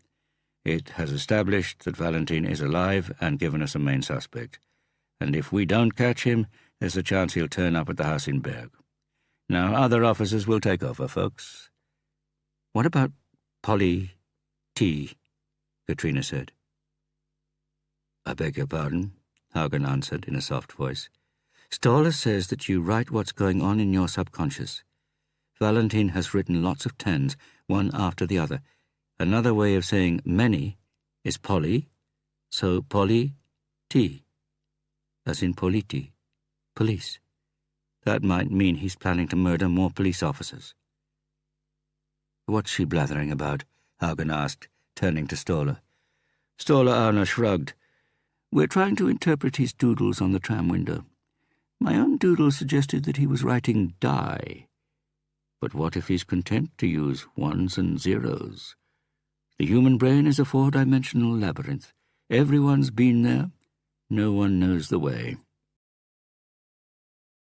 As Katrina walked through Oslo's streets on her way to the police flat in Grünerløkka, she wasn't aware of life around her, the laughing, excited people hurrying to celebrate the short spring, the short weekend, life before it was over. She knew now why they had been so obsessed with this idiotic code. Because they were desperately hoping that things would cohere, have some meaning, but more importantly, because they had nothing else to go on. So they flogged a dead horse. Her gaze was fixed on the pavement in front of her, and she was banging her heels on the tarmac in time to the incantation she kept repeating. "One more time, you bastard! Strike one more time!" Harry had taken her long hair in his hand. It was still dark and shiny, and so thick it felt like he were holding coiled rope. He pulled it towards him, tipping her head back, and looked down at her slender, arched back, her spine winding like a snake beneath her glowing, perspiring skin. Thrust again. Her groan was like a low-frequency growl coming from the depths of her chest, an angry, frustrated sound. Sometimes their love-making was quiet, calm, lazy, like a slow dance, a shuffle. At other times it was like fighting, as it was tonight. It was as though her wanton lust bred greater lust, like now. It was like trying to extinguish a fire with petrol. It escalated, burned out of control, and often he thought, Jesus, this can't end well. Her dress was lying on the floor beside the bed. Red. She was so attractive in red it was almost a sin. Barefoot. No, she hadn't been barefoot. Harry leaned over and breathed in her aroma. "Don't stop," she groaned. Opium. Rakel had told him the bitter smell was sweat from the bark of an Arab tree. No, not sweat, it was tears. The tears of a princess who fled to Arabia because of a forbidden love. Princess Myrrha. Myrrh. Her life ended in grief, but Yves Saint Laurent paid a fortune per litre of tears. "Don't stop. Hold." She had taken his hand, pressed it against her neck. He squeezed carefully, felt the blood vessels and the tensed muscles in her slender neck. "Harder. Ah." Her voice was cut off as he did what she said, knowing that now he had stopped the flow of oxygen to her brain. This had been her thing, something he did and got a kick out of, because he knew she got a kick out of it. But something was different now. The thought that she was in his power, that he could do with her as he wished. He stared down at her dress, the red dress, felt it building up inside him, and that he wouldn't be able to hold it back. He closed his eyes and imagined her, on all fours as she slowly turned over, looked at him while her hair changed colour, and he saw who she was. Her eyes had rolled backwards, and her neck was covered in bruises, which became visible as the forensic officer's flash went off. Harry let go and pulled his hand away, but Rakel was already there. She had tensed up and was shaking like a deer the second before it hits the ground. Then she died. Slumped with her forehead against the mattress, a bitter sob came from her mouth. She lay like that, kneeling as if in prayer. Harry pulled out. She whimpered, turned and eyed him accusingly. Usually he waited before pulling out, until she was ready for the separation. Harry kissed her quickly on the neck, slid out of bed and fished around for the Paul Smith underpants she had bought him at some airport. Found his pack of Camel in the Wranglers hanging over the chair. Went downstairs to the living room, sat in a chair and looked out of the window, where the night was at its darkest, and yet not so dark that he couldn't see the silhouette of Holmenkollen Ridge against the sky. Lit a cigarette. Immediately afterwards he heard the patter of her feet behind him, felt a hand stroking his hair and neck. Is there something wrong? No.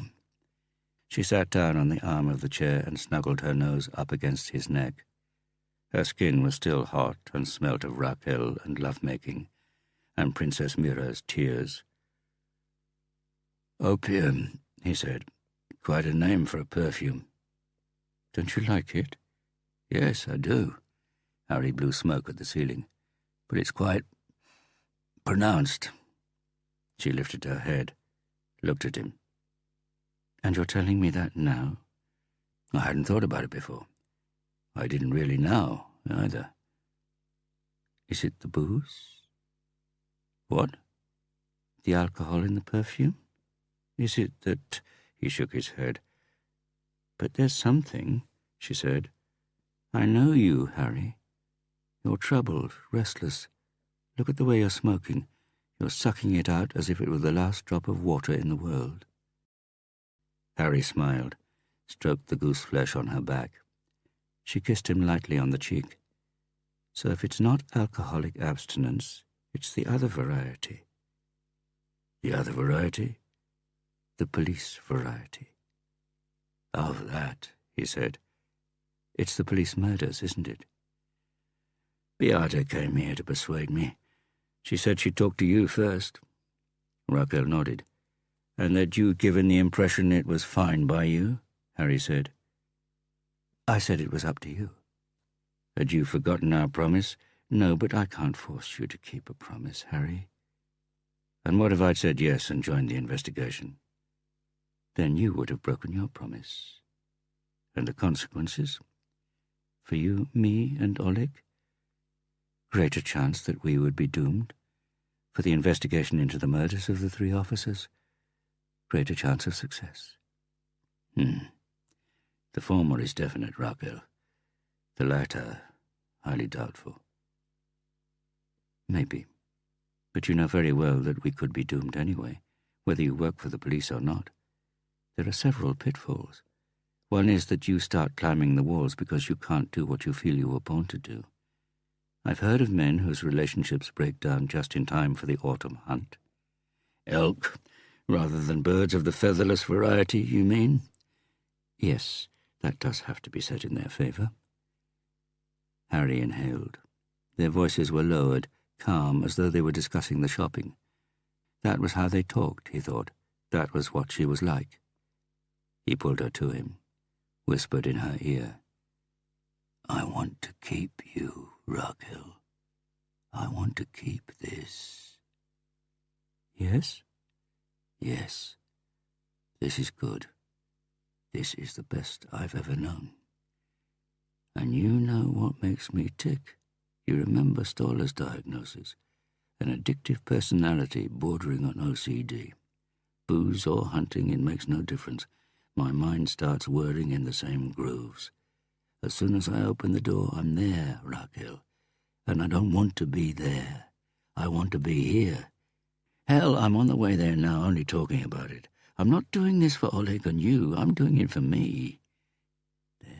There. Raquel stroked his hair. Let's talk about something else, then. Yes. So they said Oleg would be out early? Yes. There are no more withdrawal symptoms, and he seems more motivated than ever. Harry? Yes? He told me what happened that night. Her hand continued to stroke him. He wanted it to be there forever. Which night? You know. The night the doctor patched you up. Oh, he told you, did he? You told me you were shot by one of Asayev's dealers. In a sense, that's true. Oleg was one of them. I preferred the old version, the one about Oleg appearing at the crime scene afterwards, seeing how badly hurt you were and running along the Arca Silva to A&E. But you never really believed it, did you? He told me he burst in and forced the doctor at gunpoint to go with him. The doctor forgave Oleg when he saw my state.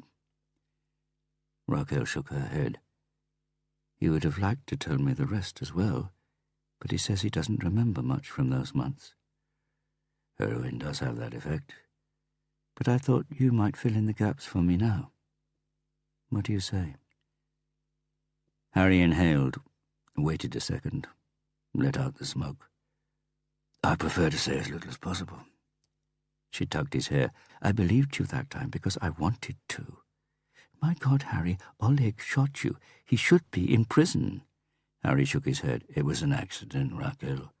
All that's behind us now, and as long as the police don't find the Odessa gun, no one can link Oleg to the murder of Gustav Hansen or anyone else. What do you mean? Oleg has been acquitted of that murder. Are you saying he had something to do with it after all?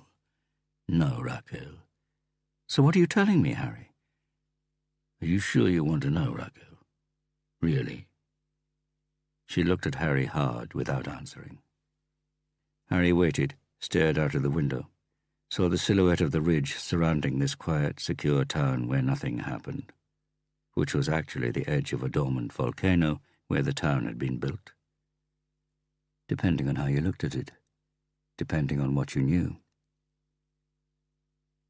No, she whispered in the darkness, taking his hand and putting it to her cheek.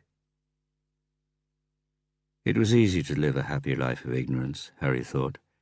It was just a question of repression, repressing an Odessa lying or not lying, locked in a cupboard, repressing 3 murders that were not your responsibility, repressing the image of the hate-filled eyes of a rejected student with a red dress pulled up over her waist. Wasn't it? Harry stubbed out his cigarette. Shall we go to bed? At 3 o'clock in the morning, Harry woke with a start. He had dreamt about her again. He had gone into her room and found her there. She was lying on a filthy mattress on the floor, cutting up the red dress she was wearing with a big pair of scissors. Beside her was a portable TV broadcasting her and what she was doing with a 2-second delay. Harry looked around, but he couldn't see a camera anywhere. Then she placed one shiny blade against the inside of her white thigh, opened her legs and whispered, "Don't do it." And Harry fumbled behind him and found the handle of the door that had closed after him, but it was locked. Then he discovered that he was naked and was moving towards her. "Don't do it." It sounded like an echo from the TV, a 2-second delay. "I just have to get the key," he said, but it sounded like he was talking underwater, and he knew she hadn't heard. Then she put 2, 3, 4 fingers inside her vagina, and he stared as the whole of the slim hand slipped inside. He took another step towards her. Then the hand came back out, holding a gun, pointed at him. A shiny, dripping gun with a cable leading back inside her like an umbilical cord. "Don't do it," she had said, but he was already kneeling in front of her, leaning forward, felt the gun, cool and pleasant, against his forehead. And then he whispered, "Do it." Chapter 24. The tennis courts were unoccupied as Björn Holm's Volvo Amazon pulled up in front of Frogner Park and the police car by the main gate. Beata jumped out, wide awake despite having slept hardly a wink. It was hard to sleep in a stranger's bed. Yes, she still thought of him as a stranger. She knew his body, but his mind, habits, and thinking were still a mystery. She wondered whether she had enough patience or interest to explore. So every morning she woke in his bed, she asked herself the question, "Are you going to carry on?" 2 plainclothes policemen leaning back against the car straightened and came to meet her. She saw 2 uniformed officers sitting in the front seats of the car and another man in the back. "Is that him?" she asked, feeling her heart beat wonderfully fast. "Yes," said one of the plainclothes men. "Great police sketch. He's the spitting image." "And the tram?" "We sent it on. It was packed to the brim, but we took one woman's details, as there was a bit of drama." "Oh?" He tried to make a run for it when we showed our ID and said he had to come along with us. He leapt into the aisle and grabbed a pram to block our way, yelled for the tram to stop. A pram? Yes, you can't believe it, can you? Bloody criminal. I'm afraid he's committed worse. I mean, taking a pram on the tram during the morning rush hour. OK, but then you arrested him? The baby's mother screamed and held onto his arm so that I could get a punch in. The policeman showed the bleeding knuckles on his right fist. No point brandishing a shooter when this works, is there? Good, Beata said, trying to sound as if she meant it. She bent down and looked into the back of the car, but all she could see was a silhouette beneath the reflection of herself in the morning sun. Can someone lower the window? She tried to breathe calmly as the window slid soundlessly down. She recognized him at once. He didn't look at her. He stared straight ahead, stared into the Oslo morning with half-closed eyes, as though still in the dream he hadn't wanted to wake up from. Have you searched him? She asked. Close encounter of the third kind, the plainclothes man grinned. No, he didn't have a weapon on him. I mean, have you searched him for drugs, checked his pockets? Well, no. Why would we? Because this is Chris Reddy, also known as Adidas, several convictions for selling speed. He tried to run, so you can bet your life he's got something on him.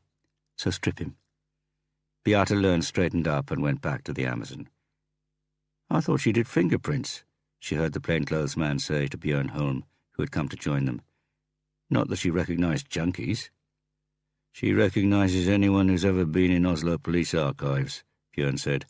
Look a bit closer next time, OK? When Björn got in the car and glanced at her, Beata knew she looked like a grumpy old cow with her arms crossed, fuming as she stared ahead. We'll collar him on Sunday, Björn said. Let's hope so, Beata said. Everything set up in Berslia? Delta's done a recce and found their positions. They said it was simple with all the forest around, but they're in the neighbouring house as well. And everyone who investigated the original crime has been informed? Yes, everyone will be near a phone all day and report in if they receive a call. That goes for you too, Björn. And you. By the way, why wasn't Harry on that case? He was an inspector in Crime Squad then. He was indisposed. On the booze? How are we using Katrina? She's got a position in Bear Forest with a good view of the house. I want regular mobile contact with her all the time she's there. I'll tell her. Beata glanced at her watch. 09:16. They drove down Thomas Heftius Gata and Bygdøy Alley. Not because it was the shortest way to police HQ, but because it was the most scenic. And because it killed some time. Beata glanced at her watch again. 09:22. D-Day in 2 days. Sunday. Her heart was still beating fast. Was already beating fast. Johan Krohn kept Harry waiting in reception the usual 4 minutes past the time of the appointment before coming out, gave a couple of obviously superfluous messages to the receptionist before directing his attention to the two people sitting there. Hula, he said, fleetingly studying the policeman's face to diagnose mood and attitude before proffering his hand. You've brought your own lawyer, have you? This is Arnold Folkestad, Harry said. He's a colleague, and I've asked him to join me so that I have a witness to what is said and agreed. Wise, very wise, said Johan Krohn, without anything in his tone or expression suggesting he meant it. Come in, come in. He led the way, looked quickly at a surprisingly petite feminine wristwatch, and Harry took the hint. I'm a busy lawyer with limited time for this relatively minor matter. The office was executive size and smelt of leather, which Harry assumed came from the bound chronological volumes of Norsk Restidelde, filling the shelves. And a perfume he recognized. Celia Gravseng was sitting in a chair half turned towards them, half turned towards Johan Krohn's massive desk. Endangered species? Harry asked, running a hand across the desk before taking a seat. Standard teak, Krohn said, occupying the driving seat behind the rainforest.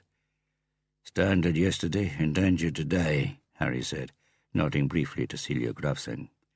She answered by slowly lowering her eyelids and opening them again, as if she mustn't move her head. Her hair was tied in a ponytail so tight it made her eyes narrower than usual. She was wearing a suit that could easily suggest she worked in the office, She seemed calm. "Shall we get down to business?" said Johann Krohn, who had adopted his customary pose with his fingertips pressed together. "Fröken Grafsing has testified that she was raped in your office at the Politiehochschule at around midnight on the night in question. The evidence so far: scratch marks, bruises, and a torn dress. All this has been photographed and can be used as proof in a court of law." Krohn shot Celia a quick glance to ensure she was bearing up under the strain, before continuing. "The medical examination at the Rape Crisis Center didn't, it is true, reveal any tears or bruising, but it rarely does. Even in brutal attacks, we're only talking about 15 to 30% of cases. There is no sign of semen, as you had enough presence of mind to ejaculate externally on Fröken Grafsing's stomach, to be precise, before you told her to get dressed, dragged her to the door, and threw her out. Shame she didn't have the same presence of mind as you did in retaining some of the sperm as evidence. Instead, she cried in the shower for hours and did her utmost to wash away all the signs of her defilement. Not so surprising, perhaps a very understandable and normal reaction for a young girl." Krohn's voice had acquired a slightly indignant quiver, which Harry assumed wasn't genuine, but rather designed to demonstrate how effective this testimony could be in court. "But the staff at the Rape Crisis Center are required to describe the victim's psychological state in a few lines. We are talking here about professionals with long experience of rape victims' behavior, and accordingly these are descriptions that the court would set great store by. And believe me, in this case, the psychological observations support my client's statement." An almost apologetic smile flitted across the lawyer's face. "But before going over the evidence in any more detail, let's establish whether you have given my proposal any more thought, Hula. If you have concluded that accepting my offer is the right path, and I hope for everyone's sake you have, I have the written contract here, which I hardly need say will remain confidential." Krohn passed a black leather document case to Harry, while sending eloquent glances to Arnold Folkestad, who nodded slowly. Harry opened the case and scanned the A4 sheet. "I resign from PHS and waive any work in or in connection with the police force, and I do not talk under any circumstances with or about Celia Grafsing. Ready for signature, I can see." "It's not exactly complicated, so if you've already done your own calculations and come to the correct solution—" Harry nodded, looked across at Celia Grafsing, who was sitting there, as stiff as a post, staring back at him, her face pale and expressionless. Arnold Folkestad coughed quietly, and Krohn turned his attention to him with a friendly gaze while straightening his wristwatch in a studied, casual manner. Arnold held out a yellow folder. "What's this?" Krohn asked, taking it with one raised eyebrow. "Our suggestion for an agreement," Folkestad said. "As you'll see, we suggest Celia Grafsing terminates her course at PHS with immediate effect, and does not apply under any circumstances for a job in or in connection with the police force." "You are joking, and she does not try under any circumstances to contact Harry Hula again. This is preposterous. In return, we will, out of consideration for all parties, refrain from legally pursuing this false accusation and attempted blackmail of a PHS employee." "In that case, see you in court," Krohn said, managing to avoid the cliché sounding like one. "And even if you suffer as a result, I am looking forward to conducting the prosecution." Folkestad shrugged. "Then I'm afraid you're going to be a bit disappointed, Krohn." "Let's see who will be disappointed." Krohn had already risen to his feet and done up one button of his jacket, a sign he was on his way to the next meeting, when he caught Harry's eye. He hesitated. "What do you mean?" "If you wouldn't mind taking the trouble," Folkestad said, "I would suggest you read the documents behind the proposed agreement." Krohn opened the file again, flicked through, read. "As you can see," Folkestad continued, "your client has followed the lectures at PHS about rape, in which, among other things, there is a description of how rape victims tend to react psychologically. That doesn't mean— May I ask you to wait with your objections until the end, and now flick over to the next page, Krohn? There you will find a signed, and for the moment unofficial, witness statement from a male student who was standing outside the front entrance when he saw Fröken Grafsing leaving PHS at the time in question. He states that she looked angry rather than frightened. He doesn't mention anything about a torn dress. On the contrary, he says she appeared to be both dressed and unhurt, and he admits to studying her very closely. He turned to Celia Grafsing. A compliment to you, I assume. She sat as still as before, but her cheeks had coloured up and her eyes were blinking non-stop. As you can see, Harry Höhler went over to him a maximum of 1 minute, so 60 seconds, after Fröken Grafsing had passed him. Höhler stayed with the witness until I arrived and took Höhler to Krimteknisk, which is... Folkestad motioned with his hand. On the next page. There, yes. Krohn read it and slumped back in his chair. The report says that Höhler has none of the things you would expect a man who has just committed rape to have. No skin under the nails, no genital secretions or pubic hairs from other persons on his hands or his genitals. And this gives the lie to Fröken Grafsing's statement about scratching and penetration. Furthermore, there are no marks on Höhler's body to suggest she had been fighting him at all. The only suggestion of contact is 2 hairs on his clothes, but they are no more than one would expect after she had leaned across him. See page 3. Krohn flicked through without looking up. His eyes danced down the page, his lips forming a profanity after 3 seconds, and Harry knew the myth was true. No one in Norwegian justice circles could read an A4 document faster than Johann Krohn. Finally, Folkestad said, if you look at the volume of Höhler's ejaculate only half an hour after the alleged rape, it shows 4 millimeters. A second ejaculation within the same half an hour would produce less than 10% of that. In short, unless Harry Höhler's testicles are made of something very special, he did not have an ejaculation at the time Fröken Grafsing claims. In the ensuing silence, Harry could hear a car horn outside, shouting, then laughter and swearing.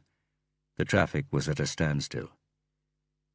It's not exactly complicated, Folkestad said, tentatively smiling into his beard. So if you've done your calculations, and the hydraulic snort of brakes being released, and then the bang as Celia Grafsing got up from her chair, immediately followed by the bang of the door as she left the room. Krohn sat with his head lowered for some time. When he raised it again, his gaze was directed at Harry. I apologize, he said. As a defense counsel, we have to accept that our clients lie to save their skins. But this... I should have read the situation better. Harry shrugged. You don't know her, do you? No, Krohn said. But I know you. Should know you after so many years, Höhler. I'll get her to sign your agreement. And if she won't, I'll explain to her the consequences of making a false accusation and an official expulsion from PHS. She's not stupid, you know. I know, Harry said, getting up with a sigh. I know.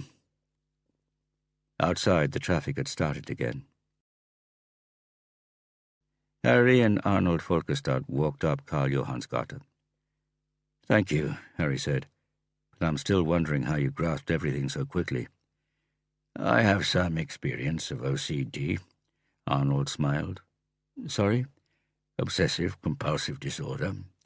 When a person with that predisposition has made a decision, she stops at nothing. Action is in itself more important than the consequences.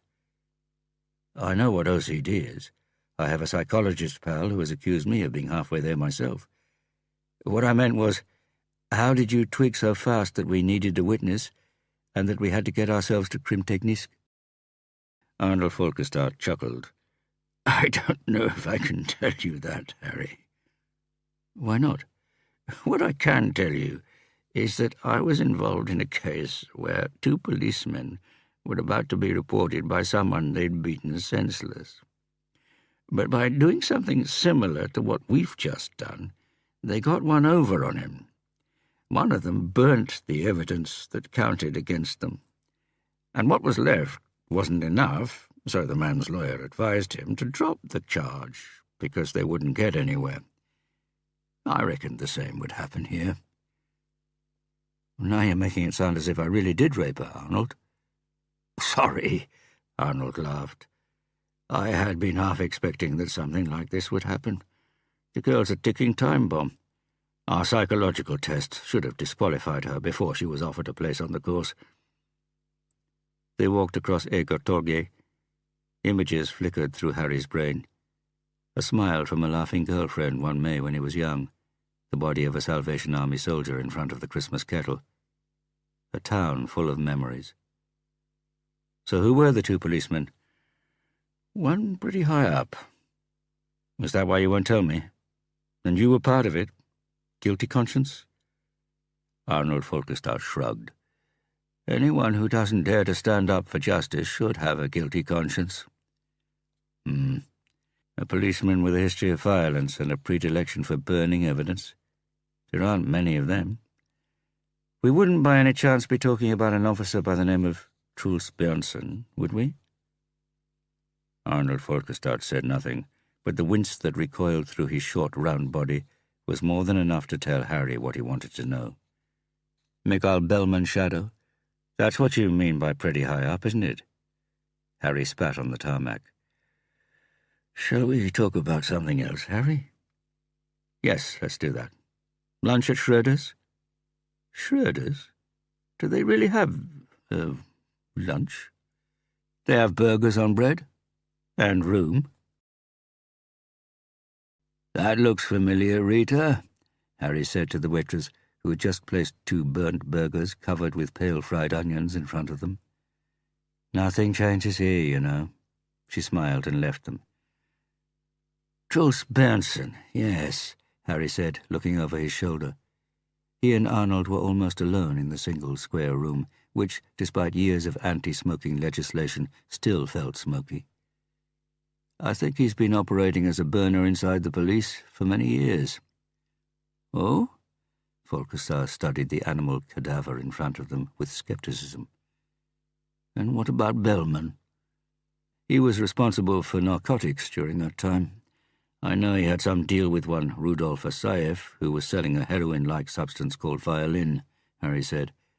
Bellman granted Asayev the monopoly in Oslo, in return for an assurance that visible signs of drug trafficking, junkies in the streets, and of course ODs, went down. That made Bellman look good. So good that he got his hands on the police chief job? Harry chewed tentatively on the first bite of burger and shrugged his shoulders to suggest a maybe. And why haven't you passed on what you know? Arnold Folkestad cut carefully into what he hoped was meat, gave up and looked at Harry, who returned a blank stare as he chewed and chewed. A blow for justice? Harry swallowed, wiped his mouth with a paper serviette. I had no proof. Besides, I was no longer a policeman. It wasn't my business. It isn't my business now either, Arnold. No, I suppose not. Folkestad speared a chunk on his fork and raised it for inspection. But if this isn't your business, and you're no longer a policeman, why has the pathologist sent you a post-mortem report on this Rudolf Asayev? So you saw it. Only because I usually collect your post as well when I'm by the pigeonholes, and because I'm a nosy barker, of course. What's it like? I haven't tried it yet. Go for it. It won't bite. Same to you, Harry. Harry smiled. They searched behind the eyeball and found what we'd been searching for, a little pinprick in the large blood vessel. Someone could have pushed Asayev's eyeball to one side while he was in the coma and injected air bubbles into the corner of the eye. The result would have been instant blindness followed by a blood clot in the brain which couldn't be traced. Now I really feel like eating this, Folkestad grimaced and put down his fork. Are you saying you've proved that Asayev was murdered? Nope. The cause of death is still impossible to determine. but the mark proves what might have happened. The conundrum is, of course, how anyone got into the hospital room. The duty officer insisted he didn't see anyone pass during the period when the injection must have been made. Neither a doctor nor anyone else. The mystery of the locked room, or something simpler, like the officer leaving his post or falling asleep and, quite understandably, not admitting it, or he was in on the murder, directly or indirectly. If he went AWOL or fell asleep, the murder would have depended on serendipity, and surely we don't believe in that. No, Arnold, we don't. But he could have been lured away from his post, or doped, or bribed. You'll have to get the officer in for questioning. Harry shook his head. Why on earth not? First of all, I'm not a policeman anymore. Secondly, the officer's dead. He was the one killed in the car outside Drummond. Harry nodded as if to himself, raised his coffee cup and took a sip. Damn! Arnold had leaned forward. And thirdly? Harry signalled to Rita for the bill. Did I say there was a thirdly? You said secondly, not and secondly, as though you were in the middle of reeling off a list. Right. I'll have to sharpen up my Norwegian. Arnold tilted his head, and Harry saw the question in his colleague's eyes. If this is a case you're not going to follow up, why are you telling me about it? Come on, eat up, Harry said. I've got a lecture. The sun slipped across a pale sky, made a gentle landing on the horizon, and coloured the clouds orange. Truls Berntsen sat in his car, half listening to the police radio while waiting for darkness to fall, waiting for the lights in the house above him to be switched on, waiting to see her. A fleeting glimpse would be enough. Something was brewing. He could hear it in the style of communication. Something was happening alongside the usual subdued, routine normality. Short, intense reports came sporadically, as though they had been told not to use the radio more than necessary. And it wasn't what was said, more what wasn't said, the way it wasn't said, the staccato sentences on the surface about surveillance and transport, but without addresses, times, or individual names being mentioned. People used to say the police frequency was the fourth most popular local radio in Oslo, but that was before it had been encrypted. Nevertheless, they were talking this evening as though they were terrified of revealing something. There they were again. Truls turned up the volume. 01, Delta 20, all quiet. Delta, the elite force, an armed operation.